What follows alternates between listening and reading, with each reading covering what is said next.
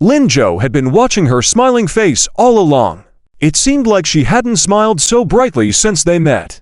As they walked, they arrived at a small square. In the square, a group of children happily lined up for the carousel. There were also a small train and bumper cars nearby. Lin Jo had originally planned to take Sunyeonku to the nearby snack street for dinner. However, as soon as they arrived here, Sunyeonku couldn't move further. She stared at the children's toys without blinking an eye. After realizing that she hadn't followed him, Lin Jo turned around and saw Sunyeonku's bright eyes fixed on the toys. She seemed so eager and expectant. Lin Jo chuckled and walked ahead, made a circle, and came back. Sunyeonku was still mesmerized. He raised his hand and lightly tapped her head. "Hey, have you seen enough?" "Oh, yes, let's go eat." "Let's not eat first, huh? Let's play on this first." Lin Jo pointed at the carousel. Sunyeonku was taken aback. "But isn't this a children's game?" "Who says so? Adults can play too." Lin Jo tugged at Sunyeonku's sleeve and turned to walk towards the carousel. Sunyeonku followed hesitantly. But, is it appropriate for us to play on this?" "It's too late. I've already bought the tickets." "Huh? When did you buy the tickets?" Shortly after, they reached the ticket booth for the carousel. A lady at the entrance was waving her arms, saying, "The next round of the magical carousel is about to start. Any children who haven't gotten their tickets? Hurry up, or it'll be too late." At that moment, she noticed a teenage boy of 17 or 18 holding a girl's arm and raised his hand. "Hold on, Auntie, we're here too. Can we ride too?" Although she was looking forward to it, Sunyeonku still felt a bit strange. She kept her head down and tried to hide behind Lin Jo. Unable to resist, she lightly tugged on Lin Jo's arm and whispered, "Maybe we should just forget about it." Auntie was slightly surprised. Seeing that there were no other children behind the young man, only a young girl, she smiled cheerfully and said, "Ha, come on, you can both sit, you can sit. Little girl, don't be shy, come here by Auntie." Sunyeonku had to walk over cautiously. On the carousel, dozens of children with big eyes stared at them. Auntie looked around and jokingly said, "Kids, the older brothers and sisters also want to ride the carousel, but we don't have pairs available. Which child is willing to move and let the older brothers and sisters ride?" As soon as she spoke, a group of children happily raised their hands and volunteered.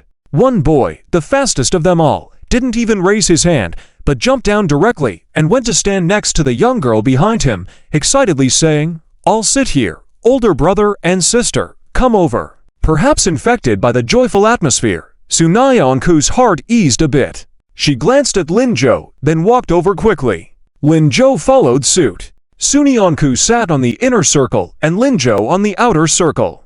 After everything was ready, Auntie shouted, "Kids, don't be nervous. Hold on tight to the safety bar." Lin Jo turned his head and saw Sunyeonku staring at the carousel in amazement. Unable to resist, he said, "Did you hear that, older friend UH?" "Yeah, I heard." The carousel quickly started spinning slowly. The children laughed cheerfully. "Let's go. We're flying." Sunyeonku couldn't help but laugh along. In the distance, fireworks went off. Looking from Lin Jo's direction, Sunyeonku's profile and the fireworks complemented each other perfectly. The sight was mesmerizing.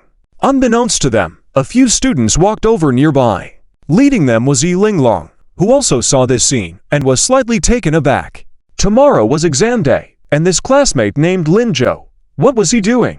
Riding the carousel with a girl. Wasn't he typically aloof, ignoring Yun Ruoxi, and being indifferent to Chiao Shinyan? His classmate behind him curiously asked, "Linglong, what's wrong?"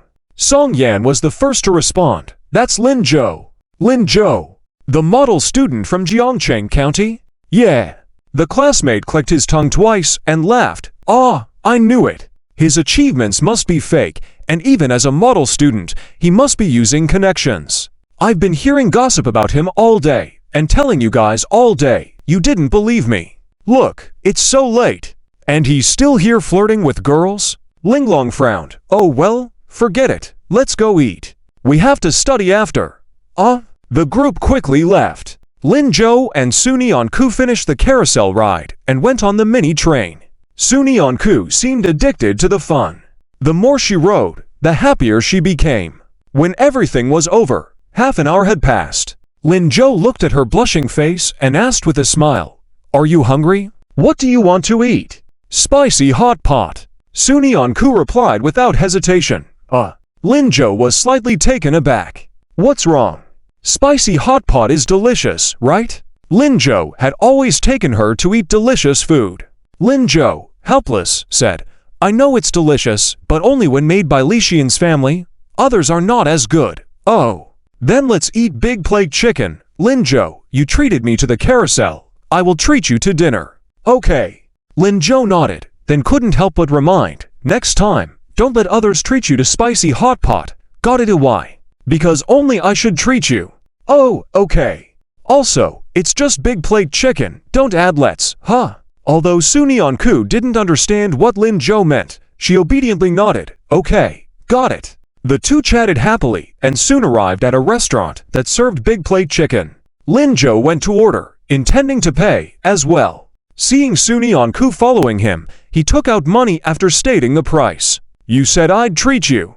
Lin Zhou had no choice but to agree, then turned around to find a table. In that moment, he noticed Yi Linglong and Song Yin sitting at the entrance. On their side were also two other boys, probably competitors from the second high school of Jiangzhou City. But at the moment, the four of them were staring at him with unkind eyes. Lin Zhou thought carefully. He didn't seem to have offended Yi Linglong. Why were they looking at him like that? However, Lin Zhou didn't care much about what others thought. He decided to ignore it. As he scanned the area, he noticed that there was a free seat next to Yi Linglong and the others. Lin Zhou had to walk over, with Suni Ku following suit. After they sat down, Lin Zhou didn't say a word to Yi Linglong. It was as if they were complete strangers. He even poured a cup of water for Suni Ku. This action made Yi Linglong feel somewhat uncomfortable. Yi Linglong always considered herself very attractive. Although Lin Zhou knew many beautiful girls, he still knew her as well. Why didn't he even say hello when they met? And this afternoon, she thought he was a cool and aloof man, but he was actually flirting just like other boys. Seeing the situation, it seemed even worse. Making a girl pay the bill. This person was really out of line. Lin Zhou, she couldn't help but call out. Lin Zhou hadn't put down the water cup, turned his head. "What's up? I heard your grades are all copied. Are you not really a model student?" Yi Linglong couldn't wait to tear off his false mask to show the girl with him who he really was. With these words, that girl suddenly spoke. "Who did you hear that from?" Yi Linglong was slightly startled. When they were ordering and paying, she remembered this girl spoke softly and gently. Looks like she wasn't the talkative type. But now, why did she seem to exude an aura of hostility? Had she already started to doubt Lin Zhou? Thinking about this, Yi Linglong suddenly felt satisfied. "Everyone is saying it. Ask them if you don't believe me." She gestured to the two boys in front of her. The boys immediately chimed in. "Yeah, I heard it from students at first high. I heard it from someone in my dorm. I heard it from someone at provincial second high." Lin Zhou finally understood the meaning behind Qiao Xinyan telling him not to go out in the evening. Because he is now so famous, yes. A single top student is enough to surprise people. Coupled with excellent test scores, he has surely become the subject of study for various schools. As a result, when everyone found out, they discovered that this amazing classmate was a terrible student just a month ago.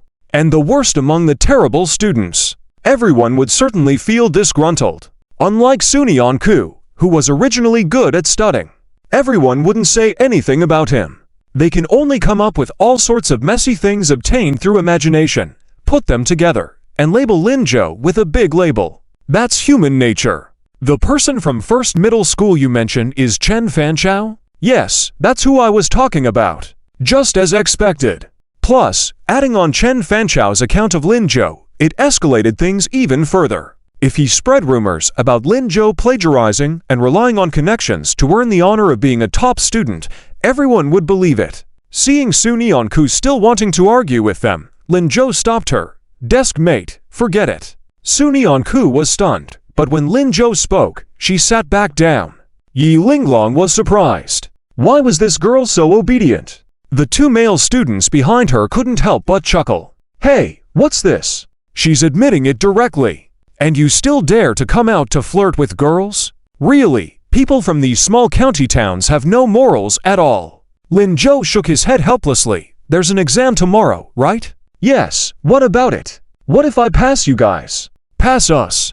Are you dreaming? Do you think a competition exam is the same as your regular tests, where you can cheat freely? But what if? The two looked at each other. One of them stood up quickly. Then what will you do? If I surpass you guys, I'll bring someone from first middle school to our school and make a public apology for tarnishing our school's reputation. What if you don't pass? That's simple. I'll admit I'm worthless and give back the top student spot to the city. Deal. The two boys immediately agreed. In the end, they both wanted the top student spot. Even if they didn't get it, they couldn't just let a terrible student get it easily. After finishing their meal, as they stood up to leave, the two boys were still smiling. Looks like first middle school is going to suffer a huge loss this time. Who said they wouldn't? Yi Linglong turned around and gave Lin Zhou a deep look. Would this guy really be so foolish? The top student spot had a significant impact. Not to mention finding a job after graduation. It was a good qualification. There was even a 5-point privilege during the college entrance exam. If there were recommended spots, they would be prioritized. Did Lin Zhou really bet so easily? Or did he have enough confidence to pass them? She knew that the two boys next to her had gone through several selections to qualify for the National Mathematics Olympiad competition. Even if they didn't score full marks, scoring 130 points was nothing to them. There was also a girl who had heard about Lin Zhou's misconduct. Why wasn't she leaving? Lin Zhou didn't bother with her, just saw Sunyanku not speaking, and asked, "Deskmate, what's wrong?" Sunyanku pursed her lips in frustration. "Why didn't you let me speak earlier? It's useless to argue with them. I bet everyone is already spreading rumors that I'm a plagiarist. But it's okay, Deskmate. How could I fail against them? Soon, they will come to apologize, trust me." Sunyanku nodded softly. I trust you." At this moment, in the hotel cafeteria, Zhang Shuqi and Liu Qingyan were also having their meal. Whispers and gossip about Lin Zhou had been circulating around them ever since they arrived, for half an hour. The atmosphere at the dining table was heavy, with no one saying a word. Then, a male teacher walked over and petted Zhang Shuqi's shoulder. "Ah, Lao Zhang, I have to say, how could you let a student like Lin Zhou participate in the competition? Don't you care about your teaching career? You even applied for him to be one of the top students. TSK.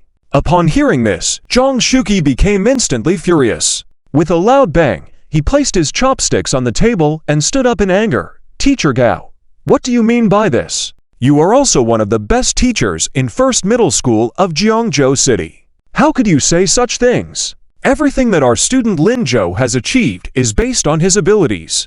Don't go too far." The teacher speaking was Gao, the leader teacher from first middle school, teaching math. Over the years, he and Zhang Shuqi had always been arch rivals. In the field of education, the achievements of these two individuals were comparable. No one had emerged as a clear winner. Finally finding an opportunity to suppress Zhang Shuqi, Teacher Gao didn't want to let it pass. He chuckled and patted Zhang Shuqi's shoulder. "Teacher Zhang, don't be so angry. It's not that serious. As long as you apologize to the competition teachers and if Lin Zhou give up on this exam, the matter will be resolved." "Absolutely not." Zhang Shuqi waved his big hand. "I will never apologize, nor will I revoke Lin Zhou's qualification for the exam. But if you refuse to do this, then I can't help you anymore, right? Who needs your help? We are upright. It's you, Teacher Gao, who should control the mouths of your students. Take care, and don't be seen out." Even before the meal started, Liu Qingyan sensed that something was wrong and went to inquire. This messy talk came directly from the students of first middle school. Although Zhang Shuqi didn't know what feud there was between Lin Zhou and the students from first middle school, he was very angry now. Teacher Gao's face darkened. With a cold snort, he turned and left. "Humph, dogs that bite Lu Dongbin don't recognize good people. I'd like to see what kind of results your school can achieve." After he left, Zhang Shuqi sat back down in anger. He picked up his chopsticks but couldn't eat anything on the table. Sun Minghua, seeing this, murmured, "Teacher Zhang, I always said that Lin Zhou wouldn't make it. Look, everyone is doubting." Zhang Shuqi cast a cold glance over, and Sun Minghua immediately shut up. Zhao Haiyang also looked up at his teacher. How come he didn't notice before that Sun's words were so two-faced? Liu Qingyan served Zhang Shuqi a bowl of soup. Eat some more, Teacher Zhang. It's not worth getting angry over them. Oh, I know it's not worth it, but this concerns Lin Zhou's reputation, and also our school's reputation. The exam is tomorrow. I don't know if Lin Zhou knows about this, and if it will affect his exam mood. Don't worry, he won't. Lin Zhou is a child with a strong mind. This matter can be big or small. As long as Lin Zhou does well in the exam tomorrow, the rumors will naturally be dispelled. Teacher Zhang, let's just wait peacefully for tomorrow.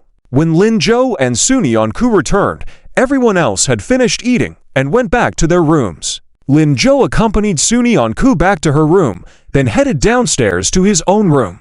As he walked, he suddenly heard a cold laugh. Hey, isn't this Lin Zhou? Lin Zhou turned around and saw Chen Fanchao. Chen Fanchao was wearing slippers and pajamas, wandering in the corridor. Lin Zhou didn't say anything, turned to leave. Chen Fanchao stopped him, saying, Hey, leaving so soon? Scared?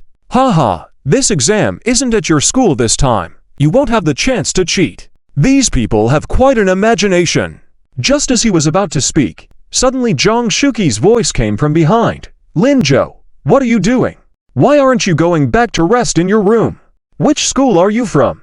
What are you doing bothering students from our school? Chen Fanchao quickly ran away. Lin Zhou smiled, walked towards his room's door. Zhang Shuqi quickly stopped him. Lin Zhou, wait, you. Zhang Shuqi pondered for a while, not knowing what to say. In fact, since returning from the cafeteria, he had been grappling with this matter, unable to sit still indoors, so he came out to take a look. Never did he expect to see a student from Yizhang bullying Lin Zhou. What's wrong, Teacher Zhang? Ah, you didn't hear some gossip outside, did you? Are you talking about them gossiping about me cheating, huh? You know, don't worry, Teacher Zhang, I don't care at all. Exams are about showing your abilities, right? Right, you're right. I'll go to sleep now. I'll do well on the exam tomorrow and come back with a good grade. Good. Seeing Lin Zhou so confident, Zhang Shuqi felt relieved. It seems Teacher Liu was right. This kid's mental state is indeed different from others. Soon it was morning, 7:30 a.m. Zhang Shuqi woke up the students, and they all had breakfast together. At 8 o'clock, they headed to the examination room. The exam started at 9 a.m. and ended at 11:30 a.m., with entry at 8:30 a.m. Zhang Shuqi, along with teachers Liu Qingyan and Sun Minghua, stood outside the examination room and carefully briefed Lin Zhou and the others on the exam situation.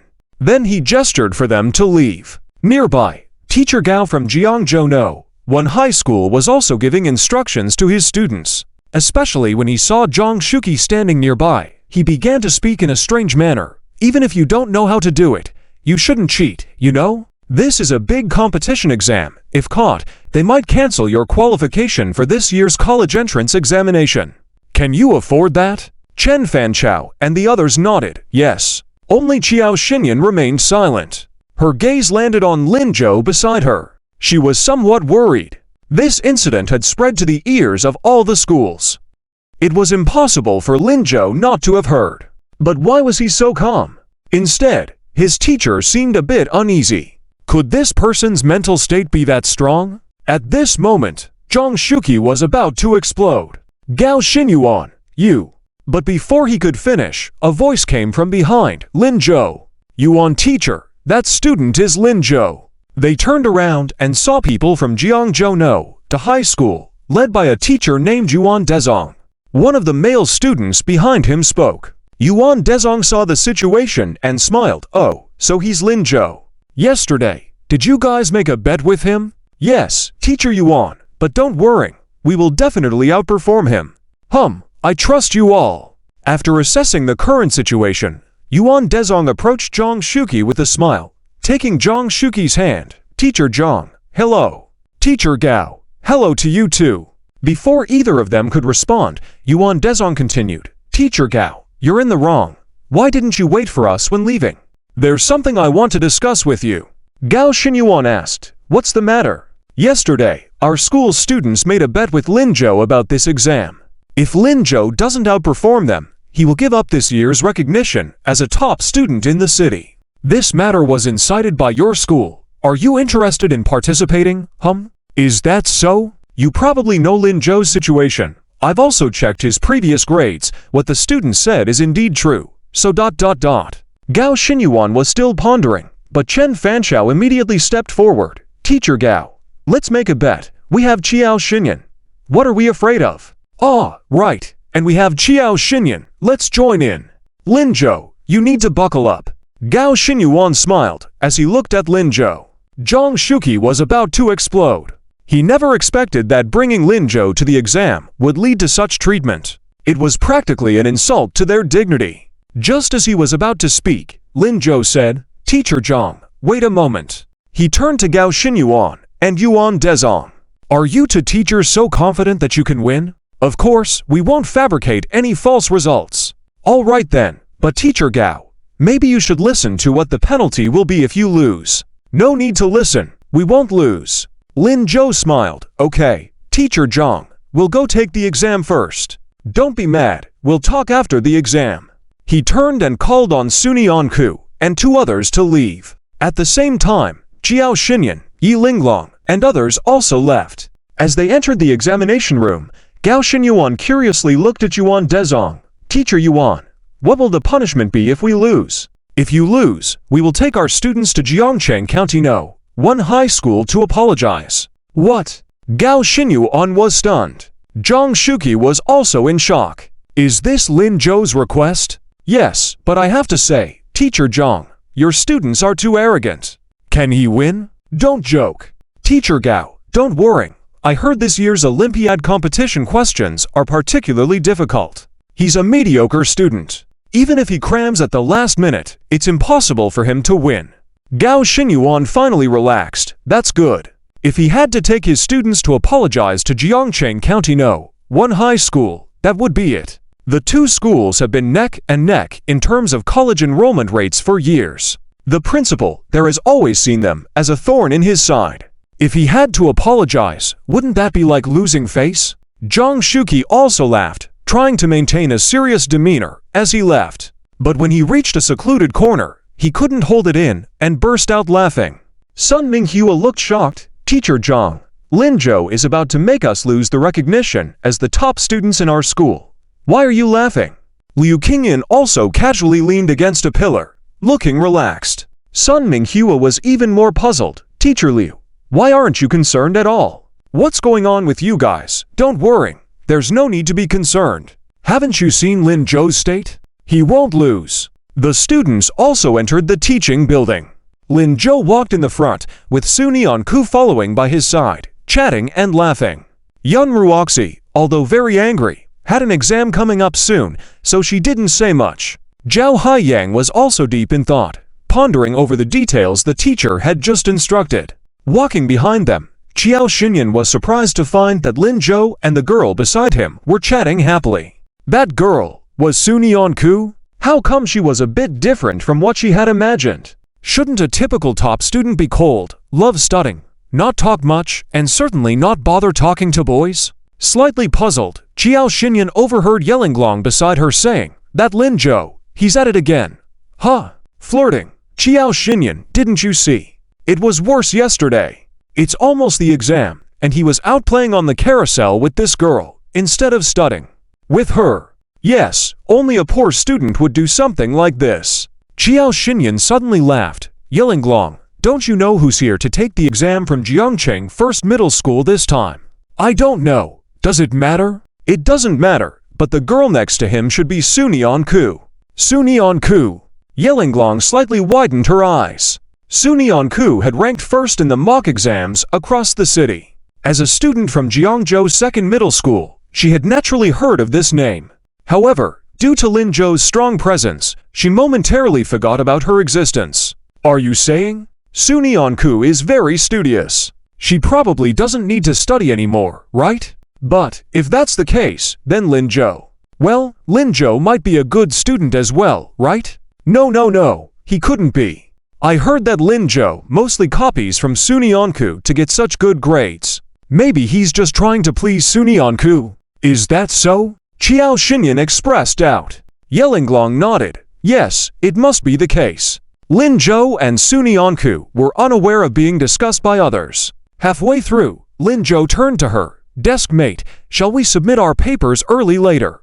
Huh? Early? Yes, if you submit early, I will too, and then we can go out to play. Behind them, Zhao Haiyang was speechless at this moment. Lin Zhou, can you wait for me to finish before discussing this issue? Have some face for me? He couldn't finish it in 2.5 hours, and these two were actually discussing submitting their papers early. Outrageous! The difference between people. Why was it so big? Suni Onku, not paying much attention, replied, let's submit half an hour early then.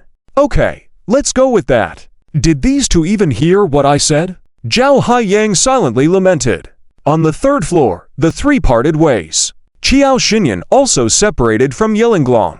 She quickly noticed that Suni Onku was actually walking in the same direction as her. Qiao Xinyan pondered for a moment and quickly followed.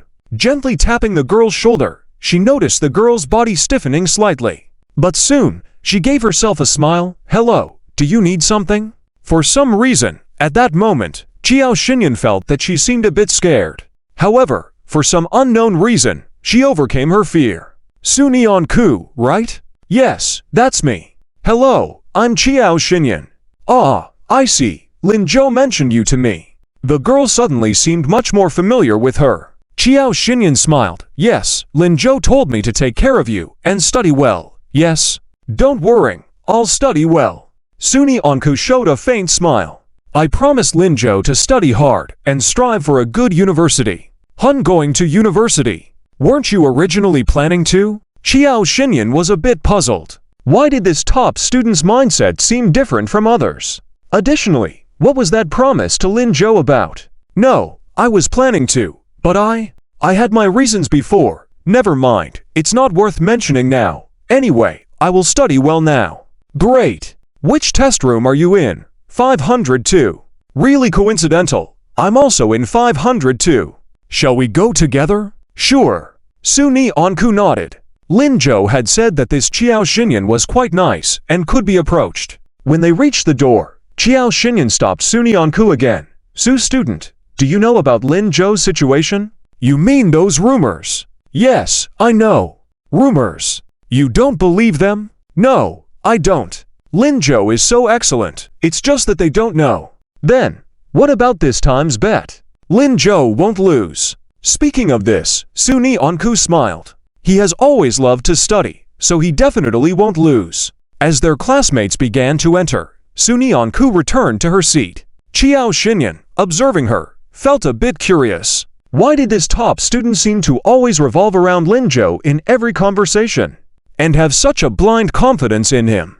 On the other hand, she herself seemed a bit lacking in confidence. That shouldn't be right. In the 603 test room, Lin Zhou had already taken his seat. While organizing his stationery during the downtime, he saw Yelinglong standing on the seat across the hallway to his left, placing her stationery and admission ticket on the table. Then she arrogantly glanced at him with a face full of disdain and made a TCH sound. How unlucky, having to sit next to you.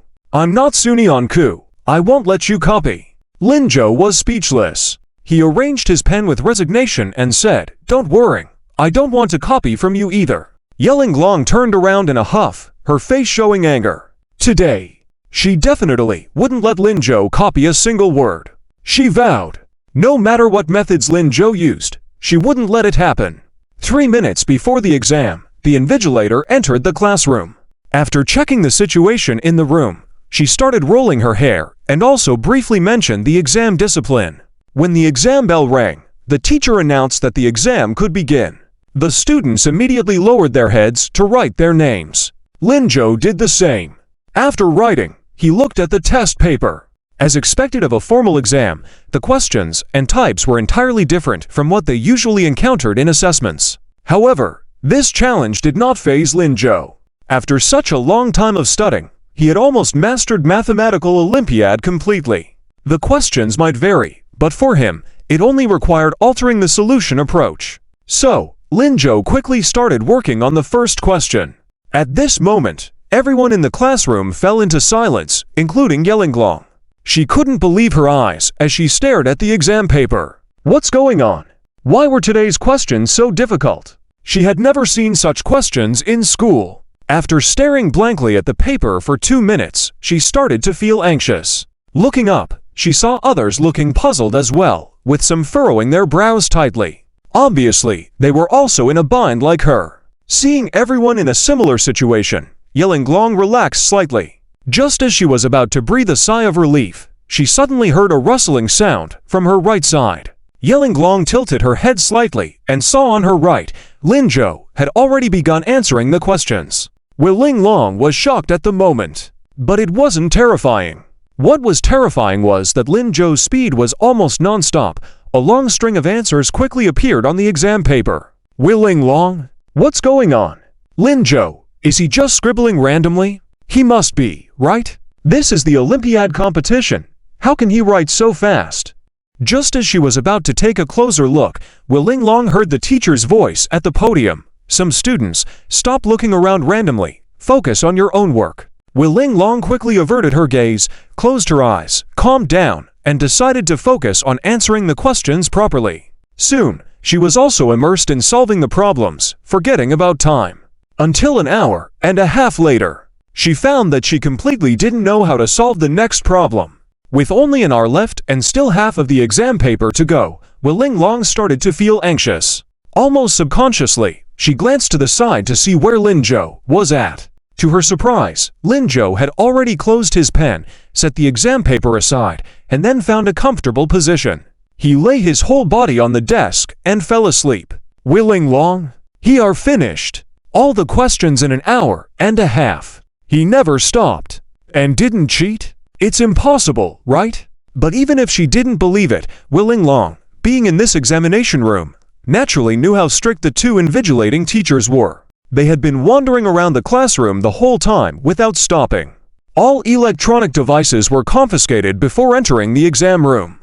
They were also checked thoroughly, no possibility of cheating. One of the teachers noticed Lin Zhou's abnormal behavior. He walked over, knocked on Lin Zhou's table. Lin Zhou finally raised his head. Teacher, what's up? It's exam time. Why are you sleeping? Get up and answer the questions. But I've finished. Lin Zhou looked innocent. The teacher's expression turned somewhat unpleasant. If you're finished, check your answers. I already did. You. If you're finished, why haven't you handed in your paper? What are you doing here? In the Olympiad exam, early submission of the paper was allowed. Oh, I'm waiting for someone, taking a nap on the side. The teacher was completely speechless. To avoid disturbing the other examinees, he didn't bother with Lin Zhou and continued to invigilate other students. Lin Zhou settled back down, completely ignoring the tense exam environment. On the other hand, Yelling was even more puzzled. He stayed back in the room without submitting the paper, just to wait for someone. Who was he waiting for? As this thought came up, Yelling remembered her classmate, Zuk Nyang. Could it be he was waiting for her? Oh wait, during the exam, what was she thinking? Focus on doing the questions. Yelling quickly shook her head to clear her mind and forced herself to start working on the questions. With only half an hour left in the exam, as Yelling was writing answers, she suddenly noticed that Lin Zhou stood up beside her. Teacher, I'm handing in my paper. The teacher was taken aback. Weren't you supposed to wait to submit? Oh, the person I was waiting for should have finished too. I'm going out to meet her. The invigilating teacher gave him a stern look and took his paper, gesturing for him to leave. Lin Zhou, without hesitation, packed up his pen and left the classroom. With 1/3 of the questions left, Yelling, looking at the empty seat next to her, suddenly felt that this time both Shuaizhong and Shizong might lose. Lin Zhou, upon leaving, was originally planning to go to Zuk Nyang's exam room. But after some thought, he turned and went to the nearby restroom first. Meanwhile, in exam room 502, Zuk Nyang also stood up. Teacher, I'd like to hand in my paper. Seeing this, Xiaoxian, who had been watching her, got anxious and also stood up. Teacher, I'll also submit. Even though she still had the last major question unchecked, since Zuk Nyang had handed in her paper, she couldn't fall behind. She was 80% confident that she had written that question correctly, which should be enough. Fine, you wait here. I'll collect this student's paper first. Once Zuk Nyang left the classroom, Xiaoxian's paper was collected as well. She hurried to catch up. Following the usual practice, the first person to leave the exam room would be interviewed. She had always wanted to be the first. Unexpectedly, Zuk Nyonk was faster. As she descended the stairs, she found the reporters were already handing the camera to Zuk Nyonk. "Excuse me, as the first person to leave the exam room, how do you feel? Were the questions difficult this time?" Kyoxinyan couldn't believe it. She was late again. In the previous mock exam, she lost to Zuk Nyonk. Was she going to lose to her this time too? Zuk Nyonk also halted her steps. Behind the reporters were the anxious teachers. Jung Shirk and Liukjian were among them. At this moment, they were beckoning to her. Other teachers also looked at her with surprise. Who is she? Which school is she from? Ah, it seems like she's from Jiangcheng County First High School. What? Isn't she the top student from First High's mock exam? She's the first one to come out this time too. Impressive. Don't worry, being the first one out doesn't mean performing well in the exam. Oh right. The teachers consoled themselves. Zuk Nyonk rarely saw such a scene, especially in front of the camera. She was momentarily at a loss for words. As a result, the whole scene fell silent. The reporter was a bit awkward. Student, Zuk Nyonk softly hummed, unsure where to put her hands. What should she do? She had never met a reporter before. Where was Lin Zhou? She subconsciously glanced back. Finally, she saw Lin Zhou coming out of the hallway in the teaching building. He walked up to Kyoxinyan, paused, smiled at Zuk Nyonk, making an okay gesture. Though she couldn't hear his voice, Zuk Nyonk understood. In that moment, Zuk Nyonk suddenly felt empowered. Lin Zhou was standing behind her, like every time before. He said, "Don't be afraid." And she wasn't afraid. Confidently, Zuk Nyonk took a deep breath, raised her head, and in front of the stunned gazes of the reporters, looked into the camera. It went all right. The questions weren't too difficult. Is that so? Do you think you'll get a good score? I hope so. Haha, this student is so modest. Do you have anything else to say? I do. I hope Lin Zhou can also achieve a good result. Lin Zhou? Who's that? Before the reporter could continue, Jung Shirk and Liukjian rushed over. Sorry, our students need rest. Let's do the interview next time. At the same time, Lin Zhou was also heading out. A smile never leaving his face, his gaze fixed on the girl in the center of the action. It seemed like he completely ignored Kyoxinyan beside him. Kyoxinyan couldn't believe what she was seeing. Was it because he came that Zuk Nyonk became more confident? But looking at Lin Zhou, he seemed to have just come out of the restroom with washed hands. If that was the case, then he must have left the exam room earlier than Zuk Nyonk. But why didn't he go for the interview and chose to go to the restroom first? Lin Zhou. Kyoxinyan couldn't help but call out to Lin Zhou, hesitated for a moment, and then asked, "You and Sunyeon-ku, do you two ... Lin Zhou turned around and smiled lightly. After the test, classmate Kyoxinyan. How did you do? Did you pass Sunyeon-ku? Kyoxinyan was stunned. Is Lin Zhou trying to change the subject? When she snapped out of it, Lin Zhou had already walked over to Sunyeon-ku's side. Two teachers from Jiangcheng First High School cleared a path for them to stand together. Lin Zhou walked ahead intentionally or unintentionally blocking Sunyeon-ku on his side. At that moment, Kyoxinyan had a strange intuition. Lin Zhou was protecting Sunyeon-ku. Although she didn't know why, he was really being very careful and protective of him. Moreover, the teachers around him seemed to tacitly approve of it. Kyoxinyan was a bit confused. Could studying well be so unrestrained? Then, could she also fall in love? In her teenage years, whose heart hasn't fluttered with love? But, for the sake of studying, for the sake of getting into a good university, she promised her parents not to date, not to have a boyfriend. And she had upheld that promise. Now, that feeling in her heart seemed to stir again. Lin Zhou and Sunyeon-ku had already arrived at the resting point of their school. Zhang Shuqi and Liu Qingyan handed each of them a bottle of water. How did it go? It was all right. Lin Zhou tilted his head back and took a sip of water. Sunyeon-ku also smiled and imitated his gesture. Yeah, I felt it was all right too. Beside them, Gao Xinyuan and Yuan Dezong, with jealous expressions, shook their heads. Lin Zhou, if classmate Sunyeon-ku says it was all right, I believe it. But do you also think it was just all right? Did you not know how to answer the questions? Why did you come out so early? Before Lin Zhou could respond, Zhang Shuqi retorted, the results will be out soon. What's the point of arguing here? You better prepare well and go apologize to our school. Both of them left, their faces darkened with anger and coldly snorted. Lin Zhou finished his water and said, Teacher Zhang, you both wait here for them. Suni Anku and I will go for a walk. Speaking was Suni Anku. Lin Zhou nodded. Yeah, I want to buy a gift for Lao Lin and Nanchin. He has never been to the provincial capital. Alright, you to go, but don't get lost. We will meet back at 2 in the afternoon to return to the school. Got it. Lin Zhou nodded, then left with Suni Anku. Watching their retreating figures, Liu Qingyan chuckled. Teacher Zhang, you have changed a lot, haven't you? Ah, I have no choice. I have to rely on them to bring me good grades. Lin Zhou and Suni Anku quickly reached the mall. Suni Anku's eyes were dazzled by the wide variety of goods. Lin Zhou, what should we buy? How about a set of clothes? Lao Lin hasn't bought one in a long time. Alright, men's clothing is on the 3rd floor. Suni Anku pointed upstairs. Lin Zhou nodded.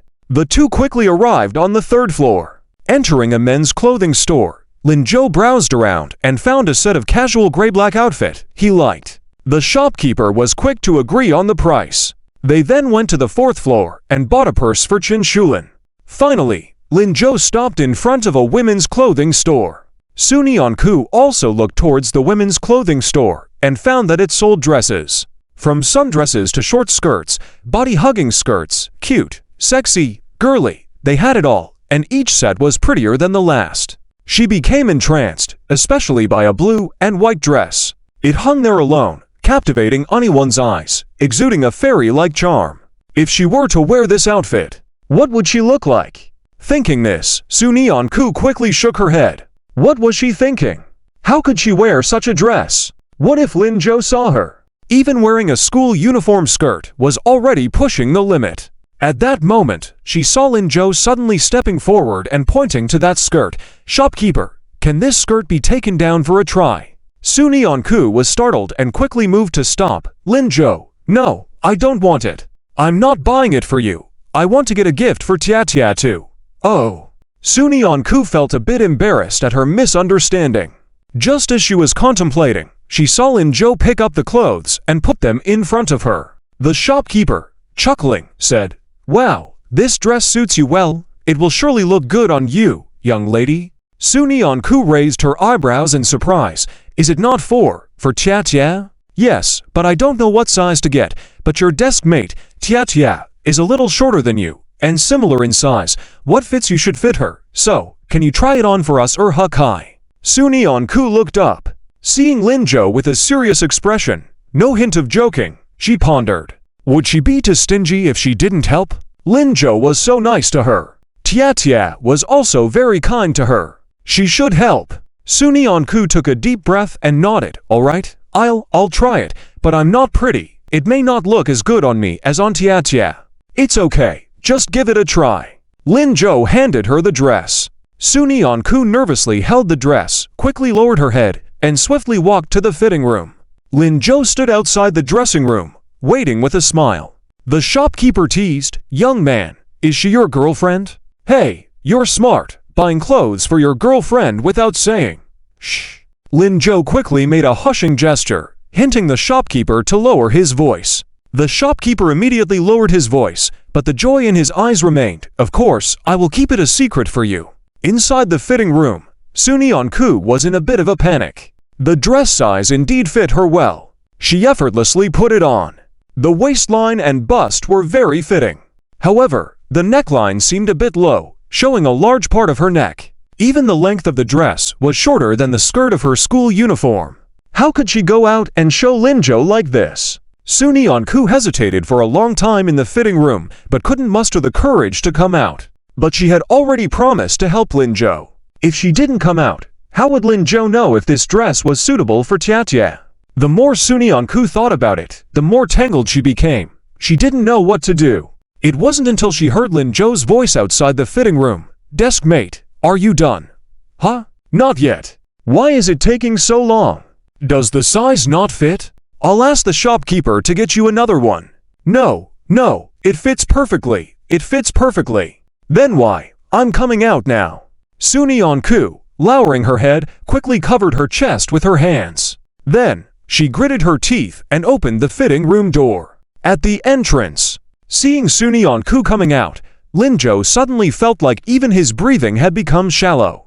She lowered her head, covering her chest. But even so, she couldn't stop admiring her attractive and perfect figure. Lin-jo never knew that the girl hidden in the oversized school uniform was actually so beautiful. Even though she had malnutrition before, it did not affect her development at all. Now she had put on a little weight, but it suited her perfectly. The blue and white skirt she was wearing was just perfect on her. With her delicate legs and white shoes, along with her high ponytail tied up, Lin-jo suddenly smelled the scent of youth. The shop manager next to him was also shocked, with his mouth agape. This. Before the next word this could come out, he saw a young man walk up to her. He quickly took off the girl's glasses, then, to the girl's surprised gaze, he untied the headband on her head and pushed her hair to the sides.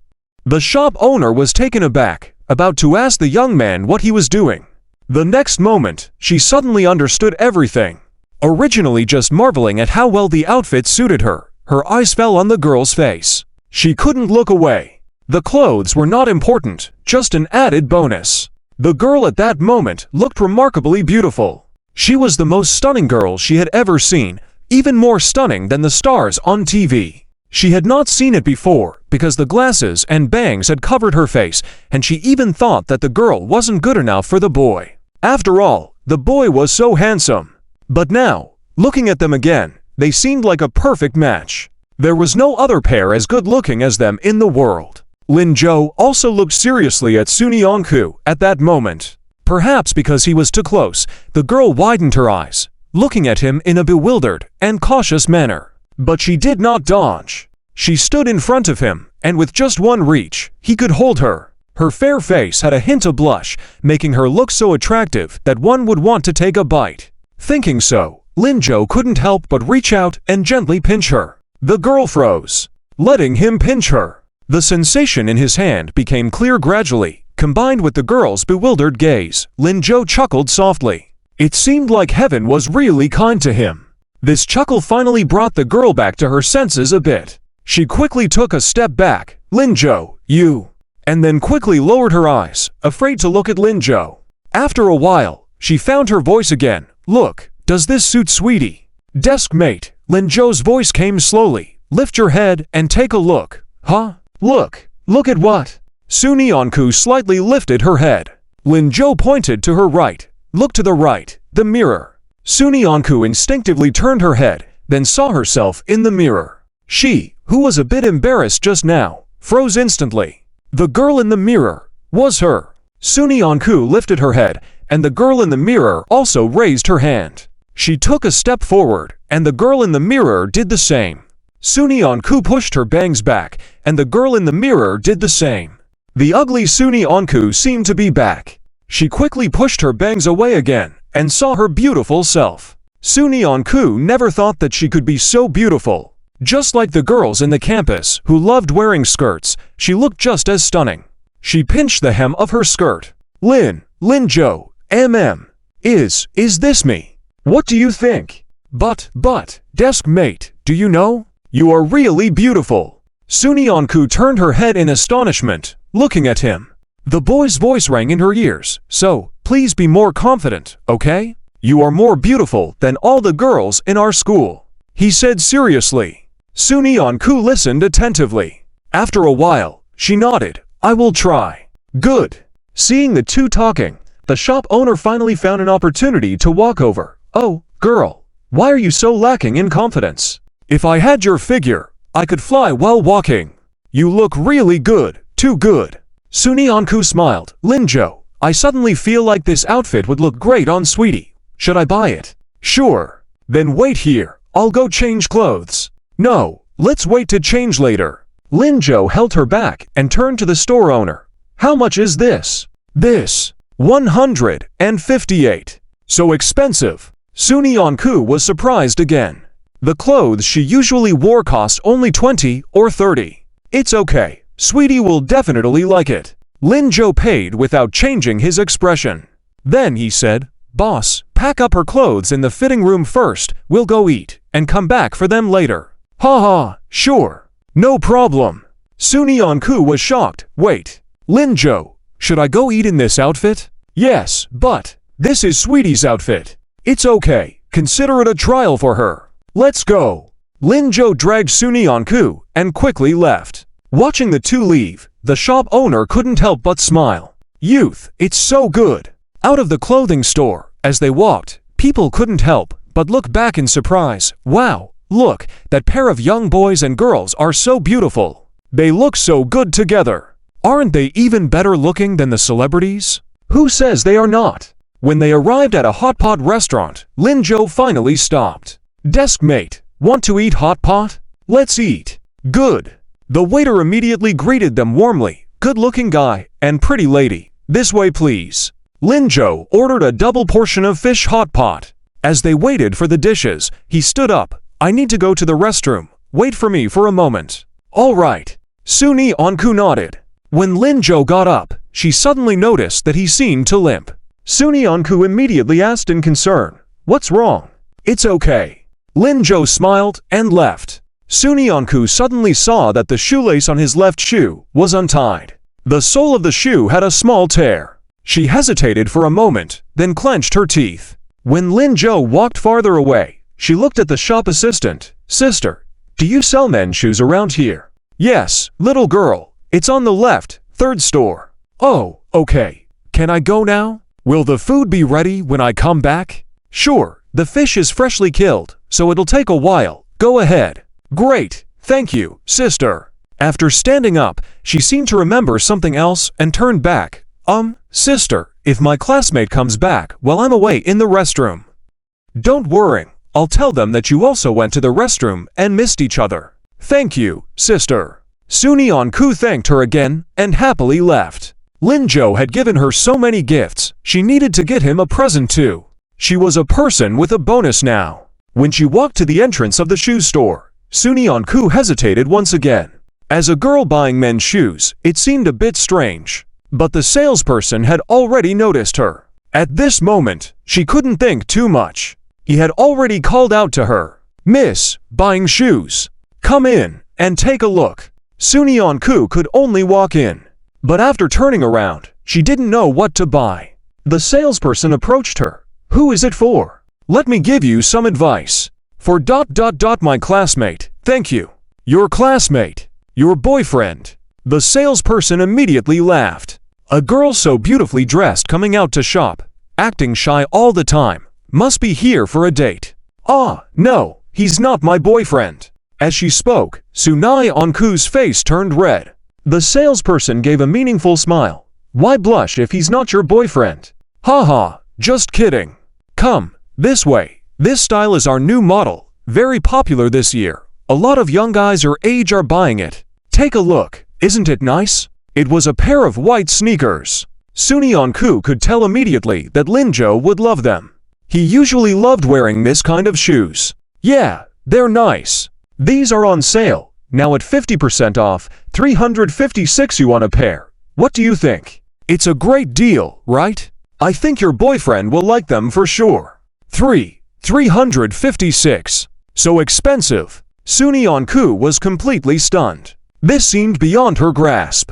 Yes, men's shoes are more expensive. If not, let's look over there. Those are cheaper, around 100 yuan a pair. The salesperson pointed to the shoes on the shelf behind her. Sunyeon-ku quickly waved her hand. No need. Just this pair. I think they're nice. The moment of heartache was fleeting.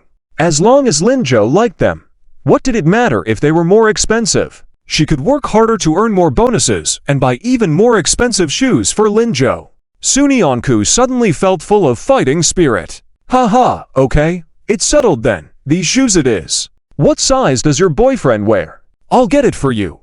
Ah, this. Sunyeon-ku was stunned again. She didn't even know what size Lin Jo wore. How about a size 42?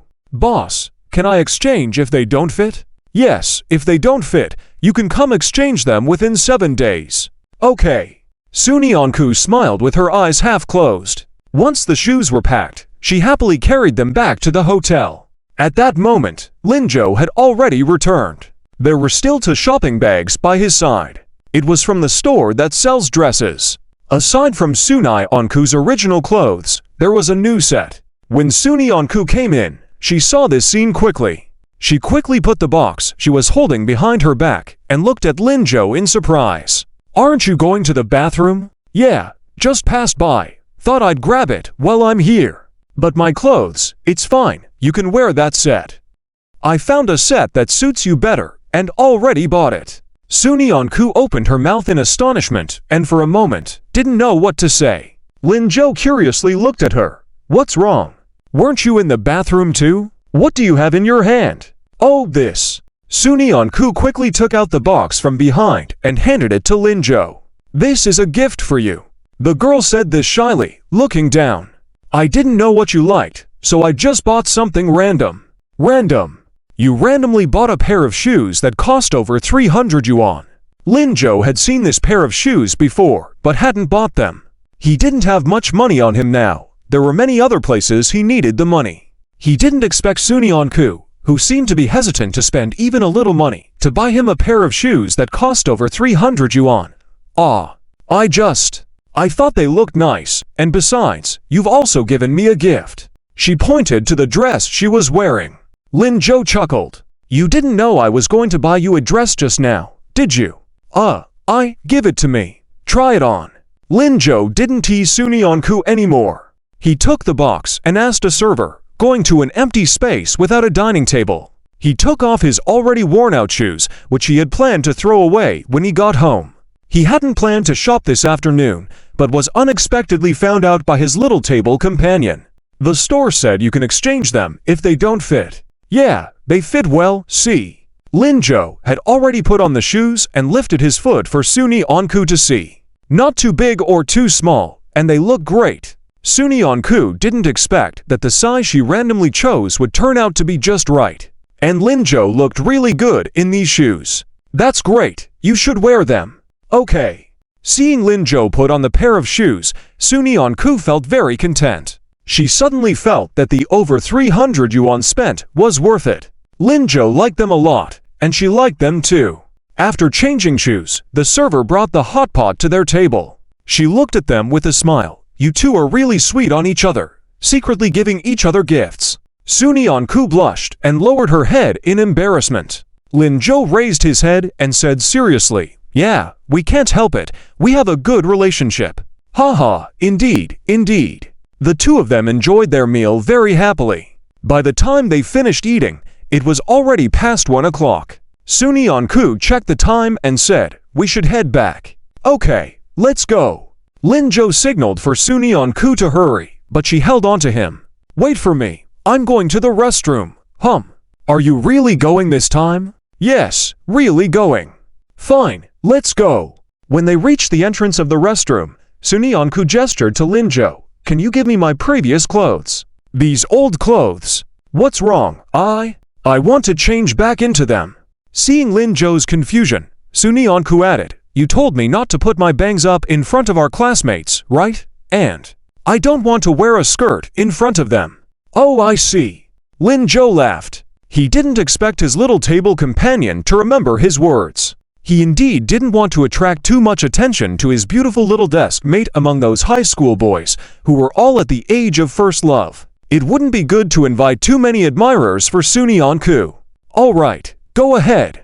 Linjo handed over the clothes. Suni Onku happily took the clothes bag and headed to the restroom.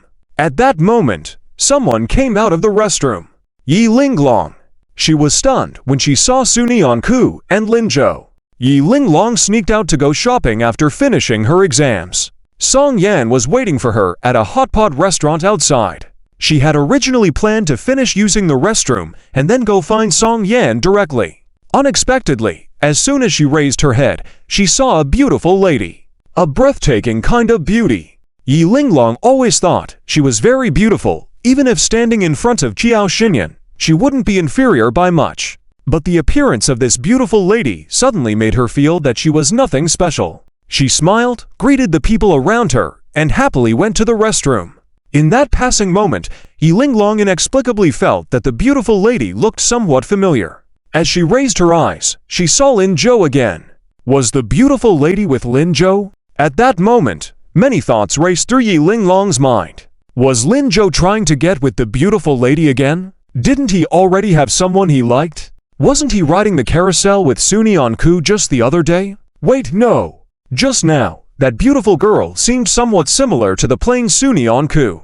Just more beautiful by a degree. Could it be? No, it's impossible. How could they be the same person? That plain girl turned into a swan with just a blink of an eye. Such things only exist in fairy tales, right? Yi Linglong walked angrily towards Lin Zhou and called out to him, Lin Zhou. Lin Zhou finally noticed her. Is it you? Finished your exams? Yes, finished, Lin Zhou nodded and then ignored Yi Linglong. They weren't close to begin with, and he had no intention of engaging further. But Yi Linglong wasn't willing to let it go. Seeing Lin Zhou so indifferent, she moved closer to him and asked, Why aren't you saying anything? About what? About your relationship with that girl you were just with. Yi Linglong's tone was confrontational, which confused Lin Zhou. Why was she suddenly angry when they weren't even close classmates? Which girl? What are you talking about? The pretty girl who walked past you just now. Don't tell me you have no connection with her. Lin Zhou, I can't believe it. You, at such a young age, are already fooling around. First it was Yun Ruoxi, then Suni Onku from your class, and now, before the exam is even over, another pretty girl. You changed 3 in just a short span of a day. Yi Linglong looked down on him. She always believed in love. At this moment, Lin Zhou's attitude shattered her fantasies. Holding back her anger, Yi Linglong exploded. You didn't like Yun Ruoxi, fine. But you seem to like Suni Onku. Is this how you treat her? Lin Zhou. What is this person talking about? Did she misunderstand something? Before he could reply, a voice suddenly came from behind them, Lin Zhou. Lin Zhou smiled. All good, yes? Yi Linglong turned her head and saw Suni Onku, dressed plainly with bangs covering her face and huge glasses. She was walking slowly towards them, greeting Yi Linglong. Hello, classmate. Yi Linglong. She was shocked as she looked at the two of them. You, Lin Zhou, were you waiting for Suni Onku? Yes, just changed her clothes. Then, the beautiful girl from earlier. Suni Onku looked up in confusion. What beautiful girl? Never mind. She just passed by me, right? Classmate, you misunderstood. Did she misunderstand? But why did something feel off? Shall we go? Lin Zhou took the bag from Suni Onku's hand and looked at her seriously. Yes, let's go. We need to meet up at 2. Okay. Lin Zhou glanced at Yi Linglong. Hey, next time, make sure you get the facts straight before attacking someone for no reason. Don't falsely accuse good people, and remember to remind the boys at your school to come and apologize to ours. With that said, he left with Suni Onku. Yi Linglong stared blankly at their backs, not fully comprehending. How could this happen? Did she really see wrong? She quickly turned and walked towards the restroom. Was that beautiful lady still in the restroom? As she reached the door, Yi Linglong suddenly gasped. Wait, did that girl just now resemble Suni Onku? As this thought came to her, Yi Linglong was once again dumbfounded. How could this be happening? It's impossible. Such plot twists only happen in novels. It wasn't until she arrived at the hot pot restaurant that Yi Linglong still didn't fully come to terms with it. She didn't even notice Song Yan waving at her frantically. Song Yan ran over, grabbed her hand. Linglong, over here. I've been calling you. What's on your mind? Yi Linglong shook her head. But after sitting down, she couldn't help but ask, Song Yan, do you think Cinderella really exists in this world? When Lin Zhou and Suni Onku returned to the hotel entrance, it was already 1:50. The bus arrived just in time. Zhang Shuqi told Lin Zhou and Suni Onku to board the bus while he went upstairs to call for a break with his colleagues. At 12 o'clock, a group of people geared up and headed back home. Yun Ruoxi kept looking at Lin Zhou throughout the journey. Seeing him chatting and laughing with Suni Onku, she felt a surge of jealousy that she couldn't shake off. She could only pout, close her eyes, and start napping. The others soon fell asleep as well. 2 hours later, the car stopped at the entrance of Jiangcheng First High School. Everyone got off the car. Zhang Shuqi clapped his hands in front of the car and announced, "Listen, after a day of exams and traveling, I'm sure you're all tired. You've probably reviewed your cultural lessons enough by now. Today afternoon, take a break and rest at home. Come to the school for early reading tomorrow morning." As soon as he finished speaking, Zhao Haiyang, who was still half asleep, threw his stationery box and shouted, "Yay, that's great." Yun Ruoxi also nodded in excitement. "Thank you, Teacher Zhang." Lin Zhou hadn't expected to receive such a benefit from an exam. He was about to say something when he saw Su Nianku lower her head. Her home was far away, and even if she took a break, she couldn't go back. The school dormitory wasn't open during the day off either. Without classes, she seemed to have nowhere to go. After giving it some thought, Su Nianku decided to apply to stay at the school for study. At this moment, Su Nianku beside her grabbed her arm. "Deskmate, don't raise your hand. I'll take you out to play later." "Huh? Where are we going?" "You'll find out once we get there." "Oh." Su Nianku had to lower her head, looking forward to it. If it was arranged by Lin Zhou, she would be happy anywhere. In that case, she wouldn't go to class. She would indulge a bit SNEAKILY. All right. Dismissed. Zhang Shuqi announced, and Zhao Haiyang almost ran off in excitement. Yun Ruoxi glanced at Lin Zhou's direction, noticed that Lin Zhou didn't even look at her, and left in anger. Lin Zhou nudged Su Nianku gently, signaling for her to follow him. At that moment, Zhang Shuqi seemed to remember Su Nianku's situation and called out to her. "Oh, Su Nianku's student." Before he could finish, he got pulled back by Liu Qingyan. She looked at Lin Zhou and Su Nianku. "You guys go have fun. Enjoy yourselves." "All right, Teacher Liu," Lin Zhou answered quickly. With Su Nianku in tow, they jogged ahead. Zhang Shuqi looked puzzled and asked, "Teacher Liu, why are you stopping me? Aren't you afraid something might happen?" "Afraid of what? Has Lin Zhou done anything foolish recently?" "Well, no," Zhang Shuqi admitted. "Yes, with him around, Su Nianku is much more cheerful," stated Lin Zhou. After a brief moment of contemplation, Zhang Shuqi nodded and said, "All right then." Sun Minghua, looking confused, said, "What are you guys talking about? I don't understand a word." Ignoring her, Lin Zhou and Zhang Shuqi continued walking back to school. By this time, Lin Zhou had already taken Su Nianku through the streets and alleys, even taking out his pager to fiddle with something. When he put it back, he had a smile on his face. Su Nianku asked him, but he didn't say anything. As they walked, Su Nianku started feeling that something was off. Why were they getting further off track? If they were going out to play, shouldn't they be going to a spacious place? It wasn't until Lin Zhou stopped in front of a residential complex that Su Nianku couldn't hold it anymore. Lin Zhou, where are we?" "My house," replied Lin Zhou. "Huh? What did that mean? Had Lin Zhou brought her home?" Lin Zhou. "It's okay. It's inconvenient to carry all these things out, so we're returning first." Su Nianku looked at the bags in Lin Zhou's hands and thought it made sense. She nodded. "All right, you go back and put away the stuff. I'll wait here." "It's too much. I can't carry it all." Little Deskmate, Lin Zhou was relieved that he had bought a bunch of snacks again before they had returned to the hotel. Along with gifts for a few people, it was indeed a lot to carry. "Shall I accompany you upstairs?" "Yes, let's go." Lin Zhou entered the complex gate, with Su Nianku following. At apartment 306 in Building 3, Lin Changzheng was frantically busy. 20 minutes ago, he had received a text from Lin Zhou saying he was bringing a classmate home for dinner. He didn't need to think twice about who Lin Zhou was bringing. That rascal Hu Yuan had already gone home, leaving the house in a mess. In these 20 minutes, Lin Changzheng had cleaned the floor, then found the table not clean enough. After wiping the table, he noticed the kitchen was a mess. Finally, he went to the bedroom. After tidying up everything, Lin Changzheng finally breathed a sigh of relief and sat on the sofa. But he felt like he had missed something. After looking around, he realized he hadn't bought any groceries. With his son on his way home, what was he going to do? Lin Changzheng hurriedly got up, deciding to rush downstairs to buy groceries. As soon as he opened the door, he saw Lin Zhou standing with bags. Behind him was a shy girl. The girl kept her head lowered, looking nervous. Her small, timid appearance made Lin Changzheng wonder if his son had mistreated her. "Dad, What are you standing there for? Hurry up and welcome them. Lin Jo, noticing his father's hesitation, joked. At the sight of her future father-in-law, appearing nervous, it was the first time she had seen him.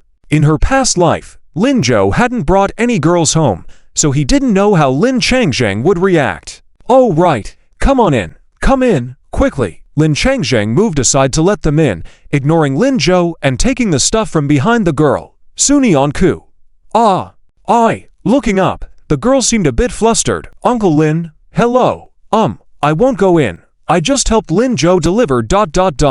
How can that be? Lin Jo, move aside. Come on, this way, please. Lin Changzheng used his shoulder to push Lin Jo aside, making way for them to enter. Looking expectantly at Sunyanku. The girl was very modest. He was quite satisfied. Sunyanku's hands were empty, but her heart was nervous. She hadn't been to a classmate's house before, not to mention a male classmate's house. Just downstairs, Lin Jo had said she was helping with deliveries. Looking for help, Sunyanku glanced at Lin Jo. Lin Jo casually suggested, come in and have some water. You've been on the road for a while, and walking for so long must be tiring. I'm thirsty too. Well, but, oh dear girl, don't hesitate. There are drinks in the fridge that you girls love. Come quickly. Reluctantly, Sunyanku bit her lip and cautiously stepped into Lin Jo's house. Lin Changzheng quickly closed the door and made his way to the kitchen, pulling out drinks from the fridge. He also found melon seeds from the snack box. These were all prepared by Qin Shulin. She often said the children were young and needed some snacks. As a grown man, he was clueless about these things. Come, sit, don't be shy, feel at home. Lin Changzheng invited Sunyanku to take a seat near the sofa. Feeling anxious, she sat down without moving. Something seemed off being at Lin Jo's house. After a while, she couldn't hold it in.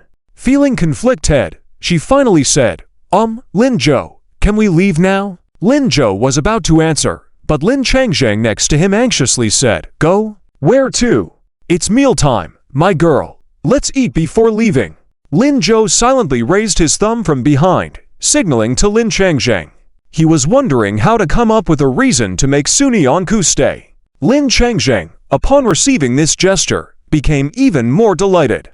In an instant, he felt that as an old father, he had done a good job. My girl, you and our rascal at home can watch TV for a while. I'll go out to buy groceries, let you taste my cooking skills. Our little boat at home loves eating the food I make.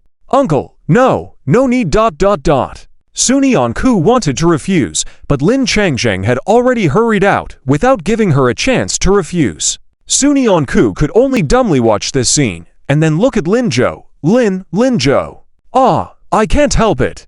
I originally wanted to take you out to play, but look at Lo Lin. Actually, he's quite lonely. Every time I come back, he's like this. It's my neglect. Wait, I'll go talk to him. We won't eat at home. Let him eat by himself. Lin Jo said, getting up. Sunyanku quickly stopped him. Don't, let's just have dinner with Uncle. But, in that case, we can't go out to play. It's okay, I haven't eaten at home for a long time.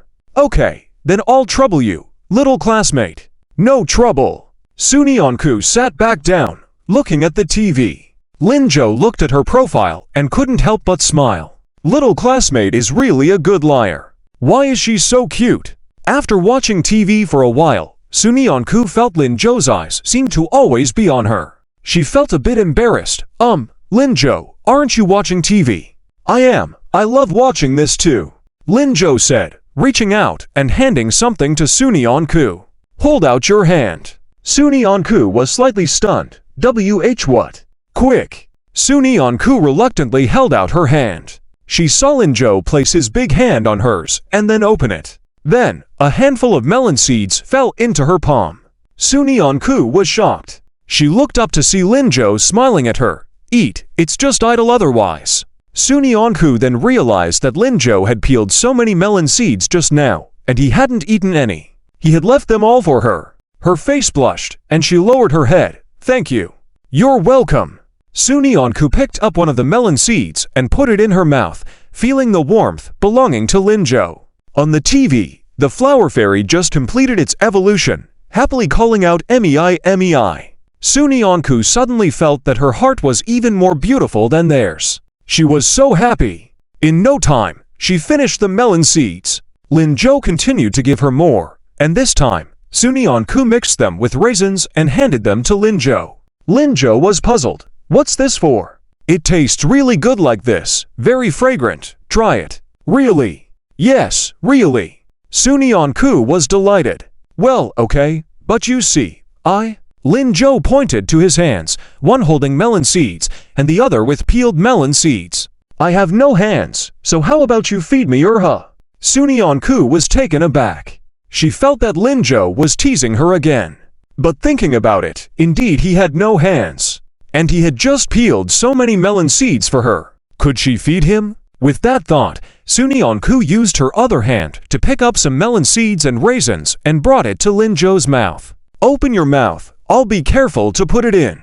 Okay. Knowing that Sunyeon-ku was embarrassed, Lin Jo didn't insist. He looked at the melon seeds, then quickly opened his mouth. Before Sunyeon-ku could react, he quickly ate the melon seeds and raisins in her hand. In that moment, his lips lightly touched Sunyeon-ku's fingertips. She was stunned. Lin Jo, you're annoying.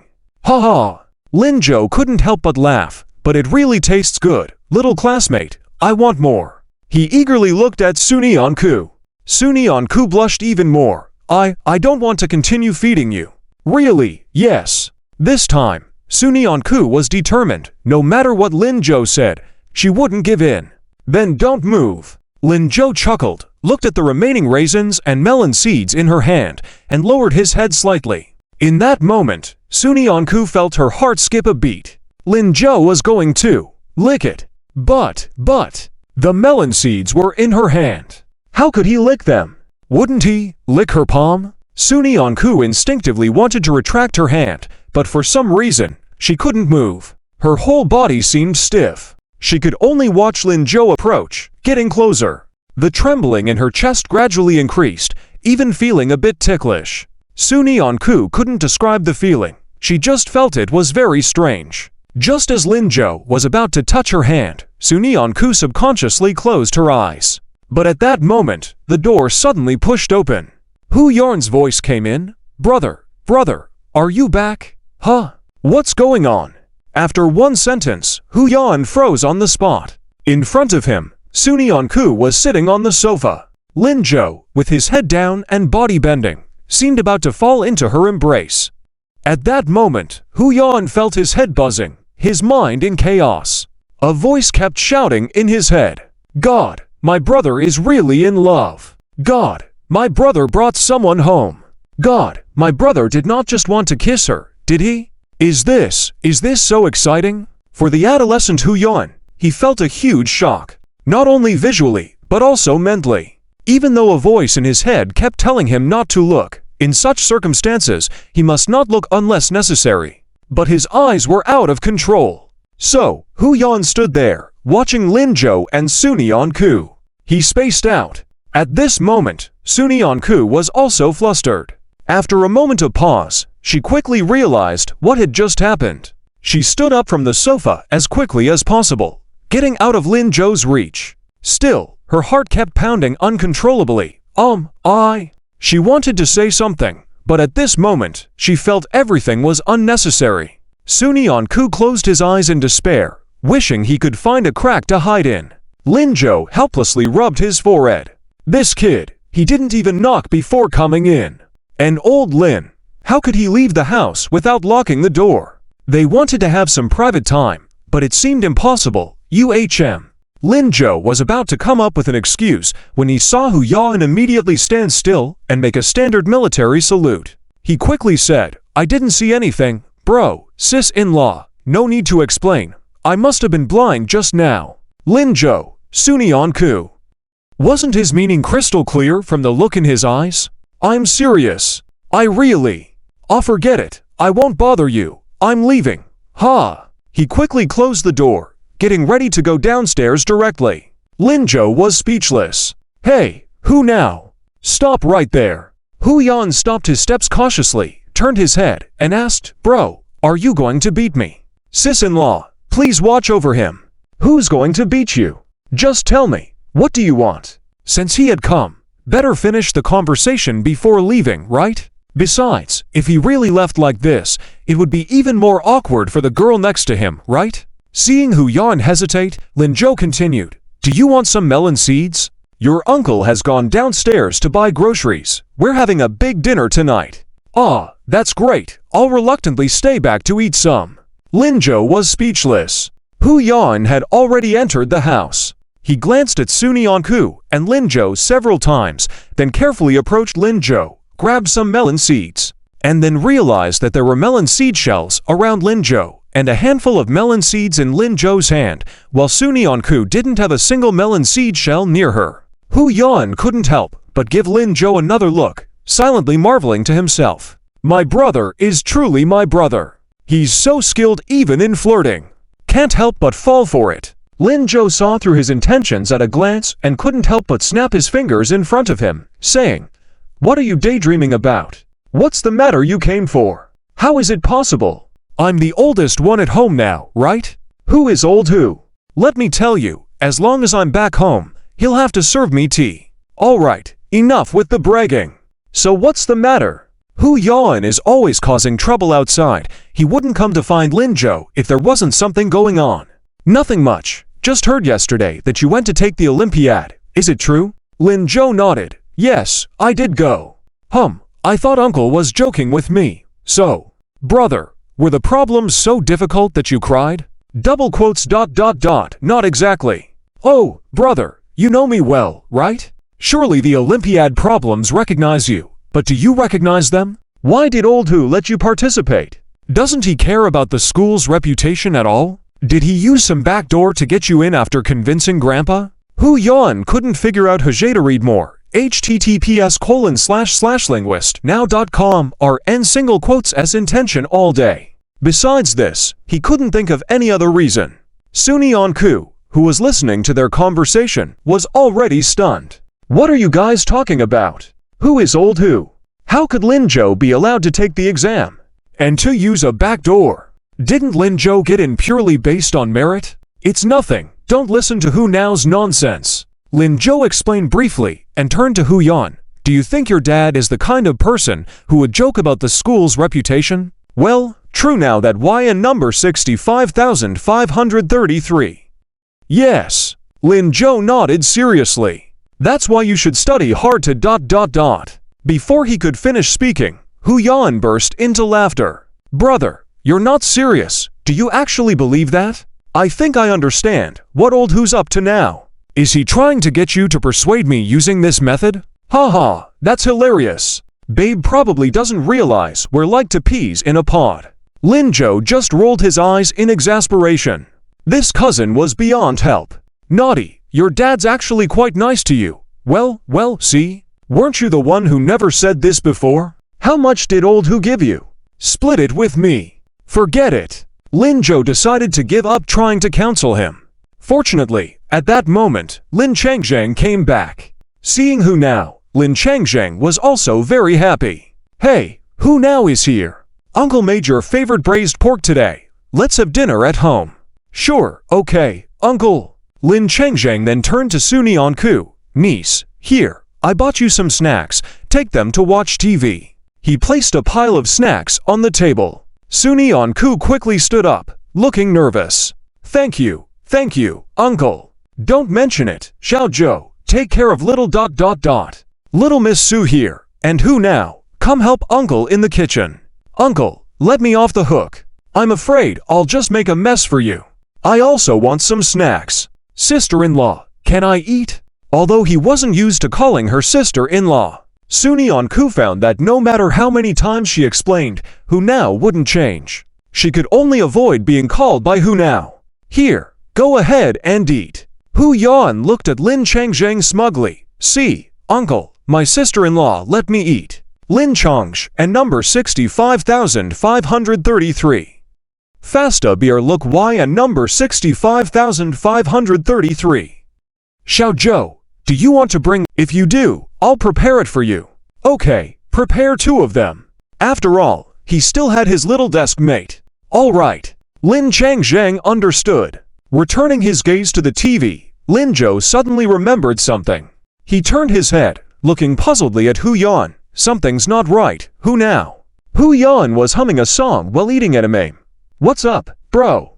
Isn't today Tuesday? You shouldn't be at school. Didn't you transfer to Samping Middle School? That school is in town, right? Why are you still here in the county? He had gone for the test and came back for the holiday. But for a regular student, this was not a holiday. Well, bro, I suddenly remembered. My mom taught me how to cook, so I'll go help uncle, alright? You and sister-in-law enjoy. Heh. He laughed and quickly disappeared into the kitchen. Lin Zhou watched his back, lost in thought. Curious, Sunyanku asked, Lin Zhou, what's wrong? This kid, he's playing hooky. When the meal was ready, it was already 7 o'clock. Lin Zhou watched cartoons with Sunyanku. Even though he now had the mindset of someone in their 20s, he didn't find it boring to watch. Lin Zhou attributed this to Sunyanku. Hu Yan helped Lin Changzheng bring the dishes to the table. When Sunyanku saw this, she quickly got up to help, but was stopped by Lin Zhou. You just wash your hands. Let that truant kid do more work. Hu Yan pursed his lips. Bro, you are so biased. Who told you to skip school? If you didn't skip school, you wouldn't have to work, right? Hu Yan was speechless. Lin Changzheng's face immediately darkened. What? Skipping school? No, I have to call your dad. Uncle, please, you're not on good terms with my dad, remember? Yes, then I'll call your mom. My mom already knows I didn't go to school. Lin Changzheng fell silent for a moment. Hey, you really can't be controlled, huh? You wait, I'll send you to school tomorrow. Hu Yan was speechless. He looked to Lin Zhou for help, but it seemed like Lin Zhou didn't see him at all, not saying a word. Hu Yan had to sit down and eat, thinking of an excuse to slip away later. Lin Changzheng served Sunyanku first. When he handed the rice over, Sunyanku was startled and quickly stood up, worriedly saying, Uncle, I can do it myself. You don't need to serve me. How can that be? I don't know if Xiao Zhou treats you well. As his dad, raising him alone all these years, little girl, forgive me. Although Sunyanku felt something off in his words, she didn't have time to think and just replied, It's fine. Lin Zhou treats me well. That's good. Come on, eat. Sunyanku reluctantly took the bowl. You're welcome. In the future, you're like a daughter to uncle. Come over and eat with us more. Daughter. Sunyanku murmured as she looked at Lin Changzheng. If dad were here, he'd probably be around this age, right? He always happily called her daughter. The same as Uncle Lin. Like a daughter. Lin Zhou remained silent for a while. Hey, what about my meal? Hu Yan chimed in. Yes, uncle. Why serve my wife first and not us? You two little rascals, don't you have hands of your own? Hu Yan wanted to retort that his wife also had hands, but thought better of it. He stood up, served himself, but Lin Zhou quickly took the bowl from his hand. Naughty, respect your elders and youngers. You serve yourself again. Hu Yan was shocked. Did you just call me old? But I doubt I can take the rice back from Lin Zhou's hands. He silently served himself another portion. Sunyanku watched this scene and couldn't help but laugh. The peaceful and harmonious scene of the family made her genuinely happy. By the way, Dad, is Sweet and Aunt Chin not coming over today? Aunt Chin has something to do. Sweet probably won't come either, right? Come on, daughter, eat. Lin Changzheng said as he handed Sunyanku a large scoop of green beans and pork. Thank you, uncle. Sunyanku quickly took the bowl. No problem. When Aunt Chin and Sweet come over, we'll have a big family reunion. I'll make dumplings for you all, okay? Lin Zhou nodded.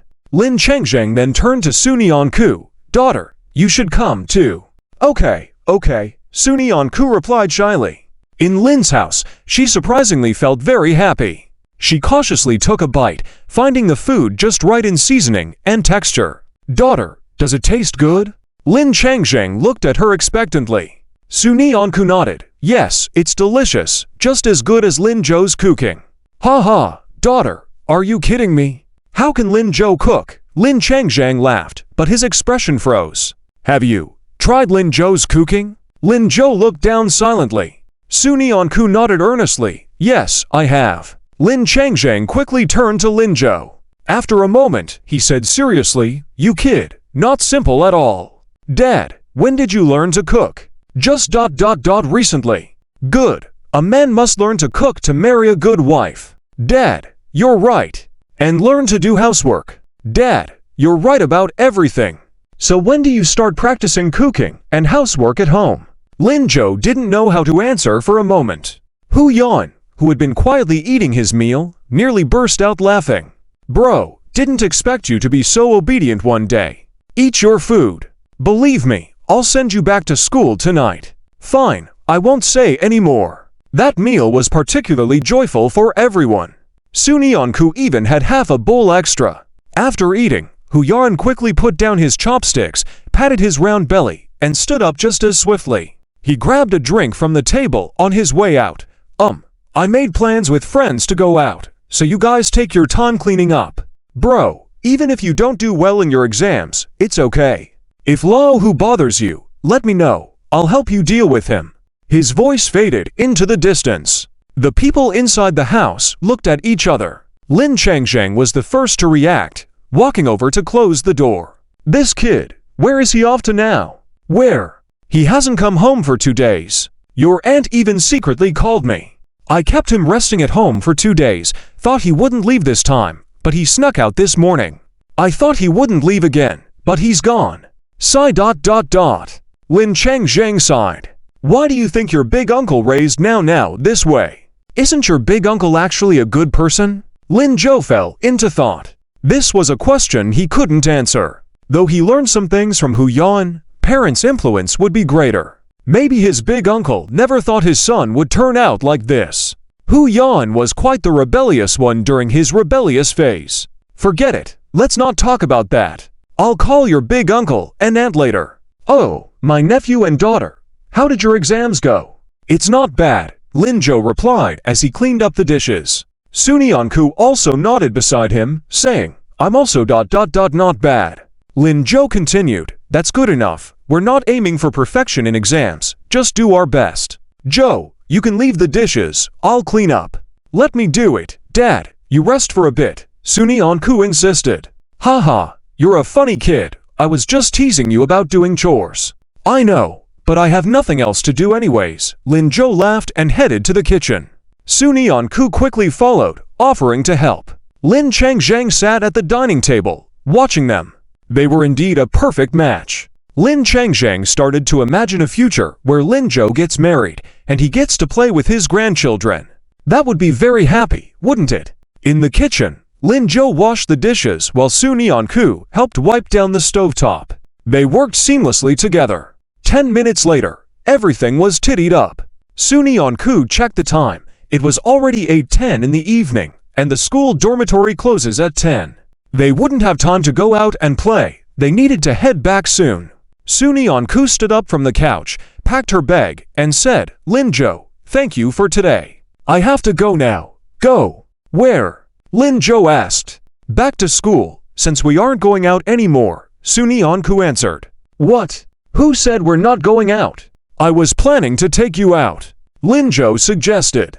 Sunyeonku hesitated, but it's already this late. Lin Changsheng interjected, kids, come on. Sunyeonku reluctantly agreed, all right then. Lin Changsheng changed his clothes quickly and then left with Lin Jo and Sunyeonku. Along the way, he walked ahead of them, allowing them to walk behind. Although they were far apart, Lin Changsheng was content. Meanwhile, Hu Yan, who had left slightly earlier than them, had already hurried into an internet cafe. Inside, a group of friends greeted him as he approached. Boss, hi. Hu Yan asked eagerly, how's the situation now? One of the friends responded, not great. We quietly joined some QQ groups of students from Yizhong High School. They are discussing about Lin Jo. They said his previous academic record was poor. All his current grades are fake, and even his outstanding student certificates are fake. It's rumored that he didn't take the Math Olympiad exam seriously, leaving the exam hall early. This time, he's definitely going to ruin Yizhong's reputation. They are saying if he doesn't perform well this time, they will collectively complain and ask him to leave Yizhong. There are even rumors saying. The friend's voice lowered. Hu Yan roared. What are they saying? They say they got insider information that it was Yizhong's principal, Hu Tianfeng, who helped Lin Jo get in through the back door. He was able to pass the exam into Yizhong because of this relationship. Lin Zhou seems to be related to Hu Tianfeng in some way. What the heck? Hu Yan exclaimed. Who has no shame? The friends were unaware that Hu Yan was Hu Tianfeng's son and were taken aback. Lao Da, you mean principal of Yizhong, really helped Lin Zhou get in through the back door. How would I know? Hu Yan slammed his fist on the table, filled with anger. Those bastards are crossing the line. No, I'm going online to teach them a lesson. He angrily logged into his QQ account and started arguing in the group chat. The next morning, he was supposed to go to school, but his friend informed him that something was happening at Yizhong High School. Since then, he had been discreetly monitoring and engaging with various groups to defend Lin Zhou. Unexpectedly, this had dragged Hu Tianfeng into the mix. For some reason, despite his dislike for him, and despite wanting to watch him fall from grace, Hu Yan's anger towards Hu Tianfeng was escalating. How dare they accuse his brother? Did they ask for his permission? Were they seeking the truth? These rumors were outrageous. At Yizhong High School, in the principal's office, Gao Zhanxiang sat at the main seat, sipping tea. Hu Tianfeng, Zhang Shuqi, and Liu Qingyan sat silently, none of them speaking. After about 5 minutes, Gao Zhanxiang sighed. Why is there no response from you? Principal Hu, Director Zhang, aren't you going to defend yourselves? Hu Tianfeng remained silent. Director Zhang tried to downplay the situation. Leader Gao, this matter isn't that serious, right? Besides, Lin Zhou's academic improvement has brought honor to Yizhong. Can we just let it go? I wish we could, but those people are not willing to let it go. Gao Zhanxiang lamented. Do you know how many complaints I've received these days? They all claim that Yizhong is manipulating behind the scenes, nurturing a fake academic genius for publicity. They say all his exam scores, heroic acts, everything is a sham. The municipal department has been pressuring me, with both Yizhong and Yizhong teachers calling for a thorough investigation. Right now, there's only one solution left. Gao Zhanxiang put down his glass and looked at them. Hu Tianfeng finally lifted his head, his expression calm. What solution? Abandon Lin Zhou. Save yourself, Gao Zhanxiang suggested. If we just push this matter onto Lin Zhou, everything will be fine, and your reputation as principal will be preserved. This suggestion shocked everyone. Director Zhang and Liu Qingyan stood up in protest. Leader Gao, absolutely not. They are all lying. Lin Zhou couldn't have plagiarized. We can guarantee his achievements are real. Someone is framing him. Abandoning him now would ruin this child's life. Tomorrow, once the Math Olympiad test grades are released, everything will be proven. The math test questions and invigilation were outside of our control. The results will clear everything up. We can't give up now. And Lin Zhou even made a bet with Yizhong and Yizhong students. Before Director Zhang could finish speaking, Gao Zhanxiang interrupted him. He looked at Hu Tianfeng, who had been silent. Principal Hu, what do you think of the situation? After being called upon, Hu Tianfeng finally lifted his head. Gao Zhanxiang's voice continued. I also heard that Lin Zhou is your relative, Principal Hu. Hu Tianfeng sighed and stood up. Leader Gao, this matter is indeed my fault. I did not supervise properly, and I allowed Lin Zhou to enter our school. But I can assure you, I did not give him any special treatment in his results, nor did I engage in any so-called packaging of a top student. We are a school. We are here to educate. Why should we resort to packaging? What benefits does that bring us? His ability to participate in the Olympiad math competition is purely the result of his own efforts. It is not the way of our school to abandon students. Since Lin Zhou has entered, it is my responsibility. I alone will take full responsibility. Leader Gao, I will send my resignation letter to your email later. I hope you will approve. Zhang Shuqi and Liu Qingyan heard this and stood up suddenly. Principal Hu. Hu Tianfeng raised his hand to stop them. As for Lin Zhou, the college entrance examination is coming up soon. Regardless, let the child finish the exam. After saying these words, Hu Tianfeng pushed back his chair and walked slowly out. At that moment, Zhang Shuqi suddenly noticed that the principal, who was almost the same age as himself, had gray hair on his head. He couldn't help but speak up again. Leader Gao, look at this. Our principal, who has made great contributions to our school over the years, for one middle school. It's just a small matter. Small matter. You call this a small matter? Director Zhang, I thought before that you could bring out to good students, which was commendable. I even let you cultivate Lin Zhou and Sunyan Ku, but now it seems I was wrong. Leader Gao, let's end things here today. I need to go back and explain to other leaders. Gao Zhanxiang also stood up and left. Zhang Shuqi and Liu Qingyan looked at each other, their faces a bit grim. They were called to a meeting as soon as they arrived at school, thinking it was for commendation, but it turned out to be for this. How did these things spread throughout the school so quickly? Who is behind all this? Liu Qingyan quickly made a decision. Principal Zhang, you investigate the person behind this matter. I will go press the people in charge of the Olympiad math exam to release the results earlier so we can have evidence. Okay, I'll go now. Hu Tianfeng left the meeting room, hands behind his back, walking slowly towards the principal's office. Inside the office, aside from his work computer and a few documents, there was nothing else. He sat down and turned on the computer. After thinking for a long time, he couldn't bring himself to write a word. His mind was in chaos. Since he started teaching at the age of 22, he had worked for a total of 23 years. He had taught and nurtured thousands of students. Step by step he had come to this day, putting almost all his effort into the students. And now he had to leave. His heart was full of regret. At that moment, the phone rang. Hu Tianfeng picked up the phone and heard his wife Zhou Wenshu's voice. Is now there with you? Hu Tianfeng, who was already agitated, furrowed his brow.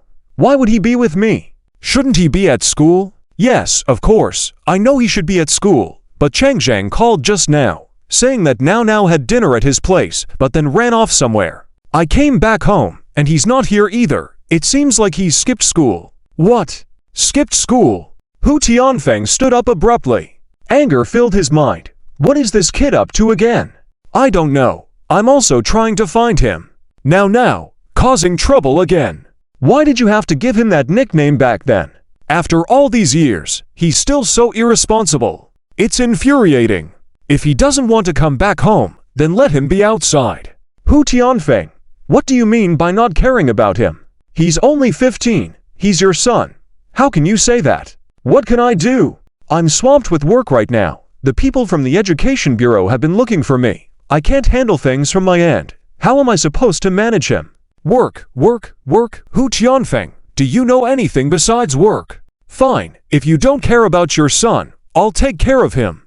You focus on your work. Go ahead and work. The phone hung up with a click. Hu Tianfeng also angrily put down the phone, his chest heaving heavily. The chaos in the school and at home was overwhelming. He had thought that by leaving the internet cafe for a couple of days, this kid would calm down for a while. But why was it like this again? Creating trouble repeatedly. Hu Tianfeng rubbed his temples in a headache. But after some thought, he couldn't help it and called Hage. However, Hage said Hu Yaoan had left on Monday morning and wasn't at his internet cafe. The call ended, and Hu Tianfeng looked out the window. It was already dark outside. He didn't pay attention to the fireworks display in the county town. The colorful display of fireworks shooting into the sky, dazzling the eyes of onlookers. But Hu Tianfeng couldn't care less. He sat back in front of the computer, opened his emails, and began to write his resignation letter. At the same time, Zhang Shuqi returned to his office. As soon as he entered, he saw several young teachers whispering among themselves, trying to look busy when they noticed him. Zhang Shuqi asked curiously, Zijia, what's going on? Zijia, a teacher called, was a recent graduate, only 22 years old. She nervously covered her computer. No, nothing, Director Zhang, nothing at all. Then why are you covering the computer?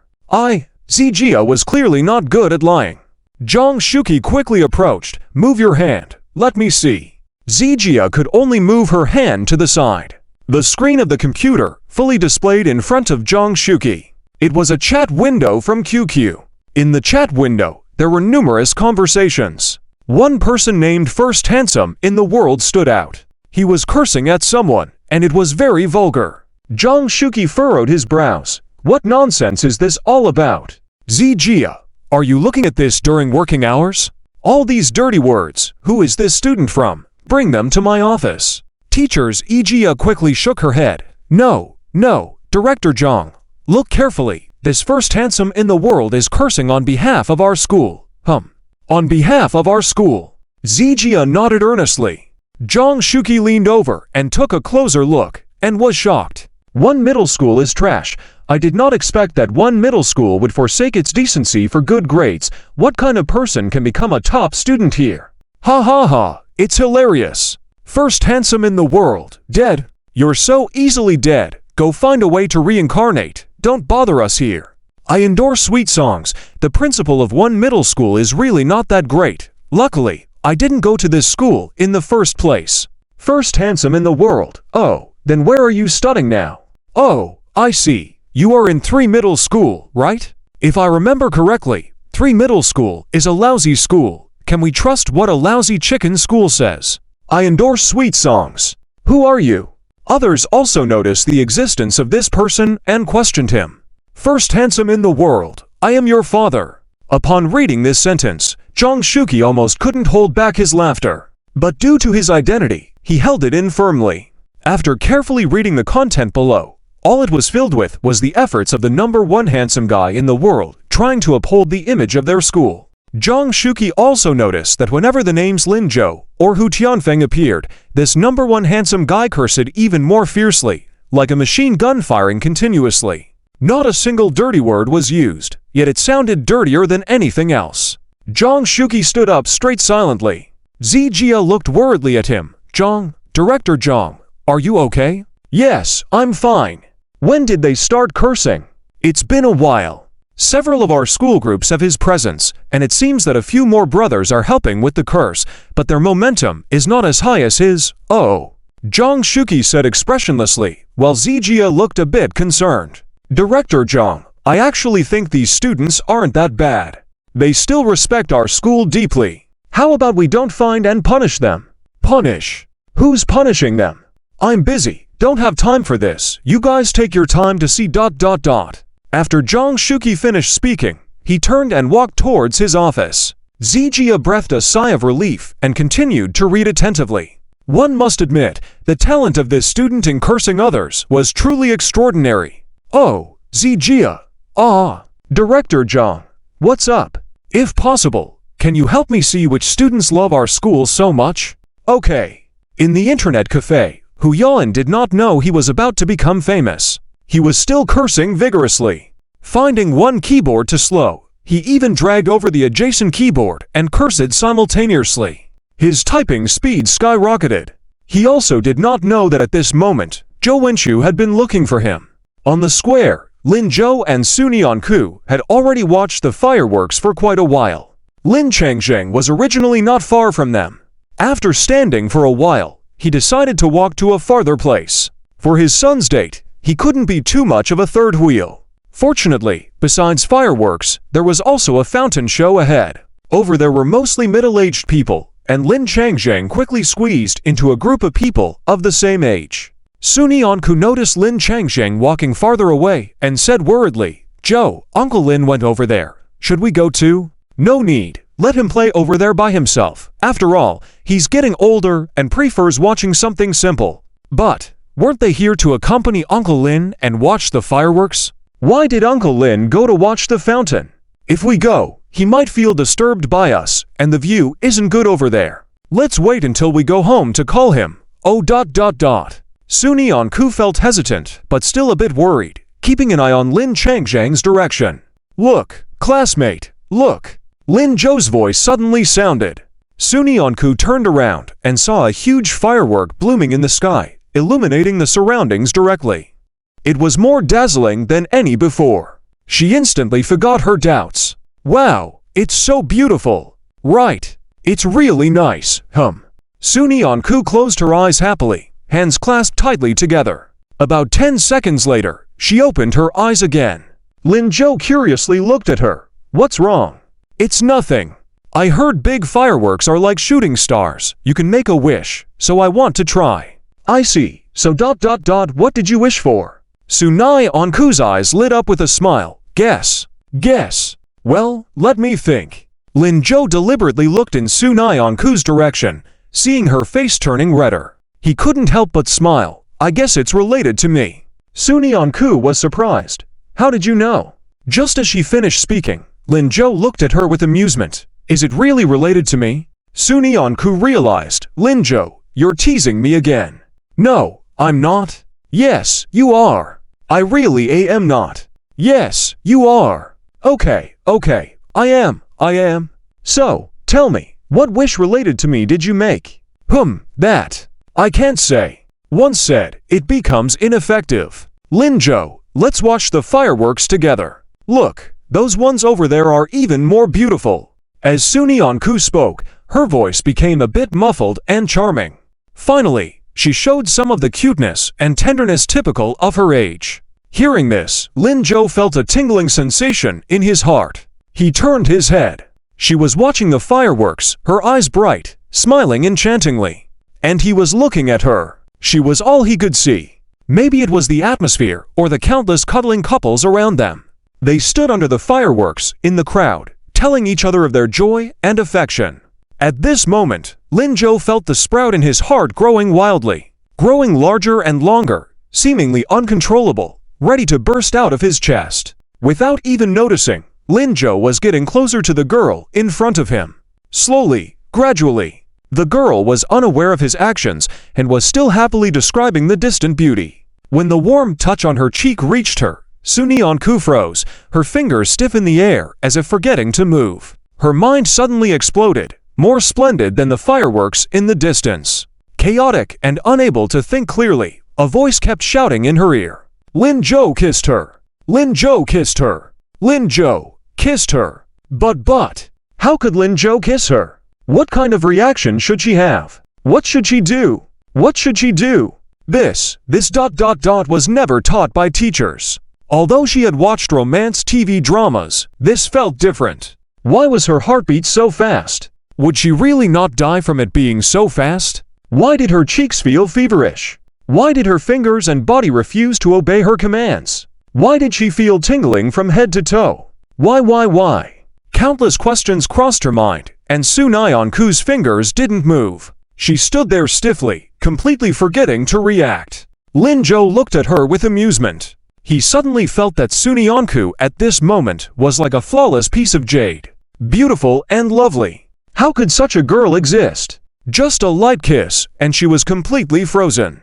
A little silly. Somehow, the sweetness in his heart gradually rose.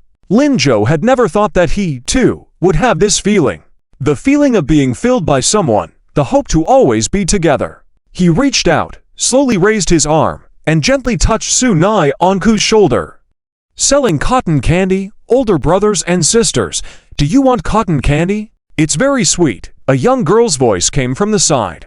Soon Yeon-ku, who was lost in his thoughts, was suddenly awakened. She quickly turned around, took a big step forward, and almost instinctively said, I want some. Linjo's hand froze in midair. He slowly lowered his arm and walked over helplessly, saying, Classmate, which one do you like? I'll buy it for you. Ah, no need, I'll buy it myself. How much for one? Soon Yeon-ku didn't even look at Linjo from start to finish.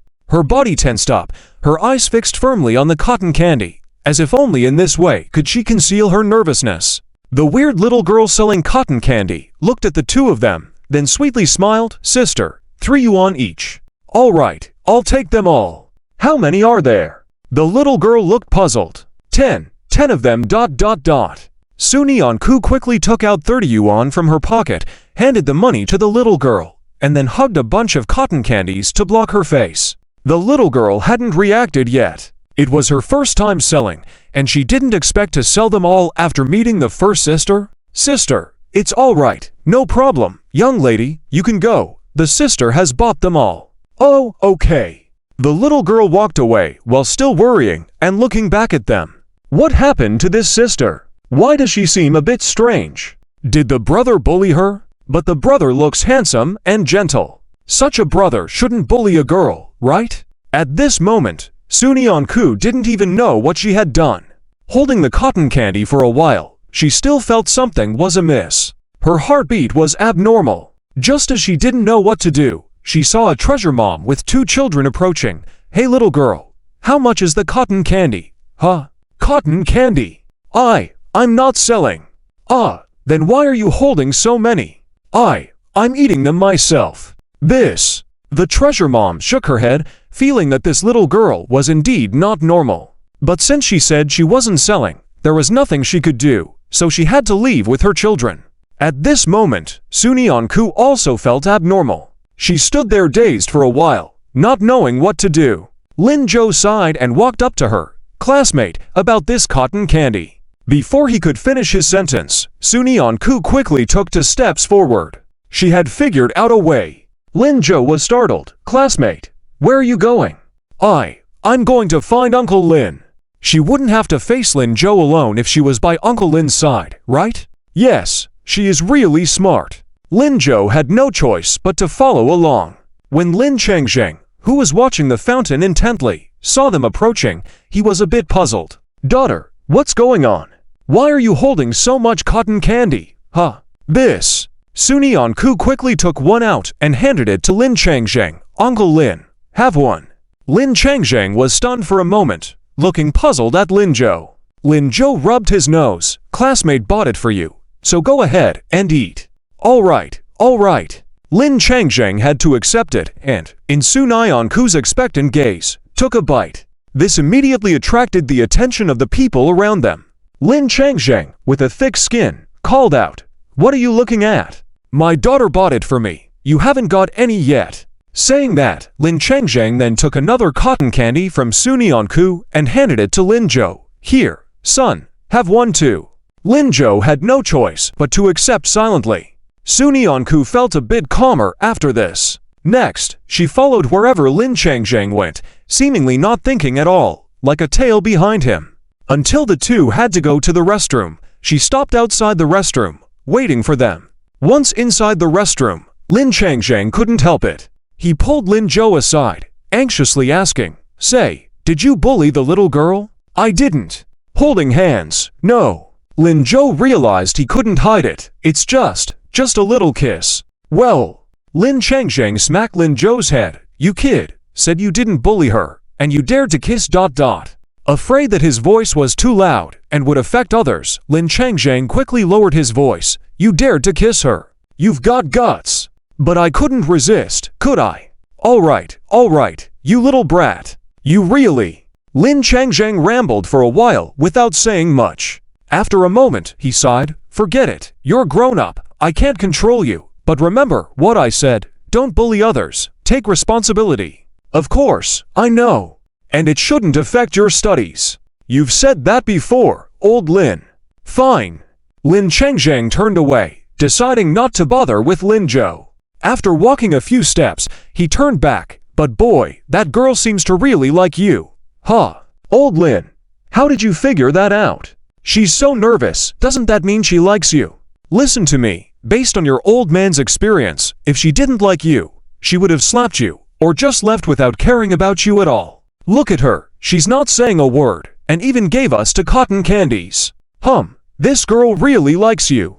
That's great. Hearing this, Lin-jo was particularly happy. "Well, but what are you going to do later when we go out?" "I don't know." Lin-jo really hadn't thought about it. It was just a sudden impulse, and he hadn't had time to think. Forget it, you figure it out yourself. I can't help you with this." "All right." Lin-jo nodded. He should really think about it. They quickly resolved their needs and then left together. Sunyeon-ku was still lost in thought. When she saw Lin-jo coming out, she subconsciously walked in Lin Changzheng's direction. Lin-jo sighed. Oh no. She's still young, after all, and probably doesn't even know if she likes him. What should he do? How can he solve this problem? Just as he was thinking about it, Lin-jo's phone rang. Answering the call, Lin-jo heard Liu Shiming's voice. "Joe, where are you? Why aren't you at school?" "We're done for the day. I'm coming to find you." "What's going on? What's going on? Don't you know? There are all sorts of rumors about you in school now, saying because of you, the principal can't continue." "Joe, what's really going on? You just took an exam, right? How did it turn out like this?" "What?" Lin-jo was completely dumbfounded. The Lin family. When Sunyeon-ku, Lin-jo, and Lin Changzheng returned, Jian Guoguo and Liu Shiming also arrived. Upon seeing Lin-jo, Liu Shiming and Chan Guoguo quickly walked over. "Joe brother." Before Lin-jo could speak, Sunyeon-ku spoke first. "What's going on?" Lin Zhou turned his head to look at her. Since receiving Liu Ximing's phone call, the girl sitting next to him seemed to have completely forgotten about the awkward situation. She looked tense, hardly spoke along the way. She even gave the cotton candy in her hand to the children she met on the way. She was worried about him, seemingly more than he was worried about himself. Liu Ximing quickly recounted what happened at school today. After listening, everyone fell into contemplation. Suni Onku was particularly worried. Will this matter affect Lin Zhou? I don't know either. Just now a classmate who went online said that the group is discussing expelling him and saying that someone like him doesn't deserve to stay in school. Expulsion? No, that can't happen. Suni Onku blurted out without thinking. Lin Changzhang patted Lin Zhou's shoulder and sighed. It's okay, son. Just do your best. If things really don't work out, Dad can support you for a lifetime. Seeing everyone looking worried, Lin Zhou couldn't help but smile. Do you all really not believe in me like that? Huh? Everyone looked at him in surprise. Lin Zhou then looked at Suni Onku. My dear table mate, do you also think I didn't do well on the exam? They are just saying that I cheated, that I used connections. It's unfair. But did I really use connections? Tomorrow the official math test scores will be announced. Can't the results of the formal math test explain everything? Well, Jian Guoguo and Liu Ximing looked at each other. Zhou brother, I heard this test was particularly difficult. I thought it was quite simple. What about you, my dear table mate? Hearing this, Suni Onku smiled. Yes, indeed, quite simple. She had forgotten about this earlier because she was so worried. Lin Zhou should be able to do well in the test. Well, so don't worry. You to go back and get some sleep. You've made me miss the fireworks. Jian Guoguo and Liu Ximing. Is this the world of top students? They were extremely worried. They hadn't attended classes all day. After school, they came to him to discuss strategies. This guy was leisurely watching fireworks? Forget it. We've worried for nothing. We'll leave you to it. Let's go, Guoguo. Jian Guoguo quickly got on Liu Ximing's motorcycle. As the motorbike started, Liu Ximing suddenly remembered something and turned to Suni Onku. Hot Su, do you want to go back to school? I can drop you off. Before the word go could be said, Jian Guoguo slapped him. Let's go. I'm almost dead tired.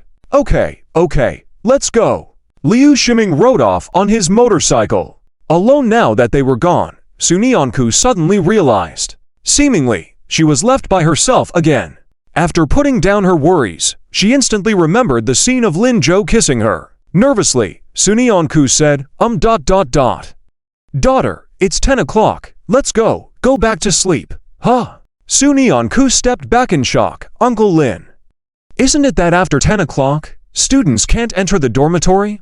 I've prepared the guest room for you, and I even have some snacks for you. Let's go, my daughter. Forget about that stinky kid Lin Zhou. We can go eat snacks. Lin Changzhang beamed. Suni Onku didn't know how to refuse, so she followed Lin Changzhang upstairs. Lin Zhou followed behind, watching the two of them, and couldn't help but smile. This feeling, it's quite nice. But once they got into the room, Suni Onku quickly washed up and went to the guest room. She never dared to look at Lin Zhou the entire time. Only when closing the door, she politely said good night. Seeing this, Lin Changzhang smiled and looked at Lin Zhou. You lucky kid, the little girl hasn't even realized it yet. Dad. All right, you go to sleep too. Tomorrow go visit your uncle. Don't foolishly resign. Since you did well on the test, he has to face it. That was his lifelong career. Okay, I got it. Lin Zhou glanced at Suni Onku's door and entered his own room. After lying down for a while, Lin Zhou realized he couldn't sleep. He then turned on the computer and logged on to QQ. He had wanted to see how things turned out. Then he saw World's Most Handsome cursing in the group chat. This name seemed so familiar. After quickly searching the list, Lin Zhou discovered it was Hu Now. He almost laughed out loud. He quickly messaged Hu Now. Now, stop cursing. Honey brother, you're online. It's okay. Take a good rest. Don't worry about these. I'll curse for you. Where are you now? In the internet cafe. Gotta go. Brother, these scoundrels, I must curse them so hard their parents won't even recognize them. Lin Zhou was speechless. But he noticed that whenever they mentioned the principal, Hu Xiao now always cursed even more fiercely. Lin Zhou sighed and lay down on the bed. The results of the math test were due at 10 a.m. that morning. Lin Zhou always saw some people coming to their classroom door, pointing at him and whispering. The banner hanging at the back had been taken down at some point and placed on a nearby table. But as soon as school ended, Li Xian and the others walked over. Lin Zhou, I believe in you. Lin Zhou, don't worry. We support you. If the school wants to expel you, I'll go argue with them. I'm going to. A group of people surrounded Lin Zhou, making him feel warm inside. Thank you, everyone. But I have something to do. Please join me for sunflower seeds later.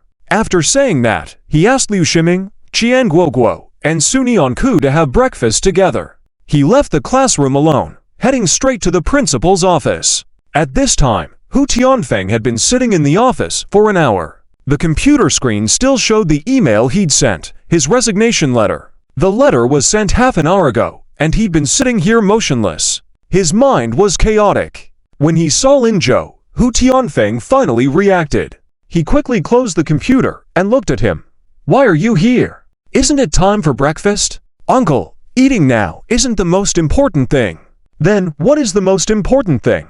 We only have a 20-minute break for breakfast. If you don't eat now, you might miss it. I know. Lin Zhou nodded, but uncle, I heard you're resigning, and since I have nothing to do, as your nephew, I feel I should come to see you off. Hu Tianfeng. Hu Tianfeng initially thought Lin Zhou came to comfort him. What is this about? How come he is here to see him off instead? You little brat. What's wrong, uncle? Hu Tianfeng took a deep breath. All right, you're fine. Thanks for coming to see me. You're welcome, uncle. Seeing Hu Tianfeng angrily sit back on the chair, Lin Zhou walked over to him. Uncle, aren't you going to pack your things? Or should I help you pack? Hu Tianfeng was starting to lose it. He knew this kid's temperament wouldn't change. How could he have thought that he resigned so that the boy could continue his education? What a fool! But now that he had already submitted his resignation letter, it was too late. Hu Tianfeng sighed silently. Okay, pack up. You do it for me. I'll gladly do it, Lin Zhou said, quickly getting to work. He opened a box and started putting the messy items on the table into it. Uncle, this pen is so nice. You don't need it, do you? Can I have it? What pen? That was a gift from your aunt to me. Don't touch it. Oh, I see. Hey, uncle, you haven't used this notebook yet. Since you don't need it. That was a prize given to me by the Education Bureau leaders. Don't touch it. Okay, then how about this brush? Stop, don't touch anything. I'll do the packing. You stay there. Hu Tianfeng was losing it. He felt like if this continued, he would end up with nothing. He quickly stood up to start packing. Seeing Hu Tianfeng finally relaxing from his tense emotions, Lin Zhou couldn't help but chuckle. Soon, he pretended to be sad. Okay, uncle, I talked to Lao Lin and told him that you don't need me. He didn't listen and insisted on sending me. You see, now I'm just causing trouble for you, right? Oh, uncle, what's that? Stop! Hu Tianfeng shouted. Did your dad send you here? Yes? I knew he had ulterior motives. Really, you better leave. Don't hang around here causing trouble. I can't do that, uncle. You always taught me to listen to you, and Lao now. I can't disobey him. In the following moments, Hu Tianfeng packed while Lin Zhou continued to mess around. What could have been finished in 10 minutes took a whole half hour, and it still wasn't done. Hu Tianfeng was at his wit's end. Meanwhile, in the office of the Education Bureau, Gao Zhanxiang had already seen Hu Tianfeng's resignation letter. He printed it out and placed it on the desk. There was a meeting of Education Bureau leaders scheduled at 8:30, where they would decide Hu Tianfeng's fate. This resignation report also needed to be submitted. As he was about to leave the office, Gao Zhanxiang sighed deeply. After thinking for a moment, he folded the resignation report and tucked it into his pocket. The meeting started promptly. Gao Zhanxiang sat in the back row. The leader at the head of the table began talking. After the routine speeches, the leader scanned the room and looked at Gao Zhanxiang. Lao Gao, where is Principal Hu's resignation report? Well, what's the matter? Can't bear to bring it out? It's not that, leader. Actually, Principal Hu has been really good over the years, and the school's performance has been excellent. The enrollment rate at Yizhong has always been high. For this reason, There's no need to ... You're right, but have you not noticed that teachers from various schools have been signing petitions against him? All too, he's usually too arrogant, offended people, and now that Lin Zhou, his nephew, whose grades were poor, suddenly improved. No matter who it is, they won't let it go. Or perhaps, do you have any other way to solve the current chaos? Gao Zhanxiang fell silent. He indeed had no good solution. Bring it out, the college entrance exam is coming soon. Can't let other teachers and students from other schools feel disappointed because of old who. If that happens, what will we do if they don't take the exam seriously? Gao Zhanxiang couldn't avoid it and reluctantly handed over the report. But just as he was about to pass the report, the secretary rushed in from outside. Leaders, the results of the math Olympiad are out. What? Wasn't it scheduled to be released at 10? I don't know. It seems this time the grading teachers were happy due to a few outstanding students, so the results were released early. Gao Zhanxiang quickly stood up, then. How did Lin Zhou do her ... Yi Zhang. Principal's office. Hu Tianfeng finally packed up his things. They were scattered around, only fitting into a small box. The rest were school materials he didn't need to take with him. Holding the box, Hu Tianfeng walked towards the door. Seeing Lin Zhou still not moving, he furrowed his brows. Why aren't you leaving? It's time for class. Uncle, how about playing a bit more? I'll accompany you. Play. Play what? Go study right away. Angry, Hu Tianfeng tried to shoo Lin Zhou out. Just then, the door of the office suddenly burst open. Principal, the results are out. Zhang Shuqi also repeatedly refreshed the results page. Liu Qingyan mentioned yesterday that the teachers there said they would try to release the results early today. He had been here all morning refreshing the page. When he saw the results, he couldn't help but burst into joy. At the same time, the entire class too erupted with shouts from Liu Shiming. The results are out! The results are out! Brothers, the results of the Math Olympiad are in! Everyone jumped up excitedly. How many points did Lin Zhou get? Liu Shiming smiled and pretended to be mysterious. Guess. Oh my, Liu Shiming, are you asking for trouble? Come on, let's get him. Liu Shiming was startled and quickly protected the report in his arms. Hey. No, let's announce the scores. He hastened to the back row and handed the report to Sunianku. She had been waiting ever since she entered. Although she didn't speak, she was more nervous than anyone else. Upon receiving the report, Sunianku didn't even look at her own scores, but immediately searched for Lin Zhou's name. Luckily, it didn't take much effort, just one glance, and she saw it. In that instant, Sunianku suddenly smiled. Su, how did it go?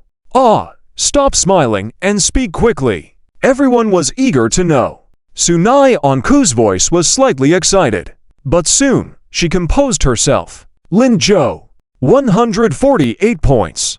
As soon as she spoke, the entire class breathed a sigh of relief. They were ecstatic, even more so than if they had scored perfectly themselves. Wow! I knew Lin Zhou could do it. Impressive! Just 2 points shy of a perfect score. Who dares to say Lin Zhou cheated this time? Really, acknowledging someone else's excellence isn't that hard. Li Xian and Qian Guoguo also hugged each other in excitement. Finally, they could prove Lin Zhou's abilities. Previously, they had also joined in the criticism in the group. But because there were too many doubters, no one paid attention to them. Oh, Guoguo! Li Xian grabbed the excited Qian Guoguo. Did you notice? Nianku is smiling more today? Yes, if I were her, I'd be happy too, but... Qian Guoguo quickly walked over to Sunianku. Sunianku, what was your score? Without waiting for Sunianku's answer, she saw the score on the report. Oh my god, 150 points. Shh. Sunianku quickly made a quiet gesture, gesturing for Qian Guoguo to hush. It doesn't matter how many points I scored. Look at them, they're all happy for Lin Zhou. As long as Lin Zhou did well. Qian Guoguo looked puzzled at Sunianku and poked her head with her hand. Sunianku, you're done. Hu Tianfeng was holding his report card, looking completely shocked. He was so excited that he didn't even bother to pick up things from the ground. He kept saying, great, not bad. Second place. Second in the Olympiad math exam. Really impressive. Next to him, Liu Qingyan smiled and said, Yes, Lin Zhou is in second place, Sunyeonku is in first. Principal Hu, soon they will be noticed by major universities. After the national competition, they will be seed players, no need to take the exam, they'll be directly admitted. Good, good, wonderful. So, Principal Hu, you don't need to leave. No matter how Lin Zhou got in, now he is bringing glory to our school. Hu Tianfeng paused slightly. Liu Qingyan also froze. Principal, you didn't already submit your resignation letter, did you? Yes. This. Liu Qingyan was stunned. Was it too late? No, I'll go find the higher-ups and ask them not to submit the resignation report. Forget it, Ms. Liu. Hu Tianfeng stopped her, sighed. Since things have come to this, it seems I really should leave the school. Before he could finish, the office phone rang. Liu Qingyan quickly walked over and pressed the speakerphone. Hello. On the other end was Gao Zhanxiang's voice. Hey, Ms. Liu, is Principal Hu there? He is, but Director Gao, I was just about to find you. About Principal Hu's resignation report. You? Huh? What report? Why don't I know about it? He submitted a resignation report to me. I didn't receive it. The three in the office looked at each other. Hu Tianfeng couldn't hold back anymore and said, Director Gao. Huh? Principal Hu, are you there? That's great. Your school did very well in the Olympiad math competition, ranking first and second in the province. The leadership intends to reward you, so think about what you want and let me know later. But Director Gao, that's it. I'm hanging up now. I'm in a meeting, very busy. The phone clicked and hung up. The three continued to look at each other. Lin Zhou reluctantly stood up. Uncle, it looks like you can't resign as the principal. I'll leave first. I'm starving. You scoundrel, you knew you did well in the exam. That's why you're here to mock me, right? No way. I thought I got 150 points. Didn't expect to be careless. Hu Tianfeng looked at Lin Zhou speechless. All right, get out of here. Okay. Lin Zhou left without looking back. Hu Tianfeng muttered, ... this kid. Liu Qingyan laughed. He's always like this. Principal Hu, you haven't noticed how interesting Lin Zhou is now. Indeed. Well, I never expected him to do so well. I thought. Hu Tianfeng smiled and looked out the window. The child's mother can rest easy now. Yes, but Principal Hu, I also wanted to advise you about your son. Don't mention him. Hu Tianfeng interrupted Liu Qingyan. He's useless, not worth mentioning. Ms. Liu, go back to your work. There are still many loose ends to tie up with the Lin Zhou incident, and those spreading rumors should come forward. All right, I'll leave first. Liu Qingyan had just walked out the door, and Hu Tianfeng immersed himself in his work. Lin Zhou quickly went back to the classroom.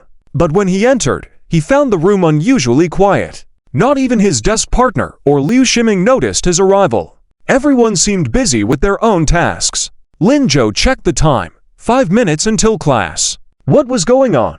Curious, he walked over. He gently patted Liu Shiming on the shoulder. Fatty Liu. Hung Zhouze, don't bother me. Still working on this problem. Liu Shiming was studying. Then he looked at Sunyeonku, who seemed to be memorizing English words. What was going on? Had the grades not been announced yet? He decided to wait and see. Lin Zhou sat down quietly. Suddenly, he saw everyone around him stand up at once. Liu Shiming and Li Liwei quickly got up, making way for Lin Zhou. They then lifted Lin Zhou into the air. Lin Zhou, amazing! Once again bringing glory to our school. You don't know, these past few days our class was criticized so much, I didn't dare go out. But now, I can proudly walk out. Humph, let's see who dares to mess with us now. Exactly, 148 points. I've never seen such a high math score in my life. Ha ha ha. The classmates burst into laughter. The classroom was once again filled with joy. Wang Zikin couldn't squeeze in and had to stand at his own desk watching. After a while, he tapped the silent Fan Yuns beside him. If you want to go congratulate Lin Zhou, go ahead, he won't mind. Fan Yuns quickly avoided him. Go where? I won't go congratulate Lin Zhou. Haha, I didn't say where to go, Hugh. Fan Yuns's expression was grim. After a moment, he explained coldly, I don't want him to tarnish our class's reputation. Even if he cheated, that's his own business. It shouldn't lead to all of us being scolded too. Right, everything you said is correct. but Fan Yuns, I think I saw your alt account in the group helping to criticize others. Fan Yuns fell silent. Meanwhile, Zhou Shanshan was now completely excited. I never expected. Lin Zhou is so amazing. Oh, wait, Fan Yuns, how many points did Young get in this exam? Fan Yuns was taken aback. He also forgot to check. So, he quickly opened his report card and looked. The celebration continued until the end of the first class. Thanks to Lin Zhou, Liu Qingyan and Zhang Shuqi didn't come to stop them. It wasn't until the second class that everyone stopped their celebrations. Liu Qingyan noticed that everyone was studying particularly seriously in that class. It seemed completely different from before. But Class 5 was different. Zhao Haiyang came back happily with his report card. Although he didn't do as well as Lin Zhou, scoring only 133 points, he was still very happy. These days, he had been explaining Lin Zhou's situation to Class 5 people non-stop. But no one listened. Now, he could finally help clear Lin Zhou's name. Zhao Haiyang threw the report card on the podium and excitedly announced Lin Zhou's score. After the classmates in the class were shocked, they began discussing enthusiastically, especially Wang Zhaoqing, who spoke highly of Lin Zhou. At this moment, Sun Minghua walked in with a stern face. What's going on? What are you all doing? Can't you hear the bell for class? Wang Zhaoling raised her hand proudly and said, Teacher, Lin Zhou scored 148 points. What's so special about 148 points? Does his score have anything to do with you? Why are you so happy? Get back to studying. Zhao Haiyang was taken aback, feeling somewhat disheartened. This class, Zhao Haiyang was absent-minded while listening. He would often daydream, not even noticing when Sun Minghua asked him a question. It wasn't until his neighbor, Wang Zhaoqing, nudged him that he snapped out of it. But being a top student after all, Zhao Haiyang answered the question after just a glance. Sun Minghua waved him to sit down. However, she didn't give him a good expression. Zhao Haiyang felt even more frustrated. He scratched his head and looked at his test paper. As for what Sun Minghua said later, he didn't hear a single word. Wang Zhaoqing found it increasingly strange and gently nudged Zhao Haiyang's arm. Hey, Zhao Haiyang, what's wrong with you? Huh? I'm fine. Fine. I've never seen you so unfocused in class before. Are you sure? Yes, I'm sure. Zhao Haiyang nodded vigorously. Oh, Wang Zhaoqing nodded skeptically. Wait, Wang Zhaoqing, can I ask you a question? Wang Zhaoqing, who was about to continue listening to the lesson, looked up. Go ahead. After thinking for a moment, Zhao Haiyang organized his words seriously before saying, Do you think? If I wanted to transfer to another class. What? Transfer? Shh. Zhao Haiyang quickly placed a finger on his lips. Keep it down. Don't let the teacher hear. Oh. Wang Zhaoqing quickly lowered her voice. You want to transfer? Zhao Haiyang scratched his head, feeling conflicted. I don't know. Actually, I only recently found out about the school's transfer policy, and I'm not sure if it's a good idea. Pouting, Wang Zhaoqing thought for a while before saying, If you are in the top 10 of the class, the success rate for transferring is quite high. I remember, someone from the previous year transferred. Really? Yes, as long as the teacher of the other class is willing to accept, and the student themselves is willing. I see. Zhao Haiyang bit his pen. But Wang Zhaoqing was still worried. But Zhao Haiyang, aren't you afraid of making Sun Minghua mad? You are the top student in our class. Zhao Haiyang chuckled. I'm just curious. Well, if you really want to transfer, consider the second class. It's quite good. Second class. Zhao Haiyang didn't expect Wang Zhaoqing also liked the second class, so he curiously asked, Why? It is said that their class teacher is very progressive, generally not concerned with their trivial matters, but also brings some fashionable elements to them. Most importantly, Lin Zhou and Suni Anku are in the second class. They are both top students.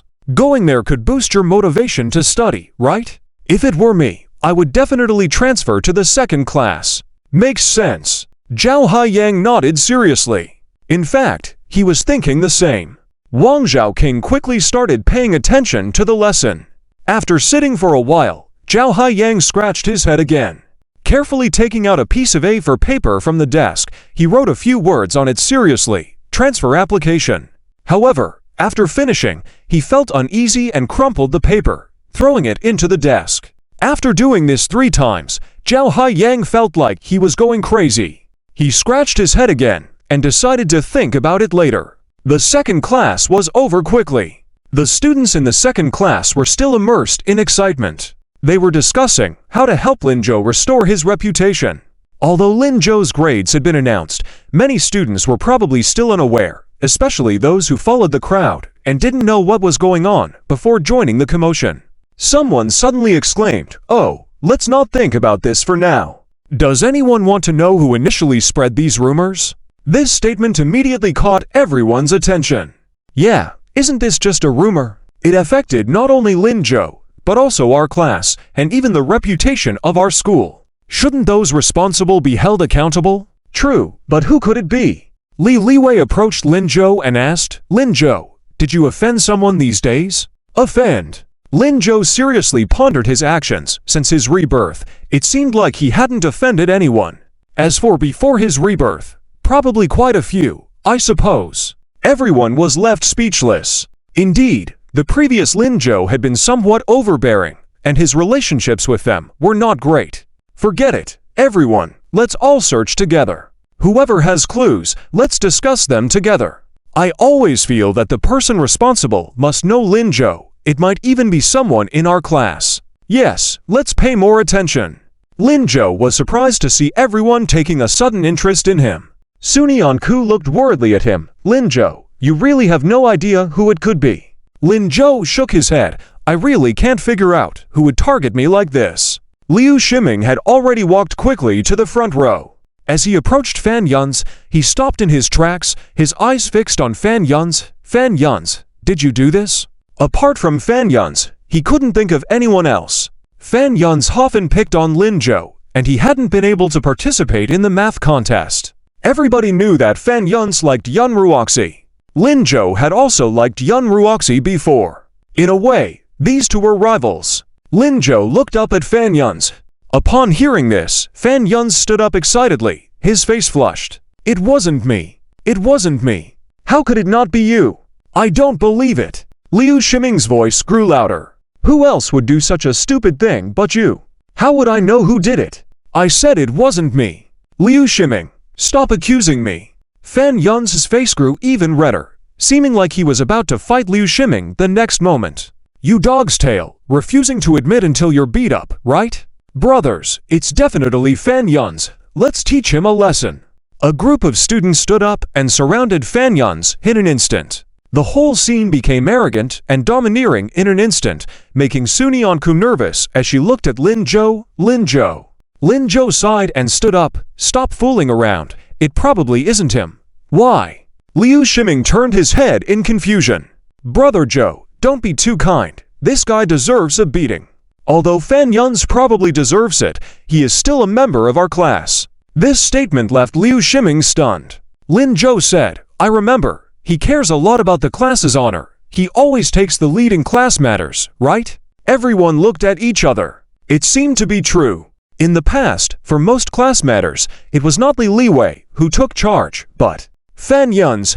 When there were conflicts with other classes, he also took the lead. In matters related to the class's honor, he was more proactive than anyone else. He had a bad temper and looked down on students with poor academic performance, mostly because these students were hindering the class's progress. The enmity between Helen and Lin Zhou, on one hand, is because of this. On the other hand, it is also because of Yun Ruoxi. Fan Yun's comes from a privileged background, very proud, and always excels in academics, ranking first in the class. However, he repeatedly hits a wall when it comes to Yun Ruoxi. Therefore, it can be said that there is jealousy and resentment towards Lin Zhou. But this resentment definitely cannot surpass the importance this person places on the class. Otherwise, he wouldn't always be the class monitor. People began whispering to each other. Liu Shiming anxiously asked, "Then, let's wait a bit longer. Things will come to light eventually. It's just a 20-minute break. Why don't we go out and play?" "Oh, right. I want to take a walk on the playground." "Me too. I need to use the restroom." "Then let's go." Liu Shiming gave Fan Yun's a fierce glare and left. "Brother Zhou, where are we going?" Let's go to the restroom. Lin Zhou hooked Liu Ximing's shoulder and walked out. Fan Yunze watched the dispersing crowd around him, then glanced at Lin Zhou, his eyes darkening. Wang Zikan behind him sighed deeply. "Ah, do you know the gap between you and Lin Zhou?" Fan Yunze coldly snorted. "Gap?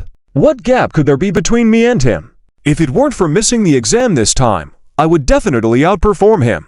Wang Zikan shook his head and walked away helplessly. Meanwhile, before Lin Zhou could reach the restroom, he saw Qin Yushin running towards him in a hurry, shouting, "Brother, brother, are you okay? There seems to be a commotion over there because of you. Are you all right?" "Commotion?" Lin Zhou furrowed his brows. "What commotion?"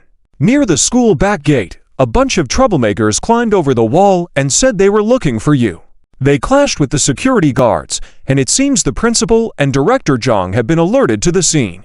"What? Troublemakers?" Lin Zhou was taken aback. He grabbed Liu Ximing and ran towards the school back gate. At the same time, Hu Dianfeng, Zhang Shuqi, and Liu Qingyan were also rushing quickly. Hu Dianfeng held a belt in his hand, his face cold and terrifying. Liu Qingyan kept urging, Principal Hu, please listen to me. Don't be hasty, things might not be as they seem. You don't need to persuade me, I must teach that boy a lesson today." "But Principal Hu, Teacher Liu, my own child, I will discipline him myself." Liu Qingyan realized that whatever she said would be useless, so she exchanged a glance with Zhang Shuqi and hurried to keep up.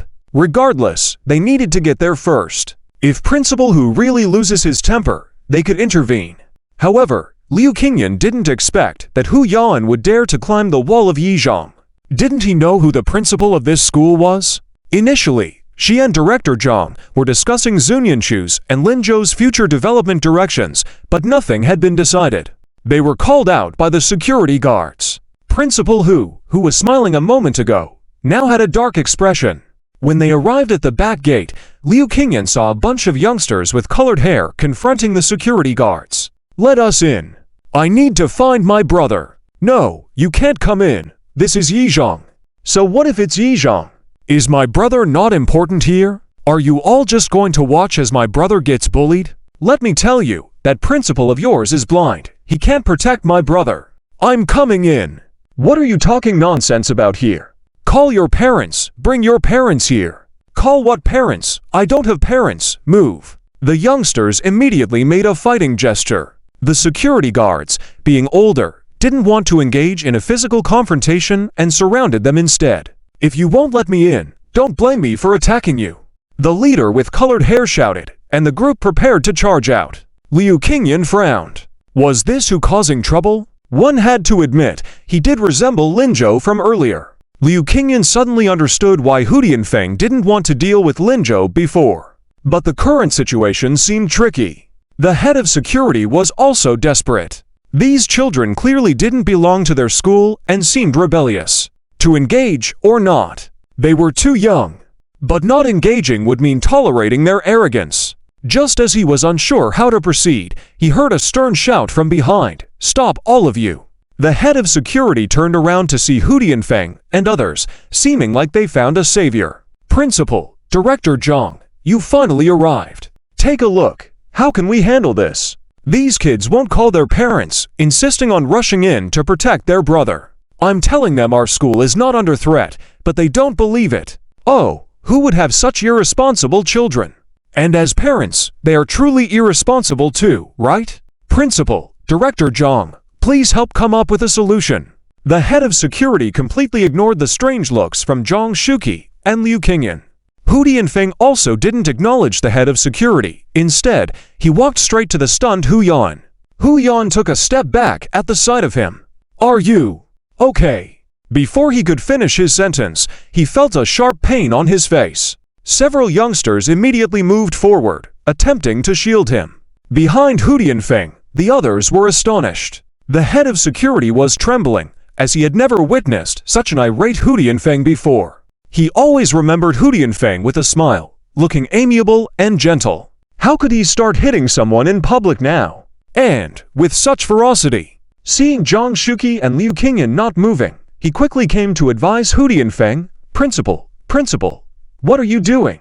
You can't just hit people. What if you cause harm, and their parents come looking for trouble? Let's talk it out. Let's reason with them. Before he could finish, Hu Tianfeng roared, "Kneel down." The head of security shuddered once again. What's going on? What is the principal saying? But before he could understand the situation, one of the youngsters firmly said, "I won't kneel." At that moment, those behind Hu Yan were also bewildered. They had heard about the formidable principal of Yizhong, but had never imagined him to be this intimidating. Fighting was one thing, but making people kneel. Were all Yizhong students living in such harsh conditions? That was too much, right? Xiao Yu came forward, tugging Hu Yan's sleeve, trying to persuade him, "Boss, let's just apologize to the principal ... I won't apologize. Why should I apologize? What did I do wrong?" Before Xiao Yu could respond, Hu Tianfeng said, "What did you do wrong? Climbing the wall, is that not wrong? Skipping school, is that not wrong? Fighting, is that not wrong?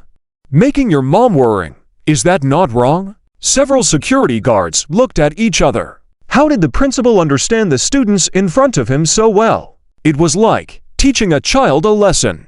The students from grade 6 also looked confused. What on earth? The principal seemed very familiar with the eldest son. Hu Yawen suddenly chuckled lightly. "Hey, rare that you still know about these things. I thought you didn't care about me at all." "How could I not care about you? Huh? How could I not care about you?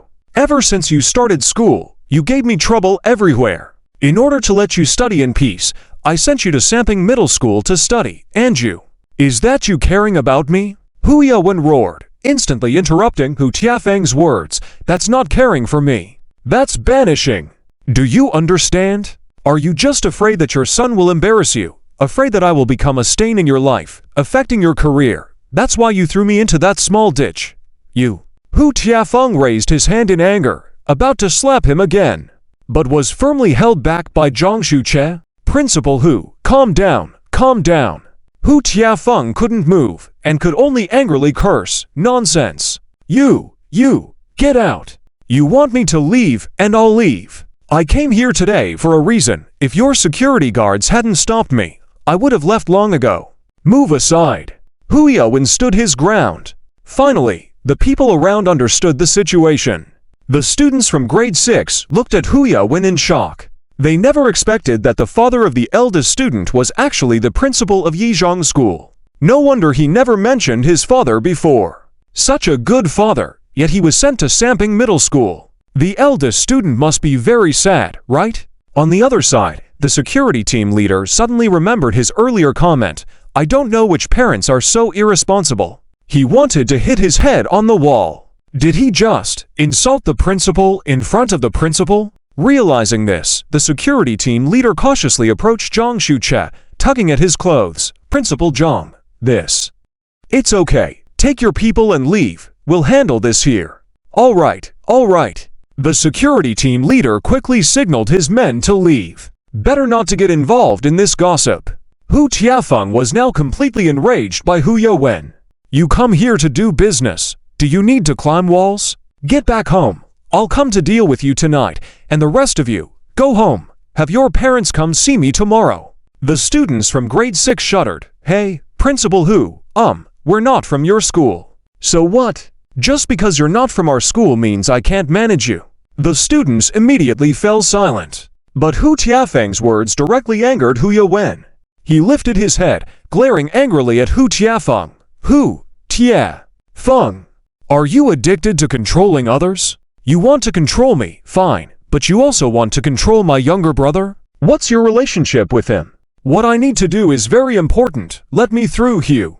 You ungrateful child." Hu Tianfeng raised his belt, about to strike. Liu Qingyan quickly stepped in to stop him. "Principal Hu, please, don't, let me handle this." She turned her head, smiled gently, and asked, "Hu Yawen, what exactly is the matter for you to come here? Tell me, maybe I can help you." "You definitely can't help, you." Hu Tianfeng's anger flared up again. Liu Qingyan quickly held him back. "Would you tell me first? Who knows, maybe I can help." Hu Yawen was obstinate, full of anger. "You and Hu Tianfeng, why should I trust you? Step aside, I can handle this myself." This comment provoked Hu Tianfeng completely. He raised his belt again, angrily glaring at Hu Yawen. Teacher Liu, why did you stop him? I have always told you, this kid is out of control. Step aside, I'll beat him to death today. I'll beat him to death today. Hu Tiafeng's hand trembled. Zhang Shuche also tried to advise, but it was of no use. Father and son were as stubborn as bulls. When Lin Zhou arrived, he saw this scene. He was slightly stunned, quickly calling out, "What are you all doing? Uncle, don't hit him. Who now? What trouble have you caused again?" Hu Yawen was about to speak and scold him for interfering, but he saw Lin Zhou.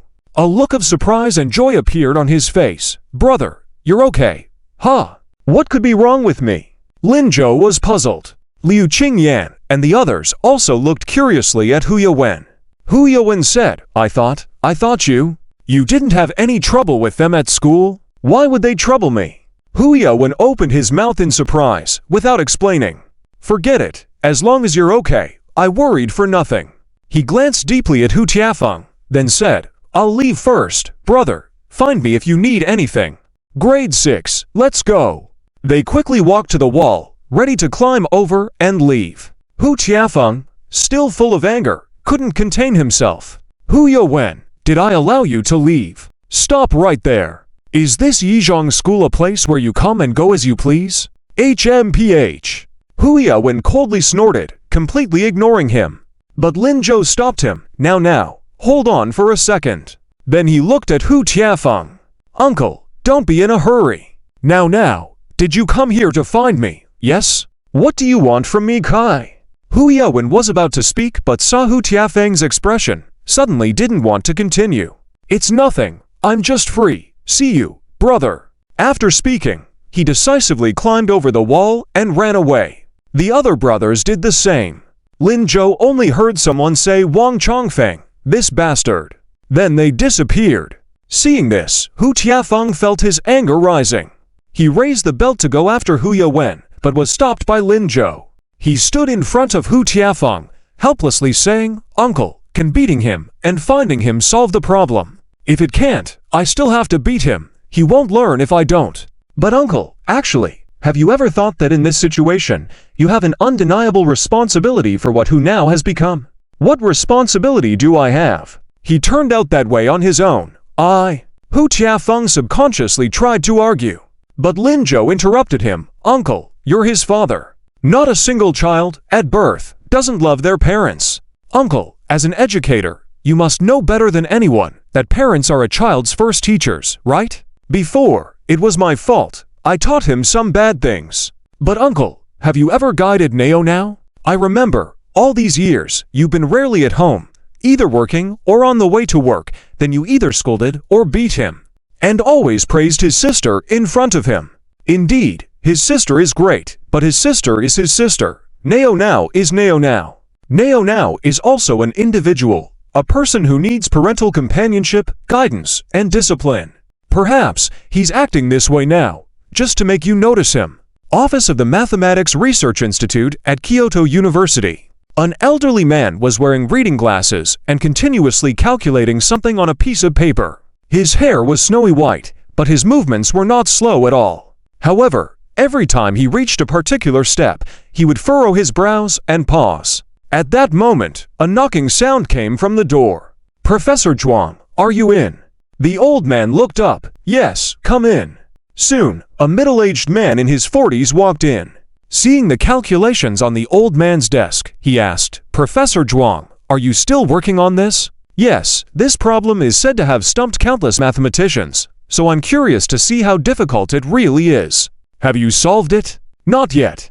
Professor Zhuang sighed in disappointment, but then regained his confidence. "Oh, you, young man, are you here just to make fun of your teacher?" "Ha, of course not. Zhuang, this year's Math Star competition regional results are out." "Oh, what's the matter?" "Well, there are a few students from Jiangchang City with good scores, one even got a full mark, and the second place has 148 points. I thought you might be interested in looking at it for this year's admissions." "I see. I am in charge of admissions this year, but the regional competition questions were too simple. Let's wait for the national competition to end." "No, Professor, I think it's still worth paying attention.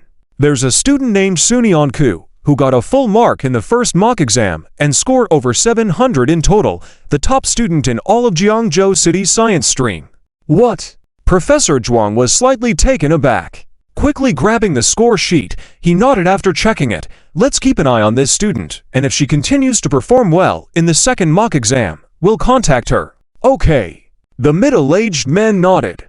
Professor Zhuang returned to solving the problem, but soon noticed that the middle-aged man hadn't left. He looked back and asked, "What? Do you want to stay and calculate with me?" No, Zhuang, I just wanted to tell you about this second-place student, Lin Zhou. He scored 148 this time, and in the last mock exam, he also got a full mark, but the total score was slightly disappointing, only over 500. Should we pay attention to him as well? 500 points? Forget it, let's not bother with him. The middle-aged man wanted to say more, but seeing Professor Zhuang quickly engrossed in his work again, he had to leave for the time being.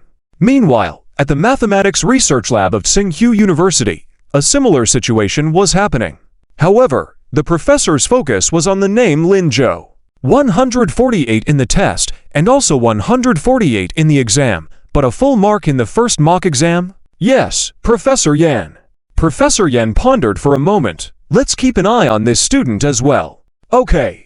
As the admissions office staff left, he quickly went back to his calculations. This particular problem was a challenge given to them internationally, and he couldn't afford to lose to those old folks at Kyoto University. That's how Professor Yan thought. In Jiangcheng County, at the entrance of an internet cafe a kilometer away from the back gate of No. 1 middle school, a teenager with dyed yellow hair was standing casually, sucking on a lollipop. Soon, 3 people approached him from different directions. "Boss, haven't seen Wang Chongfeng."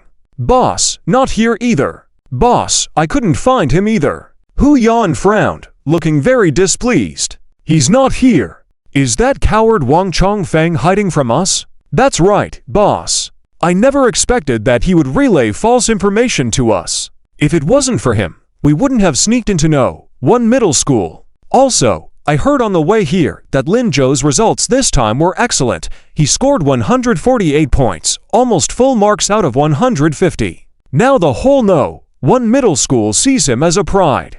This Wang Chongfeng, he must have known about this for a while and did it on purpose. Damn it, when I see him later, I won't show mercy." Hu Yan waved his hand. "Enough. What's the use of just cursing? Find him." He was somewhat impatient.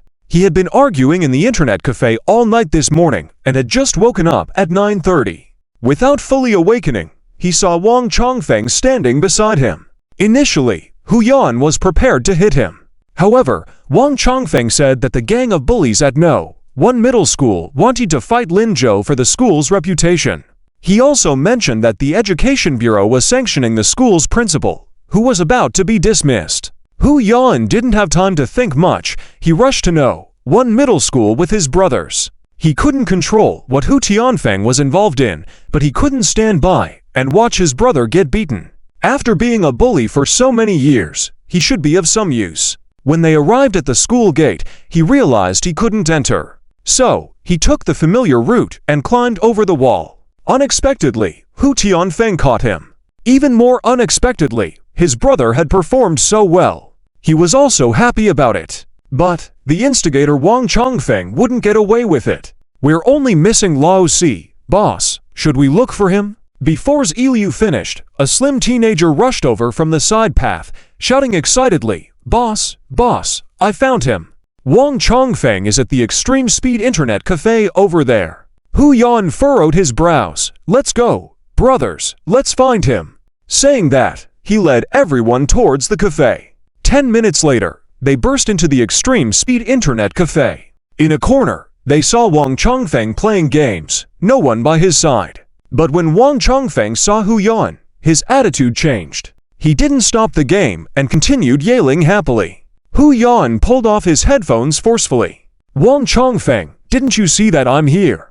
I saw you. Who now?" Wang Chongfeng's face was smiling, and his tone was nonchalant. It seemed like he didn't take Hu Yan seriously at all. But Hu Yan didn't care about that. When he heard Wang Chongfeng call his name, he was slightly stunned. "What did you call me?" "Who now? Ha ha ha. I never expected that the prestigious Three-Ping Middle School school bully has such a funny name. Even more unexpectedly, this kind of name belongs to his real dad, the teacher who has been an educator for half his life and is now a famous school principal, Hu Tianfeng. Do you find that ironic? How do you know this? Hu Yan was a little flustered. Despite his usual fearless demeanor, he was still a 15-year-old boy with secrets he didn't want to share, such as his nickname. How do I know? What do you think? Wang Chongfeng approached with a smile. Hu Yan glanced at Lao Si at his side. He suddenly remembered. This morning, it was Lao Si who bought breakfast for him. Then, Wang Chongfeng appeared by his side. Later, it was also Lao Si who led them to find Wang Chongfeng. Hu Yan's gaze just shifted, and Lao Si took a step back. Yes, sorry, boss, Before he could finish, Wang Chongfeng burst into laughter. Haha, didn't expect this, right? How does it feel to be betrayed by your own brother? I only gave him $100. I thought your friendship was unbreakable. Hu Yan gritted his teeth. Lao Si. Boss, I don't yell at him. It's a dog-eat-dog world. Haven't you heard it? Actually, he's long suspected your connection with Yi Zhang. Just didn't expect the relationship to be so close. Wang Chongfeng continued, purposely getting closer to Hu Yan. You tell me. Your dad is so powerful. How did he tuck you away in that little corner? Is it good for you or not? He doesn't want you, right? You're looking for trouble. Hu Yan instantly raised his fist, his face full of rage. If you want a beating, there's no need for so many excuses. But Wang Chongfeng stopped him with a smile. Hey, don't hit me now. Who now? Remember, your dad is Hu Tianfeng.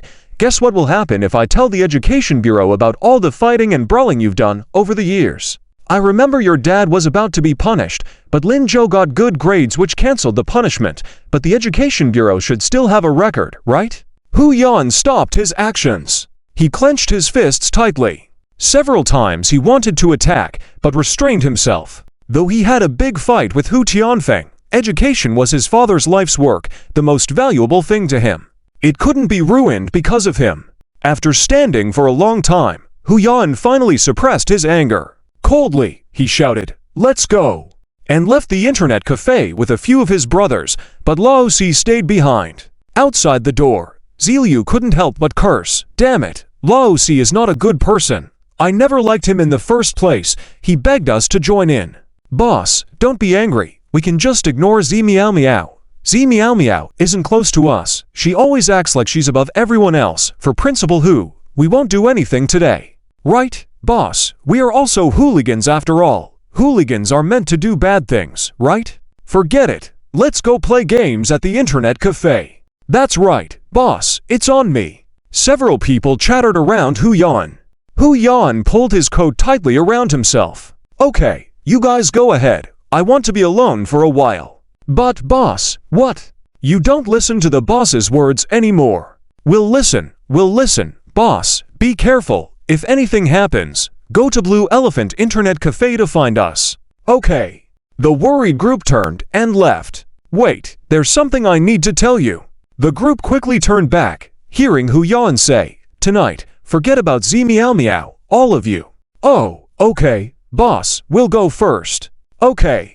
As they left, Hu Yan took a deep breath. At Yi Zhang, principal's office, Hu Tianfeng had been sitting there motionless for an hour. In that hour, his mind was filled with Lin Zhou's words. No child, at birth, doesn't love their parents. Even if he's causing trouble, he's still a person who needs parental company, guidance, and discipline. Maybe he's doing all this now just to get you to notice him. Is that so? Is Hu now just doing this to get his attention? Upon careful thought, Hu now had grown to 15 years old. He rarely paid attention to him. Because he was a boy, he always felt that boys were tough and didn't need to be carefully nurtured like girls. So he rarely inquired. The most he ever said to him was to learn from his sister. Hu Tianfeng always thought that Hu now could learn well. After all, he had such a good sister. But he never thought that as he grew older, everything suddenly became completely uncontrollable. He fought all day, caused trouble, all kinds of chaos. Just like those bad students in school.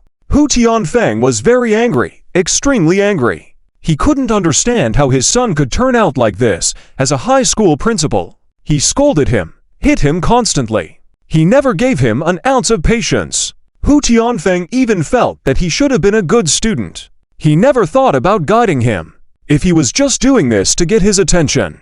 If it was just that, why didn't he say it? As long as he said it, he could actually. At this thought, Hu Tianfeng was shocked again. If he said it, would he really take care of him? Perhaps he'd just think he was being melodramatic. How could a boy seek his parents' attention? He should be able to handle everything on his own. After standing there, Hu Tia, this. Actually, I think, you do have some issues in educating children. Seeing Principal Hu about to explode, Zhang Shuqi quickly explained, however, parents often do not realize their own problems. You should also hold parent meetings for them. Stubborn parents are countless, this is normal, but what? But your position is somewhat special, because you are the principal, and your wife is also a teacher. You may have high expectations for discipline. Principal Hu, why not try lowering your standards for him? Zhang Shuqi's words directly woke up Hu Tianfeng. He seemed to indeed have very high standards for Hu Yan. He seemed to have forgotten how it should have been. Completely forgot that children need guidance. Zhang Shuqi placed the cup on Hu Yan's desk. Hu Yan sighed, Director Zhang, you go ahead and work, you don't need to worry about me. Alright, if you have any issues, give me a call, And also, that Lin Zhou, don't worry, I won't go looking for trouble with him. This kid, unexpectedly understands things better than me. That's fine then, I'll go. Zhang Shuqi smiled and walked out. Hu Tianfeng seemed to remember something and asked, Director Zhang, have you been sitting here for so long? Are you afraid I'll go cause trouble for Lin Zhou? Am I that petty? No. Zhang Shuqi quickly left the office, closing the door behind him. But in his tone, it was clear that he was just placating him. Hu Tianfeng. He snorted coldly, picked up the teacup, took a sip. Then he fell into deep thought again. Maybe he should talk to Lin Zhou. See what he really needs. Communication between father and son is also important. It's just that he doesn't know where this kid is now. Thinking of this, Hu Tianfeng called home. Hello, Wen Shu. If Lin Zhou comes back today, ask him to wait for me at home. I need to talk to him. All right. Yes, I won't scold him, don't worry. I just want to talk. On that day, time passed quickly. By evening, Zhang Shuqi came to announce the list for the National League. There were 2 people from Jiangcheng County, Lin Zhou and Sunian Ku. But because both of them had excellent results, there was no need to rush to practice. Let them relax for a few days, review their studies. Zhang Shuqi specifically instructed Lin Zhou to be more careful in the next exam, not to lose points due to carelessness. Lin Zhou nodded in agreement. After Zhang Shuqi left, Sunian Ku curiously looked at Lin Zhou. Lin Zhou, What is it, Deskmate? I remember you always do your work meticulously, getting all correct every time.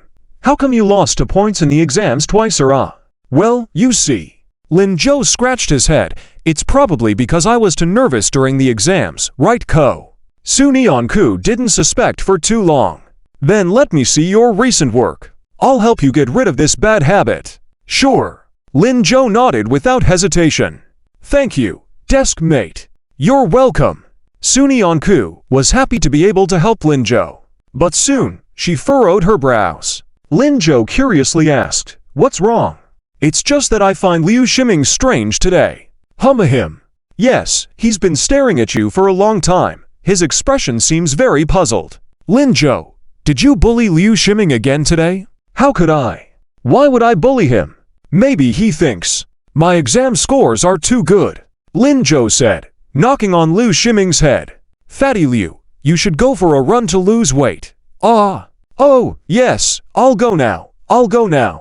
Liu Shiming got up and walked out. But his mind was all over the place, filled with today's scene of Lin Zhou scolding the principal. That was the highly respected Principal Hu from the entire school. He never thought that he was Lin Zhou's uncle. And what's more, Lin Zhou had directly called the principal autistic. This was quite impressive. In Liu Shiming's mind, Lin Zhou's status had grown significantly. After the self-study session, as usual, Lin Zhou escorted Sunian Ku back to the dormitory. Then he turned and went home. On the way, there were many people greeting him. Lin Zhou, you're amazing. Lin Zhou, you're my idol. Lin Zhou, good luck in the college entrance exams. Only Fan Yuns, when he saw Lin Zhou, turned and walked away, as if seeing an enemy. Lin Zhou didn't pay any attention. But what made him feel good was that he didn't bump into Yun Ruoxi today. Otherwise, this girl would surely say something like, Lin Zhou, you did so well in the exams, you deserve me. Just thinking about it made Lin Zhou feel a headache. Feeling extremely happy, he left the house, planning to return quickly to share his joy with Lin Changzheng. Old Lin must have been worried all day. However, when he reached the door, a person suddenly emerged from the corner. Lin, brother Lin Zhou. Lin Zhou narrowed his eyes. This blue hair seemed familiar, but he couldn't remember where he had seen him before. I'm Lao Si, brother Hu Yan's brother. Oh, it's you. Why aren't you home so late? Lao Si's tongue was twisted with anxiety. Brother Lin Zhou, please, go save our eldest brother. He's in danger tonight. I tried to stop him, but he wouldn't listen. I even went to find other brothers, but they don't believe me. Who now? Yes. Why don't the other brothers believe you?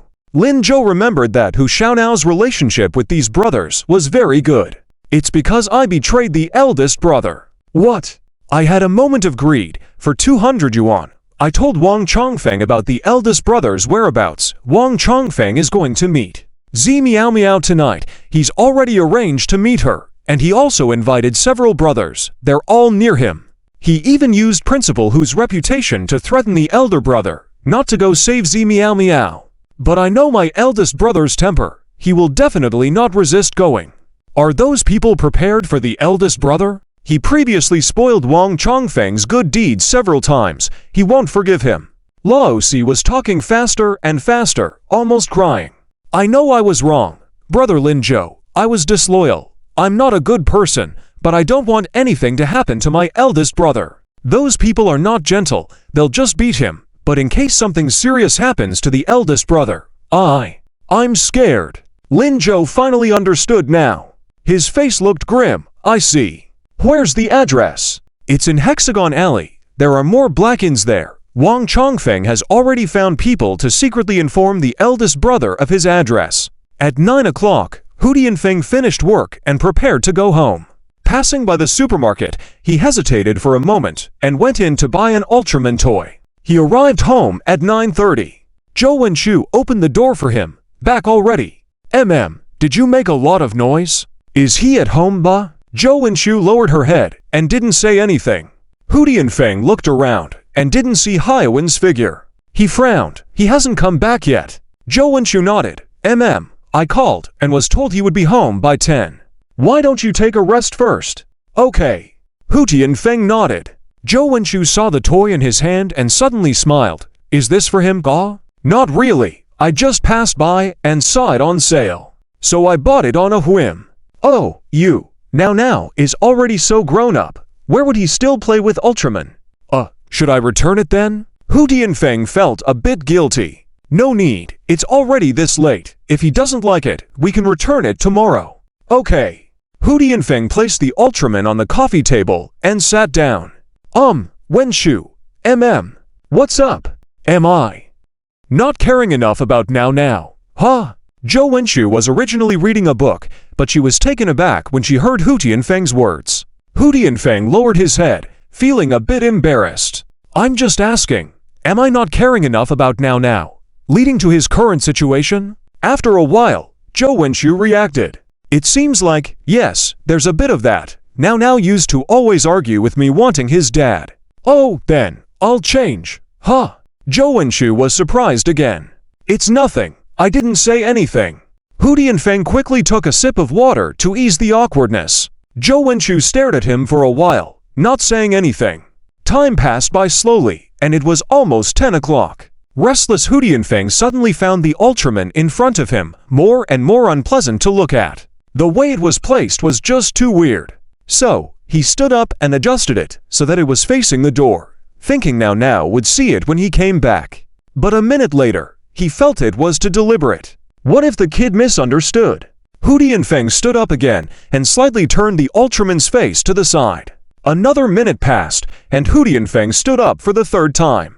Zhou Wenshu couldn't bear it any longer. Lao Hu, what are you doing? Why do you seem so nervous? Ah, nothing. I just feel like the Ultraman doesn't look right no matter how I place it. Can you help me take a look?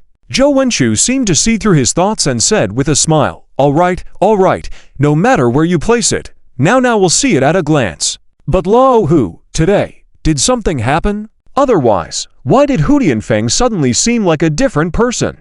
Not only did he want to see Now, but he came home early to buy him a gift. Most importantly, he realized he hadn't cared enough about Now. Zhou Wenshu had never seen Hu Tianfeng like this in the past decade. Is ... is there really nothing wrong? Really nothing. Alright, then when you see Now later, try to be more amiable. Don't argue late at night, or you'll disturb the neighbors. Okay. Hu Tianfeng nodded. Zhou Wenshu skeptically went to the kitchen. Then I'll make a late-night snack for you too. We can eat and chat later. That's fine. As they chatted, the clock in the living room pointed to 10 o'clock. Hu Tianfeng nervously looked towards the door. But there was no movement at the door. Hu Tianfeng could only quietly wait. These few minutes felt unusually long to him. When it was 10:05, Hu Tianfeng couldn't sit still. He stood up and walked to the kitchen door. Wenshu, Now said he'd be back by 10, right? Yes, what's wrong? But it's already 10:05. Oh, 10:06. Why hasn't he returned? Zhou Wenshu chuckled. Oh, look at you. Why are you using your usual educator's mannerism? It's normal to be a few minutes early or late. Don't worry. Wait a bit longer. Yeah, you're right. Hu Tianfeng muttered and sat back down. But when Zhou Wenshu came out with the food, Now still hadn't returned. Both of them started to worrying. It's already 10:20. Why hasn't he come back? This kid, did he go to Hu Now again? Sigh, can't you have a bit more faith in your son? Zhou Wenshu gave Hu Tianfeng a stern look, making him speechless. But when it was 10:30 and still no sign of Now, Hu Tianfeng couldn't sit still. I'll give him a call. Without waiting for Zhou Wenshu's response, he picked up his phone and dialed. The phone rang. On the other end, there was a noisy commotion. Then a clear voice came. Is this Principal Hu? It wasn't Now's voice. Hu Tianfeng frowned. Who is this? Oh, so it's like this. I'm Now's friend. Well, not exactly a friend, but Now is in a fight over here. Are you concerned? His voice was accompanied by shouts. Wang Chongfeng, put down my phone. Wang Chongfeng, you jerk. You're asking for trouble. Hu Tianfeng instantly became nervous. What are you guys doing? What did you do to Now? Haha, nothing much. Principal Hu, you'll know when you come over. Your precious son is pretty impressive. Wang Chongfeng gave an address and then hung up. Hu Tianfeng felt a throbbing headache and his phone slipped from his hand. Zhou Wenshu stood up anxiously. What's wrong? Lao Hu, is something wrong with Now? Hu Tianfeng gave her a forced smile. Nothing, don't worry. I'll go look for Now. You stay home. He quickly pocketed his phone, got up, and walked out. He even forgot to change his shoes at the door and stumbled. Zhou Wenshu hurriedly stopped him. Shoes. Hu Tianfeng put on some random shoes, rushed out, and found his motorbike missing, so he pedaled his bicycle as fast as he could towards Hexagon Alley. His mind was filled with Now's desperate screams. For the first time, Hu Tianfeng felt like something was completely out of his control. When he reached the corner, he didn't even notice the road ahead and collided with the wall. Passers-by on the street couldn't help but scold. Who's that? Where did this old man come from? Is he crazy? Can't he ride a bike? Hu Tianfeng wiped his sweat, picked up his glasses, apologized quickly. I'm sorry, I'm in a hurry. Even if you're in a hurry, it doesn't mean you endanger lives, right? What's wrong? Did your son die? Hu Tianfeng was momentarily stunned. Ignoring the pain, he mounted his bike and sped ahead. The teenager who cursed at him was dumbfounded. Damn, this old man, is he out of his mind? The sky started drizzling at some unknown time. The bustling street was filled with people scurrying home without umbrellas in a panic. However, in the Hexagon lane, there was a group of people standing by the wall at the end of the lane, laughing. It was Wang Chongfeng. In front of him stood a few boys, among them Lei Huyan. The ground was muddy, and he was covered in it. His yellow hair was matted with dirt, his face sticky with what could be sweat or rain. His clothes were tattered all over. Next to them, there was an old building with the garage door on the ground floor open. Meow Meow sat trembling in a corner, not daring to lift her head. Her clothes were torn, revealing her shoulder. She kept muttering something. Outside the door, Huyan shouted at her with a breaking heart. Meow Meow, come, let's go. What are you doing? Why aren't you leaving? Hurry, go. Hearing her name, Meow Meow turned back in fear, but quickly fell back into terror. No, don't. Don't touch me. Ah, I was wrong, don't touch me. I won't come out again. I won't skip school again. Please, please. Though there was no one around her, she couldn't move an inch. Huyan wiped the sweat off his face, looked up, and glared at Wang Chongfeng. You scum. Luckily, he arrived. Otherwise, Meow Meow's clothes would have been stripped off by this scum. Huyan didn't know why he couldn't control himself. He struggled with himself all afternoon, but still couldn't bear to see Meow Meow being mistreated. So, he came. Just that he didn't expect Wang Chongfeng to set a trap here. As soon as he broke up the fight, he was surrounded by a group of people and knocked to the ground. Wang Chongfeng kicked him in the chest, sneering, You still have the nerve to curse at me. Huyan, you're quite something. Huh? Aren't you curious to see how your father reacts when he sees you like this? Ha ha, the son of the prestigious high school principal, turned into a thug fighting everywhere. I filmed this video. I'll send it to major universities later. Let them see it. Wang Chongfeng squatted down slowly next to Huyan. You know what? Being a thug requires a heart of stone. You've been doing this for so long.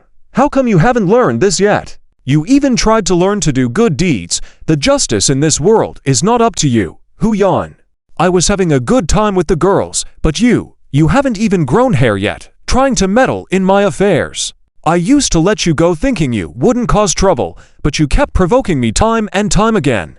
Huyan, today, I'll teach you the consequences of messing with me. Come on, get up, kowtow to me 3 times and promise you'll never appear in front of me again, then crawl out of this alley, and I'll spare you. Deal? Wang Chongfeng lifted Huyan's chin. Bah! Huyan spat blood on Wang Chongfeng's face. You're dreaming. Even if I die here today, I won't let you win. Trying to threaten old Hu with me. Heh, old Hu doesn't even acknowledge having a son like you. You're making a mistake. He won't come at all. Ha ha. He started laughing out loud, fully disregarding Wang Chongfeng. Wang Chongfeng stood up quickly, anger written all over his face. Still talking tough? Hit him. As long as he's alive, hit him. The brothers immediately stepped forward and started beating and kicking Huyan. When Hu Shenfeng arrived, this was what he saw. He staggered, threw his bike to the side, wiped the rain off his face, and quickly rushed over, shouting, What are you doing? Stop it. As soon as he spoke, everyone stopped. Huyan, who was being beaten, suddenly froze. He looked dumbfoundedly at Hu Shenfeng coming slowly through the rain. His mind, clouded and confused, was filled with disbelief. Old Hu came to rescue him. Old Hu came to rescue him. He had never believed he would. After all, in Hu Shenfeng's eyes, he was the most unworthy child. This morning, he even threatened to kill him. But now, he had come. He didn't even have an umbrella. Did he finally realize he was his son? But the joy was short-lived as Hu Tianfeng's scolding reached Huyan's ears. Huyan, you rabbit bastard. Why didn't you go home when I told you to? All you know is causing trouble for me, embarrassing me. How many times have I told you to study well, can't you? You've shamed our family, all of us at the Who's. Watch me beat you up today. With that, he unfastened his belt. Hearing this, Huyan suddenly sneered. He had hoped in vain. How could Hu Shenfeng suddenly treat him kindly? Even if he came, he would want to kill him. It had always been like this since he was young.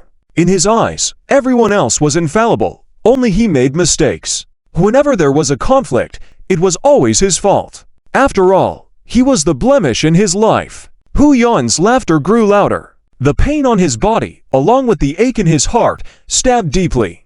Dong Chongfeng didn't expect such a scene.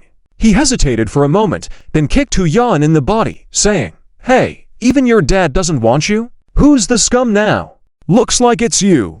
Ha ha ha! Laughter erupted among the group. Hu Yan could only dumbfoundedly watch Hu Shenfeng approaching him. No one intervened. Wang Chongfeng and his group also watched on the side. When Hu Shenfeng reached Hu Yan, he grabbed his collar and pulled him out of the muddy ground. You! Come here! You rabid bastard! I'm not sparing you today! Though he was saying the harshest words, his belt struck the ground. Hu Yan, who had closed his eyes, slightly stunned, dead. At this moment, Hu Shenfeng had drawn him to steps away from Wang Chongfeng. You dare to call me again? Let me tell you, begging won't help. Another strike of the belt, hitting the nearby steps. The sound echoed in the rain, but Hu Yan felt no pain. The sky was dark, and Wang Chongfeng and his friends couldn't see where the belt hit, thinking Hu Yan had gone numb, not crying out from the beating. After walking about 10 meters away, Hu Shenfeng suddenly pushed Hu Yan out. Get lost! Hu Yan staggered, completely shocked. Old Hu pushed him out. What was he doing? Behind him, Wang Chongfeng and his friends immediately realized something was wrong and became furious. Damn, Principal Hu, are you playing us? You want Hu Yan to escape? Dream on!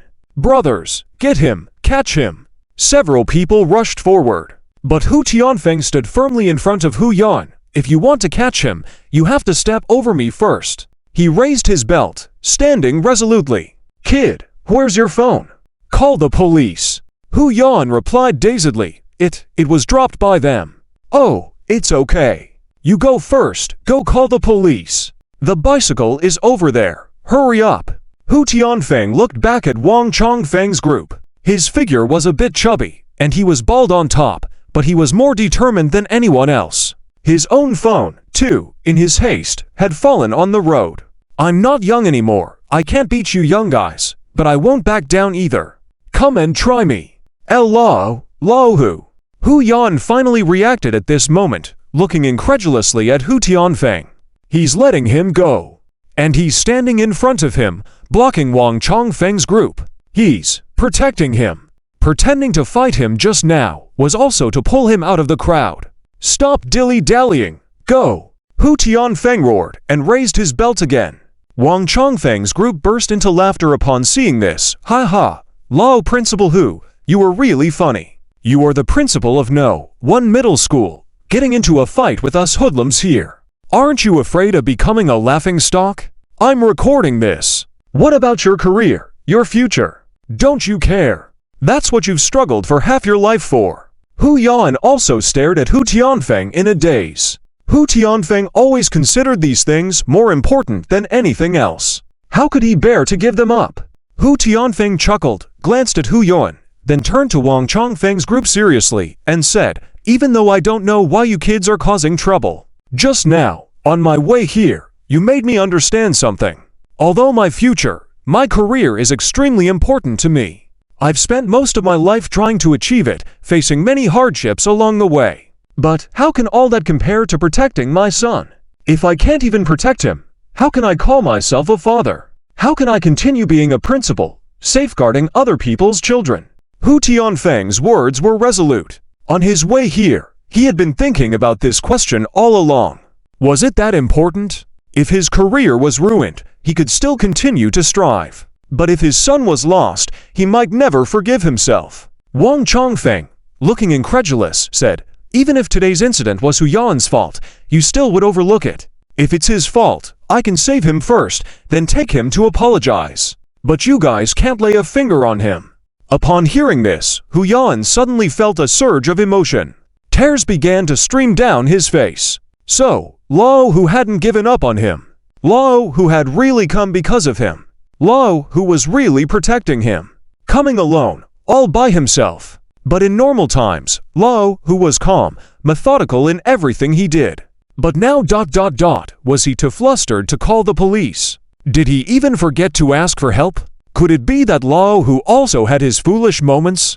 Hu Yan lowered his head, wiped away the tears from his face, then moved forward, pulling Hu Tianfeng back. Lao Hu, you go call the police, I'll deal with them. I can't leave now. Zi Miao Miao is still inside. If I leave, Zi Miao Miao's life will be ruined. Zi Miao Miao. Who's that? Boy, are you out of your mind? No, I'm not crazy, Lao Hu.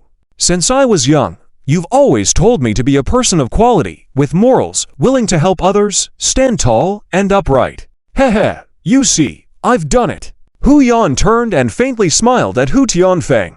His face still had traces of blood, but he was incredibly happy. He had unknowingly surpassed Hu Tianfeng at some point. Hu Tianfeng was stunned. He didn't ask for an explanation, instead pulling him aside. You go call. I'll handle this. I'm still alive. You're old man. What are you trying to prove? No, you go, you. Before they could finish their conversation, Wang Chongfeng interrupted them. All right, are you two playing the dutiful father-son act here? I don't have the mood to watch your drama. Since neither of you wants to leave, then let's all stay. With that, he gestured for his group to attack. Both Hu Tianfeng and Hu Yan were ready for a counterattack. Just at that moment, another person appeared behind them. Huh? I say, dodge you. Any mood. Why didn't you call me when you were fighting? How unkind. The two turned around and saw Lin Zhou. Hu Yan smiled directly. Bro, why are you here too?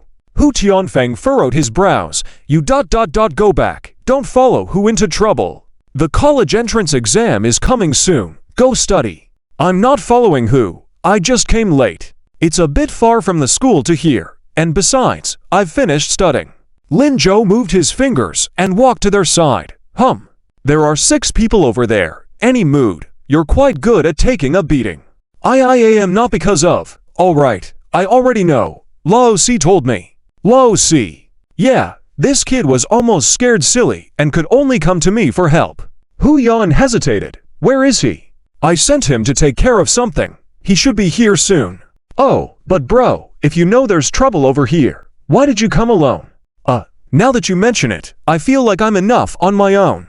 On his way here, Lin Zhou had been contemplating whether to call in more people. But just after a few steps, he suddenly remembered the reborn benefits in his body. He didn't feel exhausted, even after running 800 meters. His physical qualities had clearly been enhanced.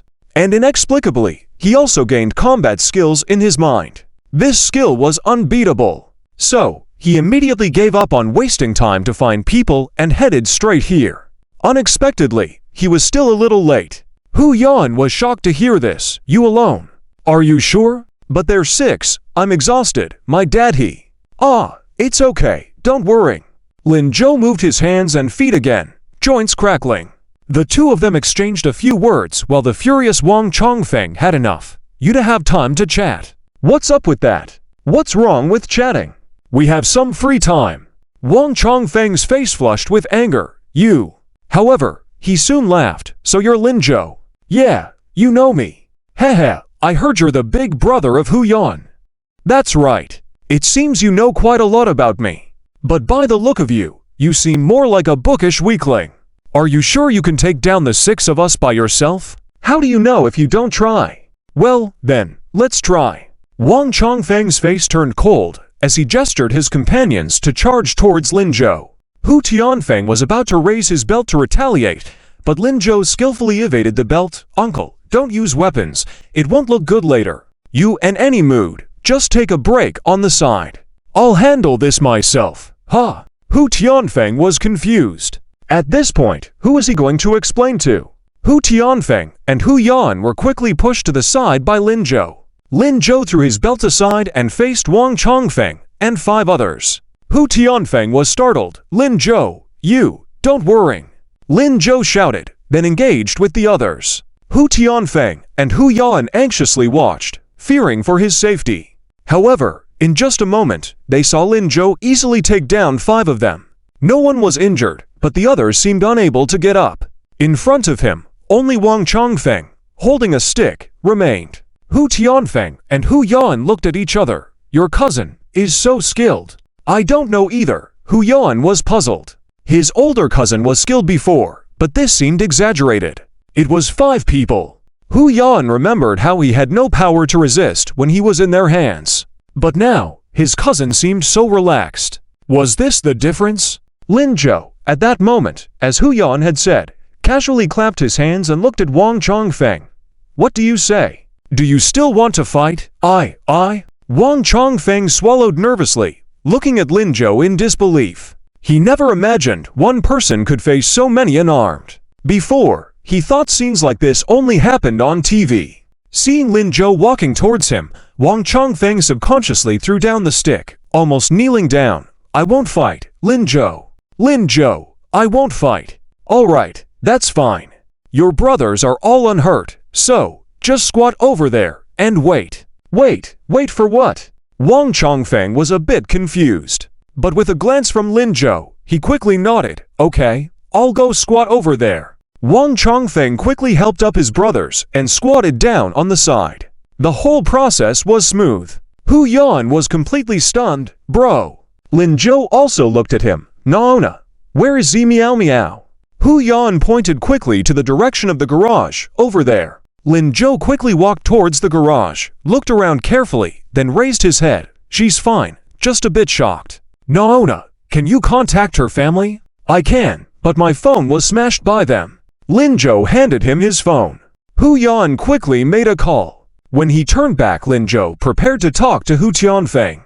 He did not see Wang Chongfeng crouching in the corner, giving Hu Yan a poisonous glance. Realizing that Lin Zhou wasn't paying attention to him, Wang Chongfeng picked up the stick next to him without hesitation and charged towards Hu Yan.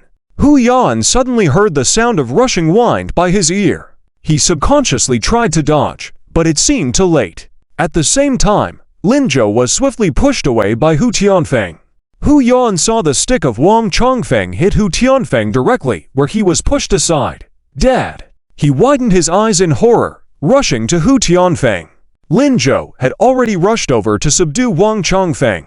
Uncle, are you okay? Hu Tianfeng still groaned slightly and slowly crouched down. I'm alright. But his brows were tightly furrowed, his expression very painful. Hu Yan quickly supported him. At that moment, tears of pain and fear, which he had hidden for a long time, flowed down his cheeks. Dad! Dad, are you okay? Don't scare me, Dad! Hu Tianfeng coughed lightly, sighed. I'm fine, really fine. Just rest for a while. No, can't rest. Call an ambulance. Oh, phone, brother, phone. Lin Zhou quickly took out his phone and dialed 120. Seeing this, Wang Chongfeng sneered. Hey, you're still not hurt. Hu Yan, you're lucky. Wait, next time, you won't be so lucky. After a cold laugh, he quickly got up and ran madly towards the alleyway. Hu Yan, with red eyes, angrily shouted, No, brother, don't let him go.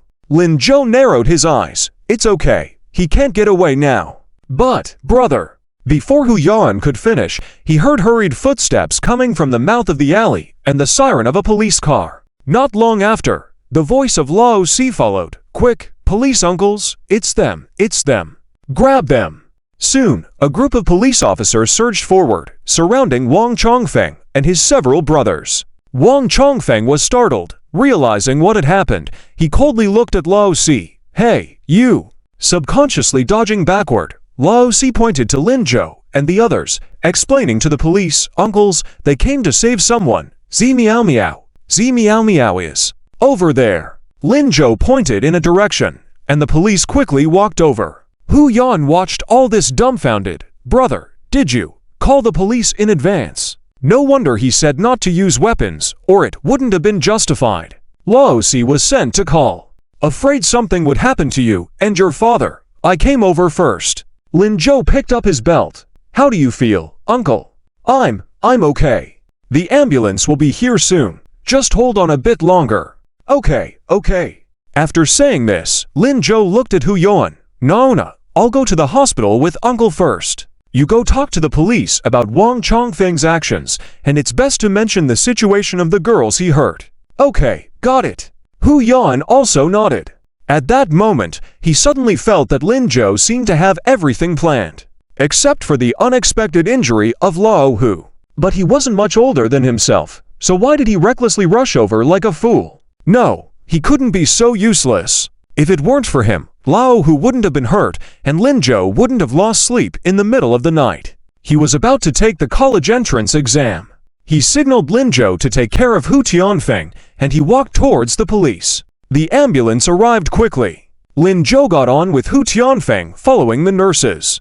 After Hu Yan explained the details to the police, Wang Chongfeng and his group were taken away. Hu Yan stood alone in the rain, took a deep breath, not caring about the mud all over, and quickly ran towards the hospital. At that moment, he saw Aosi beside him, looking a bit conflicted. Elder. I am not your boss anymore, Hu Yawen said. The fourth brother raised his head in shock, but quickly lowered it again.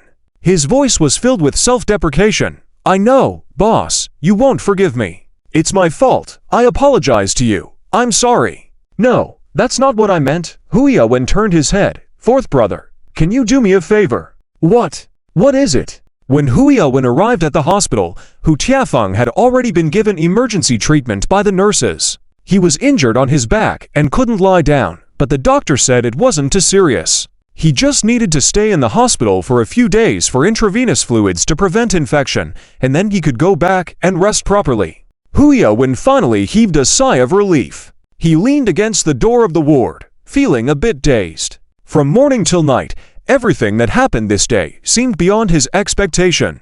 Especially old Hu. He always said he was useless, wishing he was dead. But when in danger, he always stood in front of himself first. In the past, Hu Yawen was rebellious and didn't understand. But today, he seemed to have grasped the truth. Old Hu would never abandon him. Maybe he just didn't know how to get along with him. In the hospital room, Hu Tiafeng was already asleep. Lin Zhou walked up and gently patted Hu Yawen's shoulder. Let's go, Big brother, what's wrong?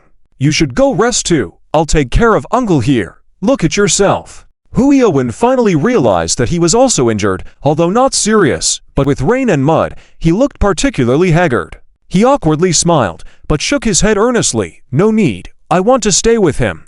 Lin Zhou sighed and didn't say anything. Hu Yawen looked at Hu Tiafeng on the bed, and suddenly asked, Brother, am I really so immature? How could that be? I think you're fine. Brother, you don't need to comfort me. What can I say? Everyone goes through a rebellious phase, even I did. You see, before, haha. Hu Yawen suddenly laughed. I understand, I really do. It's amazing that my uncle didn't beat you to death. All right, stop being cocky. Go back, take a shower and change clothes. What if your dad wakes up and you catch a cold? Okay, sorry for the trouble, brother. I'll come back soon. Okay. Lin Zhou didn't stop him. After today's incident, Hu Xiaonyao probably really grew up. At the same time, at the entrance of the Blue Elephant Internet Cafe, a group of teenagers stood together, looking shocked. What? Fourth brother? Did the boss say he's going to disband our odd gang? The surrounded fourth brother nodded. Yes, that's what he told me. He asked me to tell everyone to go home and sleep tonight and report to school tomorrow. No one is allowed to be absent. Lin Zhou stayed at the hospital for about half an hour. Hu Yawen came back. Behind him was a worried Zhou Wenshu. Seeing Lin Zhou, Zhou Wenshu forced a smile. Little Zhou. Aunt, it's okay. My uncle just woke up. You and now go in. Okay, thank you. I brought supper for you. You also go back and rest soon. You have school tomorrow. Thanks, Auntie. Lin Zhou took the food box and ate without hesitation. The ward door was pushed open, and seeing Zhou Wenshu, Hu Tiafeng sat up from the bed, nervously asking, Now, are you okay? I'm fine, Dad. That's good. You scared me. Luckily nothing happened, otherwise I would have. Cough. All right, Dad, don't worry. I know you won't hit me. My mom made porridge for you, and there are lots of snacks. Have some. Okay. Lin Zhou didn't listen to what they said next. This family, after today, would probably be very harmonious. He took the food box and walked out of the ward. When he returned home, he saw Lin Changzheng pacing in the living room, looking very anxious. It seemed like he noticed Lin Zhou was back, as he hurriedly shouted, You little rascal. But quickly softened his tone. Why are you coming back so late today? He looked very tired, but he always maintained a smile. Lin Zhou felt a sense of astonishment. Thinking of Hu Tiafeng shielding Hu Yawen from the stick, Lin Zhou suddenly realized. If it was old Lin, he would have also unhesitatingly stood in front of him, right? Despite his past misbehavior, old Lin never gave up on him. Indeed, all fathers in the world are the same. Fortunately, he had been reborn. Otherwise, he might have never understood this feeling in his lifetime. Nothing, Dad, I just studied a bit longer. After all, your son is so excellent, scored 148 points in the math competition, and is going to the national competition. I heard from your teacher, but you don't need to study so late. Come on, have some supper. Ah, I already ate. Dad, you keep it for yourself. You already ate. Lin Changzheng looked surprised at the food box in Lin Zhou's hand. Lin Zhou smiled. It was given by my auntie. Oh right, Dad, prepare yourself. My uncle is probably coming home for dinner in a few days. Lin Changzheng was slightly stunned. Lin Zhou didn't answer and went straight into his room. That night, he slept soundly. So much so that he woke up the next day to find it was already 6:30. Lin Zhou immediately got up, quickly dressed, and ran to school. He was half an hour late. He would probably miss the early classes. As he reached the school gate, he saw Su Nianku walking out from inside. Today was still overcast. She looked very worried, and as she passed him, she didn't even turn her head, quickly walking to the side of the road. Lin Zhou looked puzzled. Classmate, he called out softly. Su Nianku turned in shock, and when she saw him, her eyes suddenly filled with joy. She quickly walked up to him, and before Lin Zhou could react, she grabbed his hand. Then she raised his hand and carefully looked at it. Lin Zhou, are you okay now? You scared me. As she spoke, tears suddenly welled up in her eyes.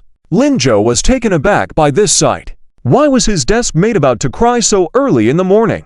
He had known her for so long, and although she was very timid, she had never shed a tear. He was also a bit at a loss as Su Nianku fiddled with his hand. Classmate, what's wrong? Something happened. Perhaps realizing that Lin Zhou was truly fine, Su Nianku finally let go of Lin Zhou's hand and said, No, it's nothing. I just. You were late today. You didn't come in the morning. I thought you took a day off, but even if you did, you didn't tell me. I was a bit worried, so I asked Teacher Liu. She said you were in the hospital. I thought something happened to you. I took a day off to come see you. It's okay. You're fine. Lin Zhou, you scared me. As she spoke, the tears she held back almost spilled out again. Su Nianku had never felt so flustered. She couldn't describe the feeling, but she knew her heart almost jumped out when she heard Lin Zhou was in the hospital. The last time she felt this way was when her grandfather was hospitalized. So, without thinking, she left the classroom.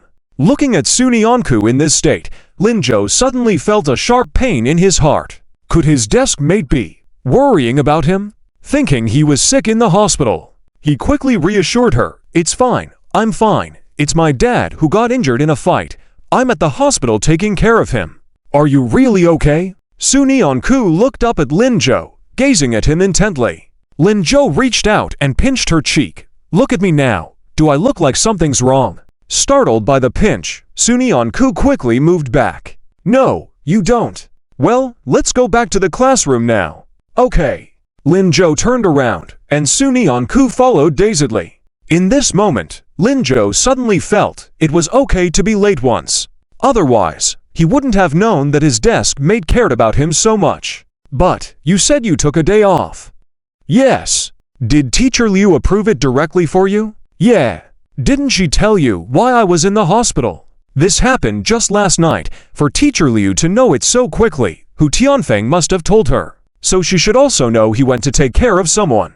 Unless Teacher Liu deliberately didn't tell Su Nianku. No, she didn't mention it. Lin Zhou raised an eyebrow. You didn't ask either? I forgot. Lin Zhou couldn't help but laugh. When they arrived at the classroom door, they saw Teacher Liu coming out. Class was about to start. Lin Zhou stopped her. Teacher Liu. Seeing her, Teacher Liu didn't find it strange at all. You're here. Yeah. Then go eat breakfast quickly. Okay, thank you. You're welcome. Teacher Liu walked away. Su Nianku looked at her leaving figure, and then at Lin Zhou. Lin Zhou, why did you suddenly thank Teacher Liu?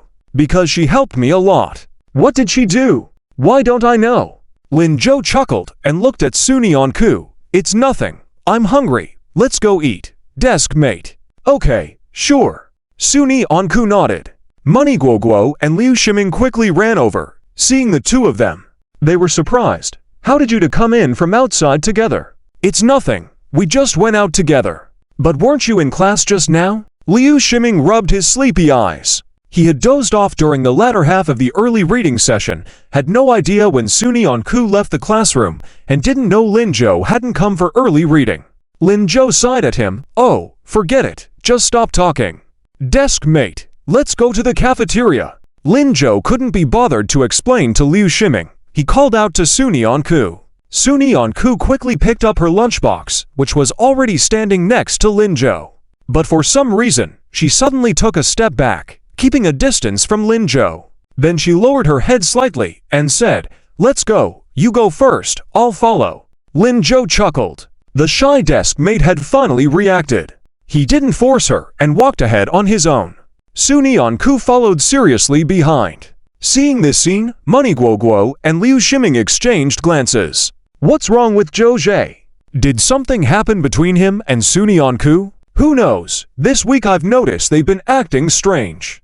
Have you noticed Zhou Zhe is wearing new shoes? What's wrong with new shoes? Isn't it normal? Normal. Before the exams, he was always wearing old shoes, right? Money Guo Guo, are you overthinking this? Can't Zhou Zhe buy new shoes? Well, you do have a point. The two continued bickering as they followed behind Lin Zhou and Suni Onku. They didn't notice that Fan Yun's left the school gate as soon as class ended. He carefully looked around and found no one behind him, then walked to a corner 500 meters away from the school. There stood a young man, Chen Fanchao. Cousin, why did you come to Jiangcheng County so early on a Thursday? Don't you have classes today? Classes? What classes? I'm fed up. Huh? What's bothering you? It's all because of Lin Zhou. Let me tell you, during the exam, we made a bet with Lin Zhou that if we couldn't pass the exam, we'd come and apologize. This is really... How come those rumors haven't drowned him in spit yet? Cousin, why didn't you tell me he's really such a good student? Ah, there's no other way. Tell me, what other dirt do you have on Lin Zhou? I want to see if there's anything I can use. Fan Yun's was slightly surprised. After a moment, he reacted. Cousin, huh? What's up? Hurry up and say, I have to go back and discuss strategies with my teacher. Fan Yun's narrowed his eyes. Did you spread those rumors about Lin Zhou? Yeah, no, not entirely. I just heard about it and exaggerated it. What's wrong? Are you out of your mind? Fan Yun's suddenly roared. Chen Fanchao was startled. He quickly looked around and realized no one was there. Then he calmed down a little. What are you yelling about? What are you yelling about? Cousin, aren't you also not looking forward to Lin Zhou doing well? That information, a part of it was from you. After all, I just made them a bit more colorful. What's wrong? I don't want Lin Zhou to do well, but why did you involve our school? That's our school, and our class, our second class. Do you know what kind of situation we've been put in because of those rumors? Our teacher Liu, such a good homeroom teacher. Fan Yun's became more and more agitated. Chen Fanchao was taken aback by his appearance. You're not my cousin. What's wrong with you? What does that have to do with you? As long as it messes with Lin Zhou, isn't it good? The bigger the problem, the worse it is for Lin Zhou, isn't it? Isn't that what you want to see? You're talking nonsense. Fan Yun's couldn't care less about being polite at this moment and directly scolded. That's my alma mater. Do you understand? I've been studying here for 3 years, and I'm about to graduate. This place carries all my youth. You are now tarnishing my youth, huh? Cousin, don't be so angry. You've spent a lot of time with Lin Zhou.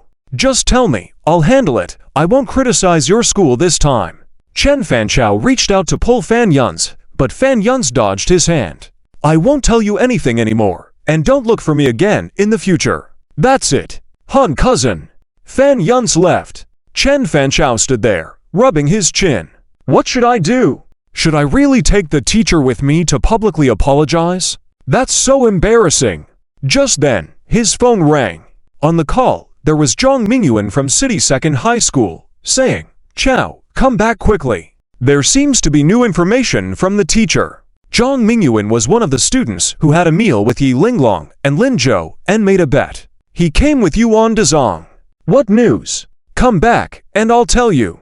All right. Chen Fanchao hurried back to the hotel. At the same time, Yuan Dezong was looking at Gao Xinyuan holding a stack of photos and said, Teacher Gao, how are these photos? Are they explosive enough? Zhang Mingyuan and another student beside them were also laughing. Gao Xinyuan frowned. Where did you get these? Oh, don't worry about where I got them. It's useful. Yesterday night, Lin Zhou got into a fight with a group of thugs and even their principal, Hu Tianfeng. The evidence is conclusive. What do you think the teachers and students of City First High School will think when they know about this? But, do you know the whole story? What if there's a hidden reason? If this comes out, Principal Hu, is the whole story important? Principal getting into fights with students is a big taboo. Besides, Principal Hu is the principal of City First High School. What does it have to do with us? But, well, Teacher Gao, don't worry about those things. Do you really want to go and apologize to them? After you apologize and go back to school, can you hold your head up? This incident was caused by your school, Sai. I'm also unlucky, being implicated in this. Teacher Gao, you have to take responsibility. With that said, Gao Xinyuan fell silent. Fighting in school is indeed unacceptable. If this matter is exposed, Principal Hu Tianfeng will definitely not remain as the principal. However, Yuan Dezong was right. Whether Hu Tianfeng could remain as the principal had nothing to do with them. All right, let's do it this way. Tidy up, and we'll go to City First High School later. Okay. City First High School. After breakfast, Lin Zhou returned to the classroom with Sunion Ku. When he took out his textbook to review, he naturally wanted to talk to Sunion Ku. But as soon as he turned his head, he noticed Sunion Ku instinctively dodging and nervously looking at him like a little bunny. Lin Zhou helplessly said, "Little Deskmate, I just wanted to ask if you have glue. My book cover is almost falling off." Like this. Yes, what else did you think I was going to do? She thought Lin Zhou was going to do something sensational again. But Sunion Ku dared not say that. She carefully took out the glue from her desk and handed it to Lin Zhou. "I have it." "Thank you." Lin Zhou nodded. As he reached for the glue, he noticed Sunion Ku quickly pulling her hand back, as if afraid of touching him. Lin Zhou sighed in frustration. It seemed like he was too impatient that day. The little desk mate's reaction was too intense. Lin Zhou could only lower his head silently and carefully glued the book cover. But, because his mind was elsewhere, he poured too much glue. He quickly took out some paper to wipe it off. His arm accidentally touched the glue nearby. Lin Zhou. He sighed quietly. Sunion Ku couldn't help but laugh at this point. When Lin Zhou looked at her, she quickly stopped herself from laughing. After thinking for a while, she said, shall I help you? Okay, thank you so much, little desk mate. Lin Zhou handed her the book and tissue without giving her any time to react. At that moment, Sunion Ku suddenly felt like she had been tricked. This Lin Zhou guy did it on purpose, right? After all, he's usually so clever. How come he can't even glue a book cover properly? But what's said is said. She carefully took the book and tissue from Lin Zhou's hand. She wiped off the spilled glue and blew on it carefully. Lin Zhou watched her carefully wiping the glue with puffed cheeks. It must be said that this little desk mate was really charming. He really wanted to kiss her again. But as soon as this thought came to him, Lin Zhou quickly pushed it back. No, it's not the right time now. What if the little desk mate overreacts again? Let's find an opportunity later to bring it up. Lin Zhou. Fan Yun's angry voice brought Lin Zhou back to reality, seeing him standing in front of him with a black face, as if he wanted to hit someone. Liu Shiming and Xia Dongqing, who were sitting nearby, stood up quickly. Fan Yun's, what are you doing? Even Sunion Ku stared at Fan Yun's seriously. Lin Zhou raised his hand to stop them, and then calmly looked at Fan Yun's. What's wrong? Have you done anything that damages the school's and class's interests these days? Huh?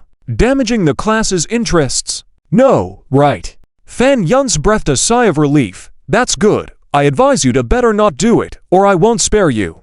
After saying this, he gave a cold snort and walked back to his seat. Halfway there, he paused. Be careful lately. After saying that, his voice fell, with no further pause. Lin Zhou looked at his back in confusion. He felt like Fan Yun's today was not quite normal. Liu Shiming was even more puzzled, hugging Xia Dongqing's neck and asking Lin Zhou, Bro Zhou, what's up with Fan Yun's? Lin Zhou shook his head. I don't know. Sunion Ku also asked anxiously, is he going to harm you again? It should be fine. Otherwise, why would he warn me to be careful? Then, Is there something dangerous happening? Not sure. It's nothing. We'll stop it if trouble comes. Sunyeon-ku nodded seriously. Yeah, I'm not afraid. Lin-jo, don't be afraid. I'll always be by your side. Lin-jo looked at Sunyeon-ku with surprise. At this moment, she seemed fearless, and her words were especially moving. Sunyeon-ku, being looked at this way, quickly lowered his head. There seems to be danger. I'll protect you. Great. Lin-jo laughed. With a little desk made to protect her, she could indeed be invincible. At the same time, on the other side, Zhao Haiyang had just returned from the restroom and was prepared to dash back to the classroom. There were only 2 minutes left before class. Just then, he saw Sun Minghua not far ahead. She was holding a lesson plan in one hand and a phone in the other, talking on the phone. As she spoke, she looked around as if afraid of being overheard. Then she walked into a nearby corner. Zhao Haiyang squinted slightly. What was Teacher Sun talking about? So mysteriously, almost involuntarily, he carefully made his way to the opposite corner. Behind a wall, he overheard Sun Minghua's conversation. Agreed. Then let's do it that way. Deal, huh? You should focus on Liu Qingyan. It's because of her that I'm really annoyed. As the call was about to end, Zhao Haiyang quickly ran away while Sun Minghua was distracted. However, the feeling of tension in his heart couldn't be dispelled. Sitting in his seat, he still felt his heart pounding. Wang Zhaoqing, seeing this, curiously asked, Zhao Haiyang, what's wrong? Nothing, I just ran too much. Oh, take out your book first before taking a rest. Teacher Sun is coming soon. Oh, okay. Sun Minghua was their English teacher. Zhao Haiyang quickly took out his textbook. Sun Minghua also entered the classroom. Everyone, turn to page 108 in your textbook. Oh, Zhao Haiyang, what's wrong? Why are you sweating profusely? Zhao Haiyang quickly wiped his sweat. Next to him, Wang Zhaoqing jokingly interjected, Teacher, don't mind him. He just ran back from the restroom. He'll be fine in a bit. Okay, let's start the lesson. Stand up. The monitor shouted, and Zhao Haiyang quickly stood up along with his classmates, mechanically greeting the teacher. But his inner turmoil couldn't be resolved. What was Teacher Sun really up to? Was she planning something bad? Just thinking about it, Zhao Haiyang felt that the classroom was not safe at all. No, he had to transfer to another class. There was no time to hesitate. With this in mind, Zhao Haiyang quickly took out an A4 paper and quietly wrote something. Meanwhile, in the office, Zhang Shuqi was on the phone, earnestly discussing something. Hung Principal, rest assured and recover. Leave this matter to me. On the other end of the phone, Hu Tianfeng's voice quickly came. All right, I'll leave it to you then. No problem. This is my responsibility. Gao Xinyuan and Yuan Dezong, teachers have already arrived in our county. After the second class, during the intermission, they will come to the school to apologize. Haha, these two really made a fool of themselves this time. Hearing this, Hu Tianfeng was slightly taken aback. Yuan Dezong. Yuan Dezong from second high school. Yes, what's wrong? Do you know him? Well, we worked together when we were young.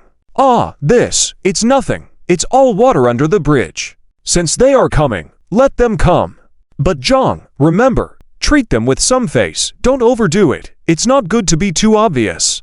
Got it. I understand, Principal. Well, then let's hang up, Principal. Wait, I have something to tell you.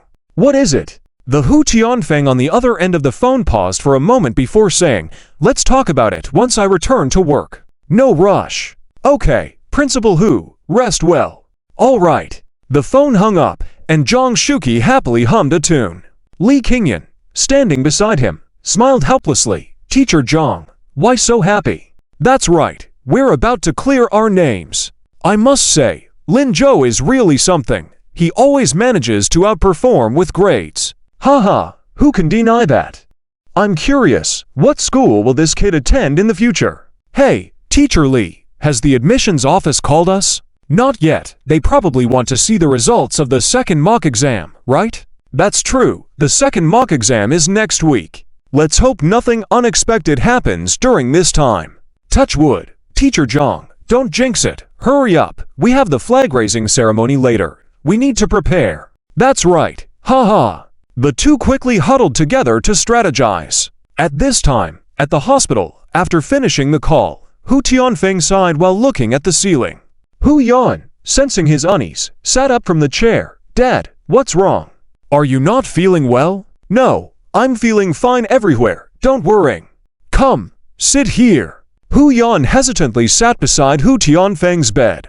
Seeing Hu Tianfeng staring at his hair, he quickly touched it. Dad, when you're discharged, I'll go and have my hair cut, like my brothers. Haha, in the end, you're still learning from Lin Zhou. Heh, who made my brother outstanding? Indeed, outstanding. But, Yan, I wanted to talk to you about something. Me? What's up? Do you want to come back to the county to study, huh? I'm fine here, right? Hu Yan directly refused, but fearing that Hu Tianfeng would think more, he added quickly, Dad, that's not what I meant. I mean, I will study hard, but I want to continue at Samping Middle School. My brothers are still there. It's not that I can't bear to leave them, it's just that if I am not there, they might end up following another leader, and they'll really go astray. I think, if I study, I can also guide them, let them learn together with me. After saying this, Hu Yan lowered his head in embarrassment. Hu Tianfeng looked at him fondly, and after a moment, he sighed, Yan, you've grown up.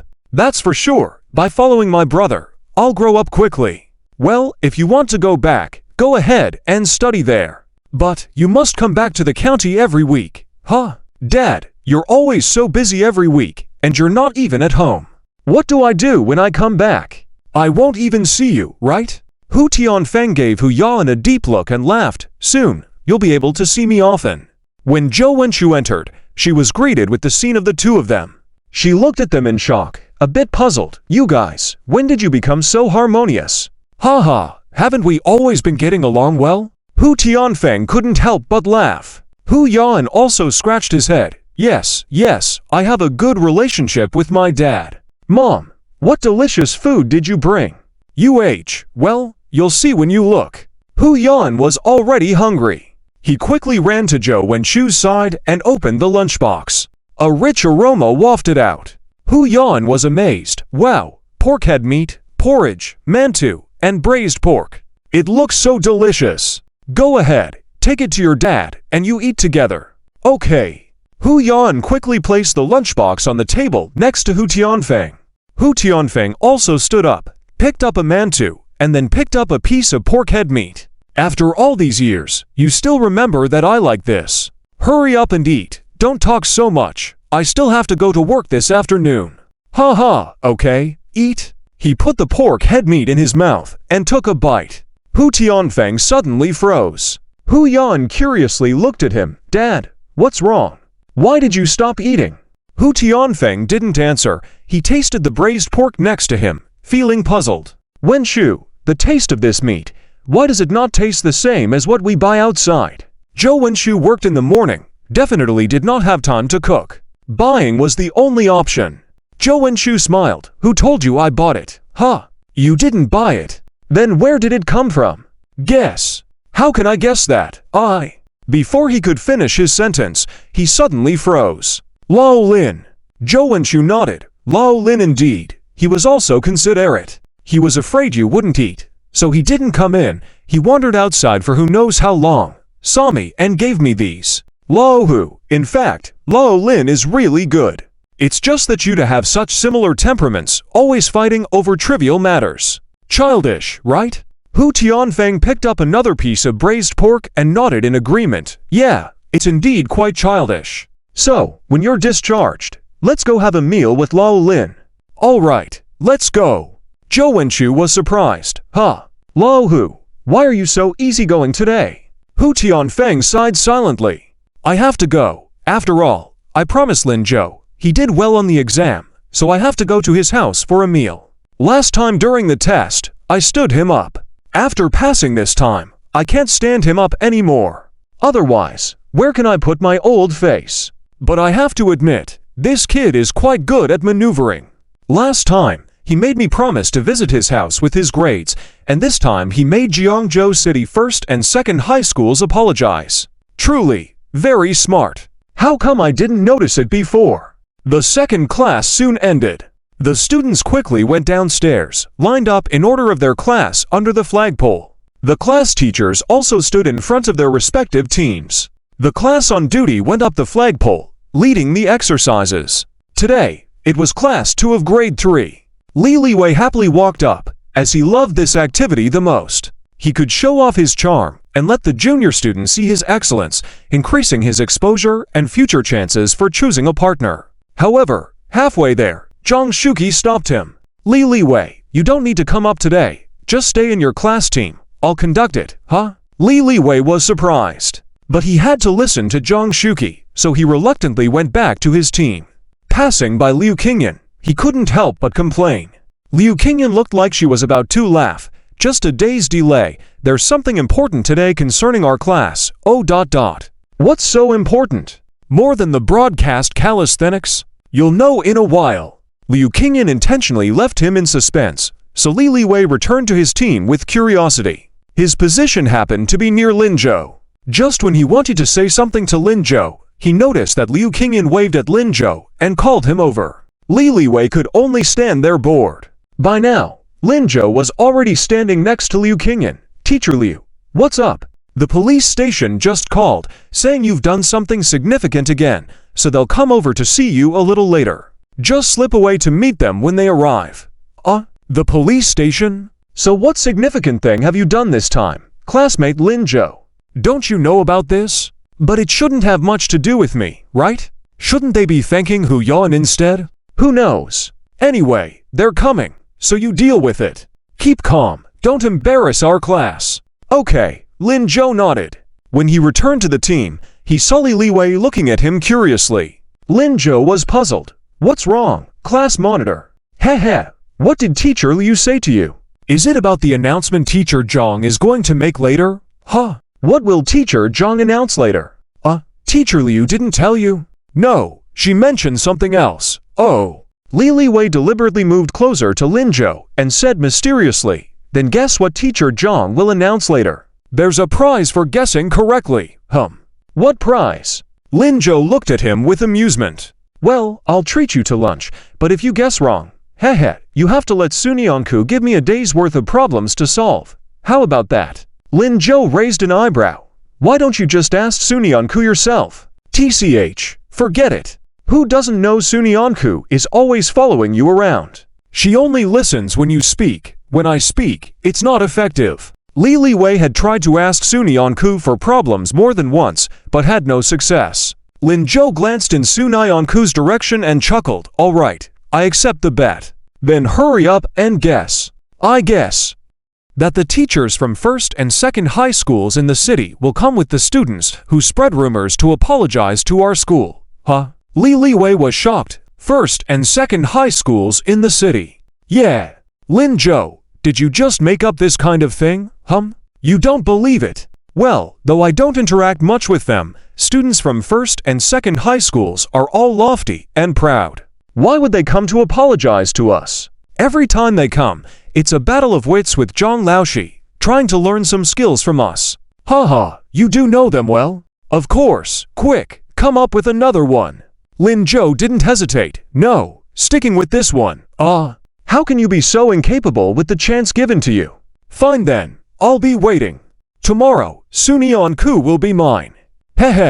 Just as Li Wei finished speaking, he saw Lin Zhou's murderous gaze. He pretended not to hear and stood in place, waiting for teacher Zhang Shuqi to speak. At this moment, Zhang Shuqi had already taken the microphone and adjusted the volume. He cleared his throat and began speaking. Hello, classmates. Today, we will not do the radio exercises. Instead, I want to take this opportunity to announce a major event about our school. I'm sure you all know that a few days ago, rumors were spread online and in society, causing damage to the reputation of our school, especially the honor of Class 32 of the senior year. Now, our classmate Lin Zhou has proven with his own achievements that he did not cheat, he relied solely on his own abilities. Of course, Lin Zhou's achievements are worth learning from, but I won't say much about that now. Your homeroom teacher will discuss it with you during the class meeting. What I want to talk about now is, The teachers and students from City High School and City Second High School who spread rumors are coming up to apologize to our Jiangcheng First High School for this matter. Let's give them a round of applause. As soon as he finished speaking, thunderous applause erupted from the audience. Excited students shouted, "Great! Fantastic! Lin Zhou is amazing! Ha ha! They should apologize! Make them apologize!" In class 2, Sun Yanku smiled as she looked in Lin Zhou's direction. She knew that Lin Shu was always the most dazzling figure. Beside her, Li Liwei had a mournful look on his face, tears almost flowing. He looked at Lin Zhou in a tangle. How do you know everything? I guessed. After all, radio exercise was rarely cancelled. If Zhang Shuqi took the stage, something important must have happened. Presumably, these past few days, Zhang Shuqi was also upset and deliberately put pressure on the people from City High School and City Second High School. After all, this matter concerned not only Lin Zhou but the entire Jiangcheng County First High School. If they let it go this time, they would definitely be seen as easy targets for manipulation in the future. Zhang Shuqi would not allow such a thing to happen. Your guesses are incredibly accurate. I admire you. Haha, you're welcome. How about lunch? Please, my treat. If they've really come to apologize, I'm happy to spend that lunch money. After Li Liwei finished, he joined the students in applauding. Not far behind them, Fan Yun squinted, staring in Lin Zhou's direction, his mind filled with doubt. They actually came to apologize. That means Chen Fanchao also came to apologize. Then what about this morning? No, things couldn't be so simple. But where could the problem be? He thought for a moment and couldn't help but shout, "Lin Zhou, don't celebrate too early." As these words came out, several people nearby immediately cast contemptuous glances at him. Come on, Fan Yuns, aren't you giving up yet? Is it so hard to admit that Lin Zhou is better than you? You're too proud, aren't you? Wang Zikin shook his head and ignored Fan Yuns. He thought Fan Yuns might have a change of heart due to this incident, but apparently not. Hearing those words, Fan Yuns suddenly clenched his hands. He stared at Lin Zhou intently, wanting to say something, but in the end, he remained silent. In class 3 next to them, Yun Ruoxi's gaze fell on Lin Zhou. In this exam, she only scored 130 points and didn't qualify for the national competition. But Lin Zhou was different. Not only did he score 148, but he also became the center of attention at the school. During these days, she had been listening to everything about him and waiting for Lin Zhou to come and ask her for help, to ask her to testify that he didn't cheat, and to ask her to stop the rumors among the students. After all, she was the school's belle, and at least half of the male students in the school secretly admired her. As long as she spoke, the rumors would naturally stop. But he never came. What Yun Ruoxi was waiting for was today's apology. She couldn't believe what she was seeing with Lin Zhou. What was wrong with this person? Why was he so lucky every time? When would he come to her again? With these thoughts, Yun Ruoxi closed her eyes and prayed repeatedly, "Let Lin Zhou be unlucky. Let Lin Zhou be unlucky. Let Lin Zhou be unlucky." Li Xiaowan, who was closest to her, quickly heard her muttering. She looked at her in confusion. "Ruoxi, what are you murmuring about? Why do you want Lin Zhou to be unlucky? He worked so hard to achieve his current results." Li Xiaowan also saw everything about Lin Zhou.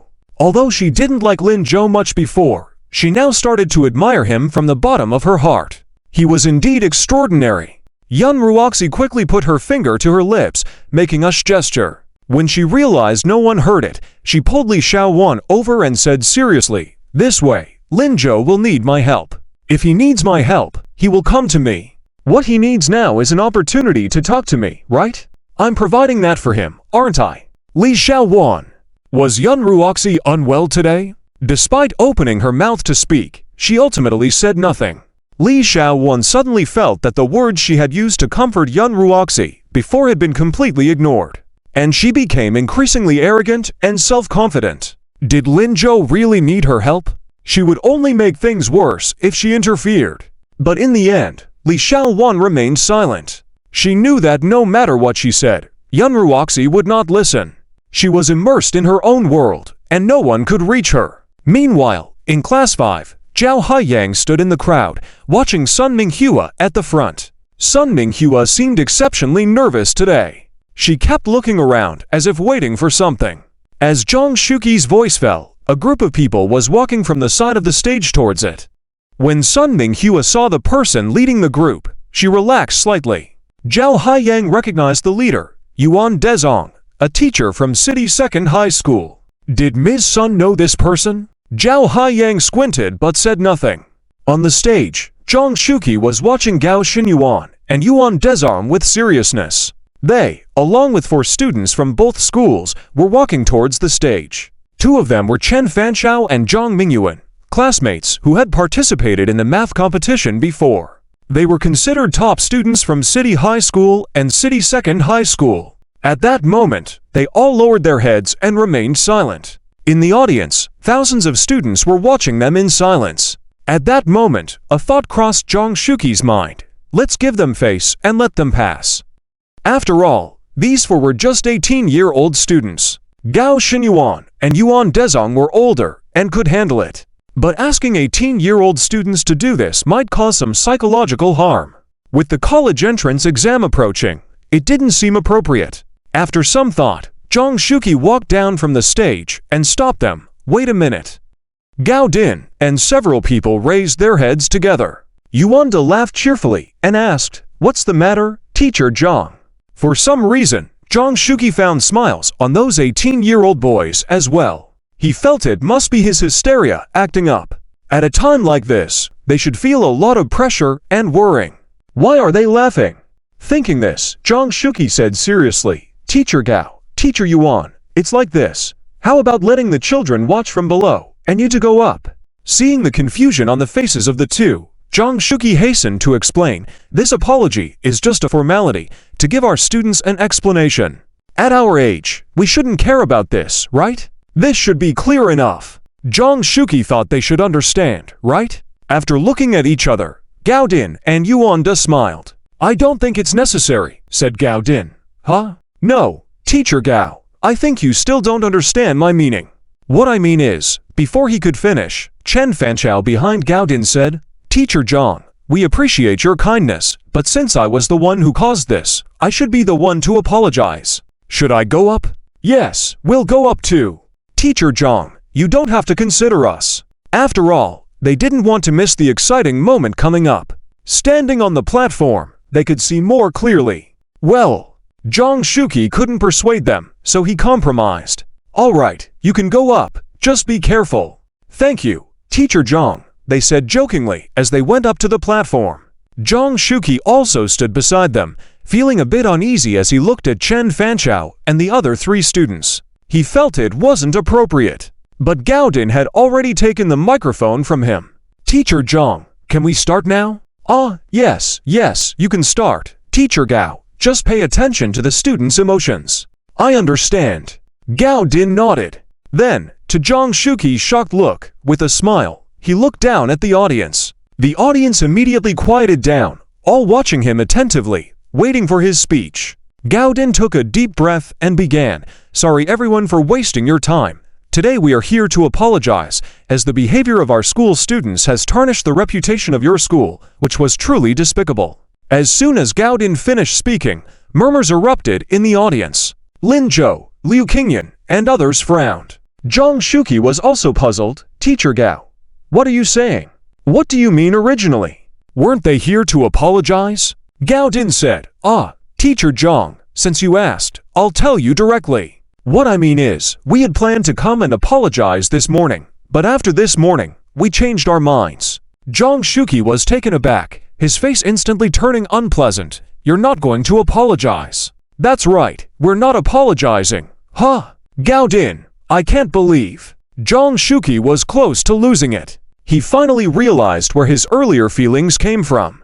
These people, including the students, didn't seem like they were here to apologize. The 2 teachers could pretend, but the 4 students clearly couldn't. In the audience, discussions were escalating. What's going on? If they're not here to apologize, why are they here then? Did something happen again? Suni Onku suddenly had a bad feeling and quickly stepped forward, standing next to Lin Zhou. Fan Yuns stared intently at the stage. Could it be that his cousin really found something else to use against Lin Zhou? In Class 3, Yun Ruoxi suddenly laughed. "Great! Her wish was coming true. Li Xiaowan looked at her and rolled her eyes silently. She felt it was necessary to reconsider whether to be friends with Yun Ruoxi. Don't get excited, Teacher Zhang. Please calm down and listen to me first. Gaodin stopped Zhang Shuqi, then quickly took out an envelope from his pocket and raised it high. Seriously, he said, sorry everyone, and Teacher Zhang, the main reason is that this morning, we received this. He opened the envelope and took out a photo from inside. After a quick glance, he said to the students, you might not see it clearly, but Teacher Zhang should be able to see clearly. Teacher Zhang, here. After giving the photo to Zhang Shuqi, he turned to the students again. Originally, I planned to discuss this matter separately with Director Zhang, but due to the big scene Director Zhang created, I have no choice but to talk about it here. You don't need to see it clearly, I'll explain it to you. Last night, fellow student Lin Zhou from your school got into a fight again. And it was with some punks on the street. There were 5 or 6 of them, lying on the ground beaten up, while Lin Zhou stood there unscathed. What's even more horrifying is that near Lin Zhou was your principal, Hu Tianfeng. I'm sure everyone is curious, why wasn't the principal present at such an important event? Because he's in the hospital now. Although Lin Zhou did perform well in the recent exam, I still think fighting like this is going too far. What good is it to excel academically if there's a lack of morals? While our previous behavior may have caused some harm to your school in terms of academic performance, now, with this actual incident, Lin Zhou's relationship with principal Hu is significant and involves shielding him from fighting. How can a student who enjoys fighting receive the honor of being a model student? If he can get it, then shouldn't all of you be eligible for it as well? This is simply unfair. So, Director Zhang, we apologize for our previous actions, but regarding this despicable incident, you should also address it, right? Otherwise, how will you explain it to your students? Gao Din finished speaking in one breath and looked at Zhang Shuqi. At that moment, Zhang Shuqi, who had been stunned since receiving the photo, was still staring blankly. In the audience, discussions reached a peak. What's going on? Fighting with the principal. Lin Zhou. Is this fake? I also think it's fake. It's simply impossible, right? But that photo, I was standing in front. I saw it clearer. It's indeed. What's happening with Lin Zhou and Principal Hu? In class 2, Lin Zhou looked at the scene with a strange expression, finding it amusing. Su Nianku watched him worriedly. Lin Zhou, are you okay? Lin Zhou waved his hand and said, it's okay, don't worry. After comforting Su Nianku, he tried to approach Liu Qingyan. At that moment, Fan Yun's quickly walked up from behind, his face filled with anger. Lin Zhou, didn't you say you didn't do anything wrong? What's going on? You liar! Scoundrel! Just a plain scoundrel! The reputation we've worked so hard to establish for our class is about to be ruined because of you. Lin Zhou, you deserve to die. Beside them, Liu Ximing quickly stepped forward to stop him. Fan Yun's, why are you so foul-mouthed? Things aren't clear yet, and you're already falsely accusing my friend Zhou. Are you crazy? Do we still need to clarify things? Would the students from City First High and City Second High falsely accuse Lin Zhou? Haven't they accused him enough? Su Nianku glanced over coldly, her voice chilling. Fan Yun's was speechless for a moment, suddenly feeling that what Su Nianku said made sense. But at that moment, his mind was quickly consumed by hatred. Anyway, I don't care. Lin Zhou, if you can't handle this, I'll kill you, you! Su Nianku quickly stepped forward, standing between him and Lin Zhou.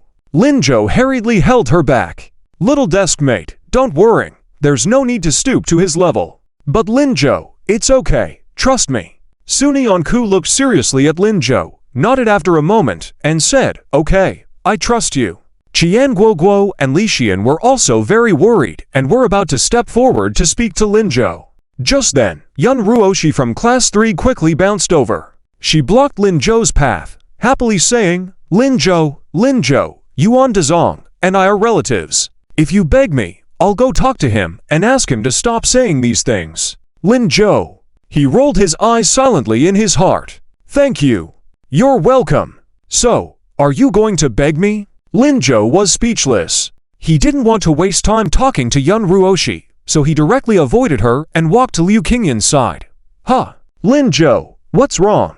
Yun Ruoxi also wanted to go over, but when she saw Liu Qingyan, she stopped in her tracks. That was, after all, a teacher, and she didn't dare to offend her. Lin Zhou, what's wrong? It's nothing. Just wanted to ask you if the police have arrived. Liu Qingyan checked the time and said, they should be here soon. Oh, they're here. Liu Qingyan's cell phone rang. Lin Zhou said, let me not go and greet them. Let them come directly to the flag platform. Liu Qingyan smiled. Haha, I didn't expect you, Lin Zhou, to have a high-profile day too. I didn't want to either, but it's out of my control, right? Indeed, I'll go talk to them. Okay, thank you, Teacher Liu. Liu Qingyan quickly went to the side to answer the phone. On the flag platform, Zhang Shuqi was still bewildered. Gao Xinyuan and Yuan Dezong exchanged glances, curious. Teacher Zhang, what are you doing? Why aren't you speaking? Aren't you going to explain? Taking a deep breath, Zhang Shuqi said seriously, I was mainly thinking, how can I get you two bastards to roll off from here? Huh? Teacher Zhang, isn't that inappropriate? As a role model, how can you curse at people? You're right, I shouldn't curse. Haha, sorry Gao teacher, but I feel like this matter doesn't require my explanation. What do you mean? Gao Xinyuan was a bit puzzled. Zhang Shuqi stuffed all the photos into his pocket and chuckled. I was just thinking of giving you few brats a chance to save face, but you insisted on coming up here and embarrassing yourselves along with your teacher. Chen Fanchao and the others looked at each other in confusion. Before they could speak, Zhang Shuqi turned to Yuan Dezong and Gao Xinyuan. Mr. Yuan, Teacher Gao, did you believe someone's word to bring these photos here? Gao Xinyuan's expression changed slightly. What do you mean? Zhang Shuqi smiled. Nothing much. I'm just curious. You didn't even bother to find out why this scene happened, did you? Gao Xinyuan and Yuan Dezong exchanged glances again, suddenly feeling a sense of foreboding. You know. How could I not know? You know and you're covering for them? I'm not really covering for them. I just haven't figured out how to reward Lin Zhou yet. Reward? Is there a reward for fighting? Well, Zhang Shuqi said, then turned to the flag platform and laughed. I think someone will explain it to you. Gao Xinyuan turned his head and saw several policemen quickly approaching. They were accompanied by Liu Qingyan. Students also looked at each other in confusion. Why are the police here? What's going on? Lin Zhou chuckled as he watched the police ahead. I didn't expect even acquaintances to come. Liu Ximing and the others stood worriedly by his side. What acquaintances? Huh? Officer Zhou, why are you here? Lin Zhou, what did you do again? Did you really get into a fight last night? Yeah. Damn. Liu Ximing cursed directly. Everyone's attention was immediately drawn over, thinking Liu Ximing was going to scold Lin Zhou. But to their surprise, they heard him say, you got into a fight without calling me. After all, I'm a martial arts champion. Everyone. Fan Yuns also stared at the police in confusion, full of question marks. Had the fight escalated to this level? The police were actually involved? At this moment, on the flag platform, Officer Zhou, who had just arrived, looked worried. What's going on? What's this about, Teacher Zhang? I heard someone was slandering Lin Zhou. Having only gotten a rough idea on the phone, Officer Zhou hurried over. On the platform, Gao Xinyuan and Yuan Dezong's faces changed instantly, slandering. Officer Zhou completely ignored the two of them, looking only at Zhang Shuqi. Yes, Officer Zhou, thank you for coming again and appearing in public for this. What kind of words are these? Lin Zhou is an exemplary student in our county, always doing good deeds. He saved several people last time, and he saved several people again this time. Such a little hero, it's only right for me to be here. After saying these words, Officer Zhou noticed Gao Xinyuan and Yuan Dezong. His expression immediately turned cold. So it's you, huh? Teachers and students from City First High and City Second High? Weren't you here to apologize? What? No apology, and instead fabricating lies again, is it? Do you actually think we are pushovers? Gao Xinyuan and Yuan Dezong were immediately overwhelmed with shock, especially Gao Xinyuan. He had been listening to Yuan Dezong all along, not knowing the full story. At this moment, he felt like he had caused a great disaster. He cautiously looked at Officer Zhou. Officer, what's going on? What's going on? Principal Hu and Lin Zhou were over there yesterday to save people. Officer Zhou felt unsatisfied after saying that, so he picked up the microphone and repeated, do you understand saving people? If it weren't for Lin Zhou and Principal Hu, the innocence of a 15-year-old girl would have been lost. Officer Zhou's voice fell. In the audience, there was once again a stir. What? Rescue someone? The youths each wore a look of surprise. The girls, on the other hand, first felt a chill. The innocence of a 15-year-old girl. Then, admiration filled their faces. They were just over 15 years old themselves. For them, watching the situation unfold was more important than their own lives. The consequences of it being lost were unimaginable. Class 2 was about to go find Lin Zhou to continue Lin Zhou's pursuit of Yun Ruoshi. He was slightly stunned, standing in place. His feet, which were ready to take a step forward, could not move. Su Nianchu raised her head, looking at Lin Zhou standing shoulder to shoulder with Liu Qingyan. There was suddenly a smile in her eyes. Lin Zhou said he could do it, and he certainly did. Not only did he do it, he did it so beautifully. She knew that whatever he set out to do, it would definitely be something good. Why was Lin Zhou so excellent? Feeling a gentle touch on her body, Su Nianchu turned her head and saw Qian Guo and Li Shiyun standing beside her, smiling. Are you all stunned? Su Nianchu quickly lowered her head.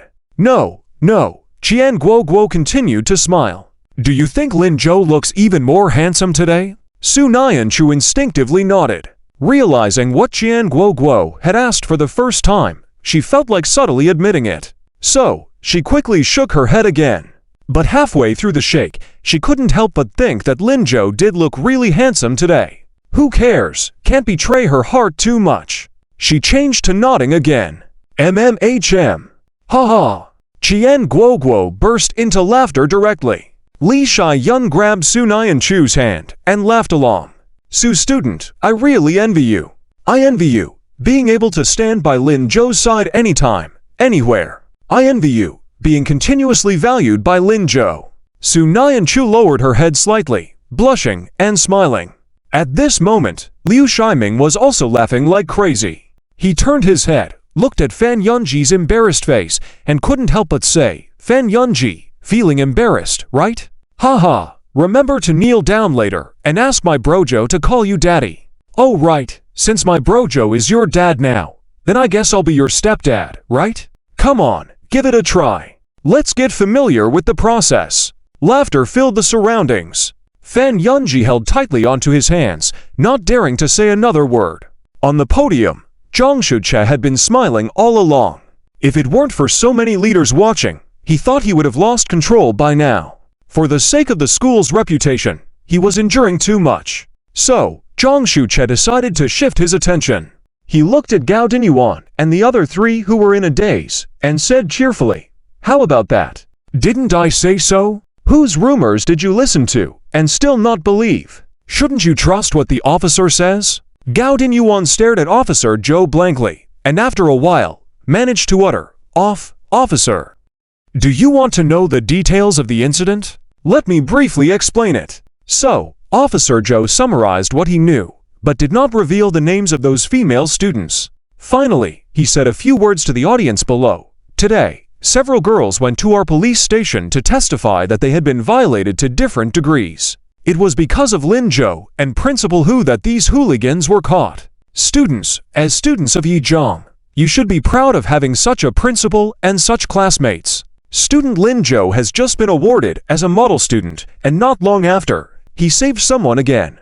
He's truly the little hero of our Jiangcheng County. I'm here today on behalf of our citizens and the rescued girls to thank him. Oh right, I also brought a gift, requested by those girls to be given to Lin Zhou. Officer Zhou said, taking out a large bag from a nearby police officer. Lin Zhou student, come up. Lin Zhou in the audience at that moment felt a bit helpless. He really didn't like being in the spotlight. Last time, in front of the whole class, was embarrassing enough. And now, it was in front of the whole school. But in this situation, he had no choice but to go up. He sighed and walked towards the stage. Seeing this, Liu Qingyan asked with a smile, Why do you look unhappy? Lin Zhou raised his hand. No, I'm very happy. Teacher Liu, you misunderstood. Liu Qingyan could only shake her head helplessly. When Lin Zhou walked onto the stage, Gao Dinyuan and Yuan Dezhang's faces were full of embarrassment. Chen Fanchao and the other for behind them bowed their heads. They had only come to watch the excitement, but now felt embarrassed. But Lin Zhou didn't even glance at them, he just took the gift from Officer Zhou's hands. Officer Zhou, thank you. He intended to take the gift and leave. After all, receiving gifts at his age, especially from 15 or 16-year-old girls, was surely extra awkward. It was more embarrassing than receiving an award on site. However, Officer Zhou did not give Lin Zhou a chance. Hey, Lin Zhou, don't leave. At times like this, shouldn't gifts be taken out and shown to everyone? Why so low-key? You just saved someone. With that, he took the bag back from Lin Zhou's hands. Lin Zhou. Clearly, there was no escape. However, even though Lin Zhou didn't like these things, for 17 or 18-year-olds, this was a huge fortune. They were all envious, stretching their necks out, afraid of missing any details. Even Chen Fanchao and Zhang Mingyuan were itching to move. Officer Zhou quickly opened the bag and took out a large piece of paper. On the paper, there was a seated young man with a red scarf, sitting upright. In front of him was a podium. He was listening attentively. But there was something strange about the young man. How should I put it? Although the drawing indeed depicted a person, it seemed to be from different hands. Some parts were well drawn, while others seemed like a child's messy drawings. Especially that face. It was really so ugly. Just as Lin Zhou was puzzled, he heard Officer Zhou's explanation. It's a drawing made by those girls together. It's their imagined version of Lin Zhou. Each stroke was done by them personally. Officer Zhou said excitedly, Student Lin Zhou, do you like it? Lin Zhou's mouth twitched. Heh, I like. How could he not like it? If he said he didn't like it now, he'd definitely get kicked down by Zhang Shuche, who was looking expectantly beside him, and then drown in his classmates' saliva. But he really didn't need so much gratitude. No one paid attention to Lin Zhou's feelings. Upon hearing Lin Zhou's response, Zhang Shuche burst into uncontrollable laughter. Ha, good. This is good. Lin Zhou, I suggest you frame it and put it in your room. So grand. Lin Zhou. He could only force a smile and decide to agree for now before putting it in a corner at home later. But before he could respond, Zhang Shuche took the initiative again. Forget it. I'll reluctantly run an errand and frame it for you. After framing it, I'll give it to you. Keep it at my place for now. And I'll give it to you tomorrow. This painting had to be displayed throughout the school. Today, he had to take a tour of the whole school with it. Lin Zhou's mouth twitched once again. Officer Zhou also echoed by the side. Yes, that's how it's done. Look at Lin Zhou, they've made you look so handsome. Well, alright. Thank you, Director Zhang. You're welcome. Haha, Zhang Shuqi laughed uncontrollably. Lin Zhou took advantage of this opportunity to quickly approach Officer Zhou. He asked about his doubts from this morning. Officer, this whole thing was mostly playful. I was just wrapping things up. You don't have to be. No, that's not right. Hunea said that he was inspired by you. Your education. That's why he did all this. He doesn't want any credit for it. It's all for you. Lin Zhou was left speechless, not knowing whether to laugh or cry. Officer Zhou patted his shoulder with a smile. You two brothers, I think we shouldn't keep passing this back and forth. I'll make sure to commend both of you later. Alright, Lin Zhou had nothing else to say, so he could only leave the platform. On the way back to the classroom, classmates threw admiring glances towards him. Their expressions were like they were witnessing their idol. He touched his forehead and quickly walked over to Liu Qingyan's side. Liu Qingyan couldn't help but laugh again. How does it feel to be famous, Lin Zhou? Not bad. Ha. On stage, Zhang Shuqi had already paraded the portrait in front of Gao Xinyuan and Yuan Dezong for 2 rounds. He was not satisfied. As he spoke, his words were full of sarcasm and criticism. Teacher Yuan, Teacher Gao, do you have students like this in your school? No, it's a pity. On that note, why are you here today? Oh, to apologize. Quickly apologize. Don't waste time. My students still have classes later. What are you saying? Yes, we at Yizhong are dedicated to cultivating every student to be like Lin Zhou. After all, we have such a role model. Ha. Gao Xinyuan and Yuan Dezong watched Zhang Shuqi self-directing, and no one dared to speak. They could only lower their heads, deliberately move away from the microphone, and said softly, I'm sorry." Seeing this, Officer Joe quickly handed the microphone he had been holding to the two. Teacher Yuan, Teacher Gao, the microphone is here. You didn't find it just now, right? Come on, say it again into the microphone." Immediately, their faces showed a pained expression.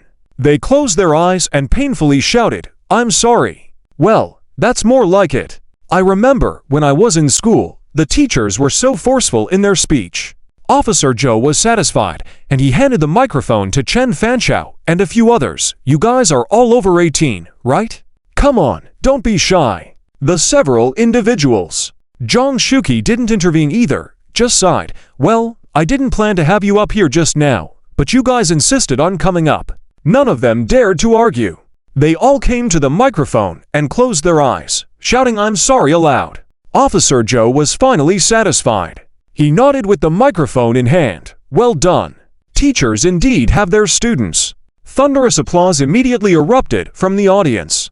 At this moment, Gao Xinyuan felt like he had lost all face. He dared not think about how the principal would reprimand him when he returned to school. This platform, he couldn't bear to stay here for another second. Gao Xinyuan cautiously touched Zhang Shuqi. Director Zhang, the apologies have been said. Why don't we leave now? Our car back to the city is about to leave, and the students have classes soon. We can't waste time." As soon as he said that, Officer Joe turned around. Wait, Teacher Gao, don't rush to leave. We're not done here yet." What else is there? This matter has had a serious impact, almost tarnishing the reputation of our Yizhong County. How can it be resolved with just an apology? Is that not enough? If an apology is enough, why would we need the police? Let's go, we'll have a chat. Gao Xinyuan was immediately flustered. "Officer Joe, isn't this inappropriate?" "What's inappropriate? You students should come too. I want to see who was so blind, spreading rumors." The four of them, including Chen Fanchao, were immediately panicked. Teacher, it's not my fault. Chen Fanchao told me everything. I didn't know anything. I only heard it from Chen Fanchao." I sobbed. "I don't want to go to the police station." Chen Fanchao was also a bit bewildered at the moment. "No, it's not like that. I heard it from someone else. I didn't know anything. He looked to Gao Xinyuan for help. Teacher Gao ... Gao Xinyuan could only bow and approach Zhang Shuqi. "Director Zhang, could you say something? These children are still young, and the college entrance exam is approaching." Zhang Shuqi sighed quietly. "I'm sorry, Teacher Gao. I'm not familiar with Officer Joe. I can't do anything about this matter. You handle it, please. As for the children, they should now pay for their mistakes. Fortunately, the impact of this incident is not severe. I'm sure Officer Joe will handle it properly." Officer Joe nodded earnestly. "Don't worry, I'll handle it well. Let's go." Gao Xinyuan had to protect Chen Fanchao and the others. "Don't be afraid, the teacher is here. Let's go." They could only hang their heads low. As they descended the platform, the students of Yizhong automatically made way for them. They walked through the crowd with their heads down. When they passed by Class 3 to 2 of the senior year, Gao Xinyuan suddenly remembered something, and his gaze fell on Lin Zhou. He almost begged, "Lin Zhou, I'm really sorry for causing you trouble. Let Officer Joe question me, that would be enough. What do you say? We can let these two students of mine. You're all students, you competed together in the Olympiad math competition. Chen Fanchao also qualified. Maybe you can become friends.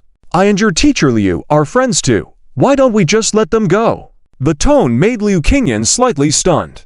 High Chief Officer Gao was trying to vouch for Lin Zhou. She was about to speak when Su Nianku quickly stood by her side and gently tugged at her sleeve. Liu Qingyan turned in confusion and heard Su Nianku say, "Teacher, let him decide for himself." "But Su, aren't you worried?" "No, Lin Zhou can always make the right decision." Liu Qingyan was slightly puzzled and remained silent. Liu Ximing and the others also gathered around, silently cursing Gao Xinyuan in their hearts countless times. "Brother Zhou, don't agree. They deserve the punishment, don't be too soft." "Exactly, we've been insulted enough by Yizhong. Thinking of letting them off, no way. Yizhong is so great, only knows how to bully us." Although they were muttering like this, they were still afraid. After all, Lin Zhou was a student, and a teacher was pleading for him.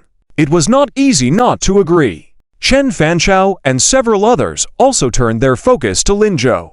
At this moment, there was no longer the arrogance and vigor when they first arrived. They were now filled with worry and fear, afraid that this incident might ruin their entire lives. They were waiting for Lin Zhou's answer. After a moment of silence, Lin Zhou smiled faintly and said, "Sorry, Teacher Gao, Director Zhang's attitude is my attitude. After all, the harm done this time is not just to me, but also to the entire Jiangcheng County No. 1 middle school. Although our group is not large, there are still many of us. I cannot forgive on behalf of the entire No. 1 middle school." Upon hearing this, the classmates breathed a sigh of relief. Teacher Gao Dingyuan was slightly shocked. He couldn't believe that Lin Zhou could say such words so calmly. He once again put on a high hat for himself. Gao Dingyuan felt the sweat running down his back. Now, he wanted to ask for forgiveness, not for himself, but for the students of No. 1 middle school. However, judging from the attitude of the students, he knew they would not agree. Gao Dingyuan could only nod and say, "Thank you," before leaving. As they left the crowd, the entire No. 1 middle school students cheered. Class to students once again lifted Lin Zhou up and threw him into the air. Fan Yun stood behind the crowd, quietly watching this scene. At some point, that once despised student Lin Zhou had become the pride of the entire class too. Meanwhile, Yun seemed to be regressing more and more. What had he done wrong these days? "Fan Yunza, sometimes you need to learn to be flexible," suddenly came the voice of Liu Qingyan. Yuns was slightly startled and turned around to see Liu Qingyan standing beside him, looking at him. She said, "It's not too late to change now." After saying this, she walked into the crowd and joined the classmates in celebration. In class 3, young Ruoxi hesitated for a moment, took a deep breath, put on what she thought was her sweetest smile, and walked in the direction of Lin Zhou. Unfortunately, before she could reach there, she was stopped by Li Xiaowan. Ruoxi, why don't you go over there?" "Why? I want to see Lin Zhou." "But don't you think Lin Zhou doesn't want you to go over there?" "What do you mean, Xiaowan?" Li Xiaowan didn't say anything. Yun Ruoxi also stood still. Even Zhou Shanshan was around Lin Zhou and the classmates were cheering.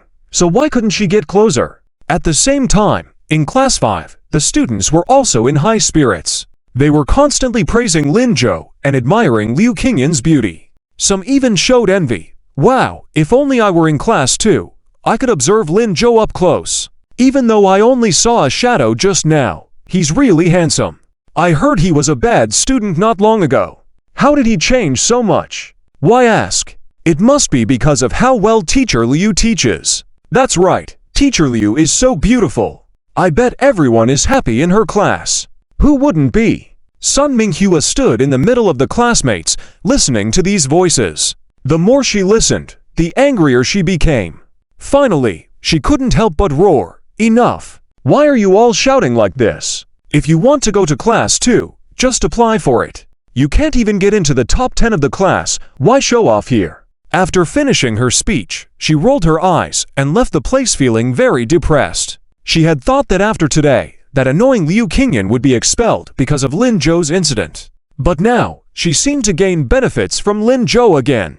Now, even if she caused trouble at school again, everyone would forgive her, right? This was too much. Absolutely outrageous. She didn't notice Zhao Haiyang behind the crowd, clenching his fists and staring at her. Perhaps unable to bear her actions any longer, he turned around and ran out from the back of the class. Zhang Shuqi had already announced the dismissal of the team, asking everyone to return to their classrooms to study. The teams immediately dispersed. However, Zhao Haiyang accurately found his way to class 2. He quickly ran to Liu Qingyan, who was about to return to the classroom, and said, "Liu, Teacher Liu, can you wait for a moment? I have something to discuss with you." Liu Qingyan turned her head, looking at him with confusion. "What's the matter, classmate Zhao Haiyang?" Lowering his head and hesitating for a while, Zhao Haiyang finally gathered the courage to ask, "Teacher Liu, can I transfer to your class?" Liu Qingyan was slightly surprised and looked towards class 5. Zhao Haiyang quickly explained, "Our teacher's son doesn't know yet, Teacher Liu, but I really want to transfer to your class. I don't want to stay in our class anymore. Since the start of high school, I've always been the top student in our class 5. I've already written the application. I won't hold you back, I just want to. Zhao Haiyang desperately tried to highlight his strengths. By the end, he wasn't sure what else to say. He could only repeat, I don't want to stay in our class. After a moment of silence, Liu Qingyan finally spoke. It's possible, but... You agree? Listen to me first. But Zhao Haiyang, you've been in class 5 for 2 years, right? Teacher Sun has always been your homeroom teacher. Your classmates, good friends are all in class 5. Can you bear to leave them? If you come to class 2, I welcome you, but you will need to adapt to a new environment, reconnect with classmates from scratch. Teacher Sun has been with you for 2 years. You have always been her pride. If you leave, she will definitely be saddened. Have you thought about all this? Zhao Haiyang lowered his head. He wasn't sure if he had thought through everything. Liu Qingyan was right. Since the beginning of high school, he had been following Sun Minghua. She had always valued him, entrusted important matters to him in the class. When he represented the class, he was the envy of other teachers. Every time Sun Minghua mentioned him, she smiled. Countless times she encouraged and pushed him to excel. But lately, Sun Minghua seemed mysterious these days, and he couldn't understand her. Seeing him silent, Liu Qingyan smiled. So, go back and think it over. If you have truly considered all this and made a decision, and if Teacher Sun agrees, I welcome you anytime. Zhao Haiyang nodded vigorously. Okay, I'll think about it again. Well, go on. Zhao Haiyang walked slowly towards the direction of the classroom. At that moment, he felt a sense of relief. Perhaps he had misunderstood Teacher Sun? What if she had not done anything wrong? If that were the case, transferring to a new class might hurt her feelings. Maybe he should talk to her again. After this class, he would go and find Teacher Sun in her office. Zhao Haiyang thought this way. Class 2's lesson today is an English class. The students happily entered the classroom, but English teacher Wang Min hadn't arrived yet. Fan Yunzi was walking at the back. As soon as he entered the classroom, he quickly made his way to his seat, afraid of being called out. Luckily, all the students were surrounding Lin Zhou, so no one noticed him. Fan Yunzi breathed a sigh of relief, hoping to go unnoticed for a while, and ideally that everyone would forget about the conversation between him and Lin Zhou earlier. But just then, he saw Liu Shiming quickly walk up to the platform and clap his hands loudly. With that clap, everyone curiously looked at him. Even Lin Zhou furrowed his brow in confusion. Fatty Liu, what are you doing? Liu Shiming actually wasn't as fat anymore, having lost over 20 pounds under Lin Zhou's supervision in the past month. But even with Lin Zhou calling him that, he didn't get angry. Instead, he chuckled and turned his attention to Fan Yunzi. Fan Yunzi suddenly had a bad feeling. Before he could react, Liu Shiming said, Zhou Zhe, have you forgotten? Someone wants to be your son. Lin Zhou then remembered the conversation he had with Fan Yunzi in the team before. Without waiting for Lin Zhou's response, the students immediately cheered, especially the boys. They laughed loudly, saying, Hey, Fan Yunzi, you just said that if Lin Zhou resolves this crisis, you'd kneel down and call him father. Hurry up, what are you waiting for? Your dad is right here. Lin Zhou was helpless but didn't intervene. Fan Yunzi indeed needed to be taught a lesson. Su Nianku, Jian Guoguo, and a few others watched from the side.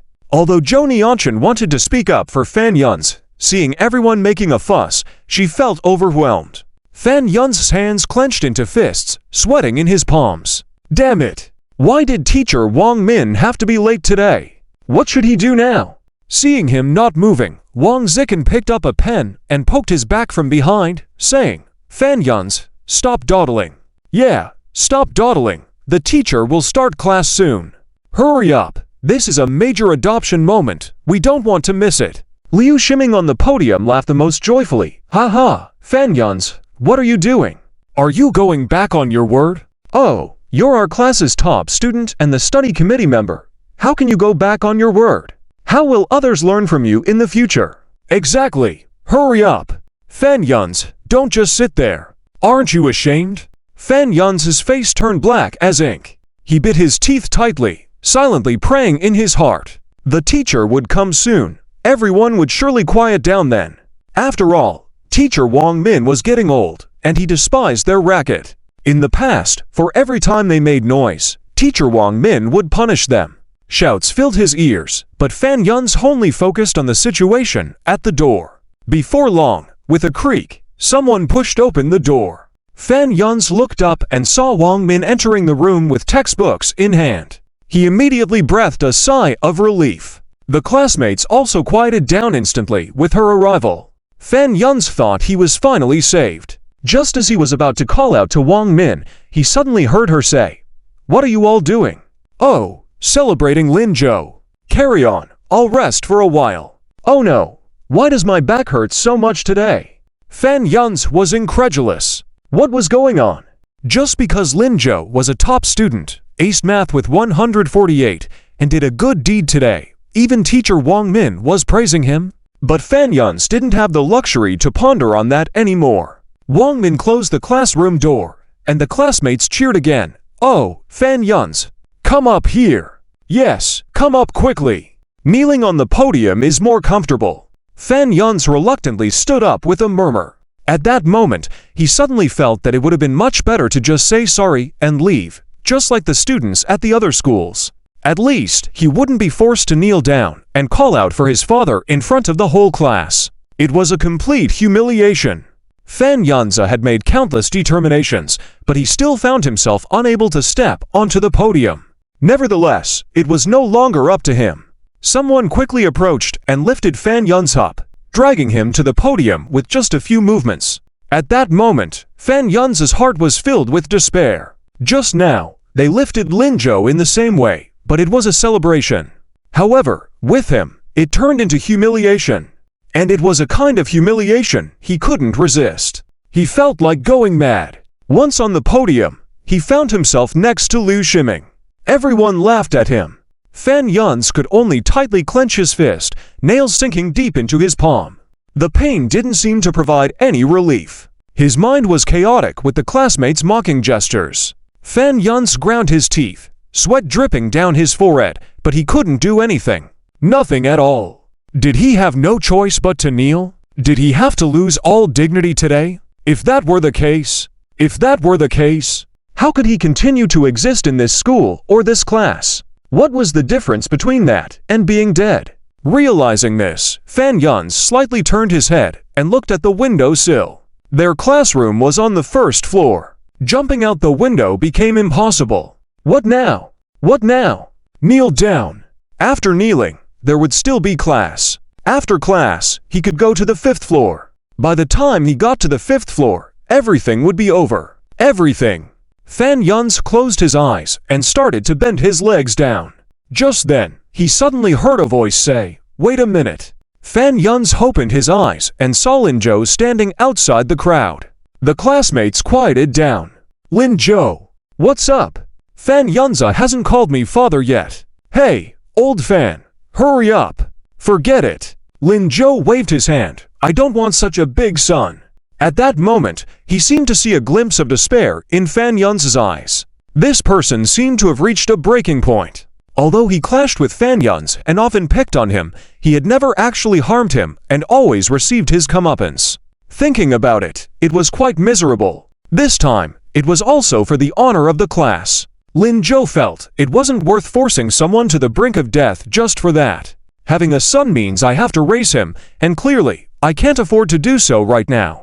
How about, you guys raise him for Minha? Everyone couldn't help but laugh. "Zhou, you make it sound like we can afford to raise a child. So let's forget about it. I don't need this son." Fan Yanzi finally breathed a sigh of relief. But someone was still dissatisfied. "But Zhou, are you just going to let Fan Yanzi off like this?" Fan Yanzi was suddenly startled, and that tone arose again. He saw Lin Zhou propping his chin and thinking for a while, then seriously said, "Indeed, we can't just let him go like that." Fan Yanzi suddenly felt a shiver all over his body. Then he heard Lin Zhou say, "How about this? Whose turn is it to erase the blackboard in our class today?" Qian Guoguo raised her hand in confusion. "Me, Lin Zhou, what's wrong?" "Well, don't erase it, let Fan Yanzi do it." Fan Yanzi was instantly overjoyed. "Okay, I'll do it." It turned out to be just erasing the blackboard. That he could handle. However, Qian Guoguo was a bit reluctant. "That's it. Lin Zhou, you are too kind, aren't you?" "Yeah, come on, calling Dad and erasing the blackboard on your knees. Isn't that so uneven? Lin Zhou laughed. Who said you just have to erase it for a day? We still have over a month until the college entrance examination. Let's leave all the blackboards for this semester to Mr. Fan Yun's. Fan Yun's. Lin Zhou, do you have any objections, Mr. Fan Yun's? Fan Yun's for the second time. He knew it wouldn't be that simple. How could Lin Zhou let him off so easily? It was impossible. The classmates cheered again. Ah ha ha ha, this is great. This is too good. I hate erasing the blackboard the most. Ha ha ha. Lin Zhou, you are my god. Only Fan Yun's quietly picked up the blackboard eraser, gritted his teeth, and started erasing it seriously. As the classroom quieted down after erasing the blackboard, Lin Zhou and Suni Onku also returned to their seats. Teacher Wang Min then came into the classroom to start the class. But she quickly turned her gaze towards Lin Zhou. Lin Zhou, come here. Lin Zhou quickly stood up. Ah, I'm here. You did well this time. Your math is very good, but you can't neglect other subjects just because of math, you know? I know, teacher. Can you do well in English in the upcoming mock exam? Yes, I definitely can. In this month, he had been studying diligently and had learned quite a bit. Okay, I was thinking of having Suni Onku tutor you in English for these days, but it seems unnecessary now. Ah, I think it's better for me to receive tutoring. After all, it's the teacher's order. I'm sure my Deskmate won't refuse. It's a great opportunity for us to spend time together. Ha ha, okay, that's settled then. Let's start the class. Stand up. Hello, teacher. Close to 11 o'clock, Gao Xinyuan, Yuan Dezong, and for students arrived at the police station. As soon as they sat down, Yuan Dezong stood up. Comrade policeman, can I go to the restroom? Sure, go ahead. Okay, thanks. Yuan Dezong stood up and walked out. Gao Xinyuan frowned in confusion for a moment, then also stood up. Comrade policeman, I also need to use the restroom. Sure, you can go too. I'll ask a few of your students while you're gone. Chen Fanchao trembled slightly. Gao Xinyuan nodded. Okay, thanks, students, don't worry. The teacher will be back soon. He quickly walked to the restroom, where he saw Yuan Dezong at the door. He quickly called out to him, Teacher Yuan, wait a minute. Yuan Dezong furrowed his brows. Teacher Gao, why are you here too? What? Only you're allowed to come. Oh, it's not like that. Please go ahead. Gao Xinyuan entered the restroom first. Yuan Dezong quickly followed. However, once inside, he found that Gao Xinyuan did not actually need to use the restroom. He asked in confusion, What's wrong? Teacher Gao, do you have something to say to me? Yes, I do have some questions for you. Go ahead. Gao Xinyuan pondered for a moment, then said, I remember those photos were given to me by you, yes? So, originally, you were supposed to publicly reveal those photos, and it should have been you who caused trouble for Zhongcheng First High, right? Well, Yuan Dezong was silent for a moment, then said, Teacher Gao, you must be joking. How could I predict that? Just like you, I knew nothing. Is that so? Then who gave you those photos, Teacher Yuan? You have to tell me, right now. I found them on the roadside. Really? That's quite a coincidence. Yes, I opened the envelope and found them inside. I even thought I was lucky, Teacher Gao. Teacher Gao, you're not suspecting me, are you? We have no grudges. Why would I harm you? That's true. However, Gao Xinyuan still felt something was not right. But he couldn't quite pinpoint what it was wrong. He shook his head and said, Okay, I'll leave now. I have to explain these things to the police later. I can't ruin my students' futures. After that, Gao Xinyuan left the restroom. Yuan Dezong wiped his sweat and entered a stall. Without taking off his pants, he picked up his phone and made a call. Meanwhile, in the middle of the third class at First High School, Zhao Haiyang rushed out of the classroom and headed straight to Sun Minghua's office. He didn't even hear his Deskmate calling him. When he reached the office door, he paused, calmed his nerves, adjusted his clothes, and prepared to knock on the door. The door was slightly ajar. At the moment he raised his hand, Zhao Haiyang suddenly heard Sun Minghua talking on the phone inside. Are you not confessing about me? That's good. These photos were obtained by me from a ruffian. It was a relative of mine, who is now at the police station. Why did you frame Lin Zhou? Teacher Yuan, don't you remember? I told you, It was just to get Liu Qingyan out of our school. Someone as indulgent as Liu Qingyan should not be in our school. Zhao Haiyang widened his eyes in disbelief, listening to it all. Suddenly he felt like a complete fool. How could this happen? How could this happen? How could this happen? All these things, it was actually done by teacher Sun. And throughout the entire class, he was self-blaming. His behavior of wanting to leave was truly excessive. In his heart, he silently thanked Teacher Liu, because Teacher Liu had awakened him. He wanted to have a good conversation with Sun Minghua, then stay in class 5 with dedication, continuing to be her pride. But now, what was his behavior now? Simply ... just extremely foolish. Unable to bear it any longer, Zhao Haiyang pushed the door open. In Sun Minghua's shocked eyes, he walked in. Sun Minghua didn't have time to set down the phone in her hand, so it fell to the ground. Anxiously looking at Zhao Haiyang, she said, "Zhao Haiyang, how did you get here? Why didn't you knock before coming in? Hasn't the teacher taught you about manners? Just now, didn't you hear what the teacher said?" Seeing Zhao Haiyang silent, Sun Minghua calmed down a bit and said, "Come, sit, tell me what you want to see the teacher about." Zhao Haiyang suddenly smiled. At this moment, she was still pretending. The intimidating teacher in her mind was actually still pretending. "Teacher Sun." Zhao Haiyang tightened his grip. "I heard everything." Sun Minghua stood up from her seat in surprise, her face showing a hint of panic. You heard everything?" But quickly, she regained her composure. "It's just a call to a friend, nothing serious." A friend? Would a friend know about framing Lin Zhou, have those photos? Would a friend speak ill of Teacher Liu behind her back, scheme against Teacher Liu? You? Sun Minghua's expression changed, suddenly showing a hint of panic. But Zhao Haiyang didn't stop, continuing to press on. "Teacher Sun, I remember when I first joined our class, during the first class meeting, you told me to study hard, strive for college, not to lie, and to come to you for anything. You also said that you are our strongest support, always there to help us grow. You used to do all that, but now, why? We are the flowers of the motherland. Isn't Lin Zhou one of them? What about Teacher Liu? How could you frame Teacher Liu? Teacher Liu is such a good person."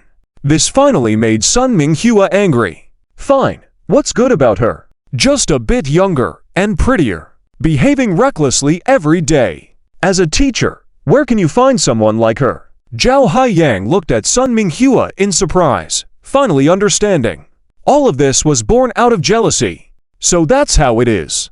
But Teacher Sun, Teacher Liu's teaching performance is undeniable. The students she has brought up like Lin Zhou and Sun Yanku, you've seen them too. Can you say that Teacher Liu is not a good teacher? What's wrong with looking good? Being beautiful? That's all natural for her. You may be getting older, but Teacher Sun, you're still the most respected teacher in our school. You and Teacher Liu have different kinds of beauty, don't you know that?" Sun Minghua was slightly taken aback, ripples stirring in her heart. "I also have beauty." "Yes." Zhao Haiyang nodded. "I heard about you even before I came to this school. Back when I was in middle school, my homeroom teacher was named Wang Liang. You should know him, right?" Sun Minghua was stunned once again, muttering to herself, Wang Liang. He was your student 10 years ago, and he told us, the students, that there was a teacher, Sun Minghua, in this school, incredibly beautiful in her youth. Many people pursued her, but she only cared for her students, teaching them well, always ready to help. He shared how you once sponsored to poor students, sacrificing half a year's salary.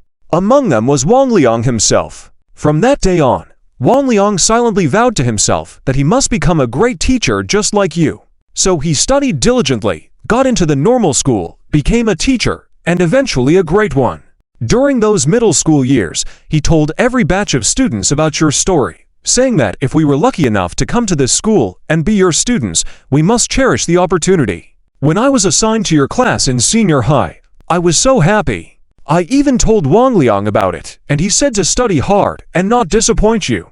I've been trying my best, but what about you? When did you let all your previous beliefs go because of Teacher Liu?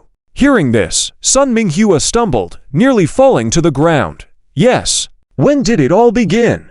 She had forgotten. Maybe it was the day she grew older, or the day she lost her hair. Seeing Liu Qingyan, it seemed like she saw her young self. She possessed everything she had lost. Why? Zhao Haiyang took a deep breath, pulled out the transfer application he had prepared from his school uniform pocket, and handed it to Sun Minghua. Sorry, teacher. I promised Teacher Liu to consider it carefully, and now I have. This is my transfer application, already filled out. I hope you can approve it. Seeing Sun Minghua not taking it, Zhao Haiyang placed the transfer application on her table. Then he turned and walked towards the door. Goodbye, teacher. When he reached the door, he stooped down, sincerely bowed to Sun Minghua. He didn't see Sun Minghua, who was now in tears. Memories from the past flooded back. She suddenly remembered that she might actually have been a very good teacher once. In those days, going to school was very difficult. She was a girl, with 2 older brothers, and no one supported her education. To attend the normal school, she had to break ties with her family, working her way through it bit by bit. After graduation, she vowed to be a good teacher, treating every student equally. She would never favor boys over girls or look at anyone with colored lenses. But she had apparently ended up living in a way she detested the most. If it hadn't been for Zhao Haiyang bringing it up, she might have forgotten all of this. Sun Minghua closed her eyes. Seeing Zhao Haiyang about to leave, she took a deep breath and called out to him, "Wait." Zhao Haiyang didn't turn back. Sun Minghua asked, "Did Teacher Liu make you consider this decision?" "Yes, I went to Teacher Liu to say I wanted to transfer to her class. She told me that if I transfer, it would sadden you, so she advised me to think carefully." Sun Minghua took a deep breath. It seemed like she had made up her mind. She took a step forward, handed the transfer application on the table to Zhao Haiyang. "You don't need to transfer. It's me who should transfer." Zhao Haiyang, study well. After she finished, she tittied up her lesson plans and walked out. The rainy weather continued, and it started to rain again. She didn't take an umbrella. Zhao Haiyang watched as she walked away with a stooped posture, feeling concerned. "Teacher's son, where are you going?" "To make amends, police station." When Yuan Dezong returned, Gao Xinyuan had almost finished speaking. Officer Zhou called him into the interrogation room and began questioning him. "Mr. Yuan, could you please explain what happened?" "Do I need to say more? They should have already told you, right?" "Well, you still need to explain what you know, please." Yuan Dezong reluctantly recounted what he had discussed with Gao Xinyuan to Officer Zhou.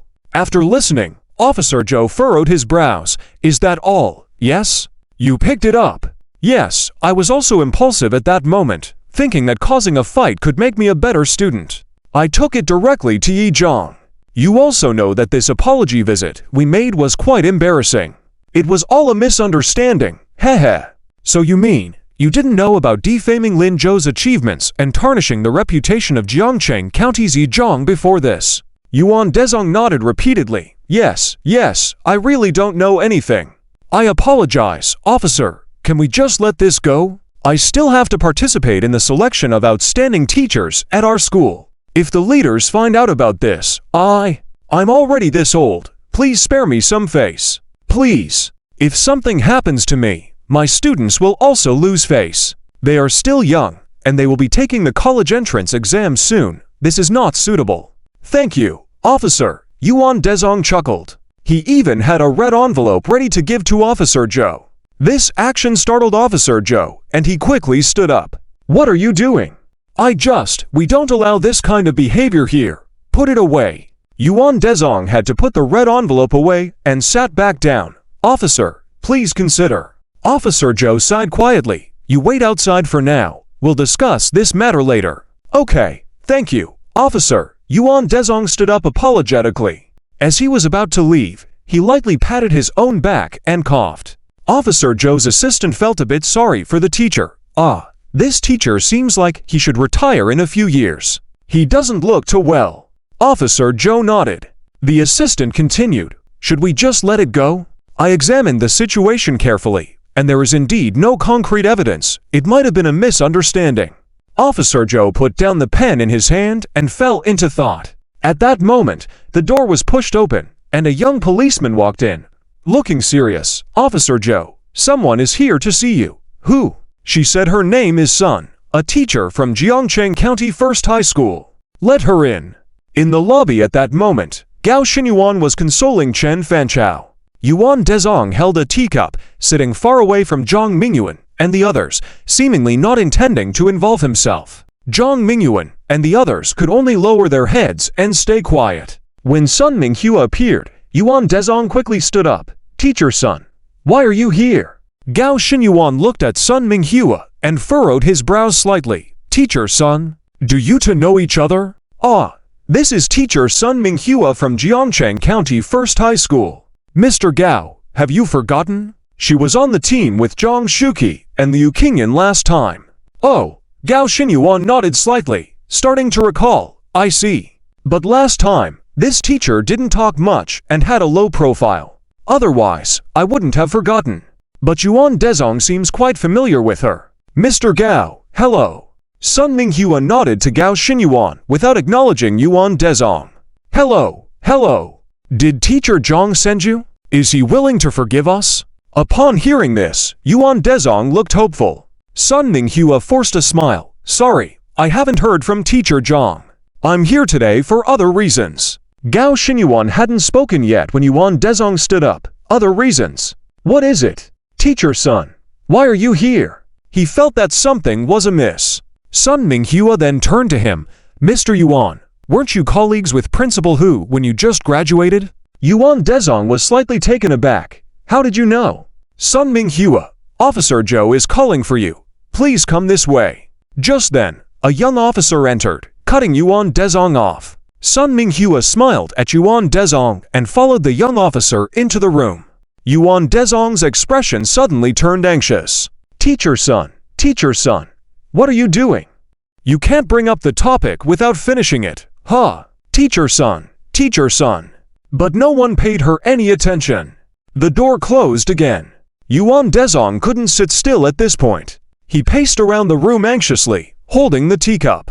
Even Gao Xinyuan, who had been watching him the whole time, couldn't understand his behavior. After some time, Gao Xinyuan finally noticed his unusual demeanor. "Mr. Yuan, are you close with Teacher Sun?" "Oh no.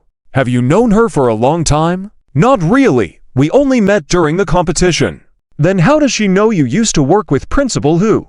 "I didn't even know about that. And why are you so nervous?" Yuan Dezong's hand trembled uncontrollably, unable to speak a word.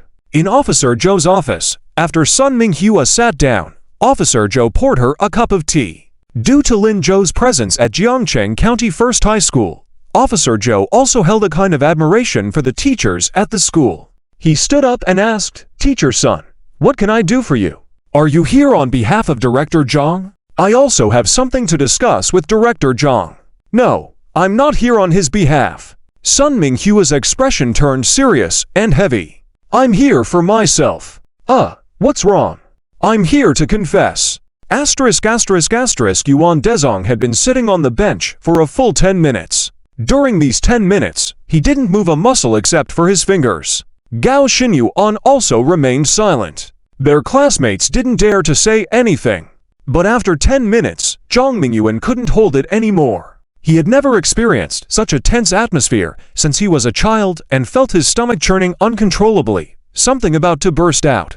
Zhang Mingyuan couldn't take it any longer. He quickly stood up, walked to Yuan Dezong, and said, "Teacher, I..." This sudden action startled Yuan Dezong, his voice turning cold as he shouted, "What are you doing?" Seeing Zhang Mingyuan tremble, he quickly softened his tone. "Zhang, what's wrong?" Zhang Mingyuan was about to cry. "I need to go to the bathroom. I can't hold it anymore." "Where is it?" "Oh, it's down the hall to the left. You'll see it." "Great, but teacher, I didn't bring any tissue. Do you have any?" They all looked at each other, shaking their heads. Zhang Mingyuan was about to cry for real this time. What do we do now?" Yuan Dezong was getting impatient. "You guys, really, making trouble wherever you go. Don't you even know to bring tissue? You go first, I'll bring it to you in a while, okay?" Zhang Mingyuan looked relieved and said, "Thank you, teacher," before rushing to the restroom. Yuan Dezong had to stand up, preparing to find a young officer to borrow some tissue. But at that moment, the door was pushed open again. "Mr. Yuan, I'm sorry, would you mind coming with us again?"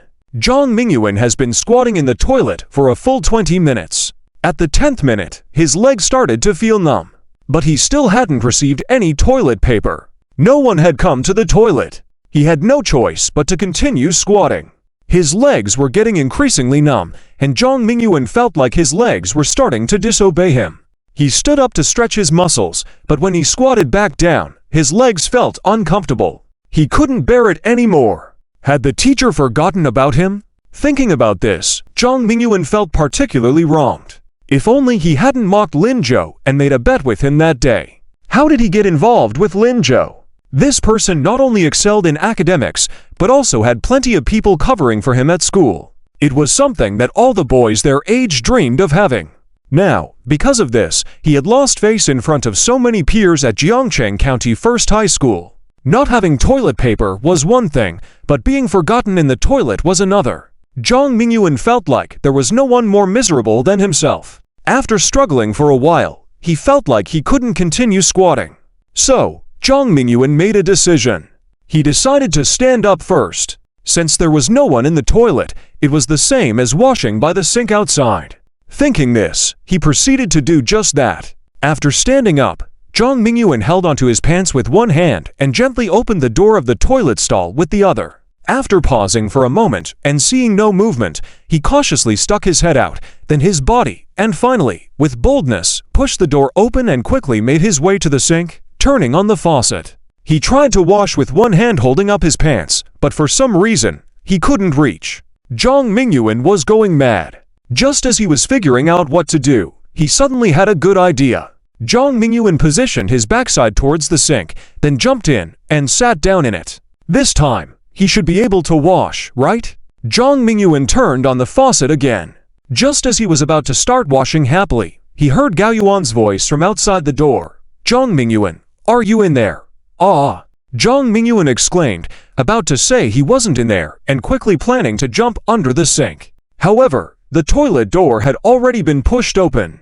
Gao Yuan, along with Chen Fanchao, Chen Fankao's classmate, and another classmate, Li Che, were standing in the doorway.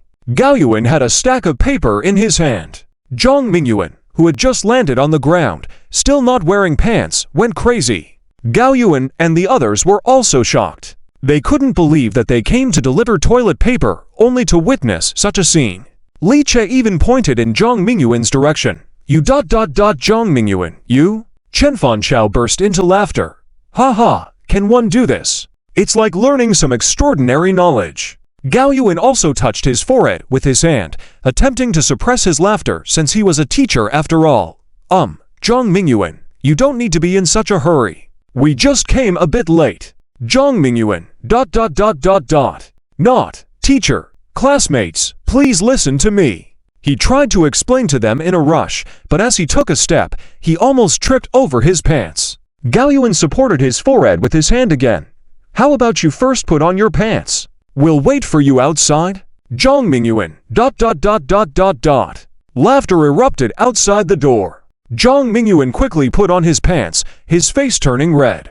He wished he could be washed away along with the toilet water. But that was clearly impossible. If he didn't go out, he would probably become the subject of more ridicule. He lowered his head, unwillingly, and reluctantly walked out. "Teacher Gao, all right? Students, let's be serious and go." Chen Fanchao and the others nodded. Li Che followed suit. Zhang Mingyuan was a little confused. "Go. Back to the city." "Yes, back to the city. But what about Teacher Yuan?" Gao Yuan stopped in his tracks and turned around, looking at Zhang Mingyuan seriously. "You and Li Che can come back with me to second high school, but Officer Zhou has already contacted your school. As for the consequences of our return, I cannot guarantee." Zhang Mingyuan was filled with doubts, wanting to ask, but uncertain how to phrase it. It all seemed like something bad. In the meantime, in the director's office at Jiangcheng County First High School, Zhang Shuqi and Liu Qingyan were working on a summary. When the phone rang, Zhang Shuqi quickly answered. "Officer Zhou, hello." Liu Qingyan raised her head upon hearing this and looked at Zhang Shuqi. After a moment, she saw Zhang Shuqi stand up and say in excitement, "What are you saying?" "Teacher Sun turned herself in." "Why did she turn herself in?" 3 minutes later, Zhang Shuqi hung up the phone with a solemn expression. Liu Qingyan looked at him, waiting for an answer. Zhang Shuqi sighed deeply. Officer Zhou said that Teacher Sun was behind this, including tarnishing Lin Zhou's reputation earlier, And all of this was because of you. Liu Qingyan was taken aback. Because of me. Zhang Shuqi nodded. Yes, out of jealousy towards you. She thought this would make you less defiant, but each time, she ended up making things worse, involving the whole school. She deeply regrets it now. Liu Qingyan lowered her head slightly. After a moment, she raised her head again and asked, but how could Teacher Sun do all this alone? How did she know students from first high school and second high school? She doesn't know them, but she knows Yuan Dezong. She passed on this information to Yuan Dezong, who instigated his students to spread rumors. Liu Qingyan furrowed her brows. Yuan teacher. But why would Teacher Yuan do this? Zhang Shuqi fell silent for a while before saying, one reason is due to past performance, and the other reason is that Teacher Yuan Dezong used to work in our Jiangcheng County as a teacher. Moreover, he and Principal who were from the same batch back then.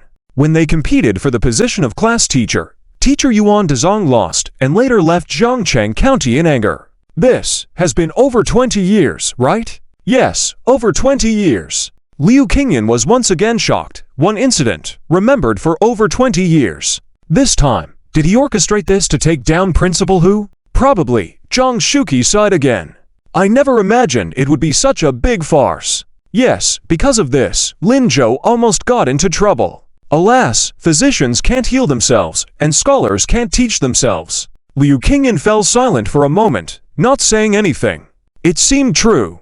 Did they mention the punishment? I don't know, but their careers in education probably won't last. School was out at noon. Lin Zhou, along with Su Nianku and Liu Shiming, went to the cafeteria together. On the way, Lin Zhou saw Zhao Haiyang walking alone with a lunchbox, lost in thought and unaware of his surroundings, even bumping into someone without realizing it. He was scolded by a classmate ahead of him, but Zhao Haiyang didn't argue back, just quietly apologized. Lin Zhou furrowed his brows. He remembered Zhao Haiyang as a very optimistic and confident person. It was clear from his behavior, always thinking he was handsome and encountering two beautiful girls in a day. But today, Zhao Haiyang seemed off. Su Nianku also noticed and asked, what's wrong with Zhao Haiyang? Lin Zhou shook his head, not having the chance to speak. Zhao Haiyang then saw him, and in that moment, there was a glint in his eyes. Lin Zhou, Lin Zhou responded. Zhao Haiyang opened his mouth as if to say something, but after waiting a while, Lin Zhou didn't hear his next words. So he asked, what's wrong? Zhao Haiyang suddenly smiled and lowered his head. Forget it, it's nothing, let's go eat. Okay. After getting their food, Lin Zhou found a table for four, and Su Nianku and Liu Shiming quickly sat down. But the three of them waited a long time and didn't see Liu Shiming. Lin Zhou was puzzled. Where's the chubby Liu? Qian Guoguo also shook her head. Don't know. Su Nianku pointed to a crowd in the distance. I just saw him disappearing into the crowd. Lin Zhou sighed. Looks like he's off gossiping again. Let's eat first. Okay. Just as the three of them took their first bite, they saw Liu Shiming hurriedly coming out from the crowd. He quickly walked over and sat down with them, looking all excited. Zhou, classmates Su and Qian Guoguo. Guess what I heard? What? Come on, guess. Since nobody responded, Liu Shiming said boringly, never mind, I'll tell you. One by one, no curiosity. Zhou, they said it was Teacher Sun who exposed your incident, and today, for some reason, Teacher Sun turned herself in. They also said it was in collaboration with Teacher Yuan Dezong. They spread rumors and let the students gossip, and now both of them are still being held at the police station. Isn't that explosive? Heh. Lin Zhou was slightly stunned. Sun Minghua. He really hadn't expected that. Although Teacher Sun had targeted him as well, it was mainly directed at Liu Qingyan. It was unexpected that she was the mastermind. Yeah. Guys, how did Teacher Sun suddenly have a conscience? Lin Zhou furrowed his brows again. He finally understood what was wrong with Zhao Haiyang and what he wanted to say to him.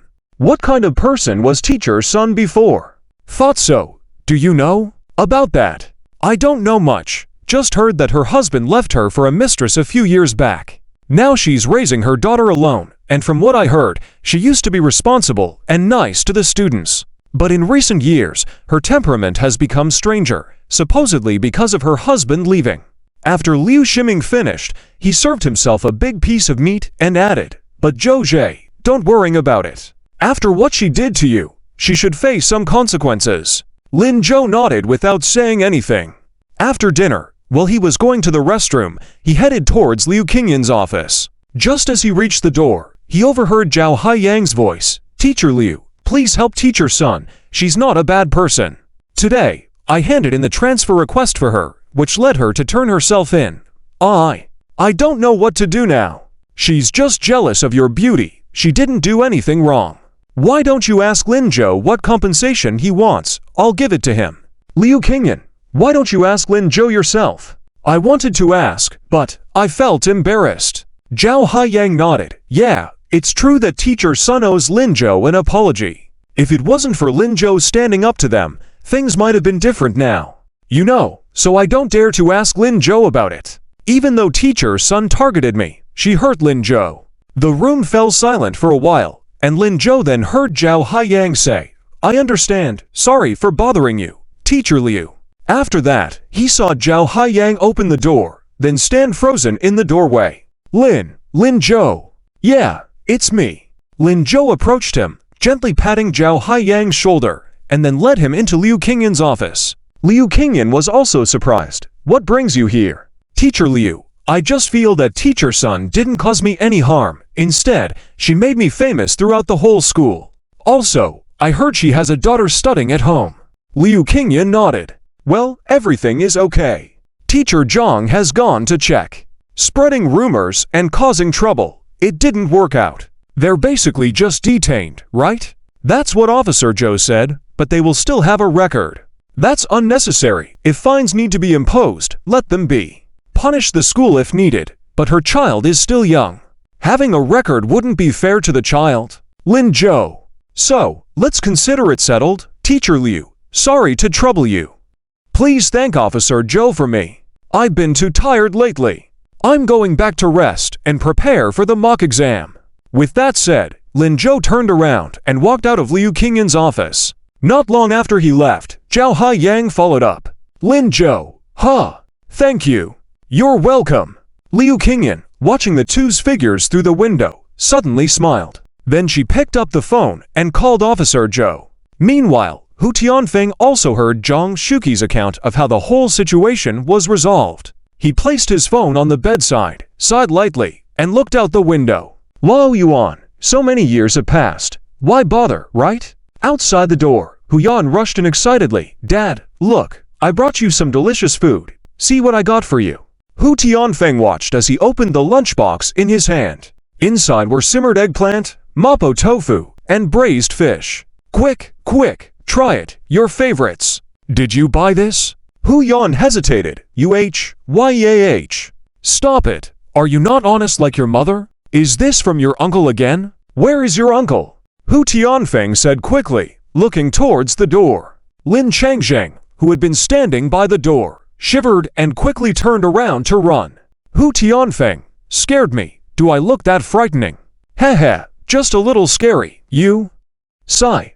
Why does your uncle run away when he sees me? Dad, don't you know about this yet? You used to curse my uncle every day, saying you shouldn't have any dealings, and I heard that my uncle found another woman. What? He found another woman? Hu Tianfeng couldn't even focus on his meal, sitting up with his face turning dark. Hyowen quickly explained, I just heard. Dad, don't worry first, look at yourself. No wonder my uncle doesn't dare to see you. HMPH. Am I not good enough for him to see? What's he doing finding another woman? From what I heard, my uncle raised my cousin all by himself. My aunt has been gone for so many years. Isn't it normal for him to find another woman? Hyowen propped up the pillow to make Hu Tianfeng more comfortable. Dad, let me handle this, don't worry about it. My uncle is also a person. You can't control him, right? Let them sort it out themselves. HMPH, you talk so easily, but if he finds a woman, what will your brother do? How old is your brother? Having a stepmother will mess with his head. He's about to take the college entrance exam soon. Can't Lin Changzheng just wait until Lin Zhou finishes his exams? He's in such a hurry. Hu Tianfeng fumed. Hyowen felt that if his dad had a beard, it would have been bristling by now. Theft, Dad, so you're worried about my brother? Well, what else? Your uncle is so old, Who cares about him? But, didn't you used to hate my brother the most? Hyeon teased. Hu Tianfeng, you brat. How could you say such things? When did I ever hate your brother? Wasn't I good to him? Great, absolutely great, almost prevented him from participating in the competition. Hu Tianfeng decided not to discuss this matter with Hyeon anymore, or he would go crazy. This kid was definitely doing it on purpose. Forget it, let's eat. When I get out of the hospital, I'll go talk to Lao Lin. Okay, when you're out of the hospital, go ahead. And you, who cut your hair? Looks like a dog chewed on it. You didn't like my long hair, and my brother is always at school. I didn't have time to go find him, so I just took scissors and cut it myself, but I based it on my brother's hairstyle. Doesn't it look good? Hu Tianfeng's mouth twitched. Finally, he reluctantly said, looks good, looks extremely good. On that day, the whole Jiangcheng one middle school was very lively. All the students were discussing Lin Zhou's matter, their faces filled with pride. Even the students who were on leave at home found their phones to go online and started discussing crazily in the QQ group. Yun Ruoxi listened to these words and felt extremely uncomfortable. These honors were originally supposed to be shared by her and Lin Zhou. As long as Lin Zhou came over and confessed to her again, she would immediately agree. Then they could enjoy the admiration of their classmates together. But Lin Zhou didn't. In between each class today, she stood by the back door of class 3, waiting for Lin Zhou to come. Or at least pass by. But no, not even once. Yun Ruoxi fell into despair. Could it be that her hints weren't enough? Does Lin Zhou have to force her to confess to him? No, it's not possible. Then where would she put her face? The more Yun Ruoxi thought about it, the angrier she became. Meanwhile, Lin Zhou himself wished he could lock himself away. Every class break, students would come ask him for his autograph. He felt like a star. So, every time the bell rang for break, he would quickly sneak out of the classroom and hide in the restroom. He only came back when it was time for class. Fortunately, the teachers were exceptionally kind to him today. They didn't say anything, even if he was late for class. On the other hand, Sunyeon-ku, seeing him in such a desperate state, couldn't help but laugh. Who would have thought someone would be troubled because they were too outstanding? Lin Zhou really lived up to expectations. Her deskmate was indeed amazing. Handsome and talented. During the last study session of the night, all of Sunyeon-ku's thoughts were occupied by Lin Zhou's situation. So she couldn't help but look in Lin Zhou's direction for an entire class. It seemed Lin Zhou's preoccupation with today's events kept him from noticing her gaze. As she watched, her thoughts became disordered once again. In her mind, the scene from that day under the fireworks came back. He gently approached her, the warm touch of his hand. Thinking of this, Sunyeon-ku suddenly felt her face burning. She quickly turned her head and forcefully slapped her cheek under the bewildered gaze of her classmates as they turned their heads. Sunyeon-ku awkwardly dryly laughed. Luckily, nobody stared for too long, and everyone returned to their studies. But Sunyeon-ku's mind was no longer focused. What to do? How should she interact with Lin Zhou? Maybe it's best not to interact with him anymore. When this thought came to mind, Sunyeon-ku quickly shook her head. No. Doing so would make herself very sad. It's better to reduce contact first. This way, she wouldn't remember that scene. So, at the end of the school day, Sunyeon-ku quickly stood up. Without waiting for Lin Zhou to speak, she hurriedly left the classroom and headed towards the dormitory. Lin Zhou watched her leave and couldn't help but smile. Liu Shiming looked at him puzzled. Lin Zhou, don't you have a makeup class later? Why did Sue leave? Maybe she just forgot. How can she forget? Well, she uses her brain too much normally, so being a bit silly sometimes is normal. Silly. Can this word be used to describe the top student in the grade? Liu Shiming felt Lin Zhou's wording was off, but he didn't want to argue. He just changed the subject. So ... Shall we go to the self-study room? I'm not going either. You and Kyung Guo mark the parts you don't understand, and I'll explain it to you tomorrow. I'm creating a two-person world for you guys. Liu Shiming uttered 3 hus in a row, then watched Lin Zhou walk away. Liu Shiming looked at his departing figure and muttered to himself, whose two-person world is that? When Qiang Guo approached, she heard this sentence. She looked at Liu Shiming in confusion. What two-person world? Liu Shiming suddenly felt a bit uncomfortable with his face. He awkwardly scratched his nose. Nothing. Lin Zhou asked us to study in the self-study room. Oh, let's go then. Qiang Guo looked very casual. Liu Shiming, full of doubt, asked, aren't you curious, Qiang Guo? What's there to be curious about? Lin Zhou is obviously going to have a two-person world with Sunyanku. They don't need to work so hard to study. So it's that kind of two-person world. I thought Lin Zhou was saying something else, making it hard for him to look directly at Qiang Guo. Liu Shiming, what exactly are you talking about? Let's go. Self-study is ending soon. Okay, let's go. Lin Zhou walked out of the classroom door. He saw Sunyanku walking ahead in a serious manner, walking very fast without looking back. He shook his head helplessly, quickly ran to her side, lightly patted her shoulder. Hey, Deskmate. Sunyanku was startled. She instinctively shivered, looking a bit flustered. Lin Zhou, why are you here? What's wrong? Don't I always escort you every day? Why did you walk by yourself today? I just... Sunyanku stammered, unable to give a coherent explanation. She could only come up with an excuse. Wang Zhaoqing called me to go back to the dormitory early today to take a shower. Before she could finish her sentence, Wang Zhaoqing's voice sounded next to her. I called you to take a shower. Sunyanku, didn't you just shower yesterday? Sunyanku. After Wang Zhaoqing finished speaking, she also paused for a moment. She looked at Sunyanku, then at Lin Zhou, quickly understanding the situation between the two. Sunyanku was feeling shy, and Lin Zhou was comforting her, right? Wow, what a romantic scene. Is it really happening in real life? So good looking, right? As Wang Zhaoqing watched, she forgot about the time. It wasn't until Lin Zhou cleared his throat that she came to her senses. I was just passing by. You to continue. Su student, you don't have to rush back to the dormitory. No one is calling you. Sunyanku. After Wang Zhaoqing left, she hung her head even lower. Lin Zhou. Deskmate, I plan to apply to South Chuan University. Huh? Why did Lin Zhou suddenly tell her this? Although you didn't ask me, I wanted to let you know that I plan to apply to South Chuan University. Sunyanku raised her head slightly, seeing Lin Zhou looking at her with a smile. Seriously, he said, let's apply together, Deskmate. Sunyanku nodded blankly. But why do you want to apply there? Wasn't that her dream? Well, it's because... Lin Zhou looked up at the sky. In the unpolluted night sky, stars were shining.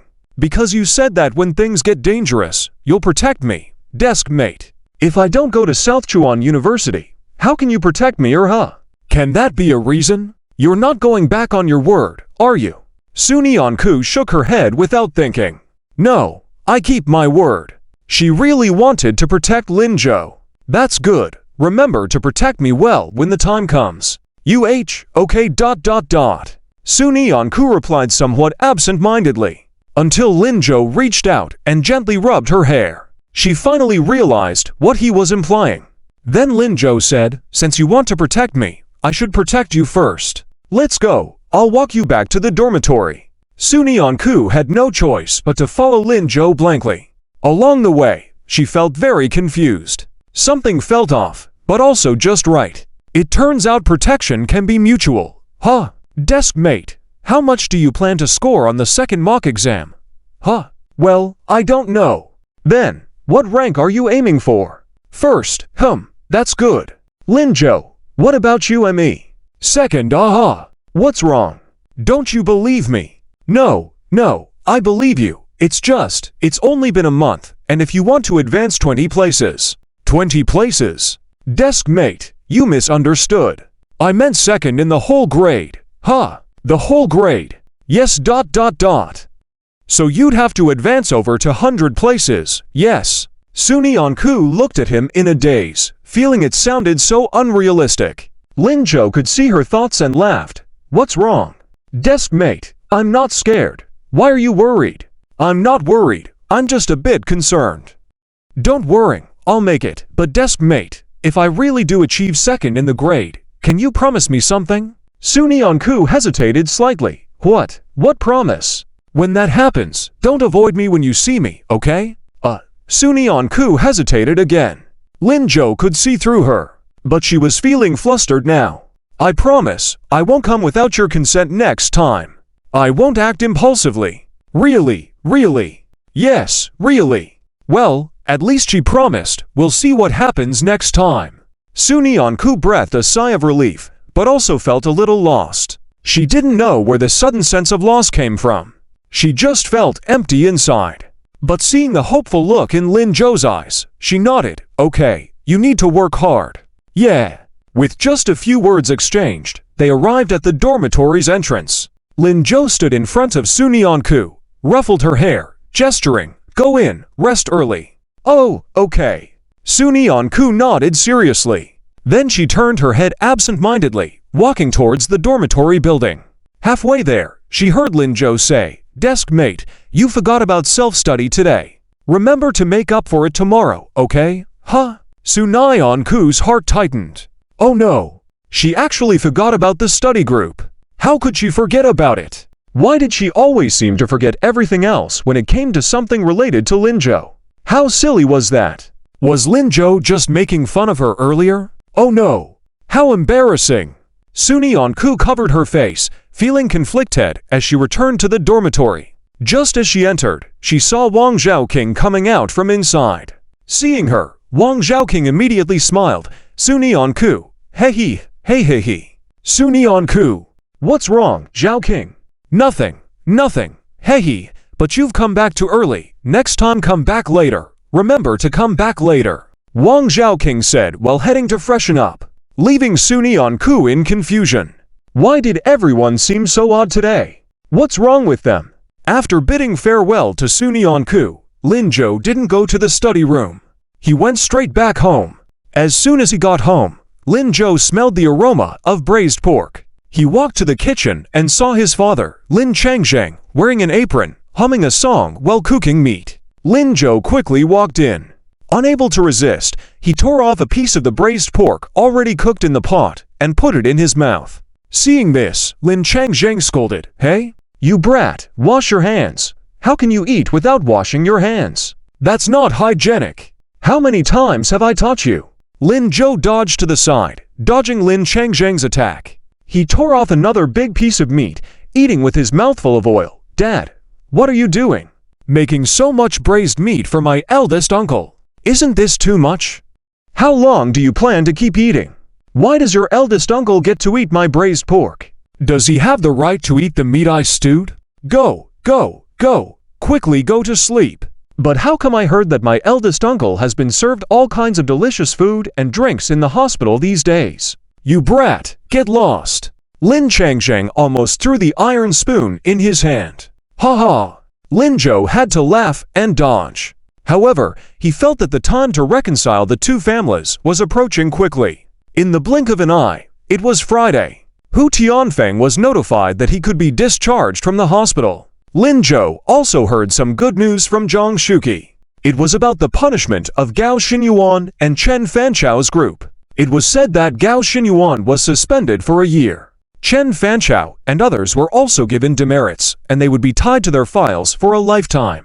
As for Yuan Dezong, he was directly detained and dismissed. He couldn't even retire peacefully. Although Sun Minghua was praised by Liu Qingyan, she was also dismissed when she returned to the school. From then on, she could no longer stay at the school as a teacher. Class 5 had a temporary change of homeroom teacher. Lin-jo was very satisfied with this kind of punishment. The whole class too was very happy as well, and Zhang Shuqi didn't forget to use this case to educate them. It was the first time they listened so eagerly. After the second period in the afternoon, Lin-jo took leave directly, preparing to pick up Hu Tianfeng from the hospital. When he reached the school gate, he heard someone calling his name from behind. Lin-jo. Lin-jo turned around and saw Sun Minghua. She was holding a huge box and smiling at him. "Thank you." After saying that, she didn't hesitate to bow to Lin-jo. This action startled Lin-jo, and he quickly stepped forward.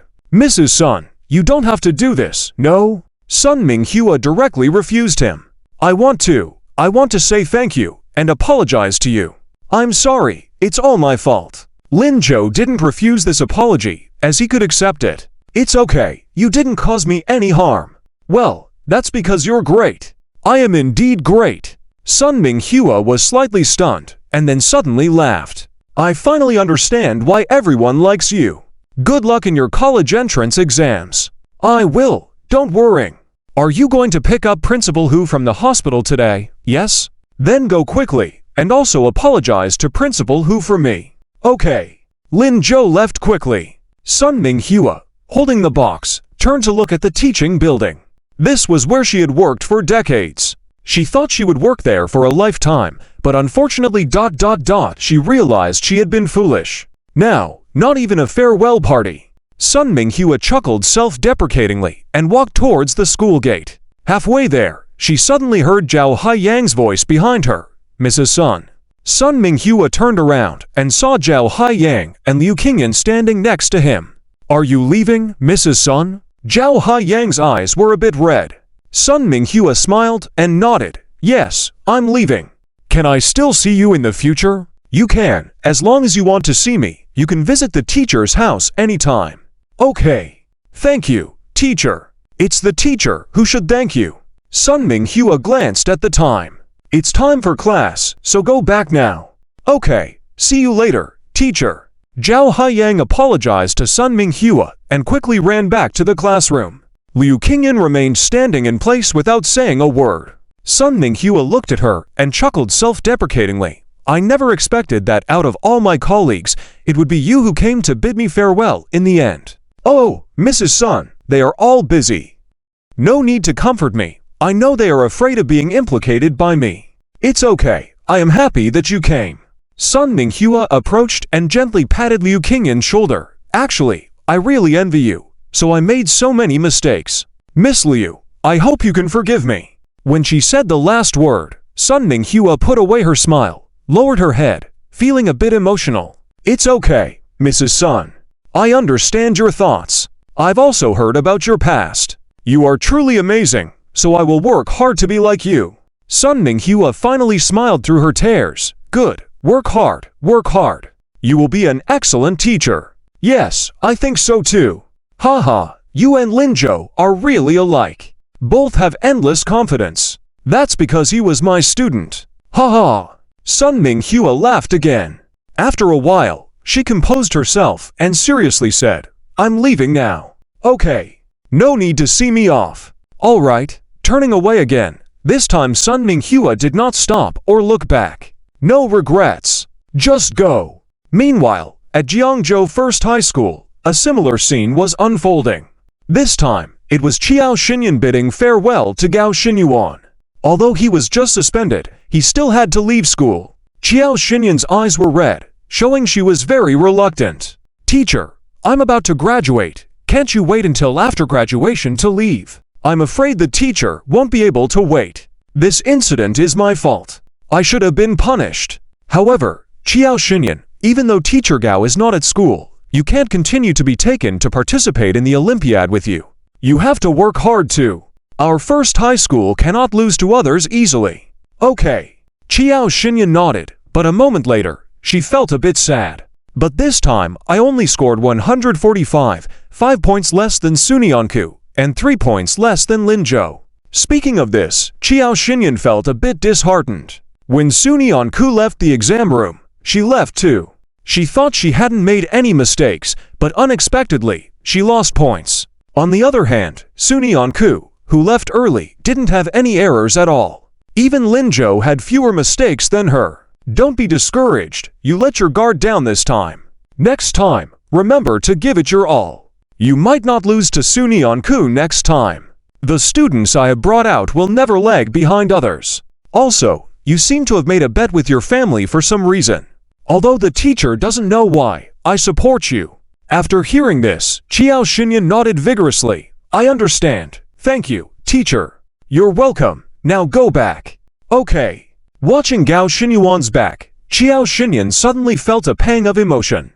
The bet she made with her family was the only act of rebellion she had since she turned 18, the only thing she had done to strive for herself. Can't lose. Absolutely cannot lose. Qiao Xinyan, you can do this. Qiao Xinyan raised her head and looked at the sky. It's just a national competition, just Lin Zhou and Sunian Ku.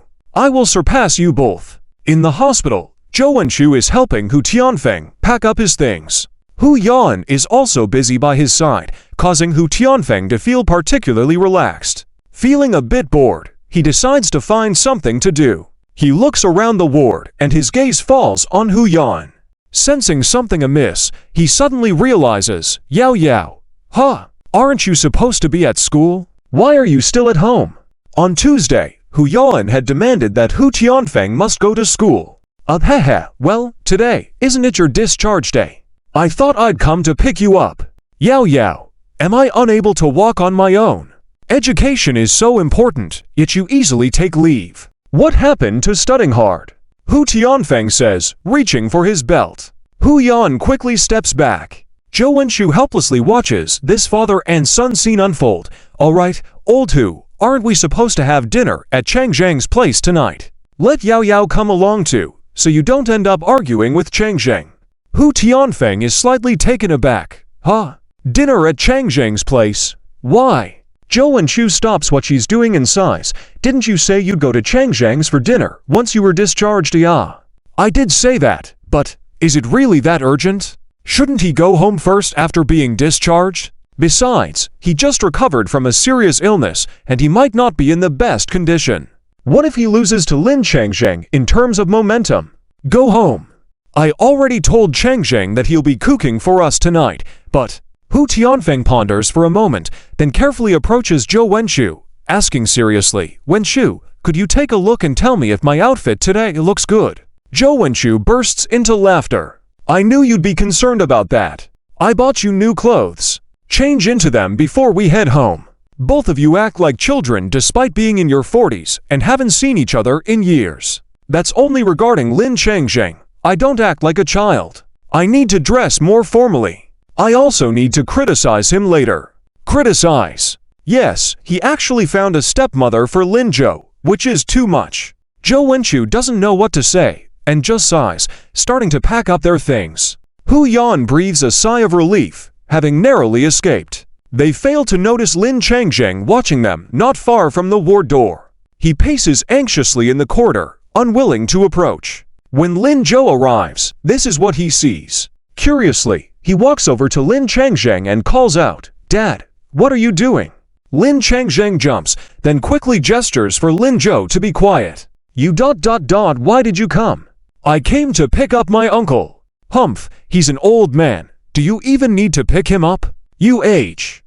Didn't you come to pick him up too, me? No, I just happened to pass by and came in to use the restroom. Lin Changzheng makes up an excuse on the spot. Lin Zhou laughs. Do you need to wear new clothes just to use the restroom? Lin Changzheng, surprisingly, is wearing the new clothes Lin brought back for him from the city that day. He had kept this outfit hidden in the closet since then, looking at it joyfully every day, saying he'd wear it for important occasions in the future. Lin Changzheng glances at Lin Zhou silently, seriously considering if this son of his is truly his own. Then he snorts, Well, I'm not here to pick him up, don't talk anymore. I'll leave, you go get him yourself. Before Lin Zhou can react, Lin Changzheng quickly walks off in a direction. Lin Zhou helplessly says, Dad, the exit is that way, you're going the wrong way. Lin Changzheng coughs lightly and swiftly turns around. His eyes fixed on the door, he says, I know where it is, I just want you to take a few more steps. Once Lin Changzheng leaves the hospital, Lin Zhou goes to the ward door and knocks. When Zhou Wenchu sees Lin Zhou approaching, she quickly brings a chair for him. Hu Tianfeng also goes to the door and looks outside.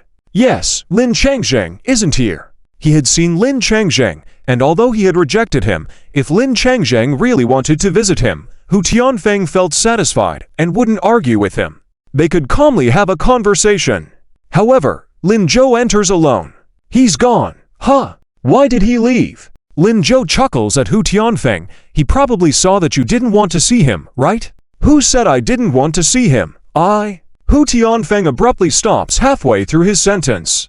Hu Yan doesn't give him a chance to backtrack. He follows up with, Dad, I can testify that you did say that multiple times. Hu Tianfeng looks at Hu Yuan, quietly giving him a look that conveys definitely my biological son, barely suppressing the urge to hit him. Zhou Wenchu quickly finished packing. Let's go, let's head home first. Breaking the awkward moment, Hu Tianfeng readily agrees. Okay, let's go home. Hu Yuan hails a taxi outside. Zhou Wenchu sits in the front, while Lin Zhou and Hu Tianfeng and Hu Yuan sit in the back. They will first drop off things at Hu's house and then go to Lin's home. After Hu Tianfeng changes into his new clothes and walks out of the bedroom, he grabs Lin Zhou and asks, "How do I look? Is the outfit your aunt bought me handsome?" Lin Zhou nods, "Yes, very handsome." "How does it compare to your dad's?" Lin Zhou's eyes widen. "It's more handsome than my dad's." Hu Tianfeng laughs. "That's good, that's good." Lin Zhou looks at him and asks, "Uncle, is it really important to compare with my dad?" "It's necessary because I am going to teach your dad a lesson today." "Why do you want to teach my dad a lesson?" "Don't worry about that. It's for your own benefit." Lin Zhou looks to Hu Yuan for an explanation, but Hu Yuan just chuckles and remains silent. He doesn't know if his cousin's stepmother treats him well or not, so it's okay for Uncle Hu to scare him. Lin Zhou reluctantly gets into the car. As they near their home, Hu Tianfeng hesitates before saying to Lin Zhou, "Xiao Zhou, is your dad not treating you well recently, huh? He's been pretty good to me." Lin Zhou is even more confused, feeling like Hu Tianfeng is trying to say something between the lines. Regardless, he responds, "It's fine, you have Uncle to rely on. Uncle is your solid support. If your dad doesn't treat you well in the future, remember to tell Uncle, and he'll scold your dad." Despite the confusion, Lin Zhou played along. "But Uncle, you've always been indifferent to me. It's like it's you." Finally home after a difficult journey. Lin Zhou got off the car first and opened the door for Hu Tianfeng. Hu Tianfeng cleared his throat, adjusted his clothes, quickly restrained his smile, then followed Lin Zhou upstairs. Lin Zhou looked at him suspiciously. "Uncle, what exactly are you up to?" "Don't worry about it. Just open the door." "All right." The door opened, and the fragrance of food wafted out from the house. But to Lin Zhou's surprise, Lin Changzheng was not in the kitchen. He was sitting up right on the sofa, still wearing his new clothes, with a serious expression, no smile, and no intention of getting up to greet anyone. The meal was prepared, and the table was set. Lin Changzheng is quite fast, making the meal before going to the hospital to pick someone up. But why does this setting seem colder than in the hospital? Seems a bit similar to the current uncle. Are these two going to have a brawl as soon as they meet? Lin Zhou touched his forehead and called out, "Dad." What is it?" Lin Changzheng coldly replied, his voice icy. Lin Zhou had to add, "My uncle is here." I see." Lin Zhou saw that Lin Changzheng had no intention of getting up, so he stepped aside to let Hu Tianfeng in first. Hu Tianfeng snorted, turned his face away, not looking at Lin Changzheng, but also not entering the house. Lin Zhou and Hu Yuan looked at each other. Hu Yuan, after catching Lin Zhou's gaze, cheerfully went into the house. "Uncle, my mom is also here." Lin Changzheng quickly stood up, also adjusted his new clothes, his face full of smiles, as he walked to Hu Yuan's side. "Sister-in-law is here. Come in, you two, come in." Zhou Wenchu smiled and entered the house. Hu Yuan followed suit. Lin Zhou stood at the door, watching as Lin Changzheng greeted the two of them, never looking back. Although he didn't say to close the door, it was evident he had no intention of saying a word to Hu Tianfeng. Lin Zhou felt helpless. These two really act like children. He gently tugged at Lin Changzheng's sleeve. "Dad, my uncle hasn't come in yet. Can you call him in? Doesn't he have legs of his own? Does he need me to call him?" Lin Zhou then looked at Hu Tianfeng. "Uncle, why don't you come in directly? What's the point of coming in when I'm not welcomed?" Another stalemate. Lin Zhou was going crazy. Zhou Wenchu was also helpless. "Xiao Zhou, come in, don't mind him." Lin Zhou remained silent, looking at Hu Yuan. Hu Yuan quickly placed the bottle of wine he had been holding on the table. "Uncle, here's your favorite wine. Take a look." Lin Changzheng used to love drinking when he was younger. Upon hearing this, he became excited and walked over to Hu Yuan. "Wow, this is one of Uncle's favorites. You remembered well. Nice job. You remembered Uncle's preferences." Hey, not really Uncle. This is my father's collection. We buy a few bottles every year. I just saw it at home and brought it for you." Lin Changzheng was moved, about to speak, but heard Hu Tianfeng outside the door say, "I didn't prepare it for him. How bored do you think I am?"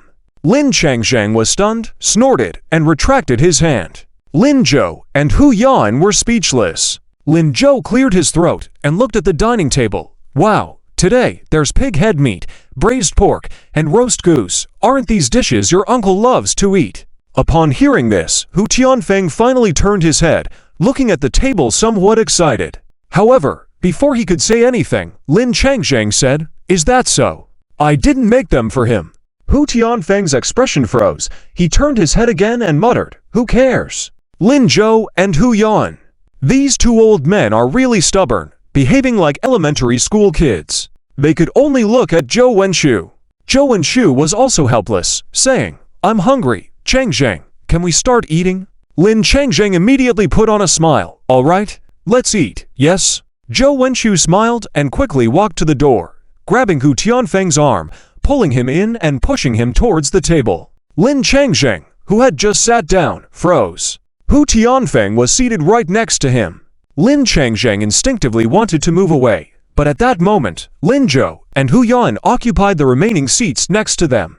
Lin Changzheng, Hu Tianfeng, Zhou Wenshu, who had already sat down, secretly praised Lin Zhou and Hu Yan and then cleared her throat. "Let's eat." "Okay, let's eat." Lin Changzheng and Hu Tianfeng picked up their chopsticks at the same time, looked at each other, contemptuously turned away, then simultaneously picked up their bowls. The two of them fell into silence. Lin Changzheng shook his head and reached for the braised pork. However, just as he attempted to pick it up with his chopsticks, he saw Hu Tianfeng picking up the same piece of meat. Lin Changzheng, Hu Tianfeng, Lin Zhou and the others watched this scene in silence, too afraid to intervene. After several rounds of the same incident, Hu Tianfeng angrily put down his chopsticks and turned his head. "I'm not eating." This angered Lin Changzheng. "Hey, you're not eating? What gives you the right not to eat? Sister-in-law and the kids haven't eaten yet. Don't ruin their appetite, okay?" "How am I ruining their appetite? You're not letting me eat." "When did I not let you eat? Every time I pick something, you pick the same. How can I eat?" "I was going to ask you, why do you always have to pick what I want to eat? What's wrong with me?" Hu Tianfeng's face darkened. After a while, he finally let out, "What's wrong with you? You asking me what's wrong with you?" "Lin Changzheng, I was just about to ask you. Why are you in such a hurry to find a woman at this moment?" "Huh?" Lin Changzheng frowned slightly, realizing what Hu Tianfeng said, and suddenly stood up in anger. "What's wrong with me finding a woman? It's been so many years since Zhengshu. Can't I look? Why are you like this?" Hu Tianfeng also stood up angrily. "I didn't say you can't find one. I'm saying you can't find one now. Can't find one now. Do you understand? Why can't I find one now? Now is a crucial time for Lin Zhou's exams. Do you understand? With just over a month left until the college entrance examination. What else can I do? Do you think I still consider you? We're both getting old. Lin Changzheng, can't you learn something good?" Asterisk puff asterisk. Lin Zhou couldn't help but laugh when he heard this. He never thought that the over 40-year-old Lin would also be scolded by someone. At this moment, he finally understood the meaning of Hu Tianfeng's words on the road. "Lin Zhou, stop laughing." Hu Tianfeng glared at him, then looked at Lin Changzheng and said earnestly, "Do you know how well Lin Zhou is doing now? In the provincial math competition, he scored 148 points. Lin Changzheng, do you know what 148 points mean? If he scored this high in a formal competition, he would be admitted directly to Tsinghua University and Kyoto University. That's the glory we've been striving for our whole lives." Lin Changzheng was once again shocked. What? 148? Tsinghua.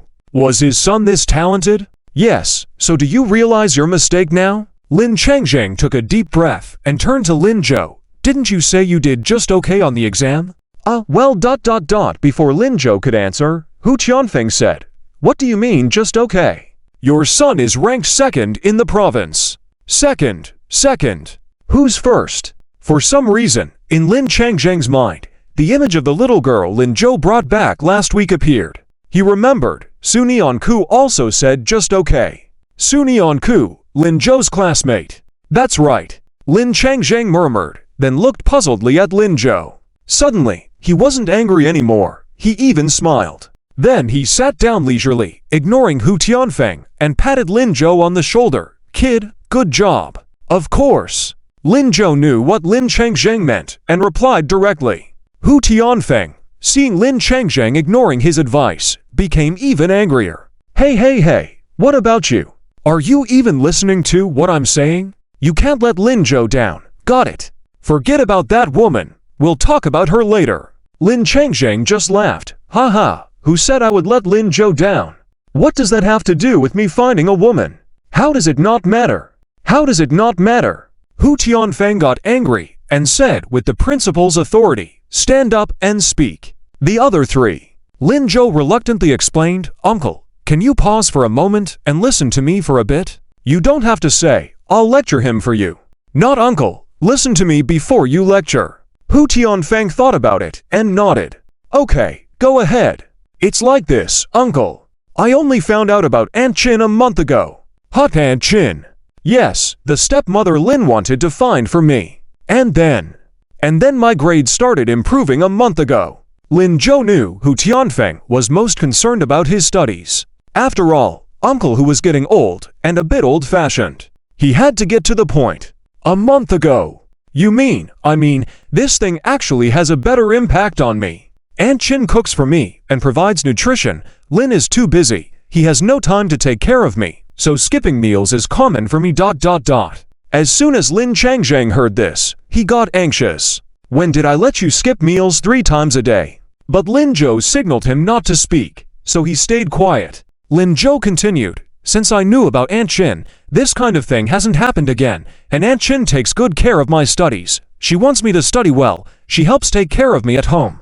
Oh, is that so? Hu Tianfeng was surprised. Lin Zhou nodded, yes, and more importantly, in fact, Lin didn't plan to tell me about Aunt Chin at first, but I found out myself, and then I helped them get along well. I even wanted Lin to get married sooner, so he has someone to take care of him. Look at his temper. Wouldn't it be better to have someone manage him? With Aunt Chin around, I can concentrate on studying. Hu Tianfeng suddenly thought Lin Zhou made a good point. Indeed, as stubborn as a mule. Who are you calling a mule? Hu Tianfeng, I'm sure you know in your heart. Finally, Zhou Wenshu, who had been watching the show, couldn't take it anymore. All right, you two, stop arguing. Look at you both, acting like donkeys, one more stubborn than the other. Now that Lin Zhou has explained everything, shouldn't we stop opposing Changzheng for the sake of the children? Hu Tianfeng reluctantly took a bite of food. Well, okay. All right. But Changzheng, don't disappoint that Chin girl. Why do you have to say that? Can't I say a word to you? I'm considered family. Does this count as being family? Seeing that the two were about to argue again, Zhou Wenshu was speechless. Stop arguing. You two. One has been preparing wine for the other for years, and the other has been sending pig heads to the other every year. Why argue about this? Isn't it because ... The two suddenly couldn't find a reason. Lin Changzheng waved his hand. Forget it. I won't argue with you anymore. After all, my son is doing so well now, and I've found the right partner. I'm a bit better than you. No need. Really unnecessary. Hu Tianfeng. Do you think my son, my daughter? When he reached this point, he suddenly realized that his own son and daughter were not as outstanding as Lin Zhou. Hu Tianfeng quickly changed his tune. But I have a talented nephew, right? Lin Changzheng straightened his chest and deliberately adjusted his clothes. My son bought me new clothes. What did your nephew get you? Hu Tianfeng. Lin Zhou with a helpless expression.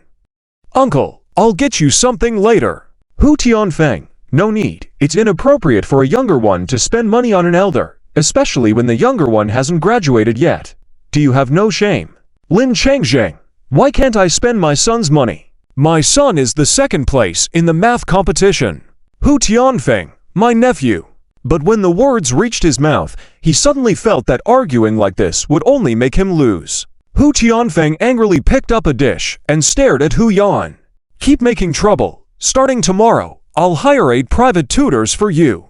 Hu Yaran, who was eating with his head down. Huh? This meal finally ended amidst arguments and noise. Hu Tianfeng immediately started looking for private tutors for Hu Yan.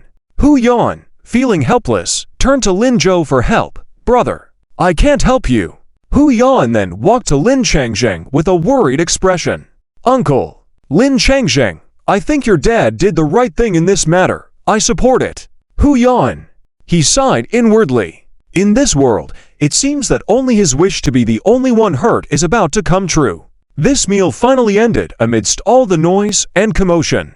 After the meal, Lin Zhou took over the dishwashing duties with Hu Yan. Zhou Wenchu boredly watched TV. Lin Changzheng and Hu Tianfeng were both wearing their new clothes, sitting upright and solemnly, ignoring each other as usual. Zhou Wenchu changed to a romantic drama, which neither of them liked to watch, but both pretended to be very serious. However, 2 minutes later, Hu Tianfeng went crazy. He suddenly stood up and shouted at the TV. "What is this nonsense? What are they acting out? Wenchu, what are you watching? Is this the male lead?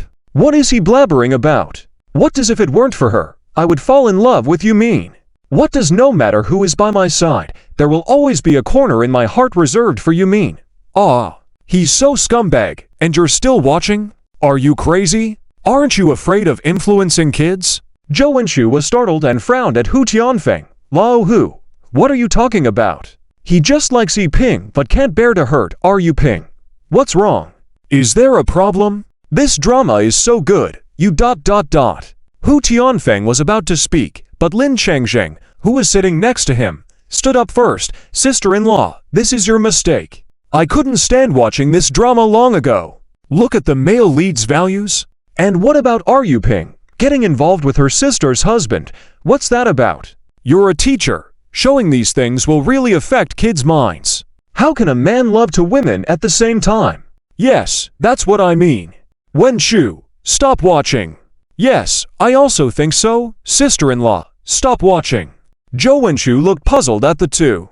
How did they start teaming up against her? Had they argued enough? "Changzheng, didn't you just find a new woman and I?" Before Lin Changzheng could answer this time, Hu Tianfeng spoke up first. "How can that be the same? It hasn't been long since Jun Zhu passed away. Lao Lin should move on with his life, but what he Shuhuan is doing between two women is different. Completely different." "Yes, it's different, sister-in-law." The two echoed each other. Zhou Wenchu was even more puzzled. She couldn't help but ask, "Have you two made up?" Hu Tianfeng, Lin Changzheng. The two looked at each other, each coldly snorted, turned their heads away, not looking at each other. "Who said we've made up?" "Sister-in-law, you're mistaken." Zhou Wenchu, "Then, why bother me? Keep arguing, I'll watch TV." The two. They looked at each other in silence, suddenly feeling a kind of spiritual resonance. Women are truly hard to please. At this moment, Lin Zhou's voice came from the kitchen door. "Come on, Dad, Uncle, I fried some peanuts for you, and prepared two snacks. Since we have alcohol here, let's drink." "Humph, drink what?" "Not drinking, not drinking." Zhou Wenchu quickly called out to Lin Zhou, "Zizhou, your uncle can't drink ... Lin Zhou gestured to her, and Zhou Wenchu paused, but stopped talking. She was curious about what Lin Zhou wanted to do. Lin Zhou looked at Hu Tianfeng and Lin Changzheng. "If you guys drink, I'll make Aunt stop watching this morally corrupt TV show." Zhou Wenchu automatically agreed. "Yes, if you guys drink, I won't watch." Lin Changzheng and Hu Tianfeng both stayed still. "Come on, uncle, let's have a drink first." Seeing that neither of them moved, Lin Zhou added, "You guys aren't too scared to drink, are you?" "Who says that? How could we be?" The two said, picked up their wine glasses, and drank in unison. As they took the first sip, Lin Changzheng, being a lover of alcohol, couldn't resist and poured himself another glass. Seeing that Hu Tianfeng had put down his glass, Lin Changzheng raised his chin. "What? Drunk already?" Hu Tianfeng didn't have a good alcohol tolerance, but wanted to save face. With Lin Changzheng's comment, he couldn't control himself. "Who says I can't handle it?" He raised his glass and downed another drink. The two of them started arguing and drinking, gradually engaging in conversation. Lin Zhou brought Hu Yan over to Zhou Wenchu. Hu Yan's eyes were fixed on the TV screen, drooling with excitement. Zhou Wenchu was slightly surprised, but immediately turned off the TV without hesitation. Hu Yan was shocked. Mom, what are you doing? What am I doing? Don't you know this show is a bad influence on kids? Then why were you watching it so happily? I'm an adult. Hu Yan felt unjust but had to seek help from Lin Zhou. Lin Zhou looked at him with a smile. Indeed, it's a bad influence on kids. Your dad and my dad are right. In a few years, this show will be criticized to death. Huh? How do you know? Hu Yan was stunned. I'm just guessing. Eventually, as people's views on love began to awaken over the years, dramas that ruined morals were criticized and trended. But for now, they didn't know yet. The show remained extremely popular nationwide. But what about you and my sister-in-law? You don't understand. Our relationship is a true 1v1 love. Hu Yan choked, okay? Zhou Wenshu was taken aback. Her face changed. Sister-in-law. Lin Zhou, you're in a relationship already? Lin Zhou quickly pulled Hu Yan over. Oh, great aunt, you heard wrong. You better check another TV show. I'll take Hu now to the room to share some studying experience with him. It's too noisy out here. Ha! Big brother. No, I also want to watch TV. Hu Yan struggled, but was ultimately pulled back into the room by Lin Zhou. Once inside, Lin Zhou turned on the computer. Hu Yan. Big brother, aren't you going to share studying experience? That stuff depends on talent. I can't teach. Hu Yan felt disappointed. But, as long as you're willing to learn, you'll do fine. Let's play some games while we have time. Sound good? Alright, I'm in. Hu now happily sat next to Lin Zhou.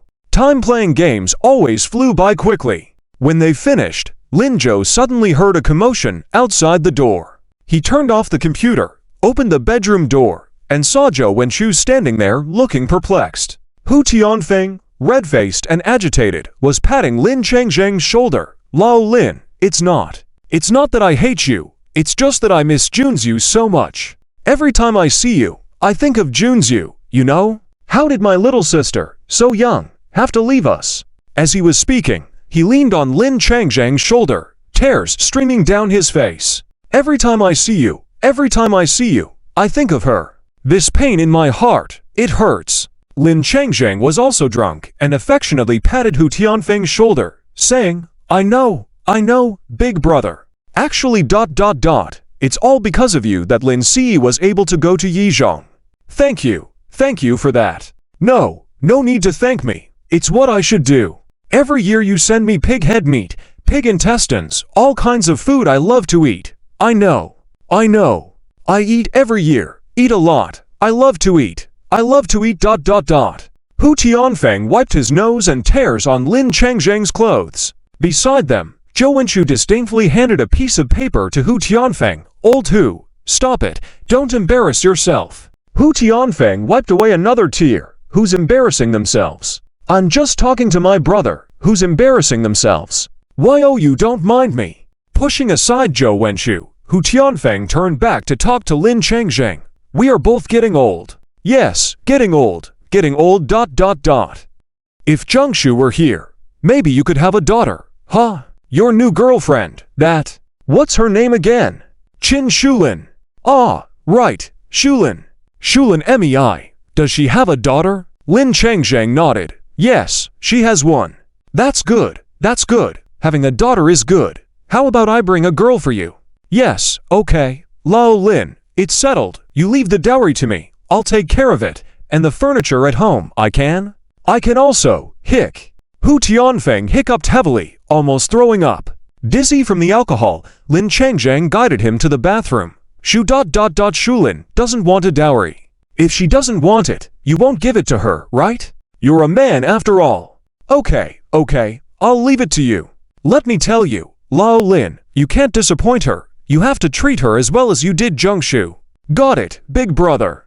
Alright, then, let's have dinner with Shulin Mei another day. Okay. Zhou Wenshu watched the two of them enter the bathroom, sighed silently, feeling a tinge of warmth in the scene.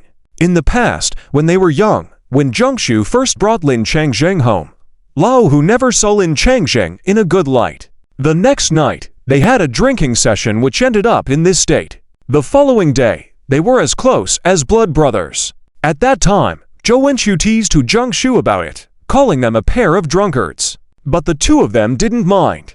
Later, when they got married, Lao Hu put in the most effort. Now, this scene seemed to be repeating itself. Xiaozhou, is this why you let them drink? Lin Zhou smiled. If they don't drink, they will never make up. I see, it's good now. That night, Hu Tianfeng was unable to go home.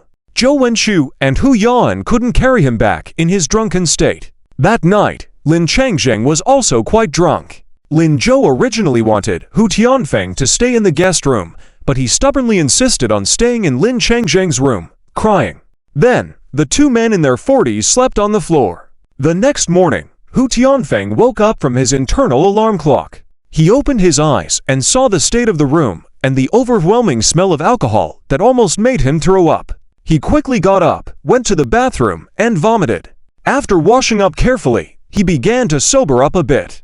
Hu Tianfeng started to recall how much he drank the previous day and whether he did anything embarrassing, but he couldn't remember. He quickly shook his head to try to trigger his memory, but no images came back. He decided to slip out before Lin and Lin Zhou woke up to avoid potential teasing.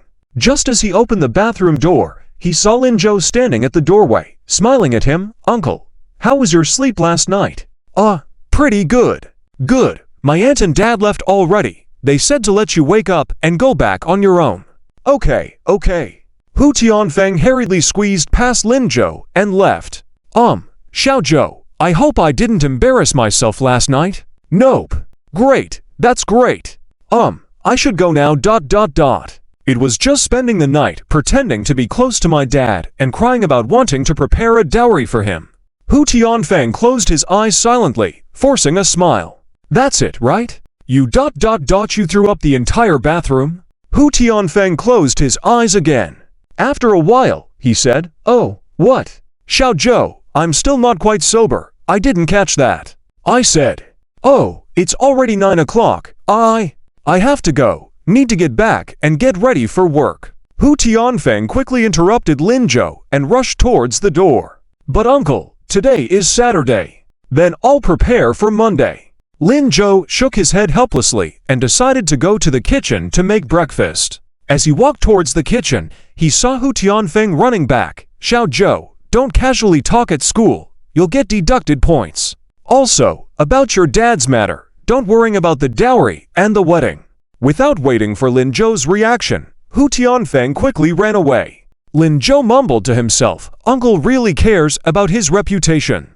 He cracked 2 eggs, preparing to make scallion pancakes and soy milk. By the time Lao Lin woke up, the breakfast would be ready. After mixing the eggs and flour, Lin Zhou heard Lin Changzheng yawning as he walked out of the bedroom. Where's your uncle? Did he leave? Yes, he left. Did he say anything? Oh, he said he will handle the wedding for you. Old Hu. Lin Changzheng chuckled and headed towards the bathroom. Dad.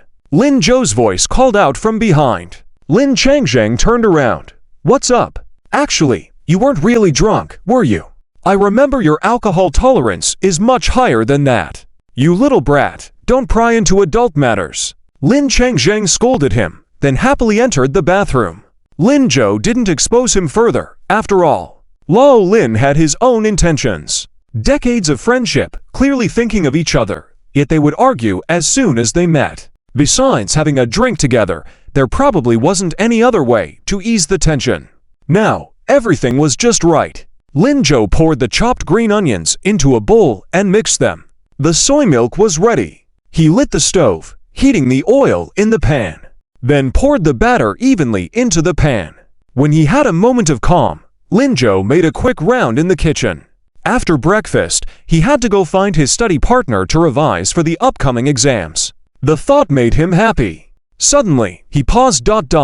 His study partner probably hadn't had breakfast yet either. Lin Zhou quickly fried 2 eggs, using the egg molds that Lin Changzheng had bought earlier. After cleaning them thoroughly, he earnestly fried to heart-shaped omelets. Once the pancakes were ready, he selected the best one, found an exquisite box, and packed it up.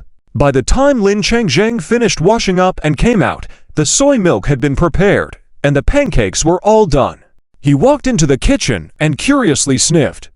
Smells quite nice, not bad. Then hurry and eat. Dad, I need to study after I finish. With your little classmate, yes. Alright, if you don't need to come back, then don't. Lin Changzheng said, picking up the plate of pancakes and heading out. But before he had taken 2 steps, he keenly noticed the omelets in the box. Hung Zizhou, these omelets look nice. I want to eat this one. He set the plate down and went to get the box. Lin Zhou quickly walked in. Ah, no, Lao Lin, that's meant for my classmate. Ha ha. Lin Changzheng burst out laughing. I'm kidding with you. I know it's for that girl. It's too little. Add another pancake. She's so thin. Should eat more. Oh, and pour her another glass of soy milk. Tell her if she's free, she can come over to our house. Got it, Dad. Lin Zhou happily complied. After finishing the meal, he picked up the packed food box, went out to pick up Sun Yanku. As he was leaving, Lin Changzheng handed him the motorcycle key. You ride today. I don't feel like going out. It's been a while since I've had a drink. Rest up. Okay, thanks, Dad. Oh, by the way, Zizhou, I have a question for you, yes? Lin Changzheng hesitated for a while before asking. It's about Chin Auntie's birthday coming up. What do you think would be a good gift to give? This question had been troubling Lin Changzheng for a long time, but he hadn't been in a romantic relationship for a while, so he was lacking in experience. The old folks nearby all suggested giving a red envelope directly, but Lin Changzheng felt that it was too tacky. He wanted to do something different, but didn't have any good ideas, so he decided to ask Lin Zhou for advice. Lin Zhou burst out laughing. This is simple. You should make a cake with your own hands. Make ... make it myself. That's actually a good idea. But ... is it easy? Haha, if it's not easy, it shows sincerity. Take the weekend to learn. Sun Yanku also got up early in the morning. Today, she was wearing jeans with a white shirt, which accentuated her figure. Only she and Wang Zhaoqing were in the dorm. Wang Zhaoqing had stayed up late reading novels last night, and hadn't woken up yet. Sun Yanku stood in front of her bed, carefully combing her hair. She tied her hair high up into a ponytail. Looking in the mirror, she felt something wasn't quite right. Sun Yanku placed her hand on her bangs. It seemed that every time she lifted her bangs, Lin Zhou would show a surprised expression. Could it be that her bangs were the problem? Maybe if she lifted them up. Sun Yanku tried to push her bangs up, but halfway through, she suddenly heard a murmur behind her. That boy ... is really handsome. Sun Yanku was startled. She quickly let her bangs fall back down and turned to look at Wang Zhaoqing. She found that Wang Zhaoqing had simply turned over and fallen back asleep. Sun Yanku patted her chest lightly. She had almost been scared to death. After checking that Wang Zhaoqing was indeed asleep, Sun Yanku turned back to the mirror. She lifted her bangs and used the hairpin that Lin Zhou had given her to secure them in place. In that moment, a cool and playful face appeared in the mirror. Sun Yanku was slightly stunned. It was like the last time she wore a skirt and looked in the mirror downtown. Unable to resist, she touched her face and admired herself carefully. Did Lin Zhou like her this way? Realizing what she was thinking, Sun Yanku suddenly started to panic. She nervously rubbed her face and her heartbeat began to accelerate. What was happening?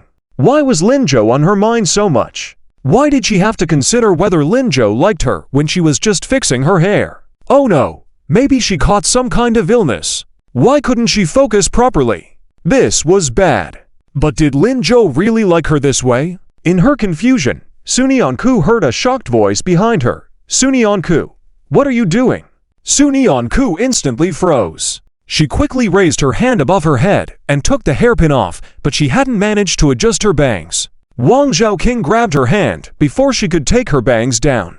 Sun Yanku almost shot back to her own position at lightning speed after her hand was caught. Then, she quickly lifted her bangs back. In that moment, Sun Yanku closed her eyes nervously. Oh no! Lin Zhou had said that others can't see this. But at this moment, Wang Zhaoqing gasped in shock. She couldn't believe what she was seeing in front of her, and after a moment, finally found her voice. Oh my goodness! Oh my goodness! Oh my goodness! Oh my goodness! Sun Yanku, is that you, Sun Yanku? Ah, are you really Sun Yanku? How?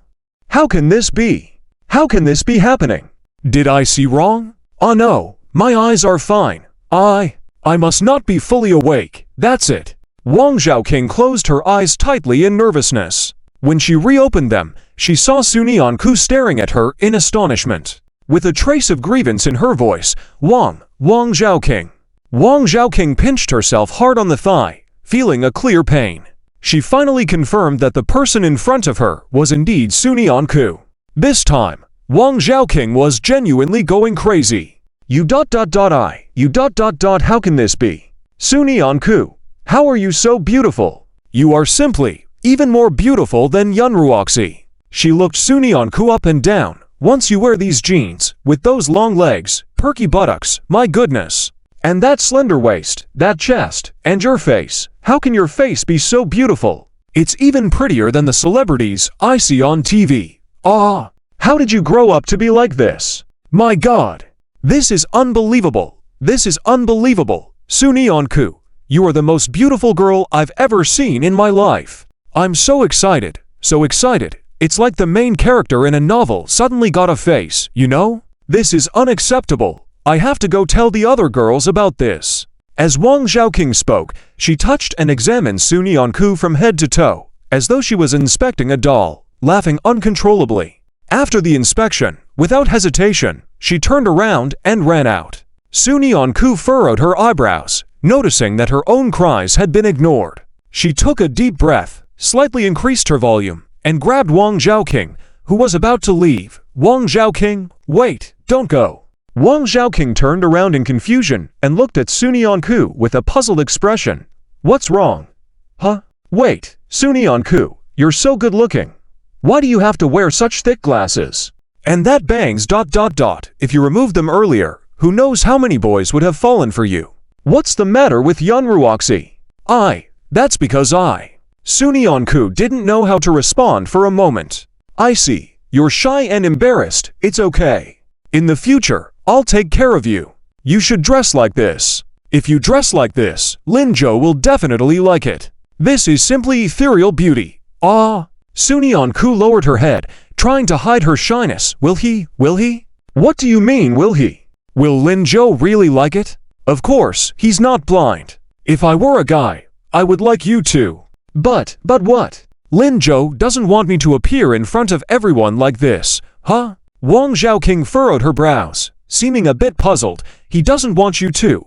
Yes. But why? Halfway through the conversation, Wang Zhaoqing suddenly realized something. She looked at Su Nianku in shock again. Are you saying Lin Zhou has already seen you like this? Su Nianku nodded vigorously. Lin Zhou made her realize she can look good too. So, after he found out, he doesn't want you to tell anyone. Yes, ha ha ha. Wang Zhaoqing suddenly laughed.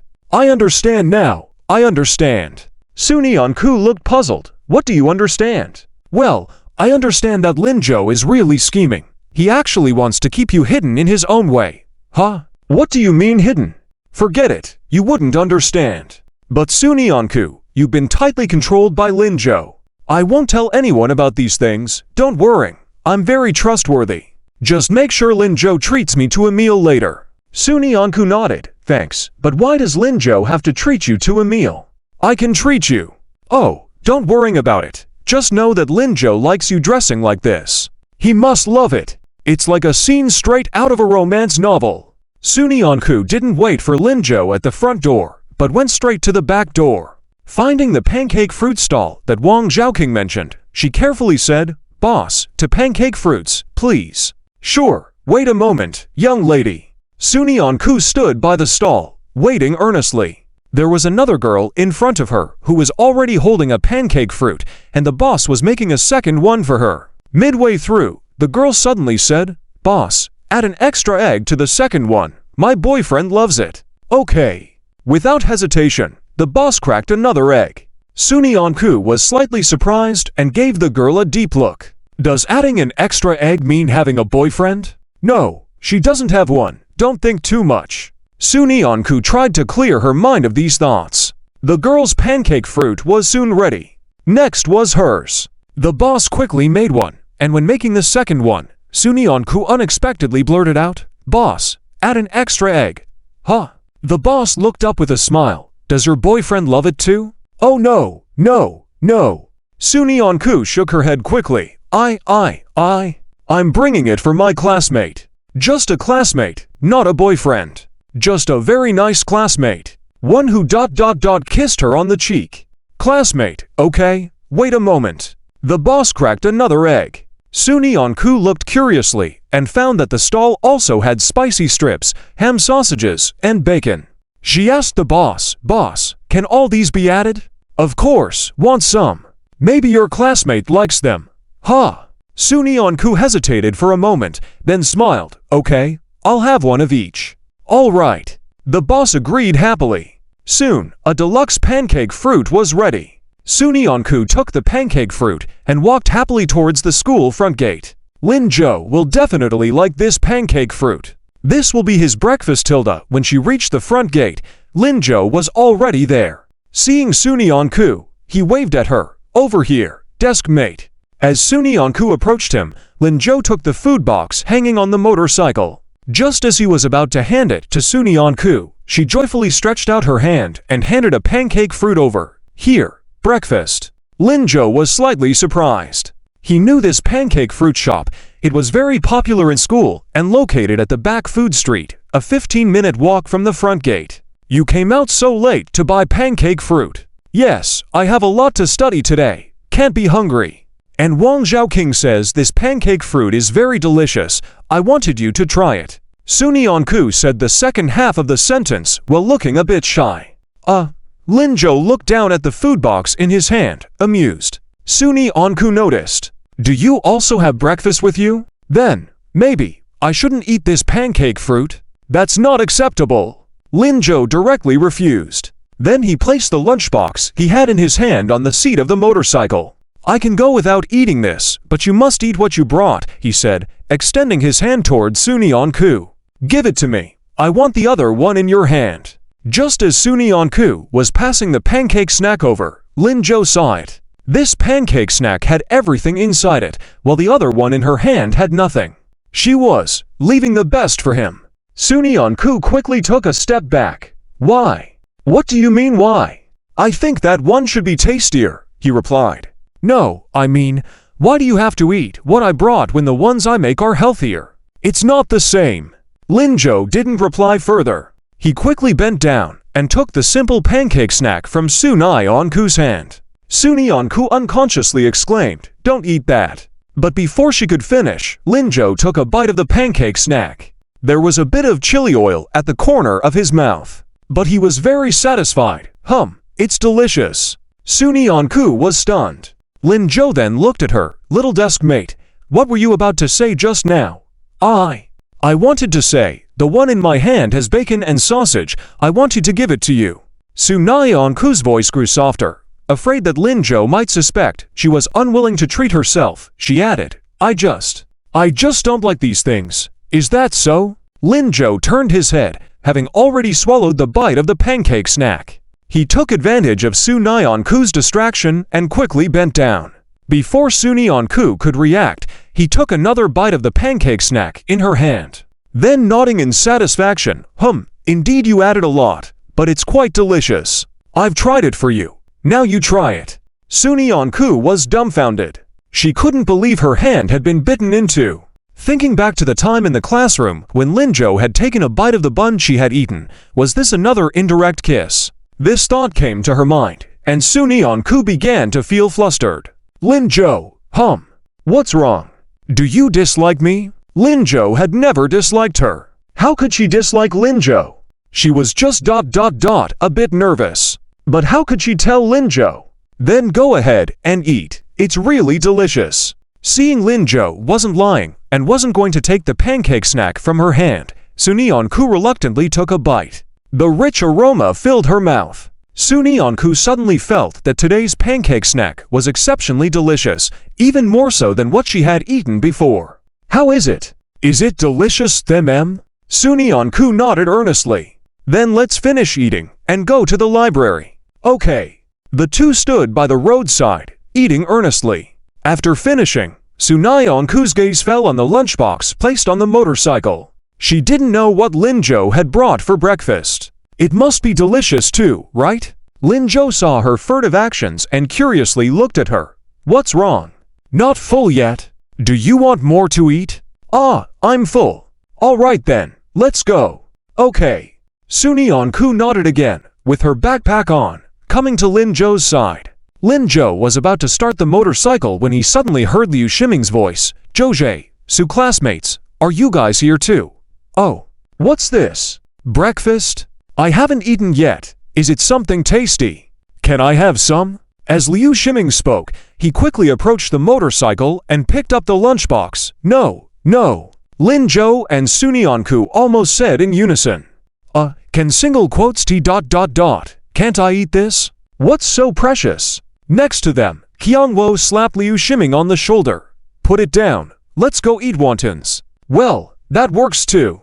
Liu Shiming had to put down the lunchbox, feeling that it still smelled pretty good. He felt a bit reluctant. But soon, Liu Shiming noticed something peculiar. Wow, Su classmate, you look really really beautiful today. These jeans, this white shirt, it's like they were tailor-made for her. Front curvy and back perky. But the word sexy couldn't quite come out. After all, Lin Zhou was there, and if he said it, it might end badly. His survival instinct made him quickly change his tune. But this compliment made Sunyeon-koo feel a bit uneasy. She lowered her head slightly and nudged Lin Zhou behind her. Is that so? Kyungwoo gave Liu Shiming a glare and quickly came to Sunyeon-koo's side. Yes, really pretty Sunyeon-koo. I've never seen you dress like this. Wear these more often in the future. Oh, okay. But why did Lin Zhou have no reaction at all? Sunyeon-koo quietly glanced in Lin Zhou's direction. Lin Zhou couldn't help but smile. The little girl is starting to enjoy her looks. Not bad, not bad. In fact, he had noticed her changes as soon as she arrived. He just felt that if he stated it too blatantly, she might feel embarrassed. The outfit she was wearing was quite normal, not too attention-grabbing, just right. So Lin Zhou didn't say much. At this moment, seeing Sunyeon-koo seemingly seeking praise, he nodded. It indeed looks good. Sunyeon-koo then withdrew her gaze, feeling joyful inside. Lin Zhou then turned his gaze to Liu Shiming and Kyungwoo. What are you two doing here at this time? Are you going on a date? Before Lin Zhou could answer, Sunyeon-koo hastened to say, we're here to study too. Shouldn't you study in the self-study room? Lin Zhou said we are going to the library. Oh. Liu Shiming pondered for a moment, then said, that's fine too. The library is also quiet. Kyungwoo, how about we go there too? Before Kyungwoo could reply, Sunyeon-koo rushed to say, maybe you should not go. She had prepared a surprise. What if Kyungwoo and Liu Shiming also went? Lin Zhou looked at Sunyeon-koo in confusion.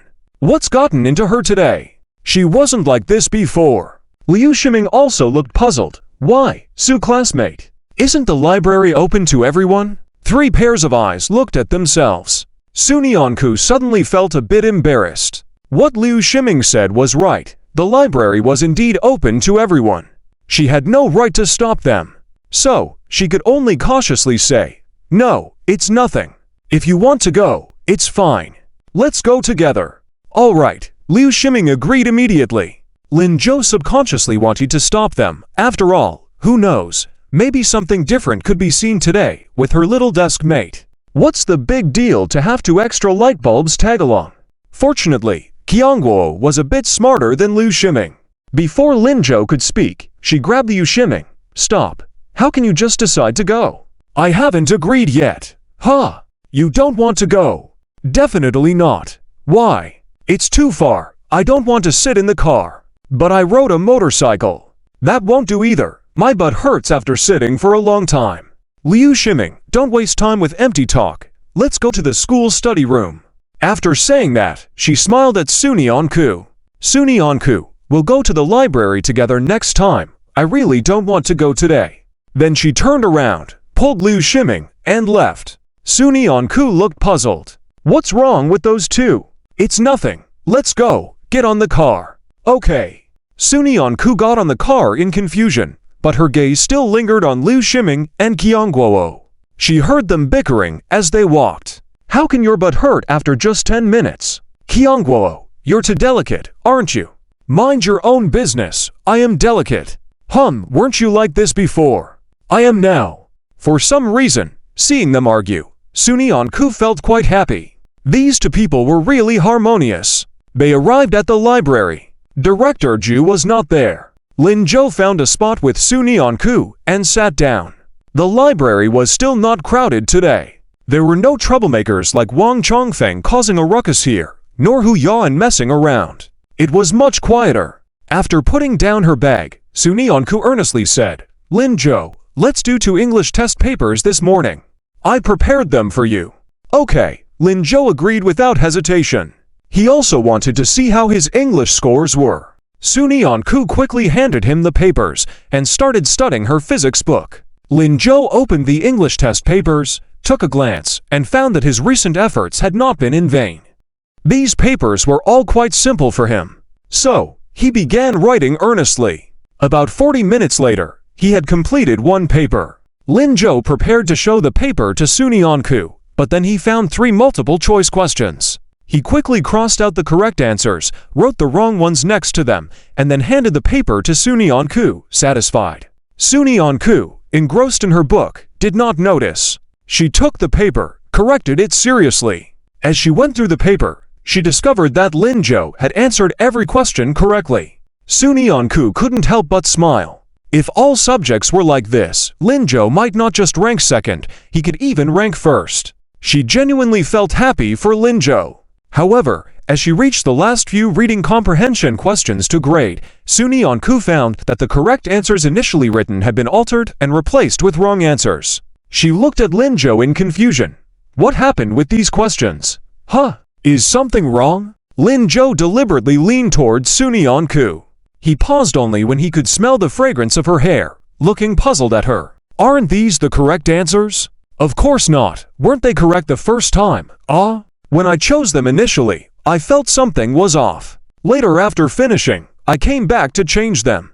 So, does that mean my initial answers were correct? Little desk mate, I'm a bit confused. Could you explain it? Sunyeon-ku stared at Lin-jo in astonishment. Why did it feel like he was doing it on purpose? But she had no evidence, and he seemed so serious. She found herself unable to refuse. Sunyeon-ku had to take the pen and earnestly explain the questions to Lin-jo. Lin-jo tilted his head, looking at her, and started to smile. Little desk mate was still as gullible as ever. Lin-jo, are you listening? Sunyeon-ku noticed Lin-jo seemed lost, and asked, puzzled and hesitating. Huh? I heard. I understand.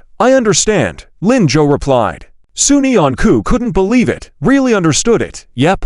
Well, he wouldn't admit intentionally teasing her. Then, explain it to me again. Sunyeon-ku decided to test her own efforts, feeling like Lin-jo was playing around. Lin-jo had no choice but to take the paper and seriously go over that question once more. After explaining, he looked up, earnestly gazing at Sunyeon-ku. Is that right, little desk mate? Sunyeon-ku nodded in confusion. Yes, it is. You see, I truly listened. Yes. Even though she found it hard to believe, Sunyeon-ku had to acknowledge it. Well, there are 2 more questions, little desk mate. Can you continue explaining? Okay. Sunyeon-ku had to sincerely go over the other 2 questions. Lin-jo just watched her for quite a long time. After finishing all the questions, it was already past 11 o'clock. Lin-jo stood up, saying, "The morning is almost over. Let's go eat lunch." All right, for lunch, shall we have the food you prepared this morning? Sunyeon-ku asked seriously. Lin-jo nodded. That's what I had in mind too. But we can't eat in the library. Let's go somewhere else. Okay. Sunyeon-ku agreed. You wait for me for a moment. I'll go to the restroom and be right back. Okay. Lin-jo nodded. Watching Sunyeon-ku leave energetically, Lin-jo chuckled and sat back down. The morning had passed. Had little desk mate prepared a surprise for herself at last? The library got busier at some point. It was a bit chaotic, but it didn't diminish Lin-jo's good mood one bit. As for Sunyeon-ku, she had already arrived at the restroom. After looking around and seeing no one, Sunyeon-ku took a deep breath and slowly exhaled, allowing herself to calm down a bit. Then she approached the mirror. All she could think of in her mind were Wang Zhaoking's words. When you go out to school and see Lin-jo, find an opportunity to go to the restroom and put your bangs up. With that, Lin-jo will definitely like it. He just doesn't want you to be seen by the people in school, not outsiders, so rest assured. Lin Zhou will definitely like it. Lin Zhou should like it, right? This morning, Sun Yanku had been thinking about this matter the whole time. Lin Zhou had always been very kind to her, doing things to make her happy. If a slight change in herself could make Lin Zhou like her, she would be very happy. But taking this step was really difficult. She didn't know if she could adapt to herself after a real change. So, Sun Yanku spent the morning building herself up psychologically. When she just entered the library door, she deliberately noted the position of the restroom. Now, the morning had passed. If she didn't go now, she might not dare in the afternoon. Sun Yanku decided to be brave once. She bit her lip, then quickly lifted her bangs up. After combing for a while, she found the best position and clipped it in place. After doing all this, she took off her glasses. At that moment, the girl in the mirror suddenly seemed different. Cold, arrogant, and a little mischievous. Sun Yanku pinched her slightly plump face and felt that the touch seemed really good. No wonder Lin Zhou likes to pinch her so much. She might as well let him pinch a few more times. After doing all this, Sun Yanku took a deep breath again, turned around, and walked towards the restroom door. But halfway there, she felt very uncomfortable. She didn't know if her clip was crooked, if her face was dirty, or if there was anything else that made her look unkempt. In short, it was awkward and awkward and awkward. Sun Yanku was going crazy. She quickly turned around and looked in the mirror. After finding that she was fine, she walked back to the door. But at the door, she turned back again, wondering if changing the position of the clip would be better. She kept going back and forth like this 5 or 6 times, and finally, she sighed and casually fastened the clip on her head. Then she angrily slapped her hand. Sun Yanku, why are you so silly? Can't even clip your hair properly. Just as she finished muttering, she saw 2 girls coming in at the door. As they walked, they discussed, wow, that handsome guy outside is really handsome. Who says he isn't? Just now, that group of girls all went over to ask for his penguin ID. Don't know if they'll succeed. We'll go ask till later. But wouldn't it be too late by then? Just in case? We must give ourselves a chance in case the handsome guy is blind. Oh my god, you make sense. Let's hurry up, go to the restroom, and then go find him. Okay. The 2 girls quickly slipped into a cubicle. Sun Yanku was slightly stunned. The handsome guy they were talking about ... Could it be Lin Zhou? Many people ask Lin Zhou for his penguin ID. No. It can't be. Although she didn't know why it couldn't be, the thought suddenly popped into her mind. Sun Yanku no longer cared about fixing her hair. She quickly walked away. 5 minutes ago, the quiet self-study area of the library was now anything but quiet. The reason was that just now, a group of 17 or 18-year-old girls came in. The girls had originally come to study, but when they saw Lin Zhou, they couldn't move away. They seriously discussed for a moment, then quickly approached Lin Zhou. The leading girl handed a piece of paper to Lin Zhou and asked, "Handsome, can you add me on your penguin ID?" Lin Zhou furrowed his brows slightly. "I don't have a penguin ID, sorry." "It's okay, I have 2. How about I give you one?" "Lin Zhou, could you even do that?" "No, thank you, I don't need it." The girl was nearly in tears. But when she thought of how handsome Lin Zhou was, she felt she couldn't give up. So she said again, "Handsome, why don't you consider it seriously? I can give you 2 to penguin IDs. Really, I don't need it. Sorry." The girl burst into tears this time. Covering her face, she quickly ran away. But just because one girl ran away, it didn't mean everyone would run away. After all, in their eyes, they were the most beautiful. The failure of those in front only meant they weren't pretty enough. Who knows, they might succeed. So, one by one, they approached Lin Zhou. Lin Zhou was quite bored, so he started rejecting them one after another. The boys around him were almost envious. They were frowning and thinking, who is this scoundrel? So many girls were rejected by him. Outrageous. Clearly he was just average looking. How dare he? So, some tried to ask those sad girls for their penguin IDs. But they were all rejected and ended up leaving in embarrassment, swearing never to come to this library again. Bad luck. When Wenxi and Liu Yao passed by the library's entrance, all they saw was one boy after another walking out grumbling. They looked puzzled. "Wenxi, What's wrong with the library? Why is it so angry today? I don't know, but these boys are already immature. Let's not pay attention to them. However, Wency couldn't stop Lu Yao's gossiping heart, and in the end, she couldn't resist asking someone. When she came back, she was smiling from ear to ear. Guess what? Inside, there's a boy being approached by a dozen girls for his penguin ID, but he rejected them all. Then those boys went to ask the girls for their IDs, and the girls rejected them. Now they're all inside arguing about that boy. Ha ha! Wency frowned. Aren't they being silly? If they're ugly themselves, why bother others? That's what I said. Come on, let's go in and see. See what? That handsome guy, who has such a great charm to become the enemy of all the boys in the library. Aren't you curious? Not really. The guy I'm looking for must. I know. The guy you're looking for must have enough ability, be handsome, not childish, and preferably take care of people. Just like your homeroom teacher Jian Zhengyang, right? You, stop talking nonsense. That's not it. Ha ha, alright, I'm kidding. Just come with me to take a look. I heard that he's also a student from your school, one middle school. What? One middle school? Wency furrowed her brows again. One middle school actually has someone that good looking.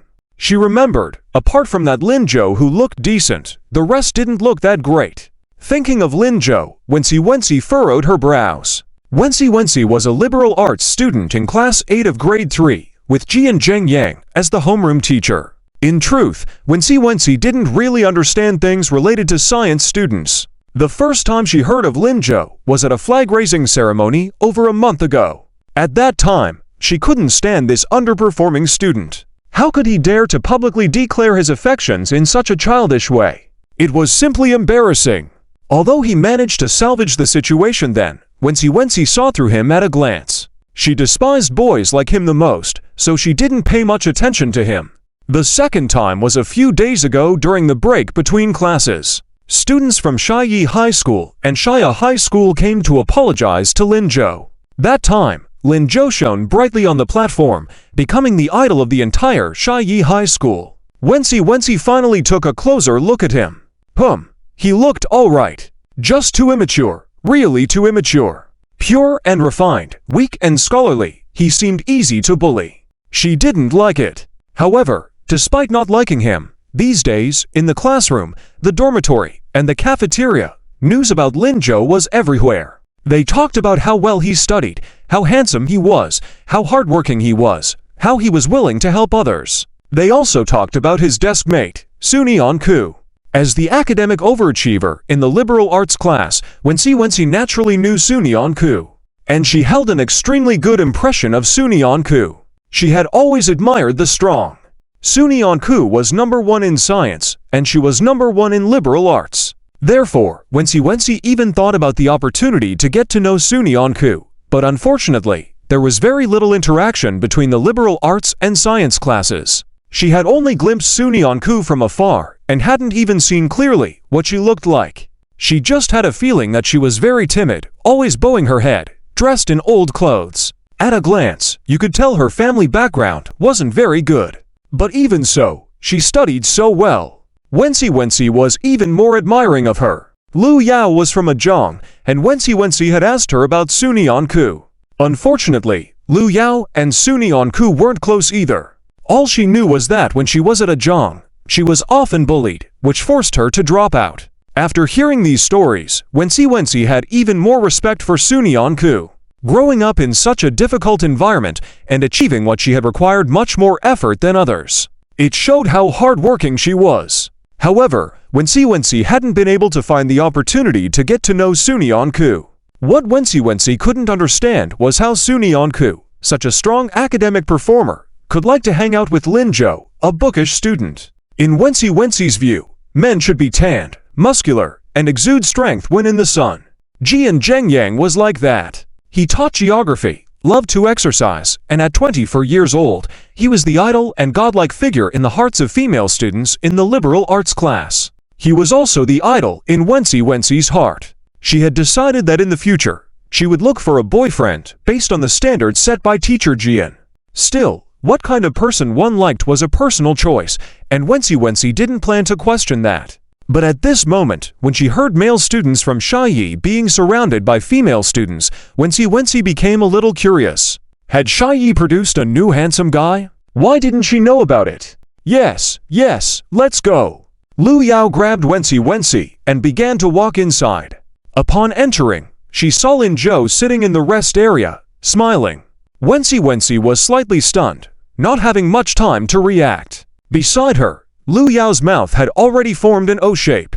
Wow, he's really handsome. Wency furrowed her brows. Is this what handsome looks like? Although Lin Zhou did look good, there was still a huge gap between him and being called handsome. Without turning her head, Lu Yao kept staring in Lin Zhou's direction. Isn't he handsome? Is Jian Zhengyang handsome in your eyes? I mean, how could you be like this, Wency? You always talk about your family being a literary family, with grandparents, parents all cultured. How could you like a jock? Wency didn't know how to respond. Maybe you like what you lack, Lu Yao suggested. Well, I don't know. Let's go and ask about the penguin number, Lu Yao said, about to sprint towards Lin Zhou. Wency quickly stopped her. What are you doing? Haven't you heard that he rejected all those girls? But I might not get rejected. Let me try. Oh, you. Wency couldn't stop Lu Yao and only watched as she approached Lin Zhou.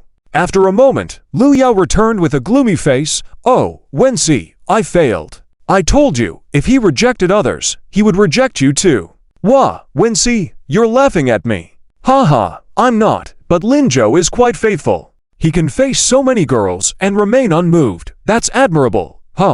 Does he have a girlfriend? I'm not sure, but I heard.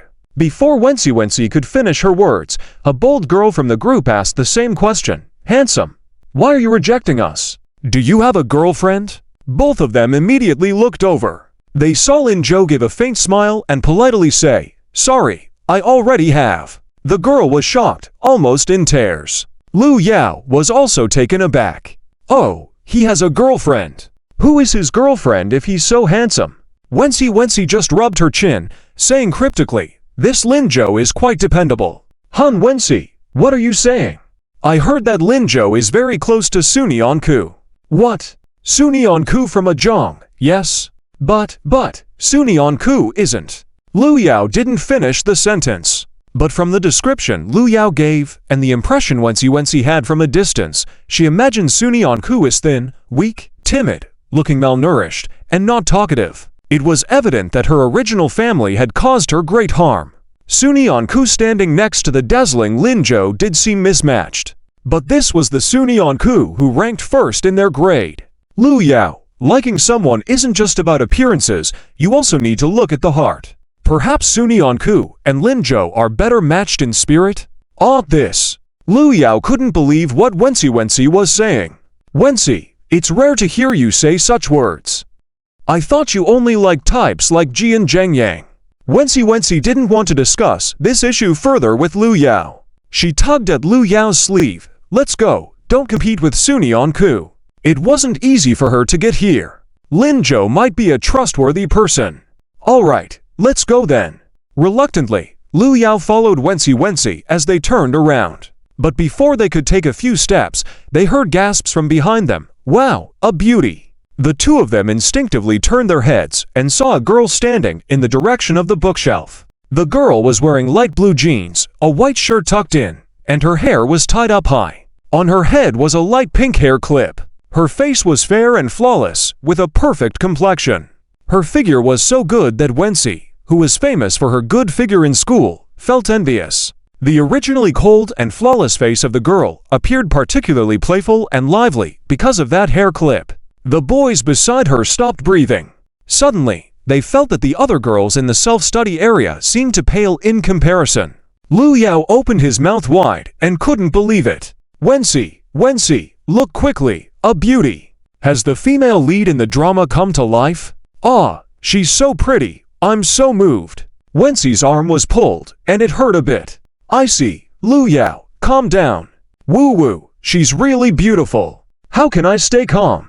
But, don't you like boys? It's true that I like boys, but I also like to look at pretty girls. Hey, why did that boy stand up? Following Lu Yao's gaze, Wency indeed found Lin Zhou, who had been leisurely rejecting the girls around him, standing up. The girls next to him also seemed to be attracted by the sudden appearance of the girl. They made way for her. Then Lin Zhou picked up his black backpack, picked up the pink one next to it, and walked towards the girl. Wenxi, Lin Zhou, do you know this girl? Aren't you with Sunyanku? That's what everyone in school says. Before Wenxi could react, Lin Zhou arrived next to Sunyanku. From the moment she came out earlier, he had seen her. Her hair was slightly messy, indicating that she had been tangled up inside for a long time, perhaps due to some urgent matter. But her appearance stunned Lin Zhou. He suddenly realized what the little girl had been struggling with all morning. She wanted to appear in front of him this way. But she was also afraid.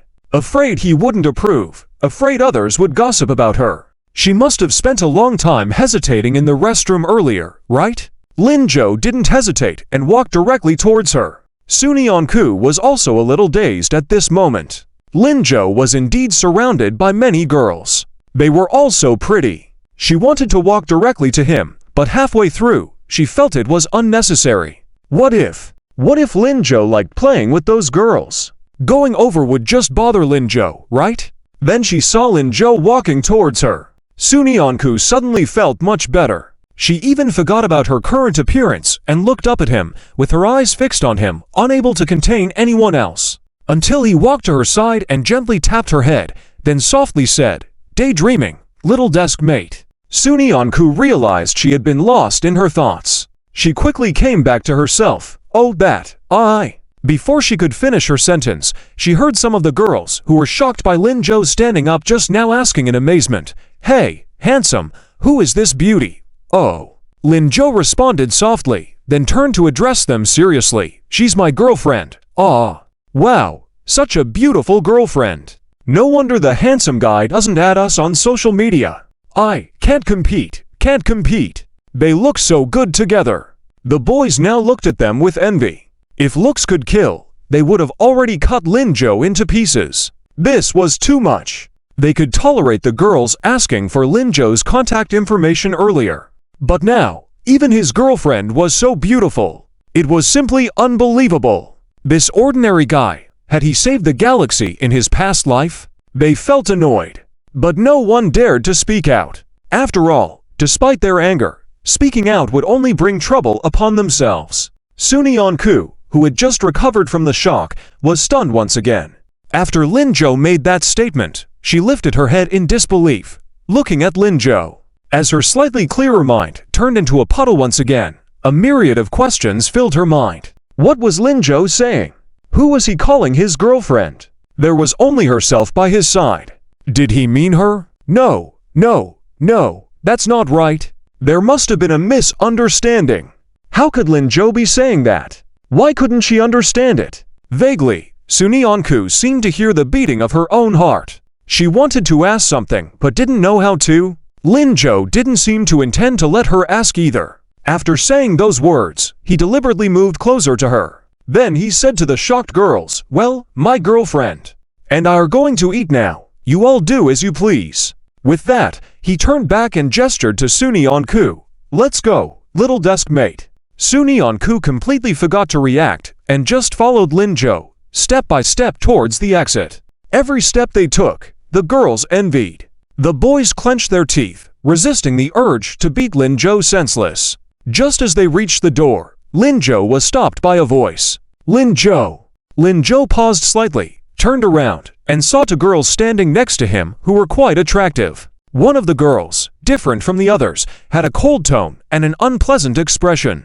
The other girl, who seemed a bit inferior, also looked shocked. "What did you say?" "Cici, is he Lin Zhou?" Cici, the girl being addressed, didn't answer her but stared at Lin Zhou.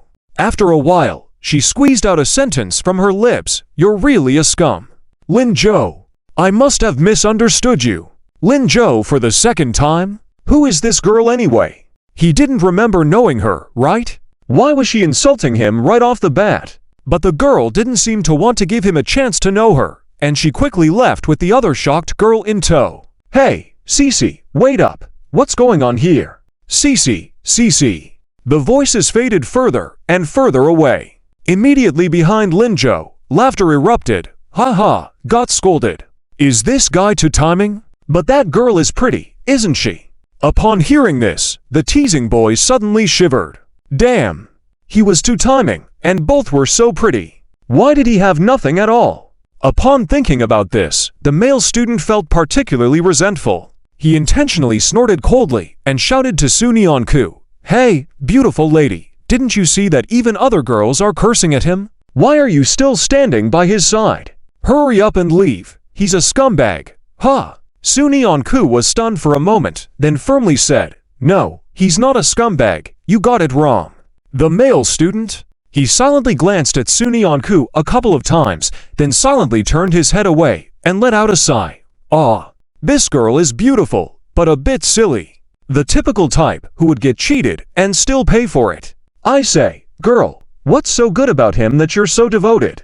Sunyeon-ku thought carefully for a moment, then answered seriously, "He's good in every way." The male student? He decided not to say anything more. Continuing would just make him more frustrated. So he snorted coldly, turned around, and left. Lin-jo chuckled as he looked at Sunyeon-ku. Suddenly, he felt happy to be defended by his desk mate. "Desk mate, let's go. Don't mind them." "Okay." Sunyeon-ku nodded and followed Lin-jo out. Just as they stepped outside, they ran into Director Ju, who was hurrying back. Seeing Lin-jo, he paused for a moment, then quickly remembered. "Young man, were you the one causing a commotion inside?" "Yes, Director Ju. What's wrong?" Director Ju looked Sunyeon-ku up and down, then glanced at Lin-jo. "Not bad, young man. I was wondering why there was suddenly a stir in here. Everything's fine inside, right?" "Everything's fine." "That's good, but you, young man, be more careful. You're still young. It's not suitable to be in too many love affairs." Lin-jo heard this and couldn't help but smile wryly. Looks like Director Ju misunderstood. He was about to explain when Director Ju changed the subject. "Oh, by the way, has Principal who returned to work at the school?" "No, isn't today the weekend? He'll be back on Monday." "Oh, I almost forgot. The weekend, but..." Director Ju sighed halfway through his sentence. "Oh well, talking to you won't help. Let's go eat." Lin-jo was very curious. Did something happen with Principal Who or the school? "It's nothing major. I'm not too sure yet. Let's wait until Monday. We should know by then. Your main focus now is to study. Those messy things have nothing to do with you. Let's go, and don't change girlfriends so often next time." After saying that, Director Ju went into the library. Sunyeon-ku gazed at Lin-jo in confusion. "Lin-jo, do you often change girlfriends?" "Haha, no, I don't. Let's go, there's a park over there. Let's go eat." Lin-jo turned and headed towards the park with Sunyeon-ku. Sunyeon-ku was shorter than Lin-jo. She kept a half-step distance from him, looking in his direction absent-mindedly when no one was disturbing them. In her mind, the conversation she had with Lin-jo in the library resurfaced. Sunyeon-ku couldn't hold back and called out to him, "Lin-jo, huh? What's up?" Lin-jo turned his head and saw that Sunyeon-ku seemed like she had a lot to say, but didn't know how to start. Suddenly, he laughed. "Deskmate, I was surrounded just now. Oh, if I don't say it, they won't let me go easily. So, thank you just now for not exposing me." Lin-jo didn't really want to make excuses, but he could tell Sunyeon-ku needed clarification. It's almost midweek, and he couldn't afford to disturb her mood. She still hadn't reacted to the kiss last time.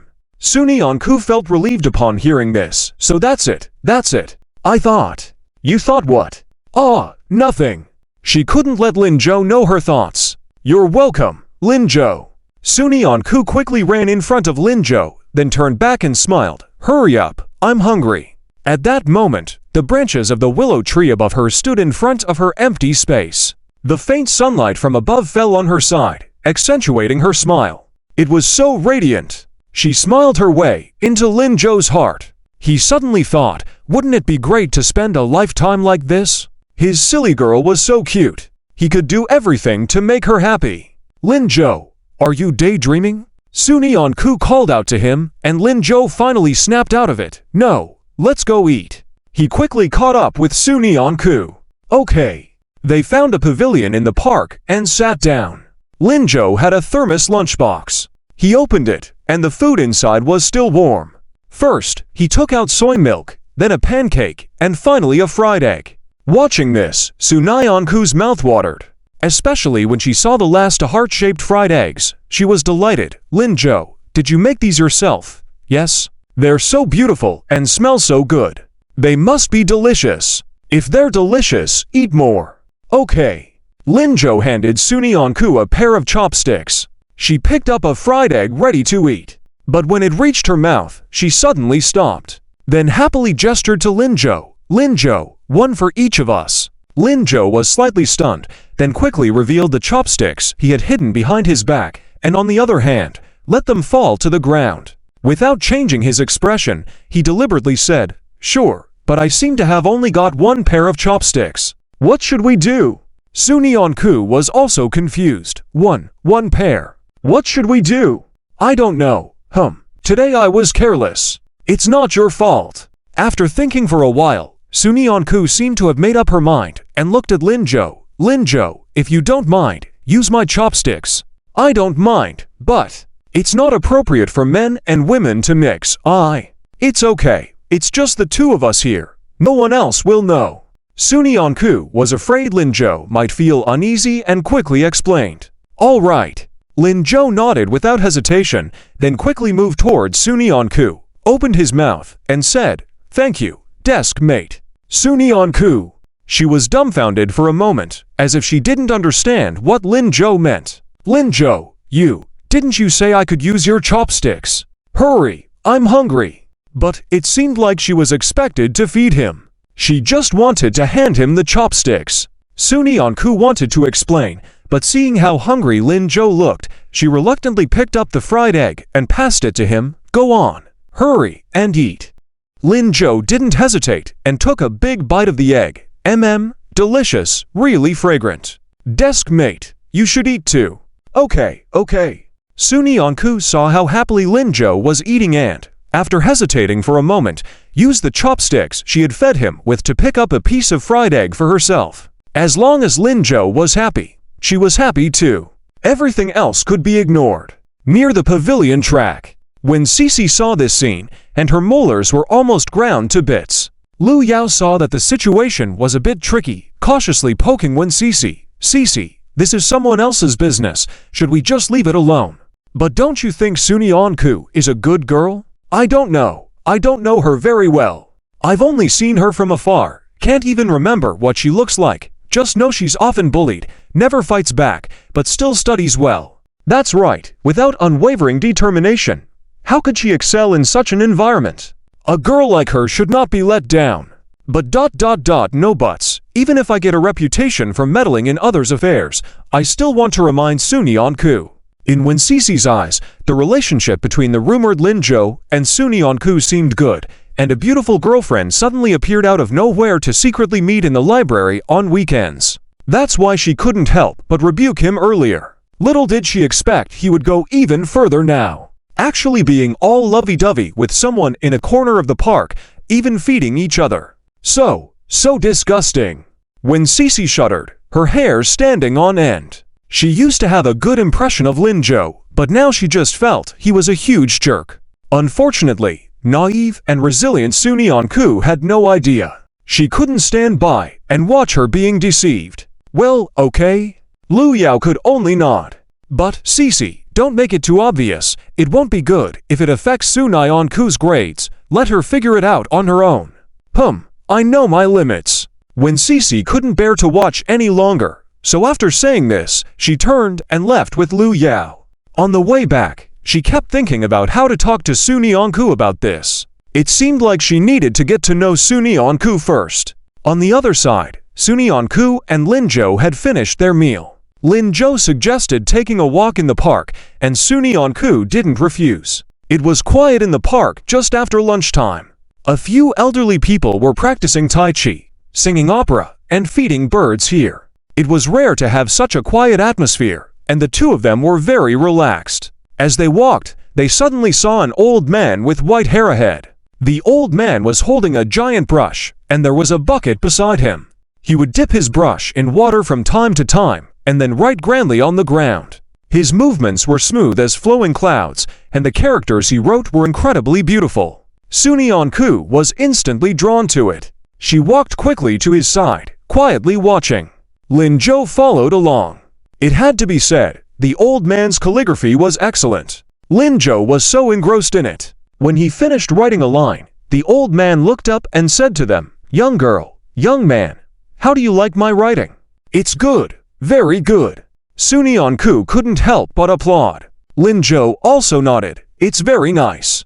"Ah, it's a pity that even if it's good, it's not as good as what those old folks write." The old man sighed. Seeing Sunyeon-ku lowering her head to look at the characters on the ground, he chuckled. "What's wrong?" "Little girl, interested. Want to try?" "Oh no, I don't know how to write." "No harm in trying, I'll teach you." Sunyeon-ku subconsciously took a step back and stood behind Lin-jo. No, I really can't." "Ha ha, the little girl is shy, hiding behind her boyfriend." "Ha, he's not. Sunyeon-ku didn't know how many times she had been misunderstood, and every time, she would earnestly explain. But obviously, the old man, like the people they had met before, didn't listen at all. "Ha ha, it's all right. At your age, I had already married a wife and soon had children." "So fast?" "Yes, now you're studying all the time, but back in my days, I continued studying after marrying my wife." "Ha ha, thinking about it now, it's been 50 or 60 years. My old lady at home is still as beautiful as before. Can you believe it?" With a laugh, the old man's eyes squinted. Sunyeon-ku listened cheerfully. "So many years, yes? Looking at you, you must be very affectionate with grandmother." "Ha ha, affectionate indeed, but we also argue every day. Today, I even had to come out to right behind her back. She didn't want me to come, afraid I'd run off with other old ladies." "Ha ha, Grandpa, you're so funny." "Well, can't help it, otherwise she's worried about me not eating properly if I don't come out, and if I don't eat well, my health suffers, you see." "Ha, do you want to try it too, buddy?" The old man clearly liked Lin-jo and Sunyeon-ku, and now turned his gaze to Lin-jo. Lin-jo hesitated for a moment, but Sunyeon-ku grabbed his arm. "Lin-jo, why don't you try it?" "Huh? Try it?" Yes. "But I've never written before." "I think you can do it well." After all, Lin-jo was good at everything. Sunyeon-ku looked up at him, smiling with her eyes. In that moment, Lin-jo suddenly felt a slight stir in his heart. The next moment, a faint trace appeared in his mind. Calligraphy skill list, ************ Lin-jo. Is this another reincarnation benefit? Is it because my little desk mate wished for me to have this skill? While he was in a daze, he suddenly felt a strange power permeate his body. The characters in his mind turned into skills, merging with his body. He suddenly felt like he could do calligraphy. So, he nodded earnestly. "Okay, I'll give it a try." The old man watched with joy. "Ha ha, you look like a henpecked husband, just like me when I was young. Not bad. With this, your family will be very harmonious." Lin-jo took the brush from the old man's hand and asked seriously, "Is that so?" "Of course, I never lie." "Ha ha, then I'll have to be obedient from now on." Not only obedient, you also have to hand over the finances, preferably cook, and do laundry." As the old man spoke more and more ridiculously, Sunyeon-ku couldn't help but laugh. "Grandpa, I can do those too." This statement caused both Lin-jo and the old man to be stunned for a moment. Then they both burst into laughter. "Ha ha, you boy, lucky you." Definitely. Lin-jo felt warm in his heart. Little Deskmate probably didn't even know she had inadvertently admitted. How silly. Sunyeon-ku clearly didn't understand why they were laughing. She could indeed do all those things without Lin-jo's help. As she was thinking, she suddenly jolted. Oh, she could do Lin-jo's tasks. What was she saying? Those were things only Lin-jo and his future lover would do. Why was she getting involved? Sunyeon-ku subconsciously wanted to step back. But when she realized that neither the old man nor Lin-jo seemed to be looking at her, she steadied herself, deciding to be thick-skinned and pretend like nothing happened. That way, it wouldn't be awkward. Sunyeon-ku shifted all her attention to Lin-jo and the old man, trying to forget what just happened. Lin-jo had dipped his brush into water and was preparing to write. The moment the brush fell to the ground, he suddenly realized that he knew the direction of every stroke of the character. The old man beside him was still muttering, "When writing calligraphy, you first need to."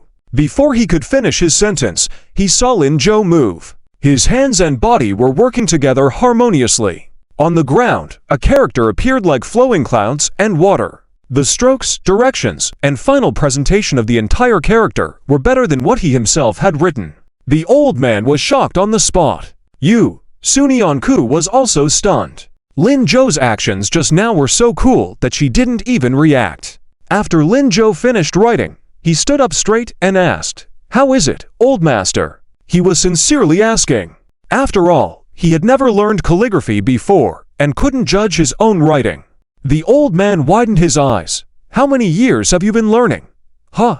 This is my first time writing," which was the truth. Although it might be due to the benefits of reincarnation, it was indeed his first time writing with a brush. The first time? The old man's voice was trembling. "Is it really your first time?" "Yes, old master. I have been studying all this time. Schools don't teach this, and if I hadn't met you today, I probably wouldn't have had the opportunity to try," Lin Zhou said. The old man muttered, his eyes fixed on the character Lin Zhou had written on the ground. "To write so well on your first attempt. This is amazing. Talent, talent. Young man, you are truly gifted." The old man excitedly gave Lin Zhou a thumbs up. Lin Zhou felt a bit embarrassed. Maybe it's just good luck." "Haha, what luck? It's either talent or developed later on." "Young man, you are simply the most talented person I've ever seen. Would you teach me?" "Lin Zhou." "Old master, are you asking the wrong person?" "No, I'm not wrong. Can I apprentice myself to you?" Lin Zhou for the second time. He awkwardly smiled. "Old master, isn't that a bit inappropriate? Your own writing is very good. You don't understand. You don't understand. I have always been superficial and never really excelled. I've been practicing for many years, and I only dare to show off in front of laymen. But you, although I don't know your level, you have definitely reached the level of an expert. Young man, you may think I'm old, but I love to learn." Seeing the old man getting more excited, Lin Zhou quickly waved his hand. No, old master. Please, I still have to take the college entrance exam.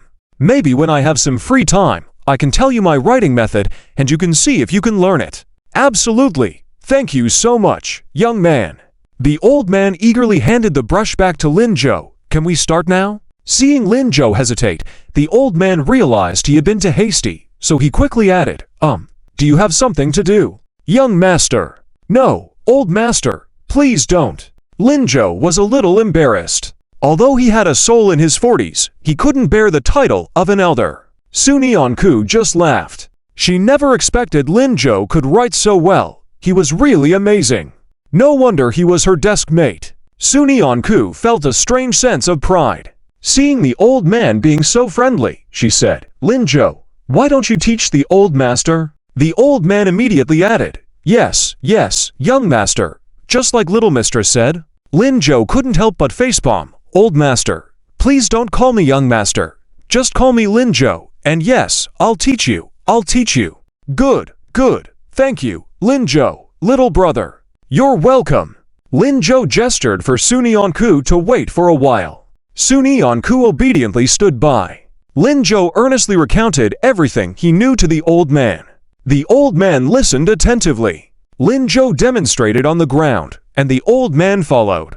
In just half an afternoon, he surprisingly learned quite well. He looked at his own writing with satisfaction and smiled. "Although not as good as you, Lin Zhou, I'm very pleased. Haha, next time we have a competition, I won't lose so easily." "Competition? What is that?" "It's something organized by a few enthusiasts. We gather from time to discuss tea and calligraphy. I always lag behind, but not anymore. Thanks to you, Lin Zhou, I'm really grateful." "No problem, old master. If there's nothing else, we'll leave now. We have to go study." "Okay, go on. You study. I'll study a bit more." "Okay, goodbye, old master."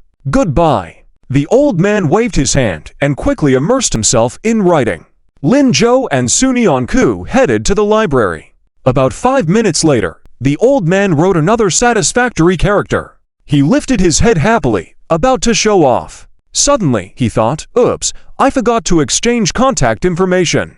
What should I do? The old man touched his head, sighed deeply. Forget it. If we're meant to meet again, I'll see that kid. He seems to be from the same high school. Indeed, he was wearing the high school uniform. Coincidentally, his granddaughter also attended that high school. Just as he was thinking, a voice came from ahead. Grandpa, Grandpa, why are you still here? Grandma has been looking for you for half the day. Oh, Cece, you're here. Come over. Help Grandpa see if he has improved in his calligraphy, okay? The visitor was Wen Cece, and the one writing was Wen Zhenghao, Wen Cece's grandfather. When Cece approached him, took a casual look, and quickly said, Great, great, you write so well. Grandpa, if you don't go back now, Grandma will scold you. Haven't you had lunch yet? Wen Zhenghao was taken aback. Oh my, I forgot. What time is it now?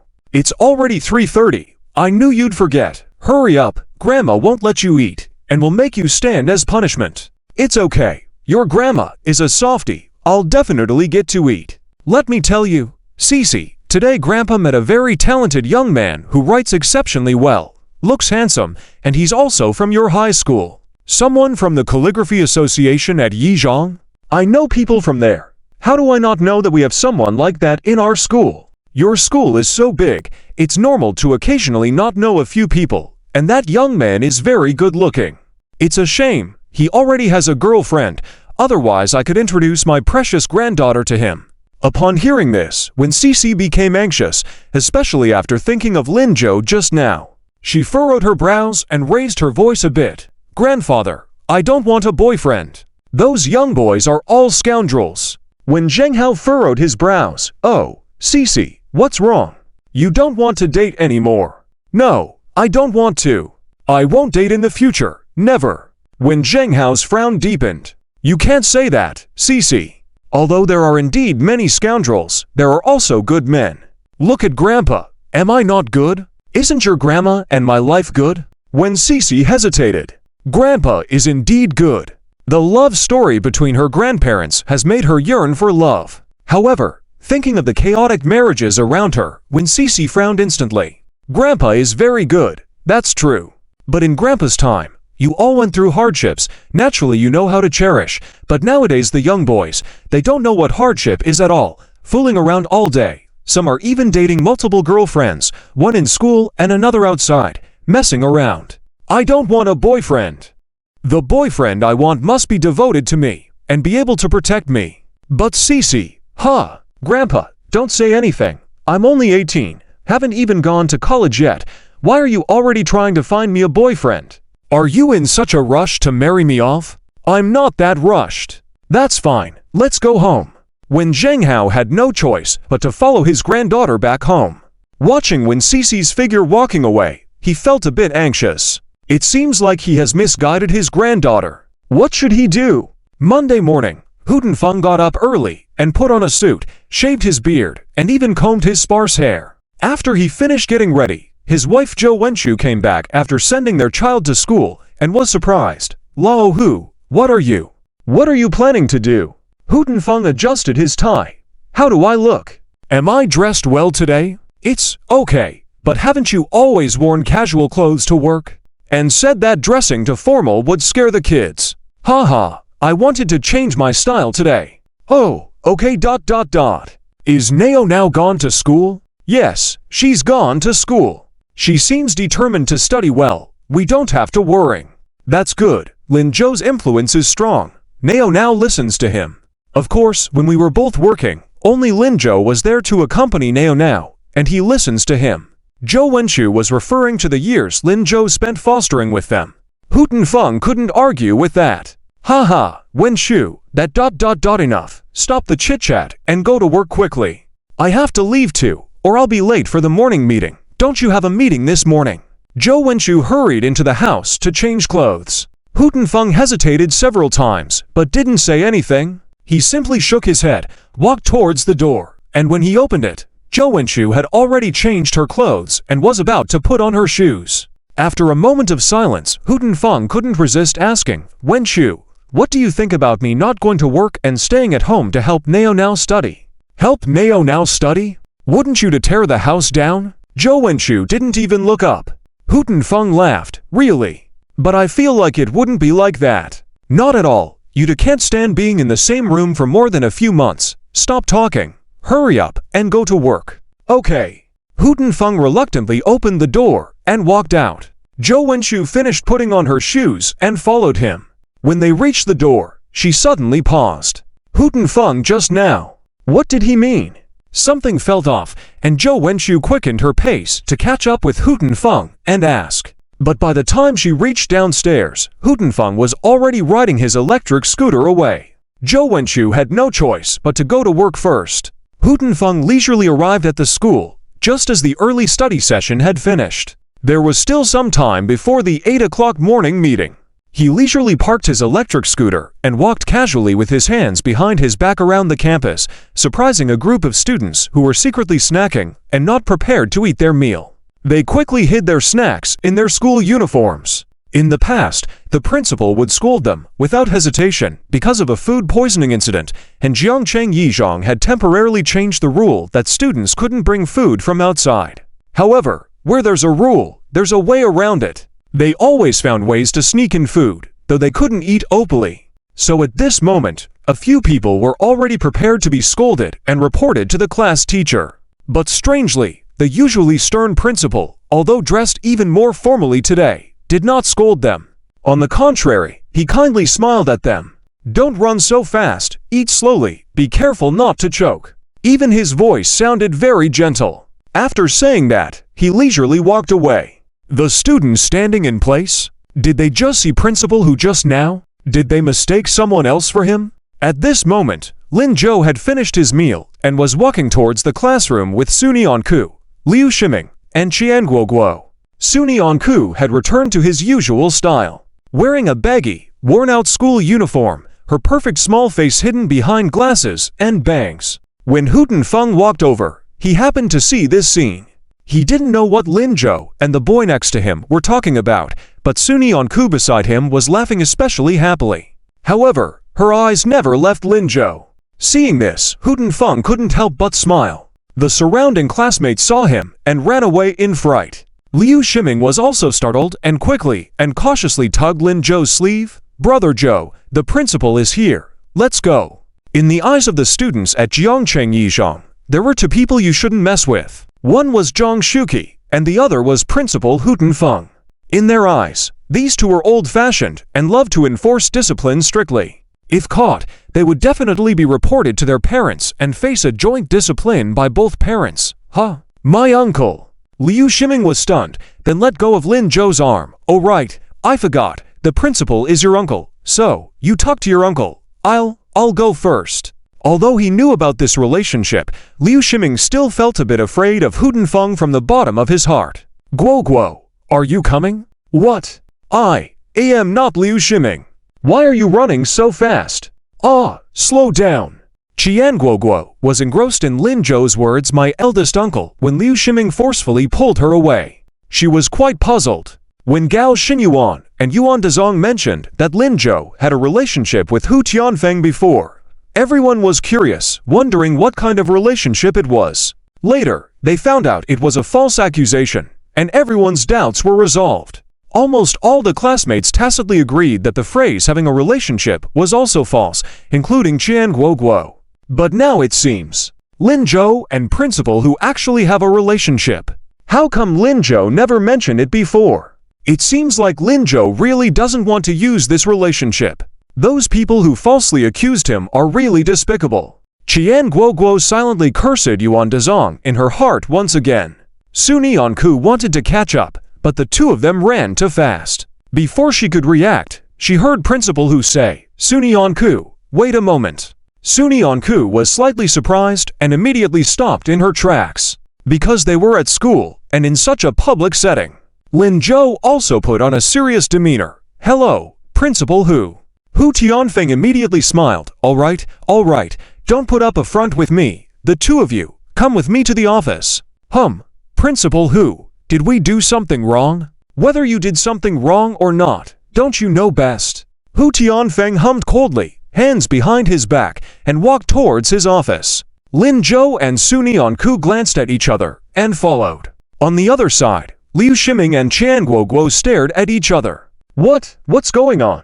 Why did principal who calls Su classmate and Zhou brother together? Maybe he wants to catch up with Lin Zhou. Even if it's just catching up, what does Su classmate have to do with it? Chan Guoguo was also a little puzzled. Could it be? Liu Shiming's expression turned ugly. Could it be that principal who caught them to set an example and not let everyone date? Chan Guoguo was taken aback. Really? They both study so well, and Mr. Zhang and Ms. Liu don't care about them.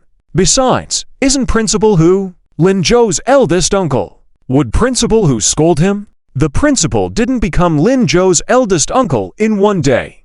Did you see Principal Hu scold Lin Zhou less before? Just a few days ago, he saw Lin Zhou scolding Principal Hu. What if Principal Hu holds a grudge? What should we do? Qian Guoguo felt a lump in her throat. Liu Shiming was right. Lin Zhou used to cause trouble often. Principal Hu's punishments for Lin Zhou were never lenient. So, what should we do now? Liu Shiming was also very anxious. Let me think of a plan. After pacing back and forth in front of Qian Guoguo to times, Liu Shiming suddenly thought of something and said excitedly, I have a plan. Qian Guoguo, take the lunchbox back to the classroom for me. I'm going to find someone. Lin Zhou was also puzzled at this moment. Early in the morning, eldest uncle dressed so formally, and he even blocked him in the campus. What's going on? Sunyanku beside him was even more worried. She just wanted to be a low-key student, not liking to cause trouble. So she hardly interacted with teachers other than her own subject teachers. As for the principal, of course, she respected and feared him like other students. And his appearance today seemed to be patrolling the campus, specifically targeting students who violated discipline. The surrounding students were whispering, Look, the principal caught another couple. It's over. The principal is stricter than Mr. Zhang. He has always strictly prohibited campus relationships. Yes, but that handsome guy is so attractive. Who wouldn't be infatuated? You have a point. If it were me, I would also fall in love. Are these two going to be called in and reported to their parents? Hearing this, Sunyanku's heart tightened. Did the principal really come because of this? Dating her and Lin Zhou. She glanced at Lin Zhou's direction, and after thinking for a while, she called out, Lin Zhou, if the principal scolds us later, you just blame it all on me. Although she knew Lin Zhou was the nephew of Principal Hu, the principal didn't seem like someone who would take sides. If they were really going to be used as an example, she was willing to take the blame for him. After all, in the past, it was always Lin Zhou standing in front of her. She also wanted to stand in front of Lin Zhou this time. What? Scold us? Why would he scold us? That day in the library, you said that I am your girl. That director Ju seems to know the principal. Sunyanku was speaking, and then she lowered her head slightly, but Lin Zhou immediately understood her meaning. Was this girl worried that the eldest uncle would cause them trouble because of the girlfriend thing? So now she wants to take all the blame upon herself? Lin Zhou laughed. Haha, it's okay. Director Ju won't be that boring. My eldest uncle probably isn't because of this. Lin Zhou explained seriously, but Sunyanku still felt somewhat worried. But if the principal asks, just put all the blame on me. I rank first in exams, at most I'll get scolded. Seeing her earnestness, Lin Zhou could only nod. All right, thank you, little desk mate. You're welcome. Hu Tianfeng, who was walking in front, shook his head helplessly. Did these two think he couldn't hear them? Especially Lin Zhou.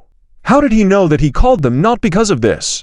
After a moment of contemplation, Hu Tianfeng pushed open the office door. After sitting down, he deliberately gave a cold look at Sunyanku and Lin Zhou. His expression was particularly serious. Sunyanku was startled. Under this stern gaze, she dared not even lift her head. After what seemed like an eternity, she finally heard a light cough, followed by Hu Tianfeng's icy voice. Tell me, what have you been up to recently? Sunyanku suddenly raised her head. Just as she expected, the principal was here to scold them.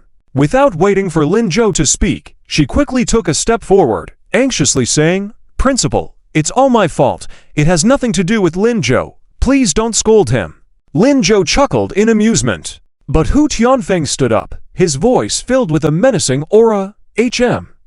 Speak up. Why do you have nothing to do with Lin Zhou? Sunyanku lowered her head, but suddenly couldn't find the words to continue. The more anxious she was, the more she couldn't speak. Sunyeonku felt the sweat beating on her forehead. The classmates were right. Principal who indeed was very dangerous and oppressive. What should she do? Why was she so foolish? She couldn't even help Lin Jo this time. No, Lin Jo must not be scolded today. That must not happen. Principal, it's actually because of me. Before she could finish her sentence, she suddenly heard Lin Jo sigh deeply beside her. Eldest uncle, let's just forget about it, all right? You don't seem convincing in this act, so don't bother us. Tell us, why did you call us here? Sunyeonku was completely stunned in place. Realizing what Lin Jo said, she quickly stepped forward and tugged at Lin Jo's sleeve, whispering, Lin Jo, how could you call the principal uncle in such a public setting and even say the principal is acting? What if the principal gets angry? It's fine, little classmate, don't worry. Lin Jo wasn't worried at all. He then turned to Hu Tiafeng and asked, are you here to say goodbye today? Goodbye. Sunyeonku was taken aback once again. Hu Tiafeng also looked surprised. He gazed at Lin Jo seriously for a moment, then suddenly smiled. You, boy, how can't hide anything from you?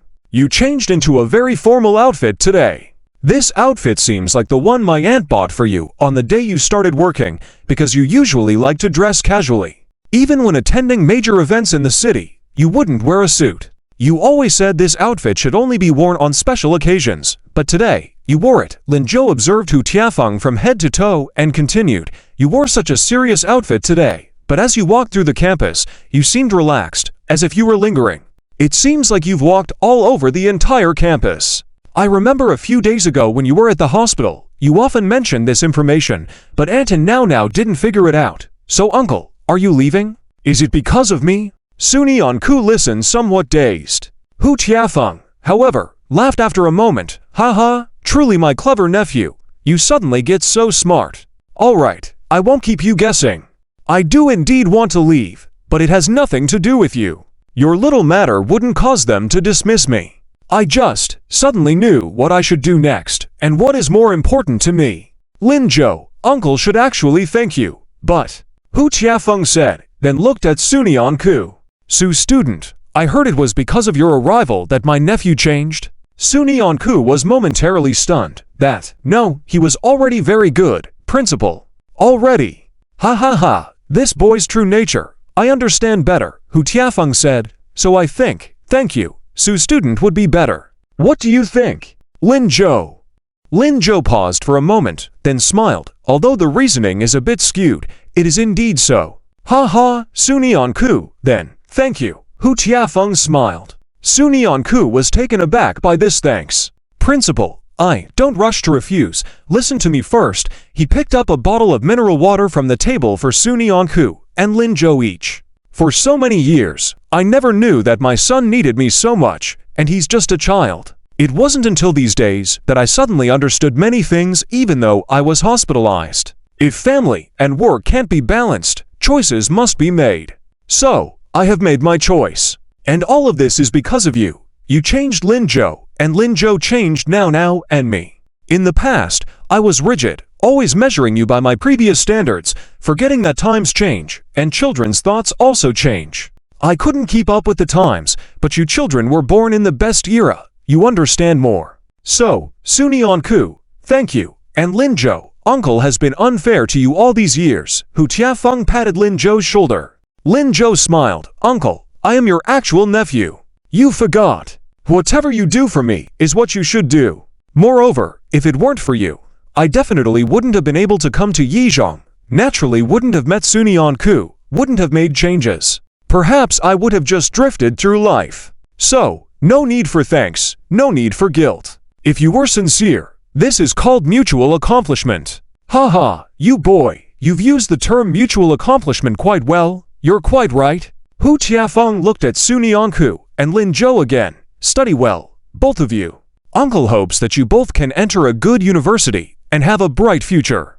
Definitely, uncle. And you, Su student, are you confident? Sunyeonku also raised her fist. Yes, principal. Haha, good. Since you both are so confident, I can rest assured.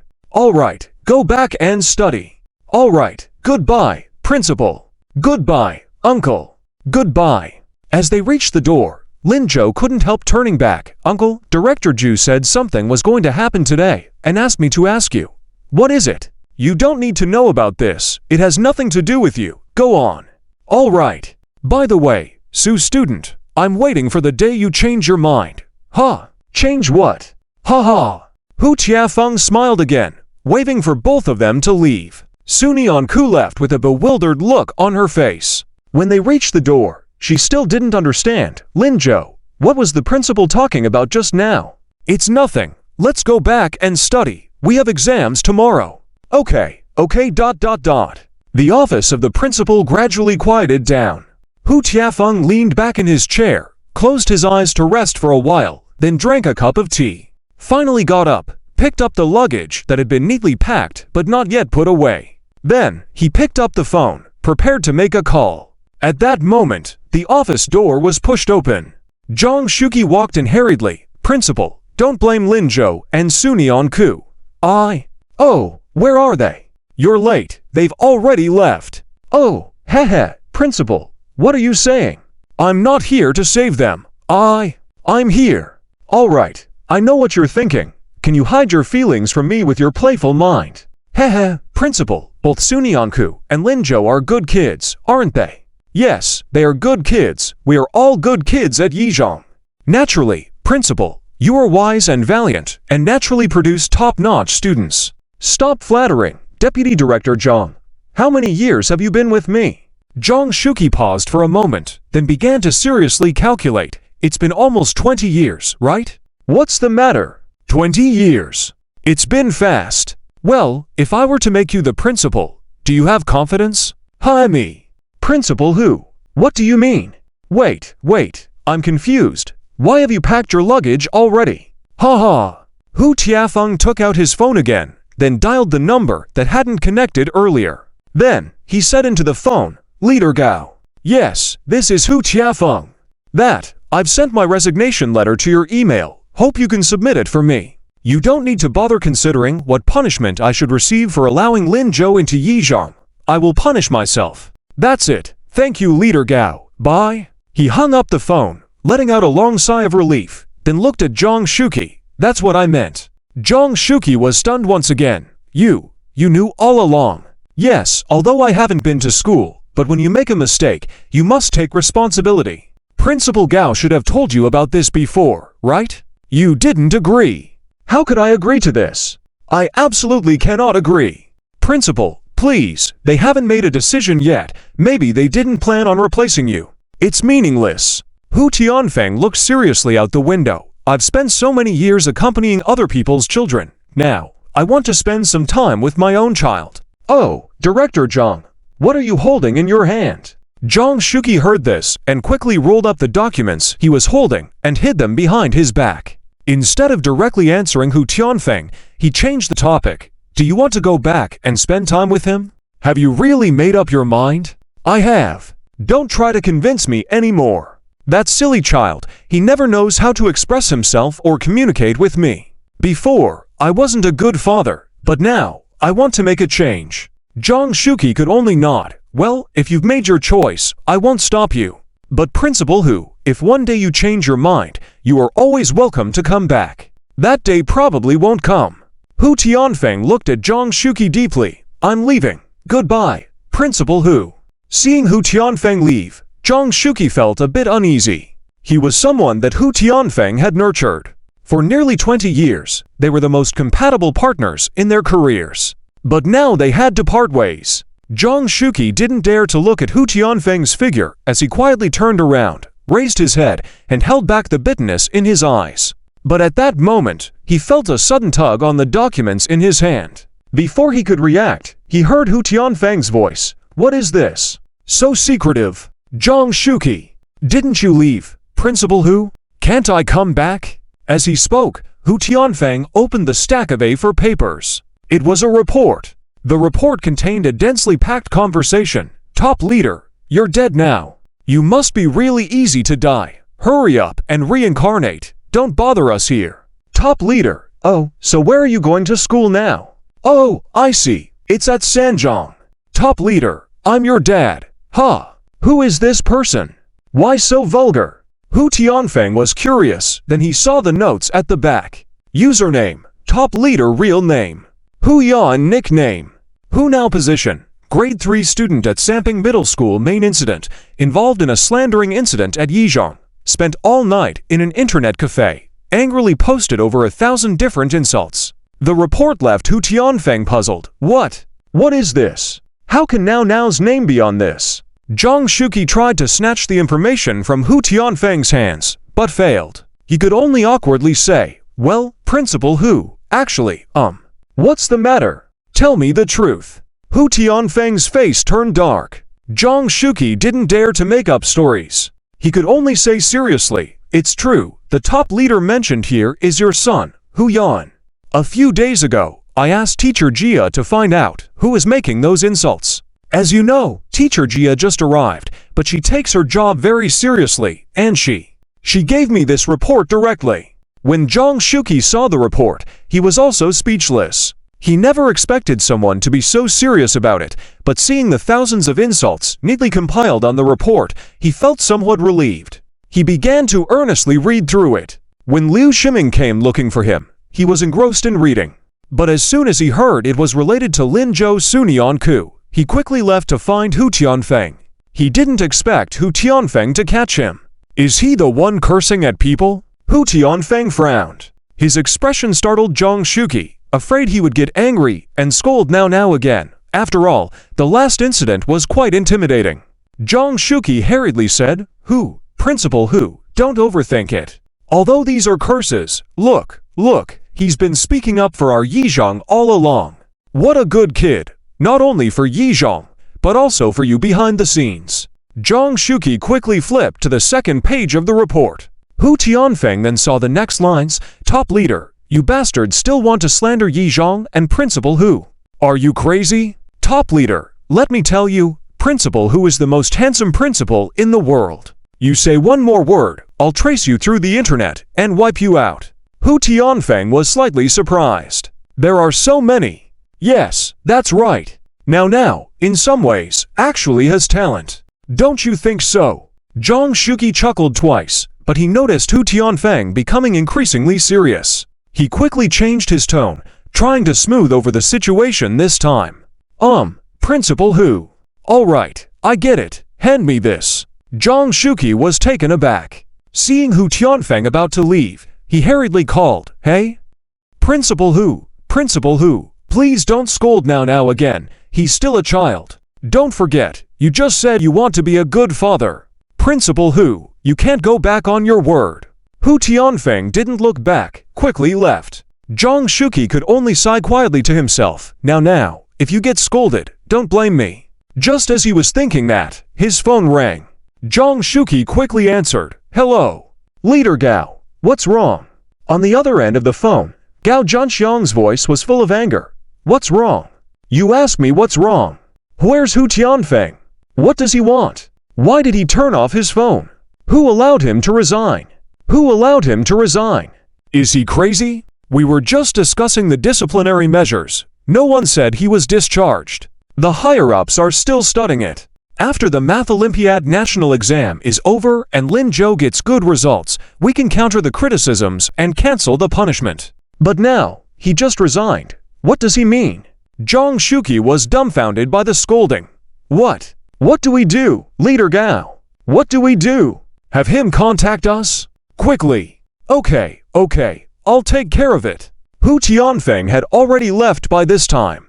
After getting into a taxi, he opened the documents he snatched from Zhang Shuqi's hands. He carefully read Now's defense on the second page. Suddenly, Hu Tianfeng laughed. If he remembered correctly, at that time, Now hadn't caused any trouble at school yet. He hadn't explained the situation regarding Zi Miao to him either. His impression of Now was still hazy. Always cursing. At that time, Now was already standing up for himself. In his heart, he realized how important he had always been to him. Hu Tianfeng looked at the road ahead, then suddenly spoke, Boss, turn around. Let's go to Samping Middle School. Huh? Samping Town. That's quite far, are you sure? Yes, very sure. All right. Sit tight. The driver stepped on the gas pedal and the car drove off into the distance. As they approached the edge of the county town, Hu Tianfeng's eyes lit up and he shouted, "Driver, stop, stop." The driver looked puzzled. "What's wrong? Aren't we going to Samping Junior High School?" No, I'm going to get something. Just wait a moment, I'll be right back."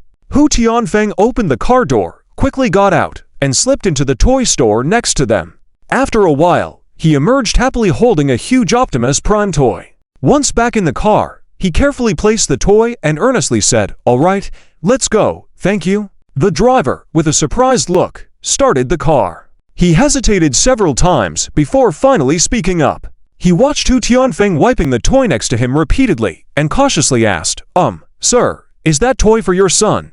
"Yes, but he's in 8th grade now, around 14 or 15. Are you sure he still plays with this?" "He does. Last time I bought him a Ultraman toy, but he said it was too childish and never played with it again. That day, I specifically asked his friends, and they said, 'My eldest likes this.'" The Ultraman incident Hu Tianfeng mentioned was the one he bought on a rainy night, hoping to have a good chat with Hu Yawen, but ended up with Wang Chongfeng's incident. Later, he ended up in the hospital. When he returned, he saw Hu Yawen had put the Ultraman toy away. Hu Tianfeng realized that he still didn't understand Hu Yawen. So, on weekends, he secretly went to find Zhao Osi and inquired about what Nao Nao liked. Now that he had decided to accompany Nao Nao well, he had to cater to his preferences. "Oh, then, all right." The driver could only nod and increase the speed. But he was full of doubt. This Optimus Prime, it was the toy his son liked in primary school. At 15 during adolescence, to get more attention from girls, he had packed away his toys. Said they were too childish. Girls didn't like that. Sanping Middle School. In the 3rd grade, it was a physical education class. The gym teacher let them have free activities. The girls chatted in 2s and 3s on the lawn nearby, while the boys joyfully played basketball, including Hu Yawen and Lao Si. Among many brothers, only Lao Si was in the same class as Hu Yawen. Just as Lao Si passed the ball to Hu Yawen, he heard Hu Yawen shout, "3 more shots, then let's go study English over there." Huh. Lao Si was stunned. Elder brother, are you serious?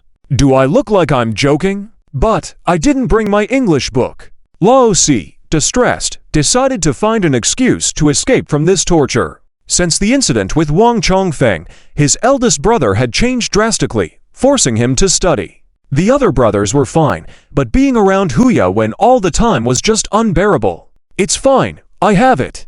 I can lend it to you." Lao Si opened his mouth wide, momentarily at a loss for words. He could only nod with a bitter smile. "Sure, okay." Several teenagers playing basketball with them were also taken aback. "Hey, what's up with Hu Yawen lately? Doesn't seem quite normal." Lao Si shook his head. "Probably. He's been under some stress. Possible. After all the big thing he did, he's different from us now. Always pretending to be mature every day." Pretending to be mature. Wasn't my eldest always mature? Lao Si argued angrily. Next to him, Liu Hao patted his shoulder. "Why are you still defending him? Look at how hard he's studying now. Are you in the same world as him? Don't bother. I think you shouldn't hang out with him anymore. Let me tell you, there's a new game out. Very interesting. Also, Ultraman and Optimus Prime have new sets. Very handsome. Let's sneak out and take a look later." Before Lao Si could answer, they suddenly heard cheers from the girls around them. He turned his head and saw Hu Yawen make a beautiful shot, focusing intently. He even scornfully glanced at the two of them. "Lao Si, Liu Hao, what are you muttering about? What's so good about Ultraman and Optimus Prime? Still liking such childish stuff? Aren't you mature?" Lao Si looked puzzled. "Elder, are you talking about who's mature or childish?" It seemed like his eldest was scolding him. Liu Hao rolled his eyes silently. "I don't know who decided to name their gang the Ultraman Gang. So what? I've changed it now. We're now called the Study Gang." After saying that, Hu Yawen looked towards the girls around him. "Who wants to join our study gang? Come find me later to sign up. My cousin got 2nd place in the math competition. We can't fall behind. I've already asked him about study methods, and I'll share them with whoever comes, so we can all progress together and do well in high school." When Hu Yawen said this, the girl screamed again. "Really? Okay, I'll sign up later. I never expected it. Hu Yawen is not only handsome but so inspiring. Much better than those childish boys. Hu Yawen raised an eyebrow towards Liu Hao, looking pleased. See, that's called maturity. Liu Hao. Who did this guy learn to be pretentious from? Would he die if he wasn't pretending? Annoyed, he turned away, ready to leave. At that moment, they heard the principal's voice from the edge of the field. Is Hu Yawen here? Hu Yawen, are you around? Hu Yawen. The call made everyone turn their heads and make way for Hu Yawen. Hu Yawen, still puzzled, saw Hu Tianfeng walking over with the principal of Samping Junior High School, Li. His hands behind his back, holding something. Hu Yawen was slightly stunned. Beside him, Lao Si was also frozen. Dad, why are you here? I don't know. He too was curious about the reason. Ever since transferring to Samping High School, Lao Hu had never come to see him. According to him, as principal of a prestigious high school, coming to a junior high school to see him was giving the junior school principal a chance to bribe him. He would never allow such a thing. But today, what was happening? Shouldn't it still be working hours? Hu Yawen was wondering when Hu Tianfeng called out to him. Now, come here, take a look at what Dad brought for you. Then, he produced a huge, toy gift box from behind. Hu Yawen was utterly shocked. Father, is this? At this moment, the people next to Hu Yan were also stunned, especially Liu Hao. His expression could be described as both shocked and wanting to laugh. Hu Yan's dad actually bought him an Optimus Prime gift box. That was the gift he wanted the most, truly making others envious. But unfortunately, Hu Yan had just said these things were childish. Now let's see how he handles this. Liu Hao suddenly felt like he had a big show to watch. The girls' expressions were also particularly colorful. Just a moment ago, they were still considering signing up to learn with Hu Yan immediately after class. Unexpectedly, in the blink of an eye, this guy also became as childish as the other boys. How disappointing! Lao Si was even more astonished. Oh, this is over. Liu Hao, what's over? Lao Si, you don't understand that. I need to leave first. I'll say I'm going to the bathroom in a bit. Thank you. Before Liu Hao could react, Lao Si made a swift exit. Liu Hao. Hu Tianfeng saw Hu Yan's expression and felt extremely proud. See, he knew his son's likes. He was so excited he couldn't even speak. Buying this gift for his son today was the right move. Ha, causing trouble. I'm just here to see you, right? It's been 3 years. I haven't visited yet. Come on, take this, your gift. Hu Yan. He was hesitant about whether to accept it or not. Although he liked it very much, he had just bragged in front of the girls. Accepting it would be embarrassing, wouldn't it? But if he didn't accept it, would old Hu be disappointed? And the principal was also beside old Hu. He would lose face, right? This was the first time old Hu had come to see him. What to do? Why was it so difficult for him to show off like his brother did every time? Hu Yan suddenly doubted himself deeply. Had he not learned the essence yet? It looks like he needs to consult with Lin Zhou one day. Student Hu Yan, what are you standing there for? Hurry up and accept it. This is a gift from Principal Hu. Principal Li added fuel to the fire on the side. Hu Yan could only dryly laugh and accept it. Thanks, Dad. You're welcome. But Dad, why did you buy this for me? Last time, buying an Ultraman figure already made him feel incredulous. Although he liked it, he still hid it secretly. After all, he was a grown man. Can't let old Hu know he's so childish. However, old Hu had actually bought something even more childish this time. One of your classmates told me what you like. Oh yes, it was that, called Lao Si. Remember to thank him for me later. Hu Yan was stunned, gritting his teeth. Okay, I will definitely thank him very much. Dad, you can rest assured. That's good. By the way, causing trouble, is this the end of the class? I'll take you out for dinner later. Dinner? Dad, aren't you busy today? Hu Yan was puzzled. Today was Monday, traditionally the busiest day for Hu Tianfeng. Me. Not busy at all. I have plenty of free time. Don't worry. Go to class. I'll wait for you outside the school. Okay then. Hu Yan hesitated in place for a while with the gift box. Should he ask the pay teacher for leave first and take the toy back to the dormitory? Otherwise, wouldn't he be ridiculed by these kids the whole class? What are you standing there for, causing trouble? Free activity time. You can share it with them, play together, and make more friends. Hu Tianfeng smiled. Hu Yan felt like crying. But he could only nod obediently. Okay, I'll go now. With his head hanging low, he dejectedly walked towards his classmates. The girls looked at him with disdain as they scattered. The boys held back their laughter as they watched him. Hu Yan wished he could find a crack to disappear into.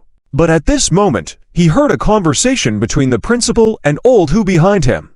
Principal Hu, don't wait outside. Come to my office for tea. I just got some good tea leaves there. No need. I'll wait outside. Thank you for bringing me here to see causing trouble. No need to be so polite. I'm not a principal anymore. Can't live up to it. Hu Yan was startled. He quickly turned his head, unable to believe what Hu Tianfeng had just said. What do you mean not a principal anymore? What happened to him? Hu Yan was about to call out to him when he heard the principal asking about his confusion. Huh? Not a principal anymore. But I didn't hear about this. Principal Hu, don't joke. Is it because of the fight the other day? Hasn't that been cleared up? Officer Zhou even came to the school to commend student Hu Yan. Ha, no, I just wanted to leave on my own. Nothing to do with that. The approval papers haven't come through yet. Just a few more days. But why? You were doing so well. There are a few outstanding students this year, and the college entrance exam is coming up. No particular reason. I just wanted to. A company causing trouble. Oh, I see. Well, all right. Hu Tianfeng and the principal walked further away. Hu Yan was frozen in place. He left to keep him company. Did old Hu give up his career he had been striving for years just to be with him? How? How could this be? He was suddenly jolted from behind, and Liu Hao's voice came. Hey, that mature young man. Ha. Optimus Prime is fun, isn't it? Liu Hao, who was about to ridicule Hu Yan, froze at the sight of his face. Was that tears on his face, Hu? Hu Yan, what's wrong with you? Lunchtime arrived quickly. Lin Zhou also found out from Zhang Shuqi that Hu Tianfeng had left. As he picked up his lunchbox, he sighed deeply. He wondered if Big Brother would regret his decision today. He felt that it was because of his rebirth that led to this outcome. In his past life, Hu Tianfeng had worked until retirement and became the most outstanding teacher in Jiangcheng County, respected and admired by all. Suni Anku noticed his unhappiness. He lightly touched him. Lin Zhou, what's up? Don't worry. Does Principal Hu know what he's doing? Right, let's go. Time for lunch. Okay. The two exchanged a glance, smiling as they left. Liu Shiming and Chan Guoguo looked at each other. What are Shou Zhe and Su students talking about? I have no idea. Didn't understand a thing. What's wrong with Principal Hu? The two followed along, still murmuring. They didn't notice that not long after they left, a girl stood at the door of their classroom. Her appearance immediately caught the attention of the male students. Wow, a beauty! What's going on? Is class 2 attracting beauties recently? Why are they all coming to class 2? Could it be they're here to find Lin Zhou again? Wang Zikan, who was about to go for lunch, also saw the girl. He furrowed his brows slightly. When Cici, what are you doing here? Seeing a familiar face, when Cici relaxed a bit. Wang Zikan, is Suni Anku here? When Cici couldn't focus on studying all morning. Her mind was filled with thoughts of Lin Zhou. She had originally planned to find an opportunity to get to know Suni Anku first before talking to her properly. But she couldn't shake the feeling that something was not right, as Suni Anku seemed to have a knot in her heart that wouldn't go away. So, as soon as school ended at noon, she went to the entrance of class 2. However, the boys in class 2 were really annoying. They would stare at her one by one. Fortunately, she knew Wang Zikan. When Cici and Wang Zikan were desk mates in junior high. Though she didn't really like him as a desk mate, it was still better than not knowing anyone at all. Looking for Suni Anku. You trying to find her? Yeah, can you call her for me? Wang Zikan glanced into the classroom and shook his head. Doesn't seem like she's here. At this time, she's probably gone to eat with Lin Zhou. When Cici furrowed her brows upon hearing this, with Lin Zhou. Do they eat together every day? Yeah, every day together. How can she be so clueless? when Cece felt a bit anxious. Wang Zikin asked in confusion, "What's wrong? Is there an issue between them?" It seemed quite normal for those two to have meals together. Even the teachers didn't mind. "Of course, there's a problem. Don't you know what kind of person Lin Zhou is?" when Cece blurted out in a rush, but then she realized that this wasn't something she could discuss with Wang Zikin. Being a guy himself, Wang Zikin wouldn't understand, and he might even inform Lin Zhou in advance. That way, Sunyanku wouldn't trust her anymore. "Forget it, I won't tell you. I'll wait for her instead." After saying that, when Cece turned and left, Wang Zikin was left puzzled. When Cece knows Lin Zhou too? Since when did they know each other? He remembered that when Cece always looked down on conversations with boys like him, calling them childish. Could it be that she, like other girls, had taken a liking to Lin Zhou and had come to talk to Sunyanku about it? This seemed like it might hurt Sunyanku. No, she seemed angry. Things were definitely not that simple. Wang Zikin thought for a moment and decided to go explain to Wen Cece. Just then, he heard Yun Ruoxi's voice at the entrance of Class 3. "Wen Cece, are you looking for Lin Zhou?" Wen Cece didn't respond, but Yun Ruoxi's voice came again. "What do you want with him? Have you fallen for Lin Zhou? Let me tell you, Lin Zhou is indeed outstanding, but he's mine. He won't have anything to do with you. Give up on it." Wang Zikin turned his head in confusion and couldn't help but chuckle. Yun Ruoxi was still delusional at this point. She was still daydreaming about Lin Zhou. What was going on in her mind? How could she think that way? Before, he even thought she was pretty, but now he realized she must have a screw loose. Wang Zikin sighed deeply as he looked at Fan Yun's. Relationships were really complex. Each person was linked to another, and no one had a clear mind. Except for Lin Zhou. Well, Lin Zhou and Sunyanku seemed quite rational. But Yun Ruoxi meeting Wen Cece, she was probably about to hit a wall. Wen Cece was going crazy at this point. She glared coldly at Yun Ruoxi, feeling a rush of anger in her chest. But she still intended to explain, "I'm not here to find Lin Zhou. You've misunderstood. How could that be? Why else would you come to Class 2? Almost all the girls who come to Class 2 are there to see Lin Zhou. After all, Lin Zhou is so handsome now. But when Cece, with me here, you don't stand a chance." When Cece felt the anger building up in her chest turn into endless rage. These people, were they all crazy? First, the girl in the library. Then Yun Ruoxi. And now Sunyanku, who couldn't distinguish the situation. Why were they all circling around Lin Zhou? What was so attractive about this scumbag to them? Especially Yun Ruoxi, who used to be the aloof school flower like her. What was going on now? Seeing Wen Cece ignore her, Yun Ruoxi arrogantly continued, "Hey, did you hear what I said? I advise you to give up soon. Otherwise, the one who'll end up heartbroken will be you." Wen Cece, are you out of your mind? After muttering these words, she quickly walked away. This place was full of trouble. She really couldn't stand being there for another moment. "Hey, Wen Cece, why are you cursing at me? Stop right there." Yun Ruoxi was getting infuriated and was about to argue, but fortunately, Li Xiaowan stopped her in time. Forget it, Ruoxi, you're a school flower. You shouldn't stoop down to Wen Cece's level." Yun Ruoxi finally relaxed. Who wants to stoop down to her level? Let's go, let's eat. Seeing Wen Cece leave, Wang Zikin had no choice but to head to the cafeteria as well. Sanping Middle School. In the following pay class, Hu Yan didn't pay attention. He also didn't go pick a fight with Lao Si. Liu Hao, who originally wanted to pick a fight, was scared off and didn't dare to speak anymore.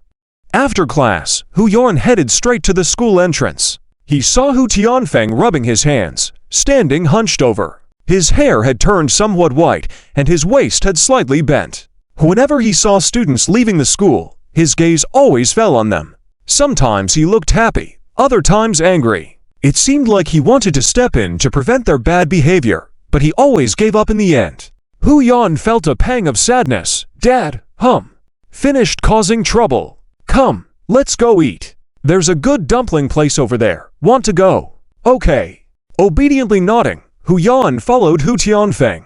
They arrived at the dumpling restaurant, and Hu Tianfeng ordered 2 portions of chive and egg dumplings. When the dumplings arrived, he passed chopsticks, chili, and vinegar to Hu Yan. Here, eat more, and I saw they have chicken legs next door. I'll get you one later for nourishment. Okay. Hu Yan picked up a dumpling, took a bite. Also, Dad was going to hire 8 tutors for you, but then I thought, why not teach you myself? I've taught all subjects in junior high, and many of the topics you learn are ones I've been involved with writing. I'll teach you everything.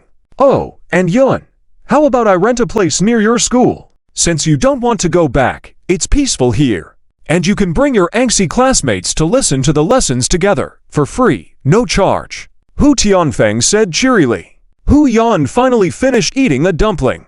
He looked up, interrupting Hu Tianfeng. Dad, are you really not going to work anymore? Hu Tianfeng's hand froze. Yes, I'm not working anymore. Just to be with me. Not entirely. I just want to enjoy life and family. Your mom has been taking care of you and working for so many years. It's tiring. I also want to take care of her. But Dad, don't worry. Even if I don't work, you won't go hungry. And besides, my tutoring is quite expensive. No amount of money could afford it. Heh. Hu Yan felt a slight stinging in his nose. Old Hu has changed. He wasn't like this before. Hu Yan took a long time to finish this meal. He chewed the dumpling slowly, in stark contrast to his usual quick eating habits, which scared his father Hu Tianfeng. After Hu Tianfeng finished his meal, there were still 3 dumplings left. Worried, he asked, Now, what's wrong? Are you feeling unwell? Or do you not like the food? No, it's quite delicious, Hu Yan replied quickly. Then in no time, he stuffed the remaining dumplings into his mouth. I've finished, Dad. All right, it's almost time for you to go back to class, Hu Tianfeng said. Okay. Hu Yan nodded vigorously and headed out. Hu Tianfeng wiped his mouth, called the waiter to pay the bill, and as Hu Yan hesitated at the door, he couldn't resist turning back to shout to Hu Tianfeng, Dad, yes? What's wrong? Ran out of money. No, I just wanted to ask, do you really not regret this choice? Hu Tianfeng shook his head with a smile. Regret what? As long as you can progress and succeed, Dad won't regret it. Hu Yan suddenly smiled. Don't worry, I won't let you down. Before Hu Tianfeng could react, he threw his jacket over his shoulder and ran off quickly. Haha, this kid, Hu Tianfeng chuckled, took the change handed to him by the boss, and laughed along. By the way, boss, are there any houses for rent nearby? The shop owner, also a kind-hearted person, quickly provided Hu Tianfeng with some information. After finishing his meal, Hu Tianfeng walked alone towards the not-so-large main street of Samping Town at this time. Meanwhile, Lin Zhou had also just finished his meal. He was leading a few people towards the classroom, including Suni Anku.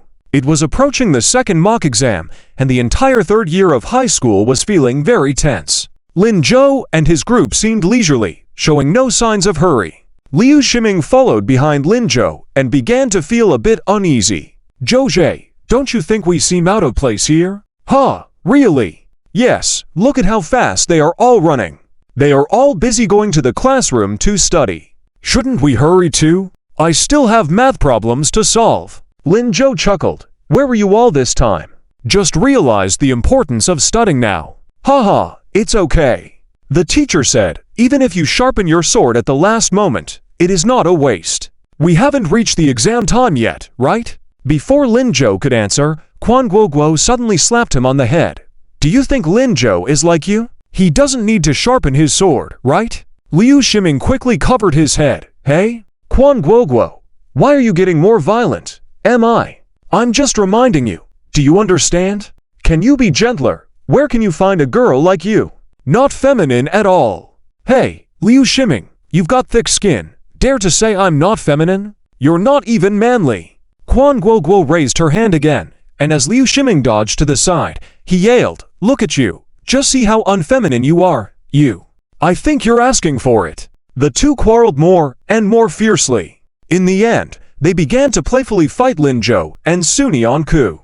Lin Zhou and Suni Anku watched quietly without getting angry. Suni Anku even showed a slight smile. Liu Shiming and Quan Guoguo are so lively, yes? Zhou, do you think? Will they always be together in the future? Suni Anku didn't know what came over her, but she suddenly asked this question. Lin Zhou turned his head in shock, looking at Suni Anku with disbelief. He hadn't expected his deskmate to be gossiping now. Su Neon-ku felt a bit embarrassed being stared at and quickly lowered her head. Haha, I know what you mean. I think they ... huh. Who knows for sure, but I know we will definitely be together. Huh. Su Neon-ku was taken aback. Lin Jo chuckled and tapped her head. Didn't we say we would go to the same university? Su Neon-ku then smiled. Oh, right. So won't we be together? Yes, yes. Haha. The four of them walked forward talking and laughing. As they walked, Liu Shiming suddenly stopped. Quan Guoguo's slap did not stop in time and landed on Liu Shiming's shoulder, making a smack sound. She was taken aback by her own actions. Liu Shiming, what are you doing? Can't you avoid it? In the past, Liu Shiming had easily dodged her several times. Quan Guoguo had always been playing around with him, so she never used full force. Suddenly feeling guilty, she continued, Are you okay? Let me see. Hey, Quan Guoguo, don't touch me. I'm busy. Liu Shiming didn't even look at Quan Guoguo, but his eyes were focused in one direction. Following his gaze, Quan Guoguo saw a beautiful girl walking not far ahead. Her face was cold and her aura outstanding, making her stand out in the crowd. At that moment, Quan Guoguo felt a surge of anger. She suddenly felt that she had just pitied Liu Shiming for nothing. This guy deserved to be in pain. That punch was not enough. Thinking this, Quan Guoguo lifted her foot and kicked Liu Shiming's leg. You're dead. The pain hit him, making Liu Shiming grimace. What the heck, Quan Guoguo? Have you gone crazy, you? This time, Quan Guoguo was really furious. She glared angrily at Liu Shiming, snorted, and then turned to walk towards the classroom without even saying goodbye to Lin Jo and Su Neon-ku. Liu Shiming looked puzzled. Huh? Quan Guoguo, are you on your special days or something? Why so mean? Quan Guoguo walked even faster. Liu Shiming was perplexed. What's wrong with Quan Guoguo? Zhou, do you see that? Is she sick? Lin Jo sighed quietly. Oh, I think the one who's sick is you. Huh? Zhou, why are you siding with Quan Guoguo? Su, what do you think? I don't think I did anything to provoke her. She even kicked me. It hurts so much. Su Neon-ku looked at the direction Quan Guoguo had left in, then at Liu Shiming. Finally, she came to a conclusion. I think Lin Jo is right. Huh? But you. Liu Shiming was at a loss for words for a while. In the end, he could only squeeze out, Forget it, forget it. It was my fault to ask you to judge. Liu Shiming rubbed his leg, limped over to Lin Jo, and patted Lin Jo's shoulder. But Zhou, I have to praise you. Your charm is outstanding. Su is devoted to you, and both school flowers in our school are interested in you. It's amazing. Lin Jo listened somewhat confused. The two school bells. One of them is Yun Ruoxi. He knew that. But who is the other person? Yes, Yun Ruoxi, and Wen Cece. Just now, when Cece kept looking at you, didn't you notice? Wen Cece. Lin Jo frowned again. Who is that? Your dream girl. You are right. I do like her. But she doesn't like me, doesn't even know me. But she was looking at you just now. Looking at me. Yes, that one, you see, she is still looking at you. Liu Shiming gestured for Lin Jo to look to his left. Lin Jo turned his head and indeed saw a girl who was prettier than everyone else around. But as soon as she caught him looking, she immediately turned away, looking disgusted. Lin Jo. He furrowed his brows in confusion. She's a school belle, yes. Liu Shiming was shocked. Zhou, you don't think she's pretty? Well, yes. But she doesn't like me. Liu Shiming wanted to say something, but Lin Jo interrupted him. That's fine. I don't like her either. Isn't she the girl who called me a scumbag at the library that day? Although he didn't care, it was obvious that his small tablemate took it to heart. This girl actually hated someone just because of one sentence she said. She's quite amusing. Liu Shiming. You don't even know each other. So why do you both suddenly start hating each other? After pondering for a while with no answers, Liu Shiming decided not to think about it anymore. Well, since you both don't like her, I'll secretly like her by myself. She's really beautiful. Liu Shiming was almost drooling. But soon, Lin Jo patted him on the shoulder. You dare to like her? Huh? Why not? Aren't you afraid of getting kicked by Qian Guo again? At the mention of Qian Guo, Liu Shiming immediately shrank his neck. She She still wants to hit me. I think so. Liu Shiming shrank his neck again. Then, never mind, I'll like her some other day. I don't want to get hit today. Lin Zhou shook his head helplessly. Let's go, little tablemate. He's beyond redemption. Yeah, I think so too. Su Nianku obediently followed behind Lin Zhou. Liu Shiming, still puzzled, looked towards Wen Sisi walking angrily towards the cafeteria. She hadn't eaten yet. One reason was that she arrived early and the cafeteria was too crowded. The other reason was that she hadn't seen Su Nianku and was scolded by Yun Ruoxi instead, making her feel upset. And all of this was because of Lin Zhou. She couldn't understand. He was obviously a scumbag, yet so many beautiful girls were interested in him one after another, just because he looked a little more refined. Compared to Ji and Zhang Yang, he was far behind. However, Wen Sisi didn't expect to run into Lin Zhou and Su Nianku on the way. This time, they were closer, giving her a better look at Su Nianku's appearance. Her clothing was oversized and worn out, patched up. Her thick bangs covered half of her face. The black-rimmed glasses covered the other half. Though she had pure and rosy skin, she never raised her head much. It was clear she was modest, humble, timid, honest, not interested in dressing up but focused on studying. Girls like her were easy targets for playboys, especially ones like Lin Zhou. They all secretly harbored Cinderella dreams. But how many Cinderellas could really turn into swans? Only by being exceptional could they avoid being bullied. Wen Sisi felt a pang of heartache. The more she felt sorry for Su Nianku, the more she hated Lin Zhou for it. After this exam, she must talk to Su Nianku, at least to make her reconsider because of Lin Zhou. Until they reached the cafeteria, Wen Sisi was still thinking about it. Zhang Xiaoyun, who was buying food with her, noticed her absent-mindedness and nudged her. Sisi, what's on your mind? You seem lost in thought. Oh, nothing. I'm just thinking about doing well on the exam tomorrow. Of course, you should be number one this time. Yeah. Wen Sisi nodded. She got her meal box and was about to leave when she heard a girl's voice nearby. Qin Yushan, it's the second mock exam tomorrow. How much do you think Lin Zhou can score? At the mention of Lin Zhou's name, Wen Sisi suddenly stopped in her tracks. She turned her head and saw a cute girl, slightly younger than her, and still had a hint of baby fat on her face. But she was exceptionally adorable. Wen Sisi thought her attractiveness would surpass hers and Yun Ruoxi's in a couple of years. Pouting, the girl earnestly pondered, I think he can definitely get second place this time. Who? Lin Zhou. Wen Sisi was thinking when the round-faced girl beside her said, I'm telling you, Qin Yushan, you have blind confidence in Lin Zhou. He was just around 20th in the class last time, and now you think he can achieve second place in the entire school. Yes, that's right. What's wrong with that? There's nothing wrong with it. You're just Lin Zhou's little fangirl. Of course, I am his fangirl. I really like him. He said he'd take me to eat something delicious this weekend. I've been looking forward to it for so long. TSK. Qin Yushan, you're beyond help. The round-faced girl looked disdainful. But the girl called Qin Yushan didn't seem to care at all, still fantasizing aloud. What should I eat? Upon hearing this, Wen Sisi was furious. Another one. Another girl. Could Lin Zhou leave even the freshman alone? He's gone too far. A scumbag. A damn scumbag. Zhang Xiaoyun began to feel that something was off about Wen Sisi. Just as she was about to ask her what was wrong, she saw Wen Sisi quickly walk up to the cute girl and seriously say, Hey, can't you stay away from Lin Zhou? Zhang Xiaoyun was completely stunned. What is Sisi doing? Does she know this girl? And isn't Lin Zhou the top student? Handsome too. Could it be that Sisi is?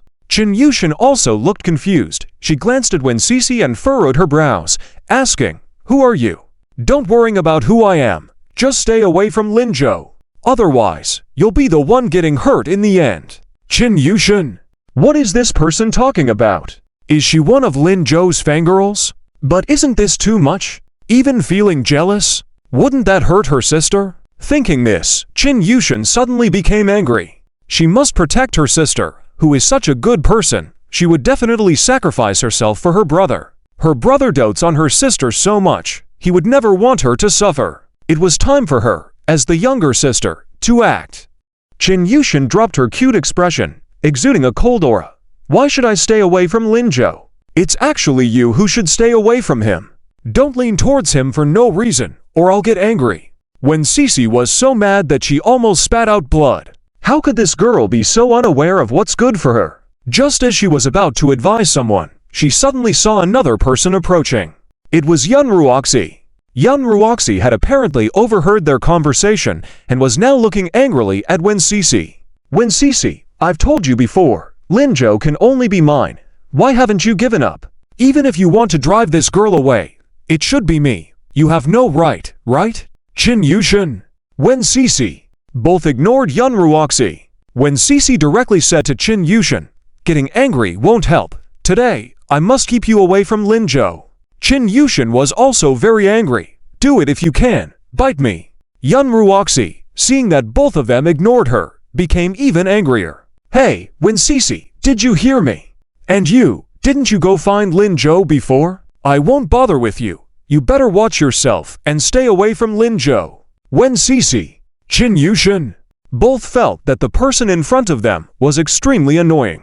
Almost at the same time, they turned their heads and said in unison, Are you crazy? Wen Cece, who wants to fight with you for Linjo? Can't you understand what I'm saying? Qin Yushin, exactly. Can you compete with me? What are you daydreaming about? Linjo doesn't like you anymore. Wake up, Yun Ruoxi. Yun Ruoxi's face turned red at these words. Tears welled up in her eyes, almost about to cry. You guys are too much. Linjo likes me, has always liked me. You should leave. When Cece and Qin Yushin glanced at each other, suddenly, they found each other not as annoying as before. After all, there was a more annoying person present. The two of them quickly made the same decision. They turned around, holding their best friend, and left, leaving Yun Ruoxi alone standing there. Originally, Li Xiaowan wanted to step forward to stop Yun Ruoxi, but at this moment, she felt that such an action seemed embarrassing. It was better to let Yun Ruoxi feel embarrassed alone. The boys on the side, at this moment, found the scene to be quite ridiculous. These were the three goddess-level beauties at their school. Although they had different styles, they were also beautiful. They were the types they wouldn't even dare to think about. Yet here they were, arguing over a guy. It had to be Linjo. Probably, only Linjo in the entire school had such charm. Fan Yun's also witnessed this scene.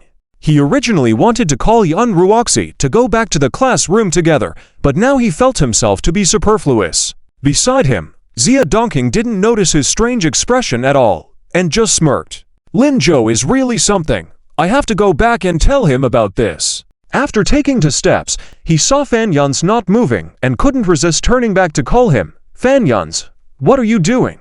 Hurry up, this is a thrilling moment. Won't you go back and brag a bit? Fan Yun's, with a cold face, caught up. They entered the classroom through the back door. Linjo was reading a book when he felt a cold gaze approaching him.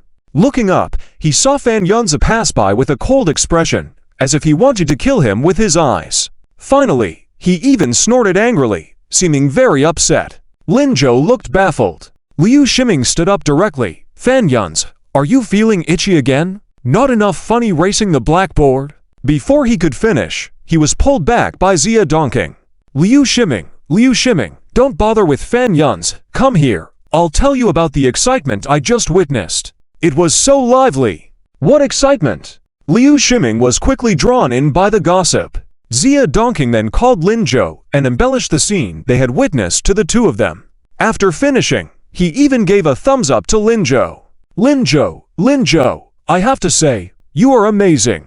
We probably won't find a second guy as awesome as you in the whole school. Ha ha ha. Liu Shiming agreed wholeheartedly. Indeed, that was Yun Ruoxi, Wen Cece, and Qin Yushin. When will I ever have such a fortune? Just as Guo came over from the front, planning to give them money for snacks, he suddenly froze and gave all the snacks in his hands to Sunyanku. Sunyanku, you eat. Huh? Isn't this too much? Don't you want to share with them? Clearly, there was enough for 3 people. Guo glared at Liu Shiming, saying fiercely, men are all the same, they don't deserve it. After saying that, she turned and left with a cold snort. Liu Shiming was taken aback. Hey, Guo, wait. Why did you say that? Where did my snacks go, hey? Can you hear me? Zia Dongking looked bewildered. How come he shared such big gossip, yet they didn't react much? Snacks, were they that good? Just as he felt redundant, he heard Sunyeonku calling him. Zia, want to eat some crispy rice? It was the first time Sunyeonku had taken the initiative to call him, leaving Zia Dongking pleasantly surprised. He quickly nodded. Sure, thanks Sue, classmate. It's okay, I have something to ask you. Yeah, go ahead. Zia Dongking nodded again. But soon he saw Lin Zhou's cold gaze. Zia Dongking quickly shrank his neck and said, classmate Sue, rest assured, I don't think Lin Zhou would like any of them. He doesn't like that type. Sunyeonku smiled. I know that, but that's not what I want to ask. You know. Zia Dongking once again admired Lin Zhou sincerely. Sunyeonku didn't doubt him at all. She showed complete trust. Too amazing. Yeah, I do. So, what do you want to ask? I just wanted to know, did Tia Tia win the fight? Was she being bullied, Tom? Zia Dongking was a bit puzzled by the question. He thought she would get angry or jealous and ask questions about the three school beauties. Yet, she only asked about Qin Yushin. Zia Dongking looked at Lin Zhou confusedly, noticing that Lin Zhou's eyes were constantly on Sunyeonku. There was a faint smile on his lips. Suddenly, he felt that it was not appropriate to disturb Lin Zhou at that moment. So he answered reluctantly, no, Qin Yushin is still dominating, making the other two girls half dead with anger. Her pouting lips would have angered Win Sisi if Yun Ruoxi hadn't arrived. Oh, that's good, Sunyeonku said before quickly shifting her gaze back to her textbook, seeming indifferent to everything else. Zia Dongking became even more puzzled. But since it was Sunyeonku, he didn't want to ask too much and just sat back at his seat muttering, why does Su student only care about Qin Yushin? Liu Shiming, who came back dejected, overheard this and said, guess why? It's because Qin Yushin is Zhouji's sister. Zhouji's sister is like Su student's sister, so naturally she only cares about her. As for the other two, do they have any relationship with our Zhouji? Zhouji doesn't even bother to look at them, right? Zia Dongking suddenly saw the light. He touched his head and said, you have a point, but Sunyeonku is really confident in this respect. Of course, they are all raised by Zhouji after all. After saying this, Liu Shiming sat down feeling despondent. He couldn't understand why Sunyeonku and Lin Zhou could trust each other, while Quan Guoguo was always fighting with him. What was wrong with her? She even stopped sharing snacks with him. He's her good brother, after all. It's too much. Liu Shiming didn't even realize he stopped thinking about Win Sisi. At this moment, Lin Zhou looked at Sunyeonku seriously for a while. He found that she really didn't mind at all and was completely absorbed in studying. He chuckled and turned to his book. His deskmate was working so hard, he couldn't fall behind. Although she didn't admit it, Lin Zhou could sense it. It seemed like this girl had already considered his business as her business. At this moment, she only cared about sweetness. Haha, this girl was good. He decided to reward her with a lollipop later. At the same time, in class 38 of Senior 3, when Sisi was going crazy, she quickly threw her lunchbox back to the desk, her face cold with anger, not even looking at her books. Zhang Xiaoyun looked at her in confusion. Sisi, what's wrong with you?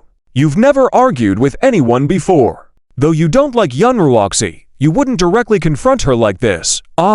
When Sisi tried to say something, but she found she didn't know how to explain. Forget it, I don't know how to say it either. Zhang Xiaoyun also put her lunchbox away. I see you care a lot about Lin Zhou. Sisi, do you have some misunderstanding about Lin Zhou? No, I don't have any misunderstanding. You don't understand. Just focus on your studies and don't bother me. She just couldn't stand her. People say that girls should help each other. As a girl, she couldn't let Sunyeonku be bullied. After all, Sunyeonku was different from other girls. Her life shouldn't be so miserable. People who work hard should have a bright future. It took Hutenfeng 2 hours to tour the entire Samping town and view 5 houses. But he hadn't made a decision yet, thinking to discuss it with Zhou Wenshu when he goes back. So, he took a taxi back to the county seat. Originally, he planned to go straight home. However, passing by the police station, he thought for a moment and had the driver stop. Yuan Dazong was being held there. Thinking about Yuan Dazong, Hu Tenfeng couldn't help but sigh. 20 years ago, the two of them were best friends. They graduated together, shared dreams. The education in Jiangcheng County was very weak back then. Half of the county was mountainous, and the mountain areas were relatively underdeveloped. Few children received education due to the remote and poor conditions. Most opted to drop out. When they graduated, both wanted to make a change. They were assigned to a small mountain village in Jiangcheng County. The conditions were tough, life was difficult, but they never complained. Back then, Hu Tenfeng joked, "Dezong, when do you think we can leave this mountain?" Yuan Dezong chuckled, "Soon, once we stabilize the primary school here for 3 years, we can leave." "Ha ha, let's work hard then." They took on the responsibilities of teaching all 5 grades in the school. They worked hard to get many dropout students back to school and revive the dying school. 3 years later, they left together. At that time, there were 2 spots available in the county high school. Whoever stayed would have a bright future. It was supposed to be the 2 of them. But due to a last-minute decision from upper management, only one person could stay. The other had to go to the countryside. Hu Tenfeng was selected over Yuan Dezong. This event created a rift between them. Later, Zhou Wenqiu graduated and returned to the county to teach. She interned at the school where Yuan Dezong was. Young Zhou Wenqiu was beautiful and well-known throughout the teaching community in Jiangcheng. Many men admired her, including Yuan Dezong. But in the end, Zhou Wenqiu chose Hu Tenfeng. When Yuan Dezong learned about this, he broke ties with them completely and requested a transfer to a neighboring county. They hadn't seen each other since then. Until this time. Hu Tenfeng never expected that, after so many years, Yuan Dezong was still holding a grudge. The door to the visiting room opened. Hu Tenfeng heard Yuan Dezong ask, "Who is it? Who wants to see me?" Hu Tenfeng took a moment of silence, then walked in. Yuan Dezong saw him and was slightly surprised. "Is it you?" Hu Tenfeng nodded. "Yeah, it's me. Lao Yuan, I felt like I needed to come see you." Yuan Dezong sneered. "What, to mock me? No need. I'm fine, you can leave." Hu Tenfeng didn't leave but slowly sat down, seemingly ignoring Yuan Dezong's harsh words. "It's been almost 20 years since we last saw each other, right?" Yuan Dezong remained silent. Hu Tenfeng didn't expect him to speak. He continued, "I'm here today to apologize to you, because of Wenqiu. I didn't know you also liked her, and you never told me. If I had known, I would have." "What? Pitying me? Let me tell you, Hu Tenfeng, matters of the heart are not that important to me. I don't care anymore. But you shouldn't have taken away my spot back then." Upon hearing these words, Hu Tianfeng was slightly taken aback and asked, "Your quota?" Yuan Dezong replied, "Stop pretending. Don't tell me you don't know. Initially, the quota left in the county should have been mine. You are not qualified at all." Hu Tianfeng was once again shocked. "How is that possible?" Yuan Dezong continued, "It was actually my name initially. I had told the higher-ups that I could give you that quota, that I didn't need it, but they refused. I requested that they assign you to an Yuan town instead, which is closer to the county, and with better conditions." "What? You made the request?" Hu Tianfeng was surprised. Yuan Dezong paused before saying, "But all this is not important. I am not here to discuss this with you. No, you have to explain. What is going on? Did you take my quota and then suddenly feel guilty? Are you speaking up for me?" "It's not that." Hu Tianfeng paused before saying, "Originally they wanted to assign you to Xishan Town." "What?" Yuan Dezong was astonished. "Xishan Town, Xishan Town. The Xishan Town from before." "Yes, the Xishan Town from before, with only a small mountain road that cars couldn't pass through. Even bicycles had to be pushed. Until now, only a road that can be driven on has been built. It's too tough over there, and I thought you shouldn't have to endure such hardship." Yuan Dezong's expression changed. After a moment, he started to laugh. "Old Hu, how skilled you are at lying. Telling me this now. What's the point? It's impossible to verify whether it's true now." "No, everything I said is true, old Yuan. Why don't you believe me? Why do you think you were originally selected?" "Of course, someone told me." "Who?" "I can't tell you that. Old Yuan, it's been so many years. There's nothing you can't say." After a moment of contemplation, Yuan Dezong said, "It was teacher Zheng Yang who told me." "What? Zheng Yang?" Hu Tianfeng was also stunned. "Yes, it was teacher Zheng. He resigned due to illness. Why? Are you going to confront him? Illness? Did he also tell you that? What do you mean? Yuan Dezong's face changed slightly. Hu Tianfeng sighed and said, initially, teacher Zheng Yang was found out to have substituted another person's name during school, ruining that person's life, and he was fired for it. What? Yuan Dezong was completely dumbfounded. This. Hu Tianfeng stood up. Teacher Zheng Yang has a major character issue. I remember that at the time, there were 3 people running for election in the county, you, me, and Zheng Yang. We weren't close to Zheng Yang, and he lost the election. Yuan Dezong was stunned again. So, in other words, probably just as you thought. Teacher Zheng Yang deliberately told you. It seems like he doesn't have friends and probably didn't like the fact that we were doing well, right? Hu Tianfeng had just realized this. A person like Zheng Yang is extremely jealous. If he is not well, he naturally doesn't want others to be well. But he didn't expect Yuan Dezong to actually believe it. Yuan Dezong clenched his fists tightly. How is this possible? I don't believe it. I don't believe it. If all of this is true, what has he been holding on to for so many years? What has he been struggling with? Has his whole life been lived based on this lie? What's the point? He wanted to see Hu Tianfeng punished with his own eyes. Now, it seemed like a joke. I think you should have your way to verify the truth yourself. I won't say much, but old Yuan, so many years have passed. Even if these things didn't happen back then, you should let it go. Is it worth sacrificing the next few decades of your life for this? Yuan Dezong stood up angrily. What do you know? Hu Tianfeng, you have always been successful, high above everyone else. Do you know what kind of life I have been living? Hu Tianfeng sighed again. Old Yuan, we are almost 50 years old. Let go of these things. How can I let go? I must not let go. For so many years, I have been looking for an opportunity. We started together. Why have you succeeded more smoothly than me? No, this can't be. You should also pay the price for what you have done. Yuan Dezong became more and more agitated as he spoke. Hu Tianfeng suddenly felt that this old friend seemed to have become paranoid. He had become trapped in his own world, unable to break free. Hu Tianfeng also stood up. I'm here to tell you that I have paid the price. Looking him in the eye, he said seriously, I resigned. From now on, I will no longer be in the education sector like you. What? Yuan Dezong was shocked once again. But quickly, he burst into laughter. Ha ha, ha ha ha. I never thought Hu Tianfeng. At the end, you ended up just like me, with nothing. That's great, that's great. I think this is good, really good. I think it's great. Hu Tianfeng looked at the deranged Yuan Dezong. In his heart, he sighed silently once again. This person perhaps is no longer the good brother from the past. Years had changed him.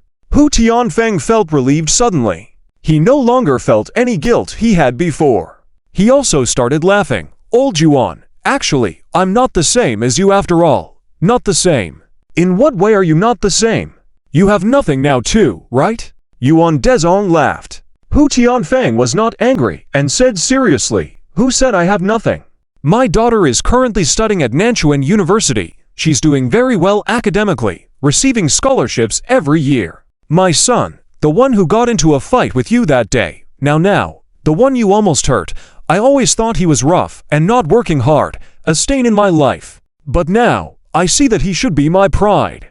Everything he does is because of me. The reason I resigned was also to accompany now as he grows up. And also, Winshu has been supporting my work all these years, always by my side. Our relationship of several decades seems to be getting better and better. How can you say I have nothing? I now feel that these are the most important things to me. And you, Yuan Dezong, because of those things that happened back then, it seems like you still haven't been married, right? You think you're working hard for your career, you are successful, but do you have someone who loves you? Seeing Yuan Dezong's expression turning white gradually, Hu Tianfeng smiled proudly. I'm sorry, but I do. And I have many. These are things that can't be exchanged with anything. When he said this, Yuan Dezong completely lost it. He glared at Hu Tianfeng angrily, as if there wasn't a fence separating them. Hu Tianfeng was sure Yuan Dezong would come and try to hit him directly. He was screaming, yelling with all his might. Hu Tianfeng, you jerk! You jerk! You jerk, you jerk, you jerk. You deserve to die. Why wasn't it you back then? Why wasn't it you? Hu Tianfeng didn't pay attention to his screams. He smiled again, turned and walked towards the door. He had initially wanted to come and apologize, but now it seemed unnecessary. Some people can never be awakened. Like Yuan Dezong. He had wanted to have a good chat with him, but now it seemed unnecessary. He had more important things to do now. That was to go back and see Zhou Wenchu. To see this woman who had been with him through thick and thin, who never left him. It was she who had brought him this wonderful family. Everything was just right now. Hu Tianfeng was very satisfied. As he walked out, he thought for a moment and decided to bring a gift for Zhou Wenchu as well. So he turned back and walked into the flower shop next door. When he got home, Zhou Wenchu had not finished work yet. Hu Tianfeng put the flowers on the table, then got up and went to the kitchen. Over the years, he seemed to have hardly cooked at all. Just then, he took the opportunity to learn how to cook properly. So, he rolled up his sleeves and got to work. Zhou Wenchu finished work at 6 in the afternoon. Riding her electric scooter in the direction of home, as soon as she opened the door, she smelled a strange burnt odor. The smell was coming from the kitchen, and at that moment, Zhou Wenchu thought she had forgotten to turn off the stove. She rushed into the kitchen frantically and saw Hu Tianfeng working busily with a blackened face, hands, and a messy apron. A pot was boiling something and the burnt smell was emanating from there. Zhou Wenchu was speechless for a moment. Hu, what are you doing? Setting the kitchen on fire? Upon hearing this, Hu Tianfeng burst into laughter. Ha ha, no, Wenchu, you're back. Just go wait in the living room for a while. Dinner will be ready soon. Ha. Are you cooking? Ha ha. Yes, I noticed you hadn't finished work yet. I came back early today and thought of making you dinner. What's in the pot? It's noodle soup with eggs. I don't seem to be very good at stirring. Well, Hu Tianfeng wiped the sweat from his forehead. But it's okay. You wait a bit. I'll be done soon. Zhou Wenchu burst into laughter. All right, you don't have to bother. I'll take over. No. I finally started cooking again. I plan to cook at home all year round from now on. Hot why? Well, I quit my job. I also decided to tutor and accompany him. Oh, I also bought you flowers. They're on the table outside. Did you see them? Joa. Second-year high school students were on vacation.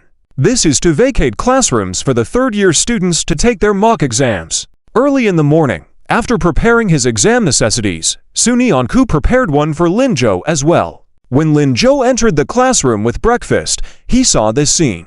He handed the breakfast to Suni Anku. Everything prepared? Yeah. Check to see if anything's missing? No, it's fine. I trust your preparations. Have breakfast and then focus on the exam. Okay. Suni Anku sweetly smiled. She started eating, but Lin Zhou didn't. After taking a bite of the pancake, Suni Anku looked at him in confusion. Why aren't you eating? Lin Zhou chuckled. Little Deskmate, I suddenly realized a question. Huh? What question? It seems like you're not avoiding me anymore. Did I? Suni Anku bashfully lowered her head. But she had to admit, it seemed so. As long as she didn't think about that incident, she wouldn't feel embarrassed. Yeah, you did. Then you better focus on your exam, or else. Suni Anku paused for a moment, struggling a bit before saying, or else I'll get mad and ignore you. Ha ha. Lin Zhou was not intimidated by this threat that lacked any force. All right, I know. I'll concentrate on the exam. That's more like it. But Deskmate, since the previous bet is off, let's make a new one, shall we? A new bet. Suni Anku felt like she was falling into Lin Zhou's trap again. Then she heard Lin Zhou saying, yes, or I won't be able to focus on the exam, and may not even rank second. What then? Upon hearing this, Suni Anku nodded repeatedly. Okay, let's set a new one. If I rank second, will you have dinner with me? Dinner. But don't we always eat together? Why would we have to have dinner again? No, I mean, wearing that pretty dress, going out for dinner. How about that? Upon hearing this, Suni Anku hurriedly lowered her head again. The dress was indeed beautiful, but wearing it out would be so strange. Just the two of us, going out to eat. I'll take you there. Lin Zhou finally put Sunyanku at ease with this statement. Alright, let's do that. Yeah, it's settled. The two of them laughed and shook hands. Nearby, Liu Shiming, curious, approached. Brother Zhou, classmate Su.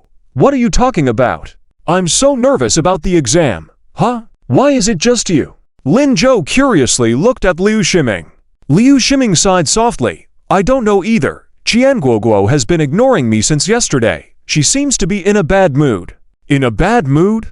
Don't you know the reason? I don't know. Brother Zhou, do you know? Lin Zhou was about to respond, but Sunyanku, on the side, chuckled. I've figured it out. Guo Guo is mad. Liu Shiming, you're so clueless. Huh, mad oi why? It's probably because ... probably because. Sunyanku pondered for a moment, suddenly feeling that what she was about to say was not appropriate. I can't tell you this, you'll have to figure it out yourself. With that, she stood up and left the classroom.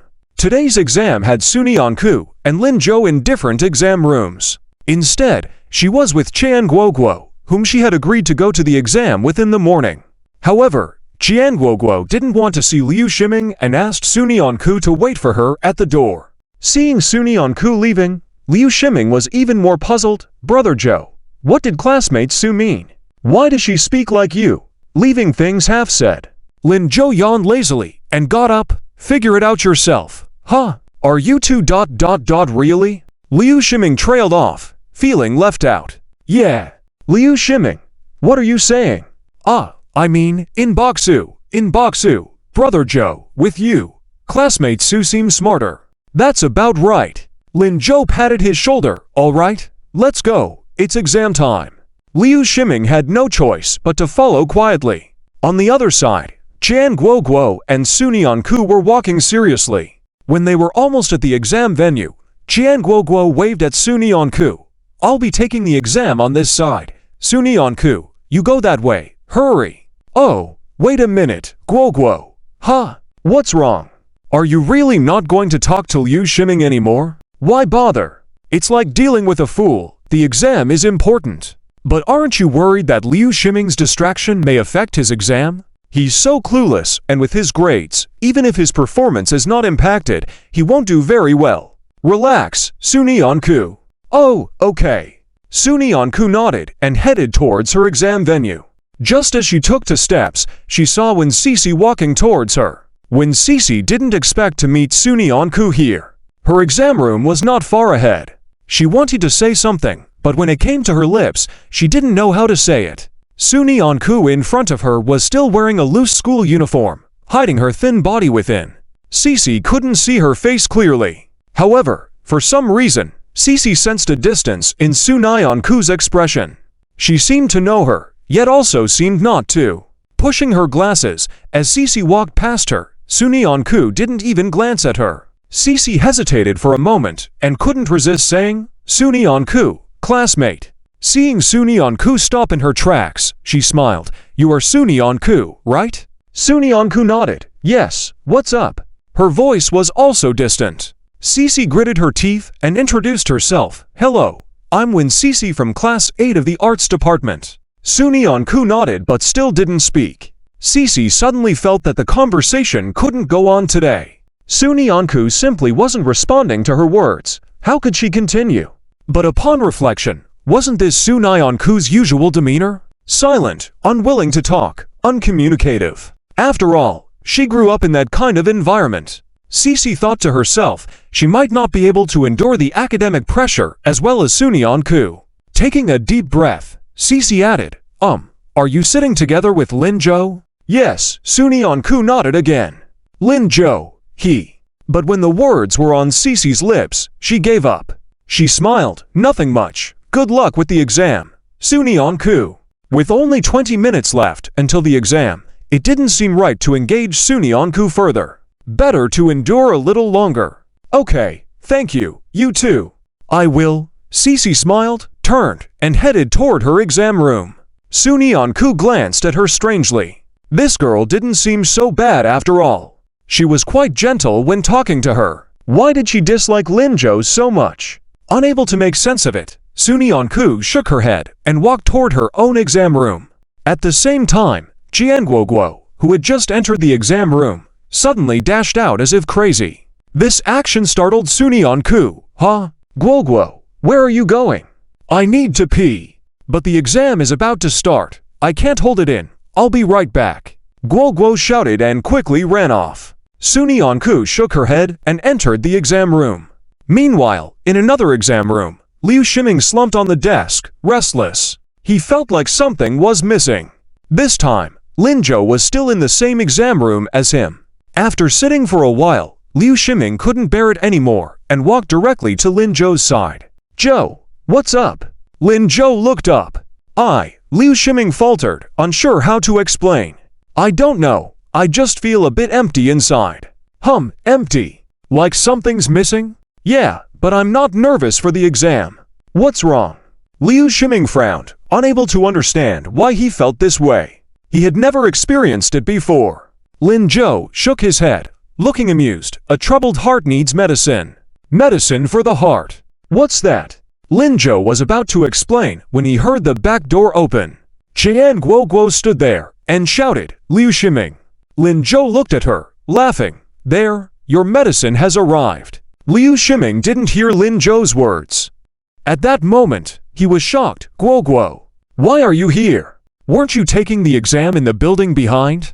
As he spoke, he walked towards the back door. Without realizing it, the emptiness in his heart seemed to be filled. But you finally acknowledged me. Qian Guo, I'll tell you, as a good brother. Why are you so petty? Getting mad for no reason. Before he could finish his sentence, Guo kicked him on the calf again. Still, in the same spot as before. Liu Shiming winced in pain but dared not speak up. Guo, you, stop talking nonsense, focus on the exam. If you drop one place this time, I'll never talk to you again. Humph. Guo didn't want to hear Liu Shiming blabber. What good brother, she's a girl, okay? Was Liu Shiming blind? After scolding him, she quickly turned and ran towards her exam room. Guo. Liu Shiming's attempts to call her were in vain. He could only mumble to himself while turning. What's gotten into her again? But not regressing in the exam? That shouldn't be difficult, right? He had been studying with Zhou for so long. Seeing his expression, Lin Zhou asked, What? Got beaten up again? Liu Shiming immediately put away his painful expression. He stopped grimacing and even stopped limping. Very seriously, he said, Who got beaten up? Me. How could I get beaten up? Zhou, what are you talking about? It's just that she runs fast, otherwise, even if I gave her one hand, she couldn't beat me. Seeing Lin Zhou's disbelief, Liu Shiming felt his reputation was threatened. He couldn't help adding, after the exam, I'll definitely go to take revenge, beat her up. Zhou, believe me. Lin Zhou shook his head and didn't say anything. The exam started quickly, and Liu Shiming got fully involved. After writing his name, Lin Zhou began answering the questions. The Chinese exam was the first one. After reading so many books, the questions on the paper seemed particularly easy for him. Lin Zhou almost didn't need to think, the answers came naturally. However, as he wrote, he noticed something. His handwriting became unusually neat.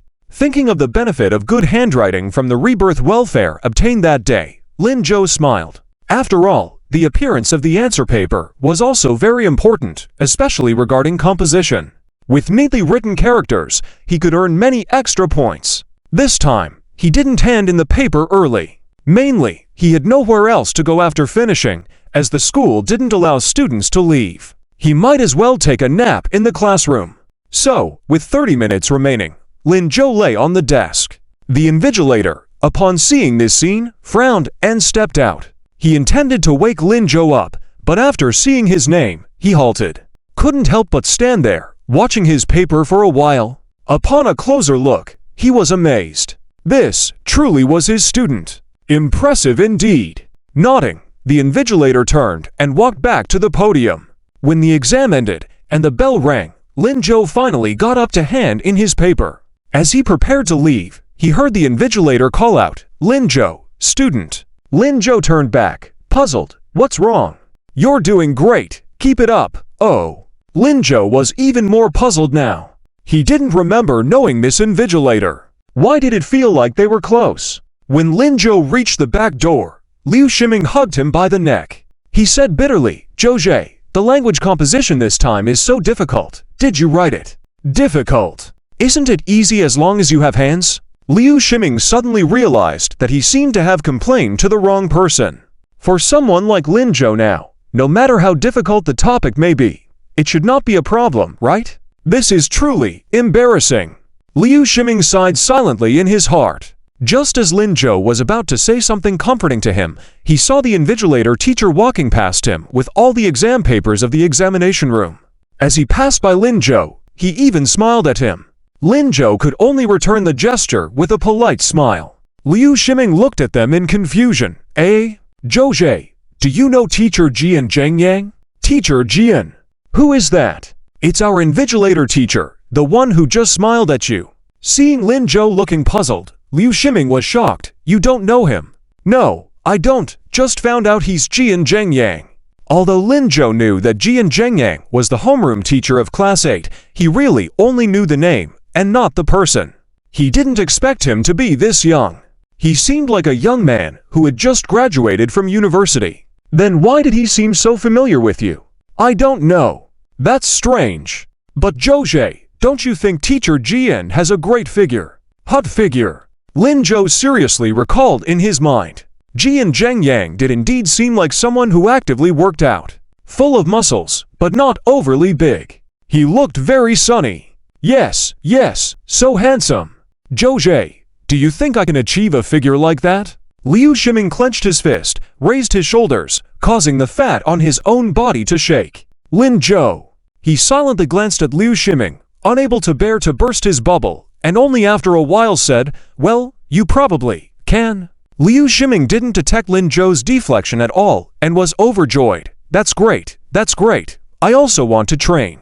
Once I get to university, I'll start. I will impress those girls. With his demeanor, it seemed like he had already achieved the transformation. Lin Zhou looked helpless but didn't burst his bubble. Let's go. Call Sunyanku and Guoguo. Let's go to the cafeteria. Okay. The exam ended at 11:30. With the remaining half an hour, no classes would be conducted for the various classes. Everyone rushed to the cafeteria. The teachers, however, had to organize the collected exam papers. They would return the papers to the office, where the school would send them to the marking room. When Jian Zhengyang reached the door of the classroom office, he happened to see Liu Qingyan opening the door and walking out.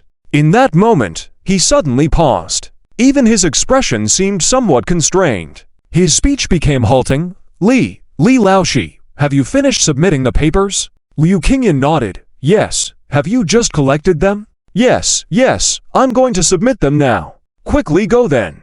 All right. Jian Zhengyang smiled. Liu Qingyan also smiled back. Goodbye, Teacher Jian. Go, goodbye. Liu Qingyan nodded and walked away. She did not see that Jian Zhengyang did not immediately enter the office, but stood in place, earnestly watching her retreating figure. He seemed dazed, gradually tightening his grip, wearing a faint smile on his face, but unconsciously so. It was only when someone gently tapped on his shoulder. Teacher Jian. What are you looking at? It was a middle-aged male teacher. Jian Zhengyang was startled, and upon recognizing the person, he quickly said, Li Laoshi, it's you? I didn't. I wasn't looking at anything. Not looking at anything? Are you sure? Wasn't that Teacher Liu you just saw? Jian quickly waved his hands. Li Laoshi, please, you must be mistaken. Let's go submit the papers. Ha, Teacher Jian, although you hide it well, I feel like you're blushing. Go, don't talk nonsense, let's go submit the papers. Wait, are you blushing? I didn't say you were. Before Li Jianchao finished, Jian Zhengyang quickly pushed open the office door, avoiding looking at Li Jianchao. Li Jianchao, unperturbed, thought for a moment. Well, Teacher Liu is indeed beautiful, attractive, progressive, and even single, with good teaching results, but she's a bit older. Suddenly, Jian Zhengyang, who was walking, stopped in his tracks. He turned around angrily and faced Li Jianchao, shouting, What's wrong with being a bit older? You're so rigid. Li Jianchao was taken aback, but women have to have children, and she's already 30. So what? My mom had me when she was 35. Li Jianchao, you always act so old. No wonder you've been divorced for so long and can't find a partner. Angry, Jian Zhengyang placed the papers on the desk and left in a huff. Li Jianchao. Hey, Jian teacher, wait. No, why are you angry now? I didn't say you. Wait for you to have dinner together. Go eat by yourself. Who wants to eat with you? Jian Zhengyang left without looking back. Li Jianchao. Hey, this fellow, what's going on? He didn't even call me Li Laoshi anymore. After putting down the papers, Li Jianchao had a sudden realization. This guy, could he really like Teacher Liu? Damn. Wouldn't that mean he discovered a huge secret? Great buddy. A gossip this big must be shared with someone. Thinking of this, Li Jianchao quickly headed out. Just as he took a few steps, he heard the voice of Zhang Shuqi. Li Laoshi, what are you doing? Nervously moving around. Is something urgent? Principal Zhang, it's you. Nothing. It's just that. The words were on the tip of his tongue, but Li Jianchao couldn't bring himself to say it. Zhang Shuqi was even more old-fashioned than him, and even an acting principal. He always seemed very serious and not one for gossip. Li Jianchao was afraid that if he spoke out, he would be scolded. Seeing him hesitating, Zhang Shuqi asked curiously, "What's that?" Li Jianchao chuckled and said, "Forget it. I won't tell you. You go do your work. I'll find someone else to tell." Zhang Shuqi quickly stopped him. "Hold on. Who discusses something halfway? Speak quickly." Since Li Jianchao was not resolute to begin with, hearing Zhang Shuqi's words, he was once again tempted by the gossip. He leaned in close to Zhang Shuqi and cautiously said, "Well, if I tell you, Principal Zhang, can you guarantee not to get angry?" "Nonsense. Why would I get angry when I'm okay?" "That's good then. That's good." Li Jianchao said joyously, "Principal Zhang, I have a massive piece of gossip to share." "Gossip? What gossip?" I discovered that our teacher Jian Zhengyang has a crush on teacher Liu Qingyan." "What?" Zhang Shuqi exclaimed in shock. Li Jianchao saw his reaction and burst into laughter. "Ha ha! Isn't this a huge piece of gossip? You didn't see the expression on teacher Jian just now. It was unbelievable, like a little fanboy. Ha ha! So amusing. Mischievous fan." "What kind of mischief?" Zhang Shuqi quickly leaned in.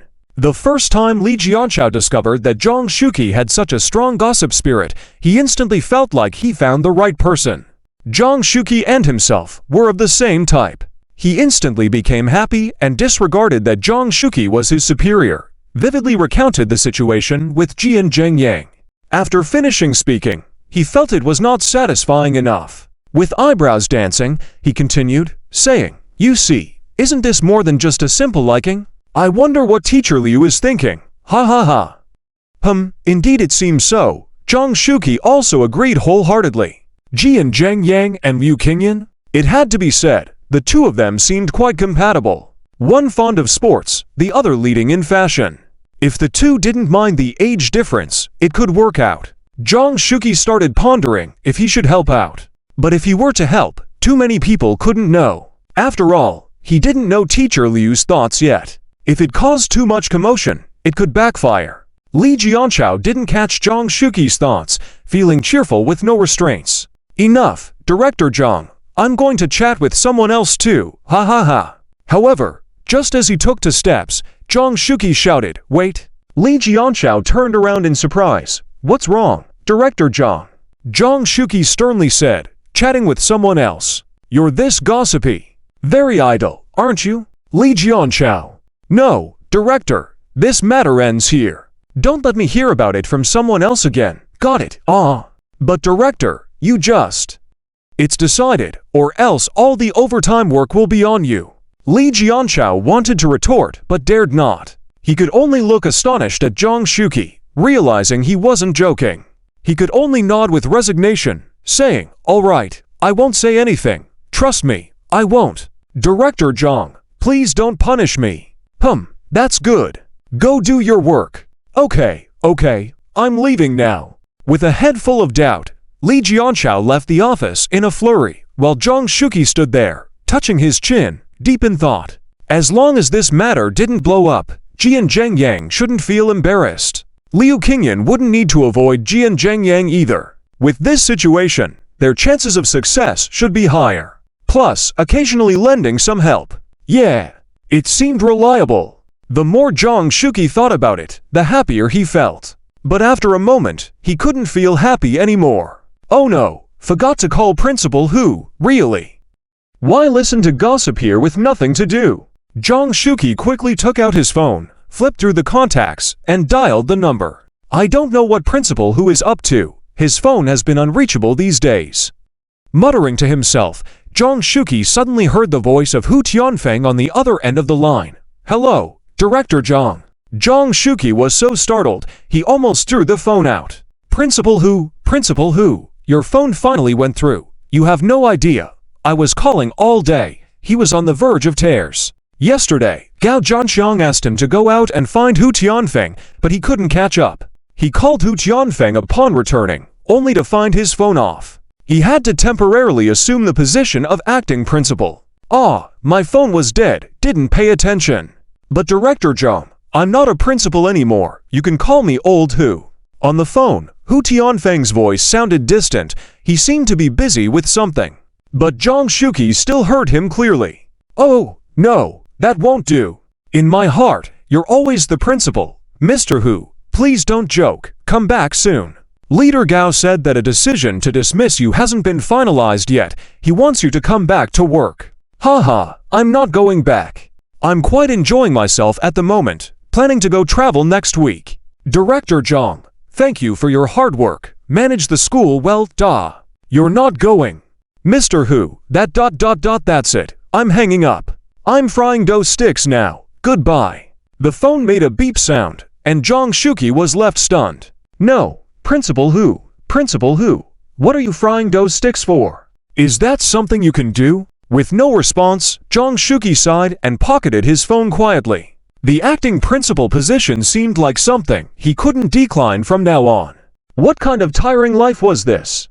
In the cafeteria, Lin Zhou and a few others had finished their meals. Liu Shiming seemed to have completely forgotten his declaration to teach Qian Guoguo a lesson before the exam and cautiously moved closer to Qian Guoguo. Qian Guoguo, do you eat chicken legs? Can I treat you? I don't eat. Qian Guoguo's voice was cold. Then, ice cream.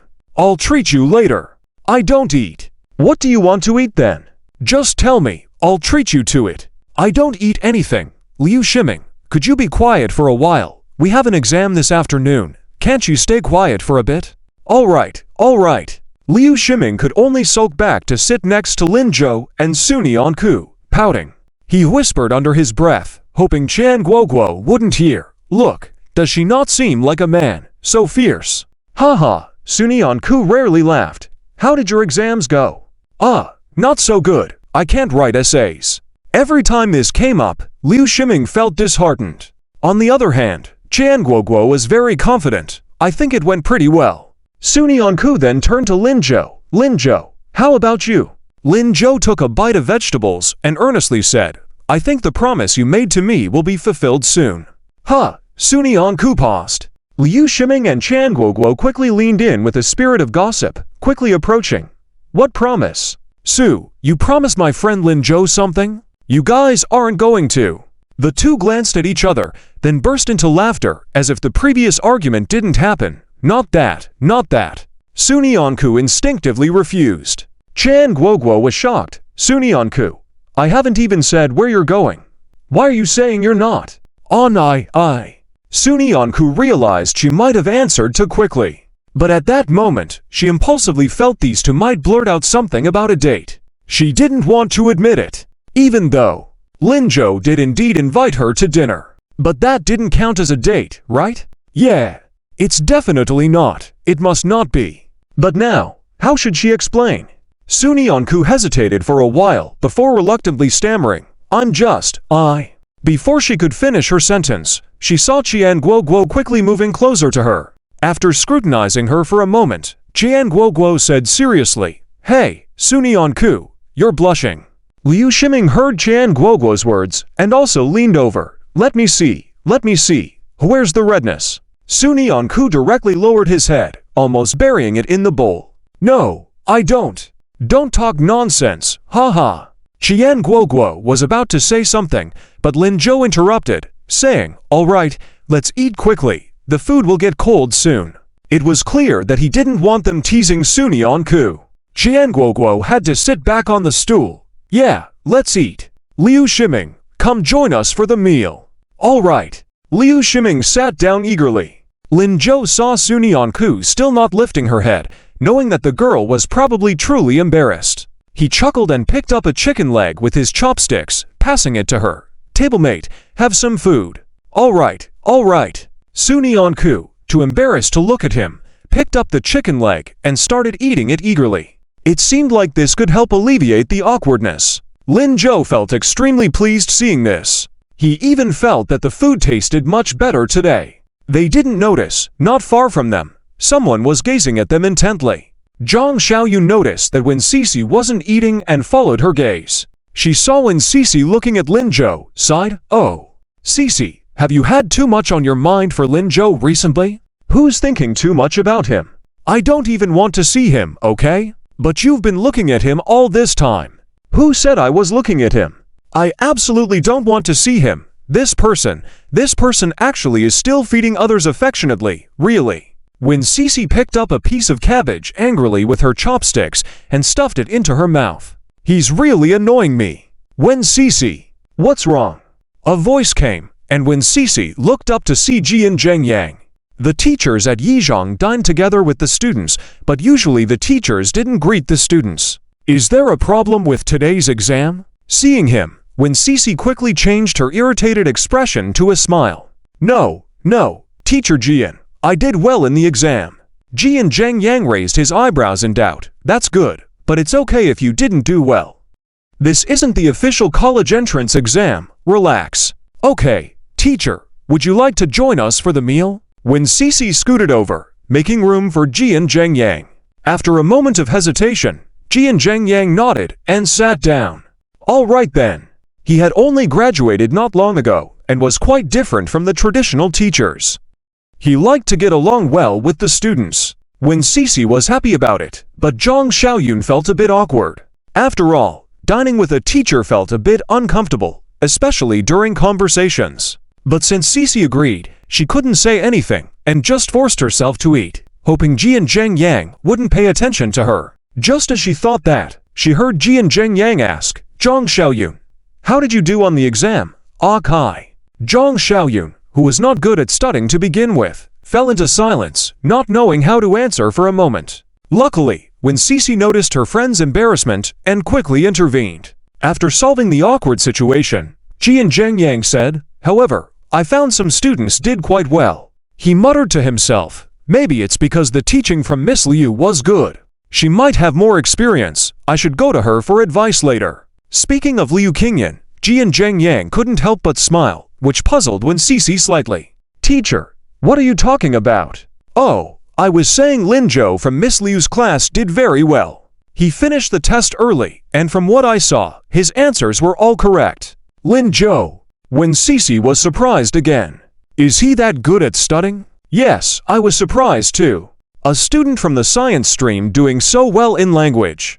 Afraid of hurting his students, Ji and Zheng Yang stopped mid-sentence and quickly turned to Wen Cece and Zhang Xiaoyun, "But it's okay, you both are doing well too." However, Wen Cece wasn't thinking about that question right now. She was a bit incredulous. Even Ji and Zheng Yang was praising Lin Zhou. When Cece remained silent for a moment and couldn't help but ask, "Teacher Jian, do you think a student's academic performance can judge everything about the student?" "Of course not." Ji and Zheng Yang shook his head. Academics can filter out students with poor grades, but it can't filter out bad people. When Cece was relieved to hear that. "Yes, I think the same way as well. However, teachers guide people in the right and wrong every day, except more education. It's a good thing, and it will help you in the future." When Cece nodded, "Yes, teacher, I understand, and I will study hard." "Teacher, may I ask you a question?" "Go ahead." After thinking for a moment, when Cece carefully said, "Teacher, what do you think about students dating during their student years?" When Cece spoke, Zhang Xiaoyun, who had been eating quietly, almost sprayed her food. What was Cece saying? Is she crazy? Dating during student years is a sensitive topic, especially in high school. Isn't this asking for trouble openly? However, she realized that Jian Zhengyang didn't scold her. He stopped his chopsticks and said seriously, "I think, at your current stage, it's best not to date. It's too distracting from your studies. The college entrance exam is coming soon. If you really want to date, after high school graduation, there's a little over a month left, and you'll all be 18, so you can openly date at that time." When Cece nodded thoughtfully, "Oh, I see. Thank you, Teacher Jian. Well then, enjoy your meal." "Thank you." When Cece lowered her head and couldn't help but smile while eating, she said that Teacher Jian was really nice. Teacher Jian was indeed a representative of a male god. Teacher Jian's views were also the most accurate. As for Lin Zhou, he was nothing. Flirting everywhere, it's really too much. One day, she would expose his true colors. Behind Jian Zhengyang's back, Zhang Xiaoyun gave when Cece a thumbs up. How bold! When Cece smiled and said nothing. Halfway through the meal, when Cece suddenly noticed Jian Zhengyang standing up excitedly. His speed seemed to indicate something important was discovered. This action startled when Cece. Before she could ask, she heard Jian Zhengyang's voice filled with excitement. Students Wen Cece and Zhang Xiaoyun, you go ahead and eat. I have something." Jian Zhengyang didn't wait for Wen Cece's reaction. He stood up, holding his unfinished meal tray, and walked in a certain direction. Wen Cece was slightly stunned and followed his gaze. Soon, she saw a female teacher Liu Qingyan.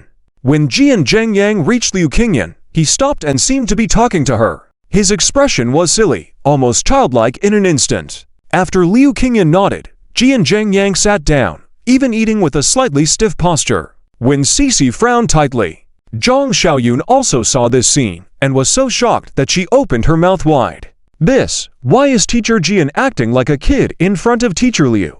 When Cece couldn't understand either. After a moment of silence, she could only come up with one answer. Maybe it's because Teacher Liu is older. After all, she's a senior. That's true.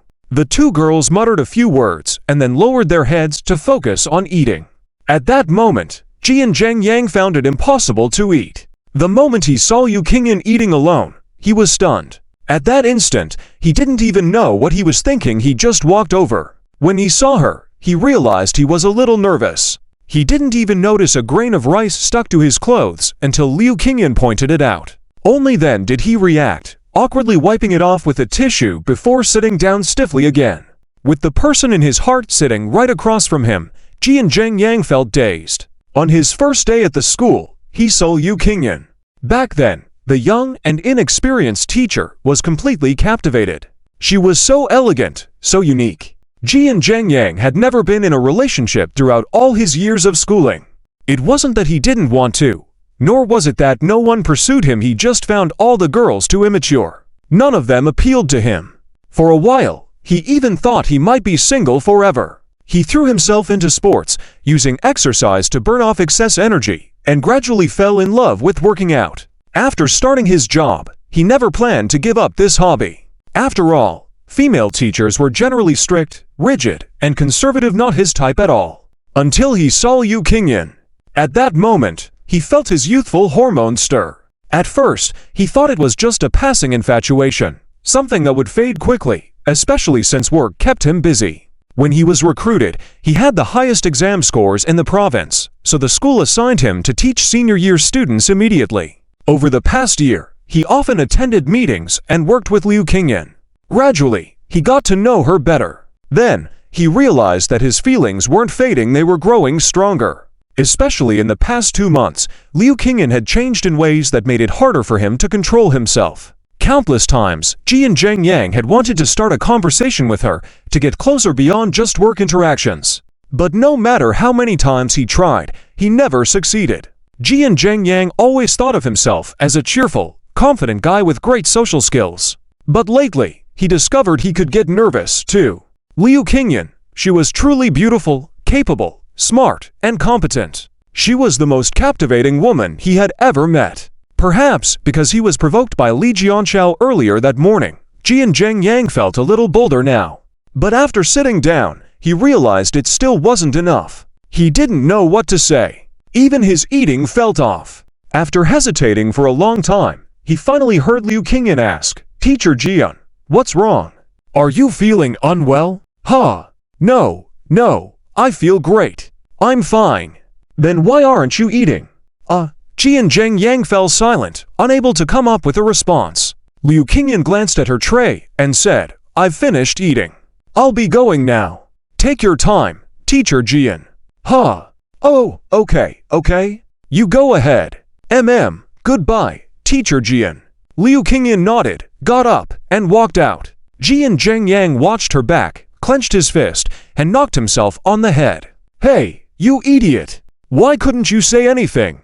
He had finally found an opportunity only to waste it just like that. For the first time, Jian Zheng Yang doubted himself. Not far away, Lin Zhou, who had just witnessed the entire scene, couldn't help but chuckle. Now he finally understood how he had met Jian Zheng Yang. This teacher was experiencing young love. But honestly, Teacher Liu really should find someone. If the right person came along, that would be great. Lin Zhou, what's up? Sun Yanku asked curiously. The other two also looked intrigued. Nothing, I just discovered something interesting. Huh? What is it? I'll keep it a secret for now. I'll tell you in a while. Okay? Sun Yanku nodded earnestly. Liu Shiming scoffed. Zhou, you know people die when they only tell half a story, right? Before Lin Zhou could respond, Sun Yanku asked, Huh? Why don't I know that? You. Liu Shiming opened his mouth but didn't know how to reply. Because in her eyes, only Lin Zhou mattered. Whatever he said was right, so how would she know? But he didn't dare say that out loud, fearing he'd get beaten up. After lunch break, it was time for the afternoon exam. Once the exam was over, school was dismissed. Evening was for self-study, but Lin Zhou didn't plan to attend. Since it was exam week, the school didn't enforce attendance. After the test, he left the campus. He checked on his fruit salad shop first, then his favorite spicy hot pot spot. After making sure everything was running smoothly, he started looking for a good restaurant where he could eat with Sun Yanku. Then, he headed home. Just as he reached his building, Qin Yushan suddenly jumped out of the greenery and blocked his way. Brother, Lin Zhou, deep in thought, was startled. Tiantian, what are you doing here? I came to see you. Your school has exams, but we're on break. It's so boring. Alright, but shouldn't you be studying? Didn't the teachers assign homework? I already finished it. Oh, by the way, I have something to tell you.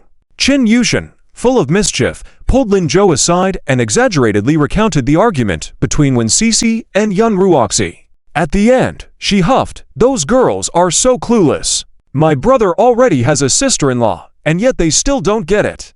But don't worry, brother, I've taken care of them all. From now on, if I see them, I'll send them away. I guarantee you won't be put in a tough spot. Lin Zhou found it amusing.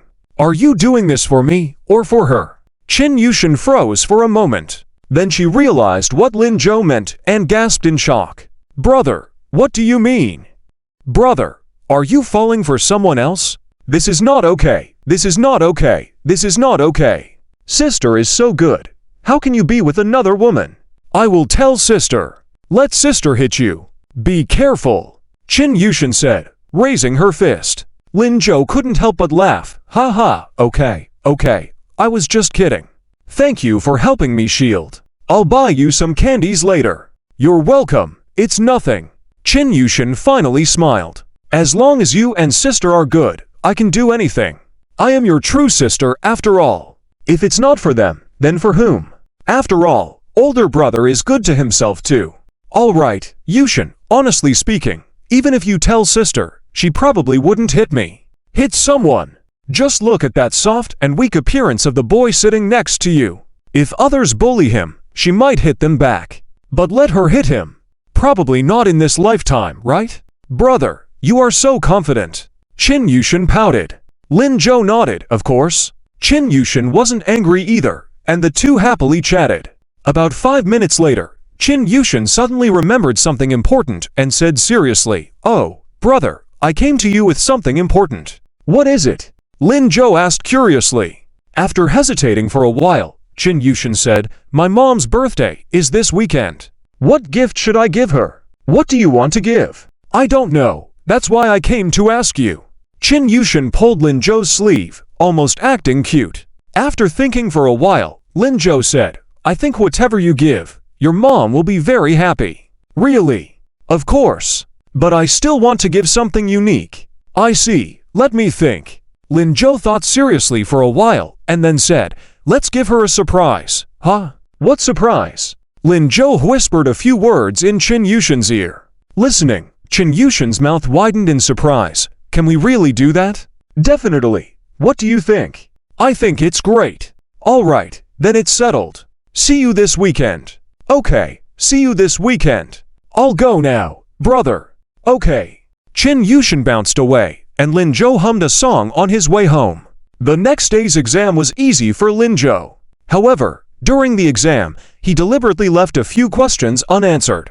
After the exam, as everyone diligently restored the classroom to its original state, students went home to rest, while teachers rushed to grade the papers, ready to announce the results the next day and swiftly start the learning process again. When Lin Jo returned home, he found Lin Changzhang still making a cake. He couldn't remember how many cakes Lin Changzhang had made. The first had to be discarded for not turning out right. The third one was a bit burnt but still edible. So, Lin Jo became the scapegoat for eating the imperfect cakes. That day, when he saw Lin Changzhang bring out another cake, Lin Jo almost vomited. Dad, I suddenly feel like it was a mistake to come up with this idea for you. A mistake? No, I think it's great. Come and eat. Don't be shy. I'm not shy.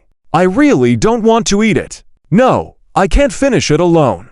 I already gave some to the neighbors. There are still 3 left at home. We have to eat one today, or else they will spoil in a few days. Lin Jo was speechless.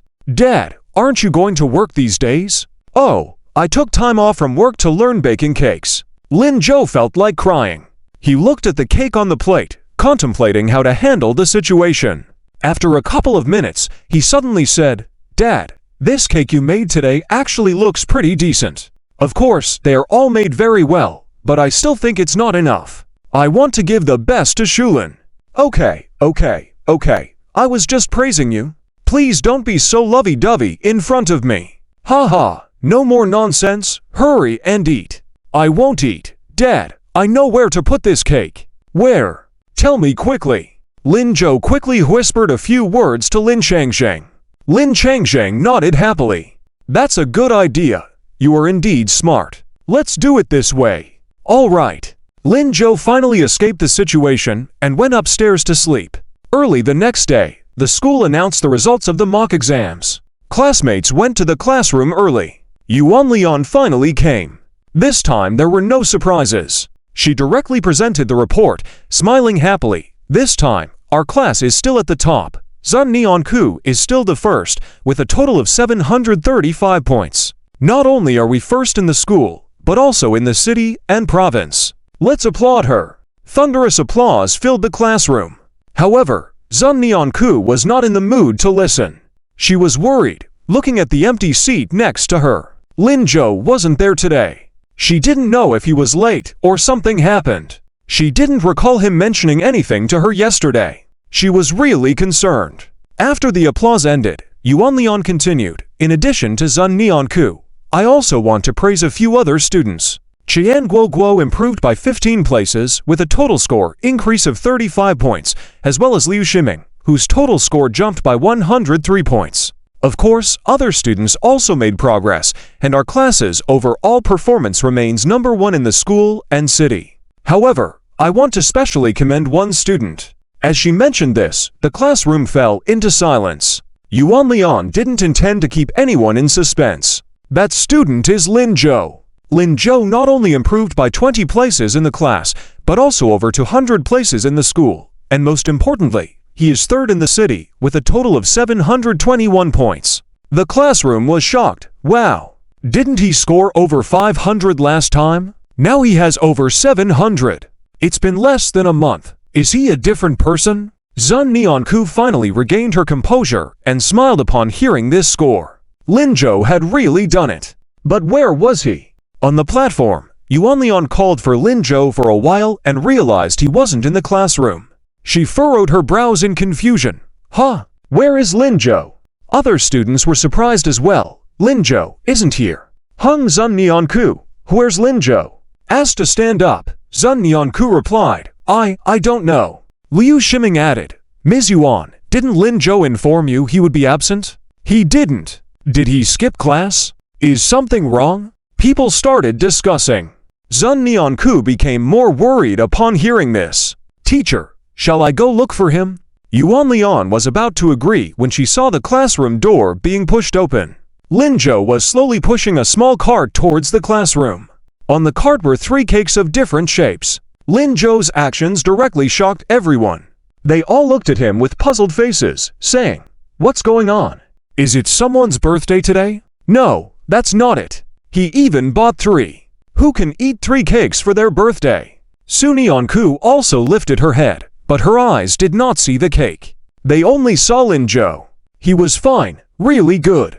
He almost scared her to death. Lin Zhou pushed the cart all the way to the side of the stage and stomped, then he sighed in relief. Phew, I'm exhausted. Lin Changzhen and the 2 of them carefully took the cakes to the school gate. As a result, the school didn't allow them to bring the cart in, and they had to persuade the guard for quite a while. It wasn't until the guard found out he was Lin Zhou from class 3 to 2 of the 3rd year that he reluctantly found a small cart for him and let him in. At that moment, Lin Zhou suddenly felt it was nice to be famous. If it was someone else, the cake probably wouldn't have been allowed in. As he relaxed, he noticed that everyone was looking at him. Suddenly, he felt a bit embarrassed. But in order to sell these uneaten cakes, Lin Zhou decided to use his talent for nonsense talking.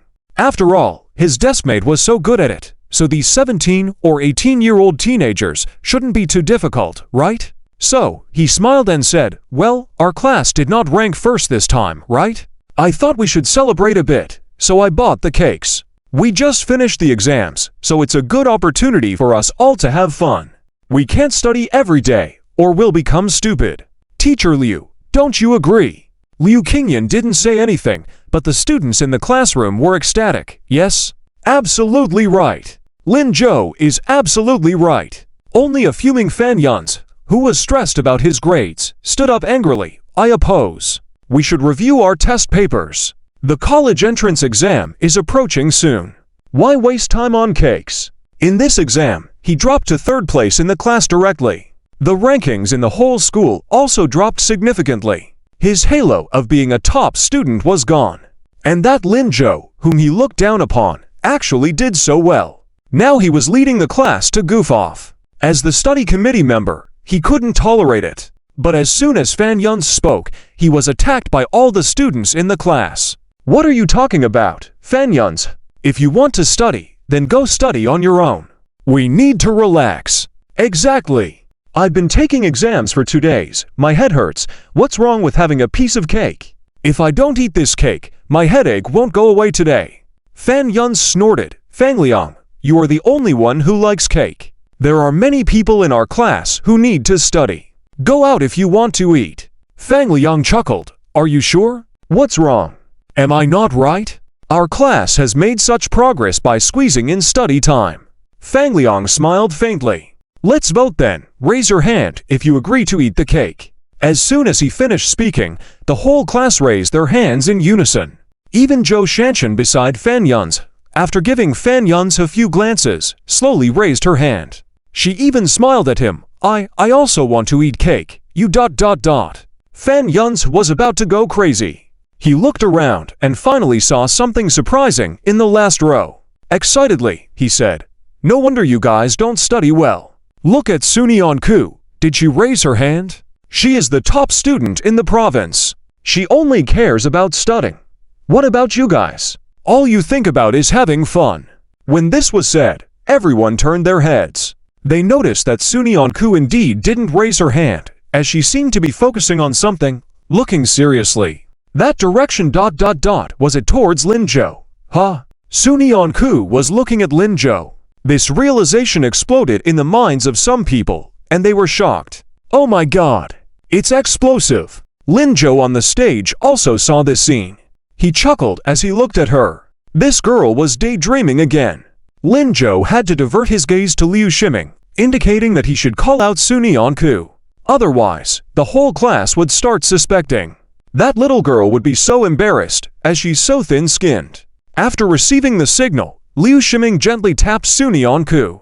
Hey, Su classmate, don't you want to eat cake? Huh? Su Neonku was startled by the bump and turned her gaze away from Lin Jo, looking at the cake next to her. The cake was pushed in by Lin Jo, so of course, I want to eat. Then why didn't you raise your hand, huh? Do I need to raise my hand? Yes, everyone who agrees to eat cake has to raise their hand. Oh, okay. Su Neonku quickly raised her hand and stood up. Seeing all of this unfold, Liu Qingyan was speechless. She looked at Lin Jo helplessly and said, "All right, since everyone agrees, let's all have cake together. You have half an hour." "Yeah, that's great. Long live Teacher Liu."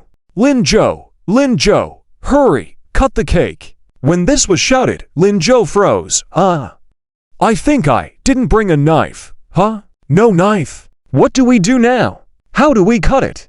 Does anyone have a fruit knife? Suddenly, Zhou Shanshan, who was sitting down, stood up and shouted, I have a knife." She revealed the knife excitedly and prepared to bring it to the stage. Unfortunately, Fan Yun's was sitting next to her. At this moment, Fan Yun's face had turned as black as coal. But Zhou Shanshan pretended not to see and cautiously said, Deskmate, let me pass by." Fan Yun's didn't move. The classmates immediately became unhappy. "Hurry up! Zhou Shanshan, just sit down and let the student in front pass the knife over." The classmates in front had turned their heads. Zhou Shanshan cheerfully passed the knife over. As she sat down, she smiled at Fan Yun's. "That cake looks very delicious. Do you want some?" Fan Yun snorted and turned his head away. "I'm not eating it." When the cake reached Lin Zhou's side, he signaled the girls in the front row to come and cut. The students in the class immediately rushed forward and surrounded the cake. Lin Zhou was pushed out of the circle. He helplessly watched the scene and prepared to walk back to his seat. He really didn't want to eat this cake. Just as he took a few steps, Liu Qingyan called out to him, "Lin Zhou." Lin Zhou turned back. The students all went to grab the cake, and there was no one around them. Liu Qingyan looked at him playfully. "Is it true that you bought this cake to celebrate our class ranking first?" Lin Zhou Gan laughed and said, "Yes, but you didn't come to the classroom in the morning. How did you know that our class would be the first in the exam?" Lin Zhou was caught off guard by the question. He knew that students were easy to fool, but Liu Qingyan was not easy to fool. He just didn't expect that Liu Qingyan would ask directly. I guessed. Guessed? Yes, look at the performances of me and Su Neonchu, both near the top. Other students have been studying hard recently, so it's hard not to come first. Isn't that right, Teacher Liu? Liu Qingyan smiled knowingly and said, "Let's just say that. Hurry up and go eat cake." "Okay, Teacher Liu, I'm leaving." Lin Zhou picked up his school bag and quickly walked towards the back row. Liu Qingyan looked in that direction and found that, except for Su Neonchu, everyone else in the back row was coming to grab cake. Only she was standing there blankly, as if waiting for Lin Zhou. Liu Qingyan shook her head helplessly and walked away. Little did she know, just as she reached the door, she heard a shout, "Teacher Liu, where are you going?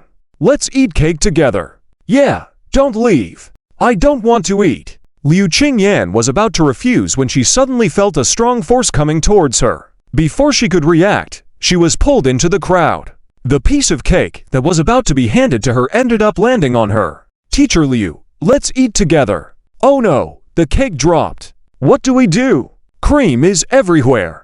Hearing this, Liu Qingyan suddenly had a bad feeling. Before she could say anything, she heard her classmates shouting, "What are we waiting for? Let's have fun." Ha ha ha! Someone grabbed a handful of cake and smeared it on the people nearby. The girls, who were waiting to eat cake, ended up being caught by the boys. Their hair and clothes were covered in cream. Qian Guo Guo squeezed out from the gap, her face full of cream, but she hadn't eaten any cake. Just as she was about to get angry, she saw Yu Shiming approaching carefully. "Bro, here, big brother grabbed a piece for you." At the moment Qian Guo Guo saw Liu Shiming handing over the cake, she felt a sense of warmth. Maybe she had misunderstood Liu Shiming a few days ago. Perhaps she shouldn't have gotten angry with him. After all, at this moment, he was still thinking of her. But before Qian Guo Guo could reach out, she saw Liu Shiming lift the cake and throw it on her head. Qian Guo Guo. Liu Shiming was happy that his plan succeeded, but suddenly felt a chill. Next thing he knew, he heard Qianguogu's teeth gritting and her icy voice. Liu Shiming, you are dead. Liu Shiming instinctively wanted to run, but someone behind him suddenly pushed him. He stumbled into Qianguo. Liu Shiming was startled. Who dares to do this? He wanted to turn around, but it was too late. Qianguo grabbed him by the collar, pressed him against a table, and rubbed cream all over his face. On the other side, Li Shiyun, shielded by several boys, was happily eating cake while watching the chaos. From time to time, she would cheer, "Go, Qianguo!" Liu Shiming was almost going crazy from the torment. He angrily said, "Hey, Li Shiyun, what's wrong with you? You're the class beauty. Why are you cheering for her?" Li Shiyun smiled, did not answer, and continued to watch the excitement. Zhou Shanshan now also had a piece of cake. She even grabbed to pieces. After pushing through the crowd, she quickly walked to Fan Yunji's side and handed one of the pieces to him, saying, "Here, Fan Yunji, I grabbed a piece for you too." Fan Yunji, who had been sitting quietly in his seat since the cake grabbing started, snorted without saying a word. Zhou Shanshan became a little anxious. "This cake is delicious, you should try it." Fan Yunji still said nothing. Zhou Shanshan urged, "Everyone is having fun. Fan Yunji, you seem out of place." Fan Yunji suddenly got angry. "So what if I'm out of place? Do I have to fit in? All of you are siding with Lin Zhou. Go join Lin Zhou then." Angry, he grabbed his coat and prepared to leave. Unfortunately, just as he reached the corridor, he ran into the fighting boys. They almost indiscriminately attacked him. Seeing Fan Yunji, they dragged him into the crowd and smeared cream on him. Fan Yunji. He was almost going crazy. He tried time and time again to squeeze out of the crowd. Countless cries of, "Let me go! Let go of me! I don't want to play!" fell on deaf ears. Everyone was more excited than the next. Seeing this, Zhou Shanshan wanted to go over and help him, feeling a bit worried. But she was stopped by Wang Zichen. "Eat your cake, don't join the fun." But Fan Yunji seems to be in pain. "It's okay, let him suffer a bit, or he'll never fit in." Although she didn't understand what Wang Zichen meant, Zhou Shanshan didn't move further. She just watched from a distance. The whole classroom was a flurry of chaos, except for the back row. When Lin Zhou returned to his seat, Su Niancha finally looked at everyone. Seeing them having fun, she couldn't help but smile. "The atmosphere in our class is so lively. Yes, I've never seen such a lively class before. They're really having fun. It's okay, we can see each other more in the future. Lin Zhou, it's all because of you." "What? I mean, the class is lively because of you. It's because of you that I started to like this class." Su Nianchu looked at Lin Zhou happily, lips slightly upturned. It seemed that everything she liked was now related to Lin Zhou. "It's okay, as long as you like it." Su Nianchu nodded vigorously. "I really like it." Her eyes sparkled, and even behind her glasses, Lin Zhou could feel her happiness. Her smile almost reached his heart. Suddenly, Lin Zhou felt a thump in his heart. That feeling of wanting to kiss her came back again. He quickly regained his composure, turned his head, and changed the subject. "Deskmate, don't just watch. I brought something delicious for you." "Huh? What?" After Su Nianchu spoke, she saw Lin Zhou taking out a small box from his bag. Inside the box was a delicate cake. Not big, but very pretty. "Here, I know you couldn't have any, so I brought this for you specially." Su Nianchu was slightly stunned. Specially? Yes. Lin Zhou nodded. "This is the best cake made by Uncle Lin. I had to bring it over." It was actually Uncle Lin who made it, and it was supposed to be saved for Qinshu Lan. Unfortunately, Lin Zhou saw it when he raided the fridge. So Uncle Lin made it. Su Niank's expression dimmed. This slight change was quickly noticed by Lin Zhou. He chuckled and looked at her. "Yes, Lao Lin made it for Aunt Qin. Aunt Qin's birthday is coming soon." "But little classmate, what's wrong with you? Do you want to try the cake I made with my own hands?" "Oh no, well, Uncle Lin is really good to Aunt Qin." Probed about her secret, Su Nian quickly denied and shifted the topic slightly. Yes, after all, they are going to spend the rest of their lives together, so they have to be good to each other. As Lin Zhou spoke, he opened the cake in his hand and handed it to Su Niank. "Yes, just like the two of them. to be together and spend the rest of their lives. Here, eat it quickly, or it will be taken away by others in a while. As for the cake made by Lin himself, she would surely taste it. Although little classmate denied it, just now, Lin Zhou had already envisioned the complete recipe for the cake in his mind. This rebirth benefit was no joke. Little classmate speaks with a hidden meaning. Alright, I'll eat it. Su Nayonk could only ignore her previous thoughts and took a bite of the cake in her hand. It was sweet. Very delicious. Maybe she should also learn. After all, it would be Lin Zhou's birthday too. By then, she could make a cake for Lin Zhou tilde yes. She should learn secretly. To give him a surprise. With that thought, Su Nayonk suddenly felt the cake in her mouth even sweeter. She thought for a moment, and then used a spoon to split the cake she held into 2 parts. She handed one of them to Lin Zhou. Here, let's eat together. Lin Zhou smiled. Alright, let's eat together. Someone couldn't help but exclaim upon seeing the two. Hey, are you having a private moment? Lin Zhou, you're not being fair. Lin Zhou didn't hold back either. You all have taken all the cakes, so I have to save some. Go play quickly. Haha, okay, we won't disturb you. Taking advantage is fair in this situation. Everyone didn't want to disturb them, so the two enjoyed their time. But Liu Kongyan wasn't pleased. She had tried many times to break free from the students, but failed. Now, she was covered in cream. Forget about 30 minutes, she wouldn't be able to continue this lesson. Just when she didn't know what to do, she suddenly heard the door being pushed open. Following that was a loud shout from Zhang Shirk.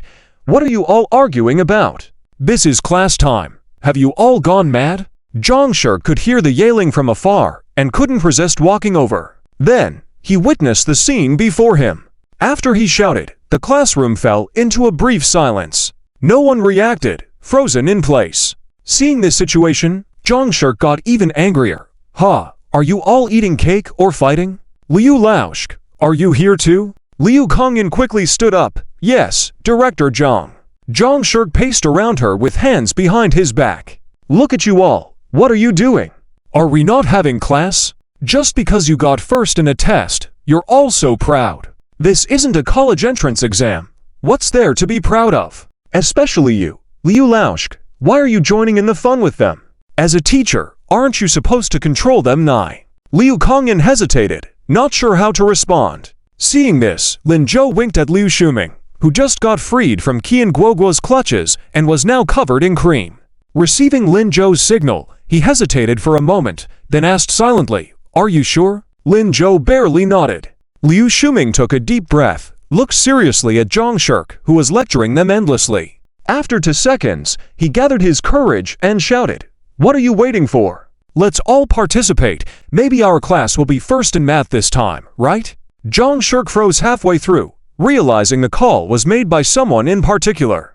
Before he could identify who shouted, the classmates who were just quiet and looking down suddenly seemed energized, rushing towards Zhang Shirk. Liu Shuming was the fastest. He hugged Zhang Shirk directly, getting cream all over him. Hey, what are you all doing?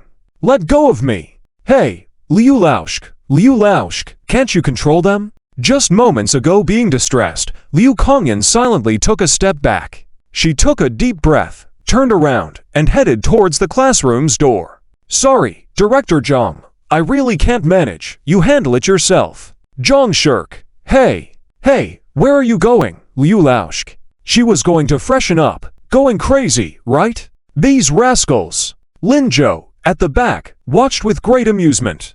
Su Nayonk, having had a few bites of the cake, looked a bit worried as she turned to him. Lin Zhou, is this okay? She clearly saw Lin Zhou signaling to Liu Shuming just now. Lin Zhou actually dared to stir up Zhang Shirk. That was too bold, right? Shh. Lin Zhou put a finger to his lips, indicating Su Nayonk not to speak. As long as you keep it to yourself, no one will know. But teachers say we shouldn't lie. Some lies can be told, like white lies. Oh, what are white lies? Like right now. Look, how happy Director Zhang is. He actually also wishes to get along well with his students, right? Su Nayonk glanced towards Zhang Shirk and saw that although he was resisting, he was unwilling to harm the student. Although there was anger on his face, he also smiled. Su Nayonk earnestly nodded. I see. Then little classmate, won't tell anyone, okay? Okay. Hook. Okay, hooked. Sunayonk raised her hand, and without any hesitation, it touched Lin Zhou's hand. A slight chill passed through their fingertips. Lin Zhou chuckled as he looked at Sunayonk. Little classmate was still easy to fool, so cute. Looking at the chaos in class, Lin Zhou suddenly felt an unprecedented sense of achievement. Youth. Adolescence. 18 years old. Senior year. All these together painted a beautiful picture. In his previous life, he had revisited high school in his dreams. Numerous times he asked himself, if he could go back to that age, if he were still that age, what would he do? Would he still be so juvenile? Would he still be so playful? Would he be as curious and rebellious as before? Now, he seemed to have found the answer. The rebellion reduced, curiosity lessened, but the adolescent in him persisted. After all, this was the beautiful and innocent youth. Today, there were diligent teachers, friendly classmates, and a little classmate by his side. For the next month, let everyone let loose and have fun. Little classmate, did you wear that pretty dress? Sunyeon-ku quickly covered his backpack and somewhat embarrassedly said, I brought it. The matter of bringing a skirt was specifically instructed by Lin Zhou before he went home yesterday afternoon. At that time, Sunyeon-ku had some doubts. After all, the exam results had not been released yet. How would Lin Zhou know if she could really come in second place? Only if he came in second would the bet count. But when she woke up in the morning, Sunyeon-ku obediently packed the skirt into her backpack. That's fine. But, what's wrong? Today doesn't seem to be the weekend. It's only Thursday. I can't go out, right? Apart from weekends, students living on campus were not allowed to leave the school gates. This was also a form of protection by the school. You can go out. How can I go out? You'll know tonight. Lin Zhou didn't directly answer.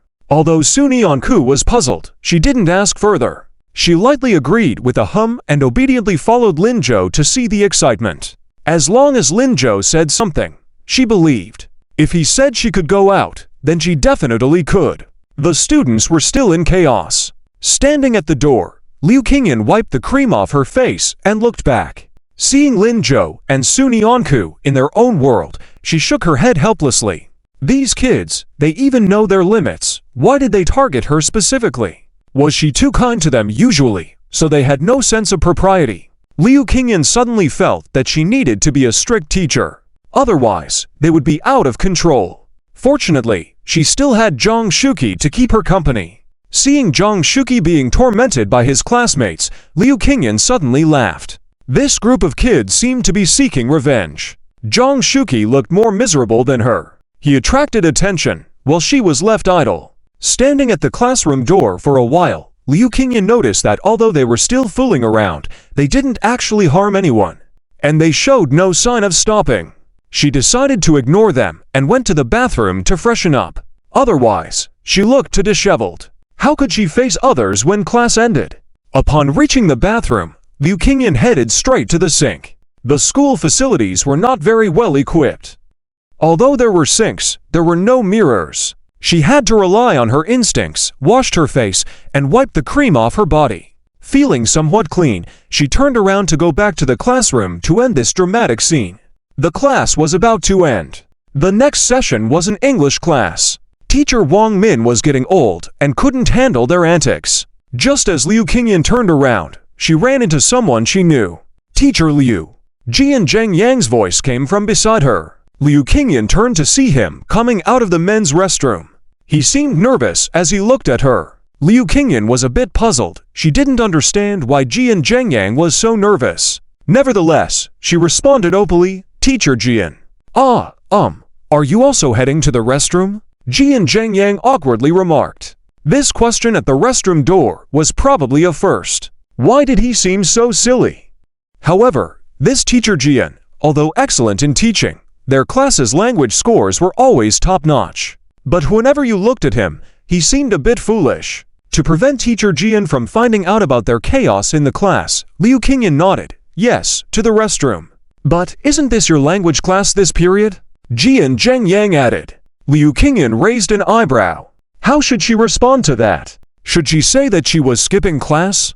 Also, how did he know she had a class at this time?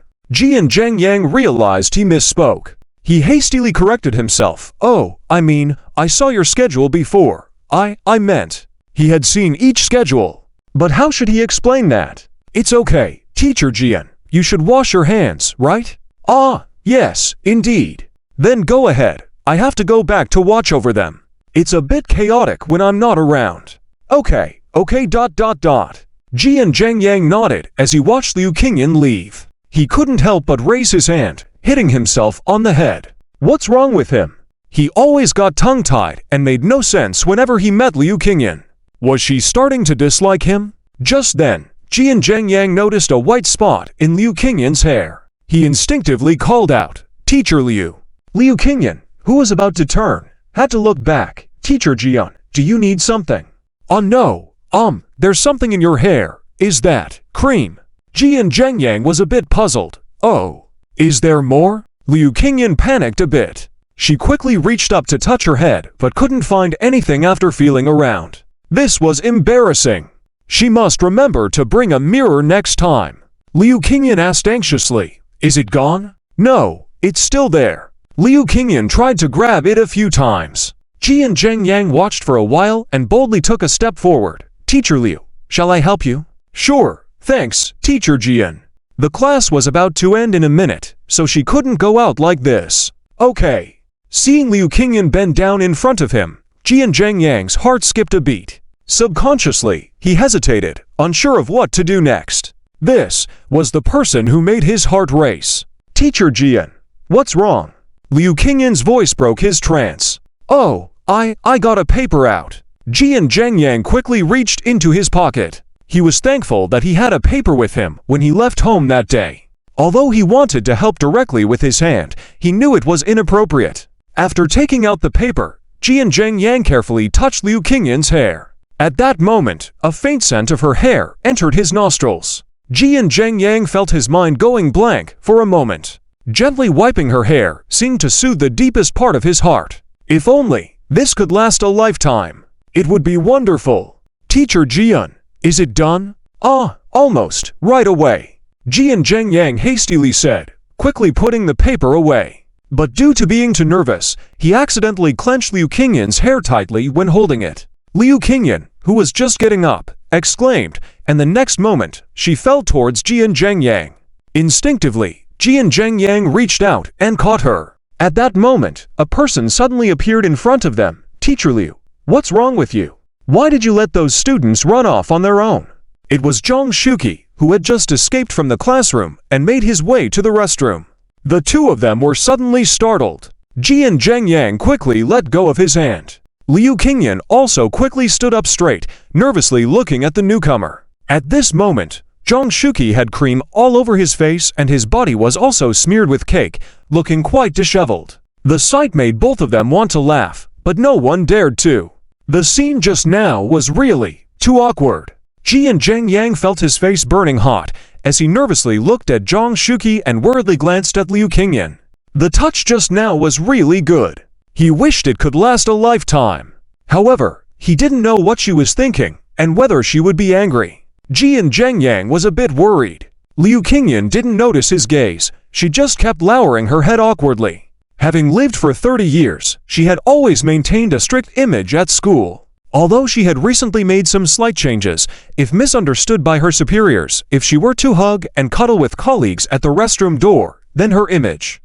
This kind of thing would be a disaster, right? Zhang Shuqi was still so old-fashioned. Oh no! Seeing Zhang Shuqi standing still, Liu Qingyan became a little worried. She decided to confess and be honest. So, she took a deep breath, calmed herself down, lifted her head, and seriously looked at Zhang Shuqi.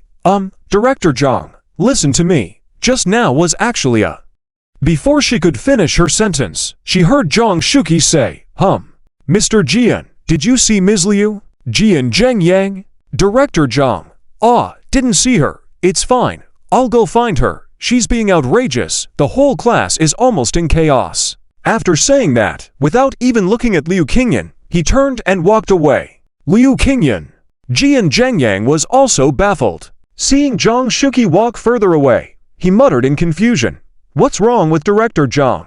I also want to know. Isn't she standing here? Why is he pretending not to see her? He clearly saw Ji and Zheng Yang. After thinking for a while, unable to figure it out, Liu Qingyan shook her head. Forget it, I'll go back to the classroom. Director Zhang must have been driven crazy by the students. Huh?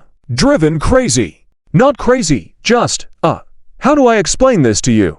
It's youthful revelry, you know? Ji and Zheng Yang shook his head in confusion.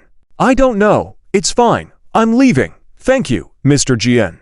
With that, Liu Qingyan quickly left. Ji and Zheng Yang stood there stunned. Why does everyone seem so strange today? But Ms. Liu is really beautiful. Ji and Zheng Yang touched the spot where Ms. Liu had bumped into him just now.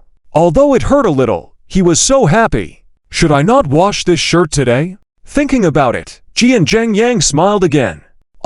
Suddenly, a long sigh came from beside him. Ji and Zheng Yang was startled and quickly realized that Zhang Shuqi had returned and was standing next to him. Director Zhang, didn't you leave? Can't I come back? I still have to wash up. Look at me like this. Where can I go? Indeed, you can't go anywhere like this. So dirty, hum. Zhang Shuqi nodded and patted Ji and Zheng Yang on the shoulder. You still have a long way to go in your growth. What hour? What do you mean, Director Zhang? It's nothing. I said you come help me clean up. I can't see my back. Oh, okay, Director Zhang. This kid, really? Zhang Shuqi shook his head helplessly. They say the youth nowadays are especially bold. Why does he seem even more timid than him? Can't even seize the opportunity when it's right in front of him. The first period of chaos ended, and the students in class 2 also calmed down. During the 10-minute break, under Liu Qingyan's stern criticism, each one took a cloth and a broom, earnestly cleaning the classroom. Despite being exhausted, everyone was very happy. Only Fan Yun's was sulking. But he was also diligently cleaning. Liu Shiming even volunteered to push a small cart. Although it was unclear whether it was an excuse to avoid cleaning, he still received unanimous praise from the whole class. The rest of the day went by in a studious atmosphere in the classroom. Teachers also happily discussed the test papers. Likewise, on the same day, the students in the city were somewhat unhappy. Class 4 of City First High School. Qiao Xinyan looked at her report card, lost in thought. Her deskmate gently nudged her. Qiao Xinyan, what's wrong? Qiao Xinyan shook her head. Nothing. Oh, are you dissatisfied with your own grades? But who is this Sunion Ku, so talented, scoring so high? She is a very serious and talented girl. The score is well deserved. Qiao Xinyan answered seriously. The deskmate became puzzled. It seems you're not particularly concerned about Sunion Ku's grades. She only has higher scores in the whole city than you.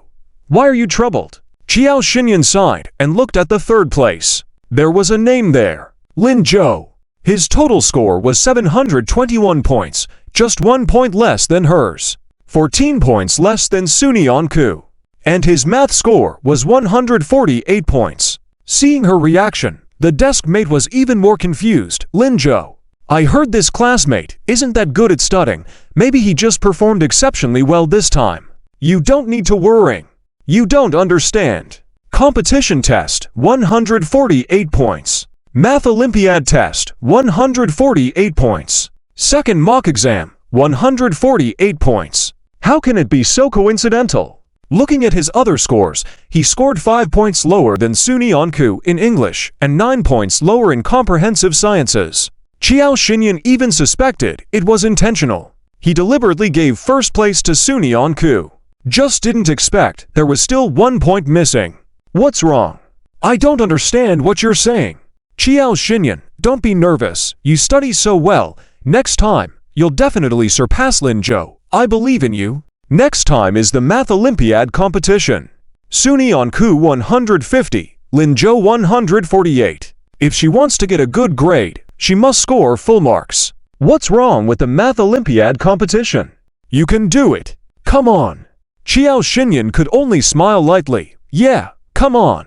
Will working hard really make a difference? City Second High School. Yi Linglong also angrily looked at the report card.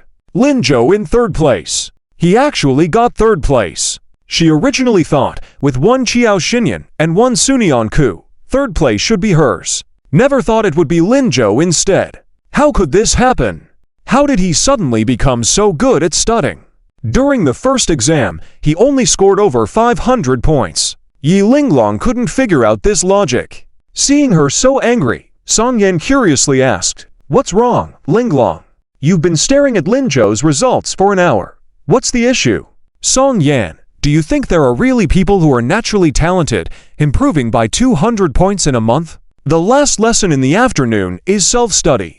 The task assigned by the teacher is to redo all the incorrect questions discussed today as today's homework. The whole classroom is very busy, except for Lin Zhou and Suni Onku. The two of them are just flipping through books idly. As Suni Onku flipped through, she saw Lin Zhou's test paper. After thinking for a while, she couldn't help but ask, "Zhou, your math score this time is 148 again." Yes, probably made another careless mistake, wrote a small thing wrong, and got deducted points. Although Suni Onku was very puzzled as to why Lin Zhou could make a mistake in one spot every time, she still earnestly said, "Losing these 2 points is not worth it. If you had written it correctly, you would have surpassed Qiao Xinyan. She only scored 1 point more than you." "Yeah, I know. Next time I will definitely work harder to surpass her. Next time I will definitely do 2 more questions." That's what Lin Zhou was thinking. Then next time you finish the test paper, don't rush to turn it in, make sure to check it carefully. Let's turn it in after the test is over, okay? Okay. Seeing Lin Zhou agree, Suni Onku then came back to her senses and earnestly started studying. At this point, Lin Zhou performed a small magic trick, taking out a packet of melon seeds from his desk, then quickly grabbed a handful and quietly said to Suni Onku, "Here, have some melon seeds." This action startled Suni Onku. Is it appropriate? We're still in class. Why wouldn't it be appropriate? We have nothing else to do. We are at the back of the class. Be careful. No one will notice, Lin Zhou said quietly while handing a melon seed to Suni Onku. Suni Onku hesitated for a moment and then quickly accepted the melon seed and stuffed it into her mouth. Lin Zhou couldn't afford to be punished for eating in class. Then he quickly resumed posture and earnestly focused on the textbook, with only his mouth chewing on the melon seeds. Seeing this, Lin Zhou couldn't help but laugh. He handed over more melon seeds to Suni Onku, who cautiously took them. One could say that the stolen melon seeds seemed to taste even better. They were much tastier than usual. Liu Shiming, sitting next to them, looked at the two of them with resentment. This was too much. These two were going overboard. He still had at least 2 pages of the test that he hadn't completed. And here they were snacking on melon seeds. They were making it impossible for anyone to focus. However, Liu Shiming dared not voice his anger. He didn't dare say a word. He could only turn his frustration into motivation and focus on writing. During this lesson, Lin Zhou continued to pass snacks to Suni Onku, who was happily indulging in them. When the bell for the end of class rang, the quiet atmosphere in the classroom eased a bit. Classmates grabbed their lunchboxes and rushed to the cafeteria. Qian Guoguo also came with her lunchbox to join Suni Onku and the others for lunch. However, as soon as she approached, she heard Lin Zhou say, "Liu Shiming, why don't you and Chan Guoguo go eat together? Suni Onku and I have something to attend to." Chan Guoguo was stunned. "Huh? What is it that you have to attend to?" "I'm starving." "It's a private matter," Lin Zhou replied. Chan Guoguo looked at Suni Onku in confusion. "What private matter?" Suni Onku was also puzzled. She looked at Lin Zhou blankly and asked, "Zhou, what private matter are you talking about?" Qian Guoguo looked at Lin Zhou, not intending to respond, and she probably guessed what it was about. She immediately grabbed Liu Shiming, who was about to speak, kicked him angrily, and said, "Come on, let's go eat." But what? Do you want me to starve?" Liu Shiming had no choice but to follow along, looking back in confusion. He wanted to say he also wanted to snack, but it seemed like no one cared about his wishes. It was too hard. As the two walked away, Lin Zhou remained still. Suni Onku was a bit puzzled. "Zhou, just wait a little longer." Oh, when almost everyone had left the classroom, Lin Zhou stood up. He quickly grabbed his backpack and Suni Onku's backpack, saying, "Let's go." This sudden move startled Suni Onku. "Where are we going? Didn't I say I got second place on the test and you'd accompany me for lunch, huh? But, are you going back on your word?" "No, I'm not." Sunyeon-ku immediately denied. Lin Jo chuckled and pulled her up. Then what are we waiting for? Let's go. Walking together to the classroom door, Sunyeon-ku was still a bit confused. Just like that,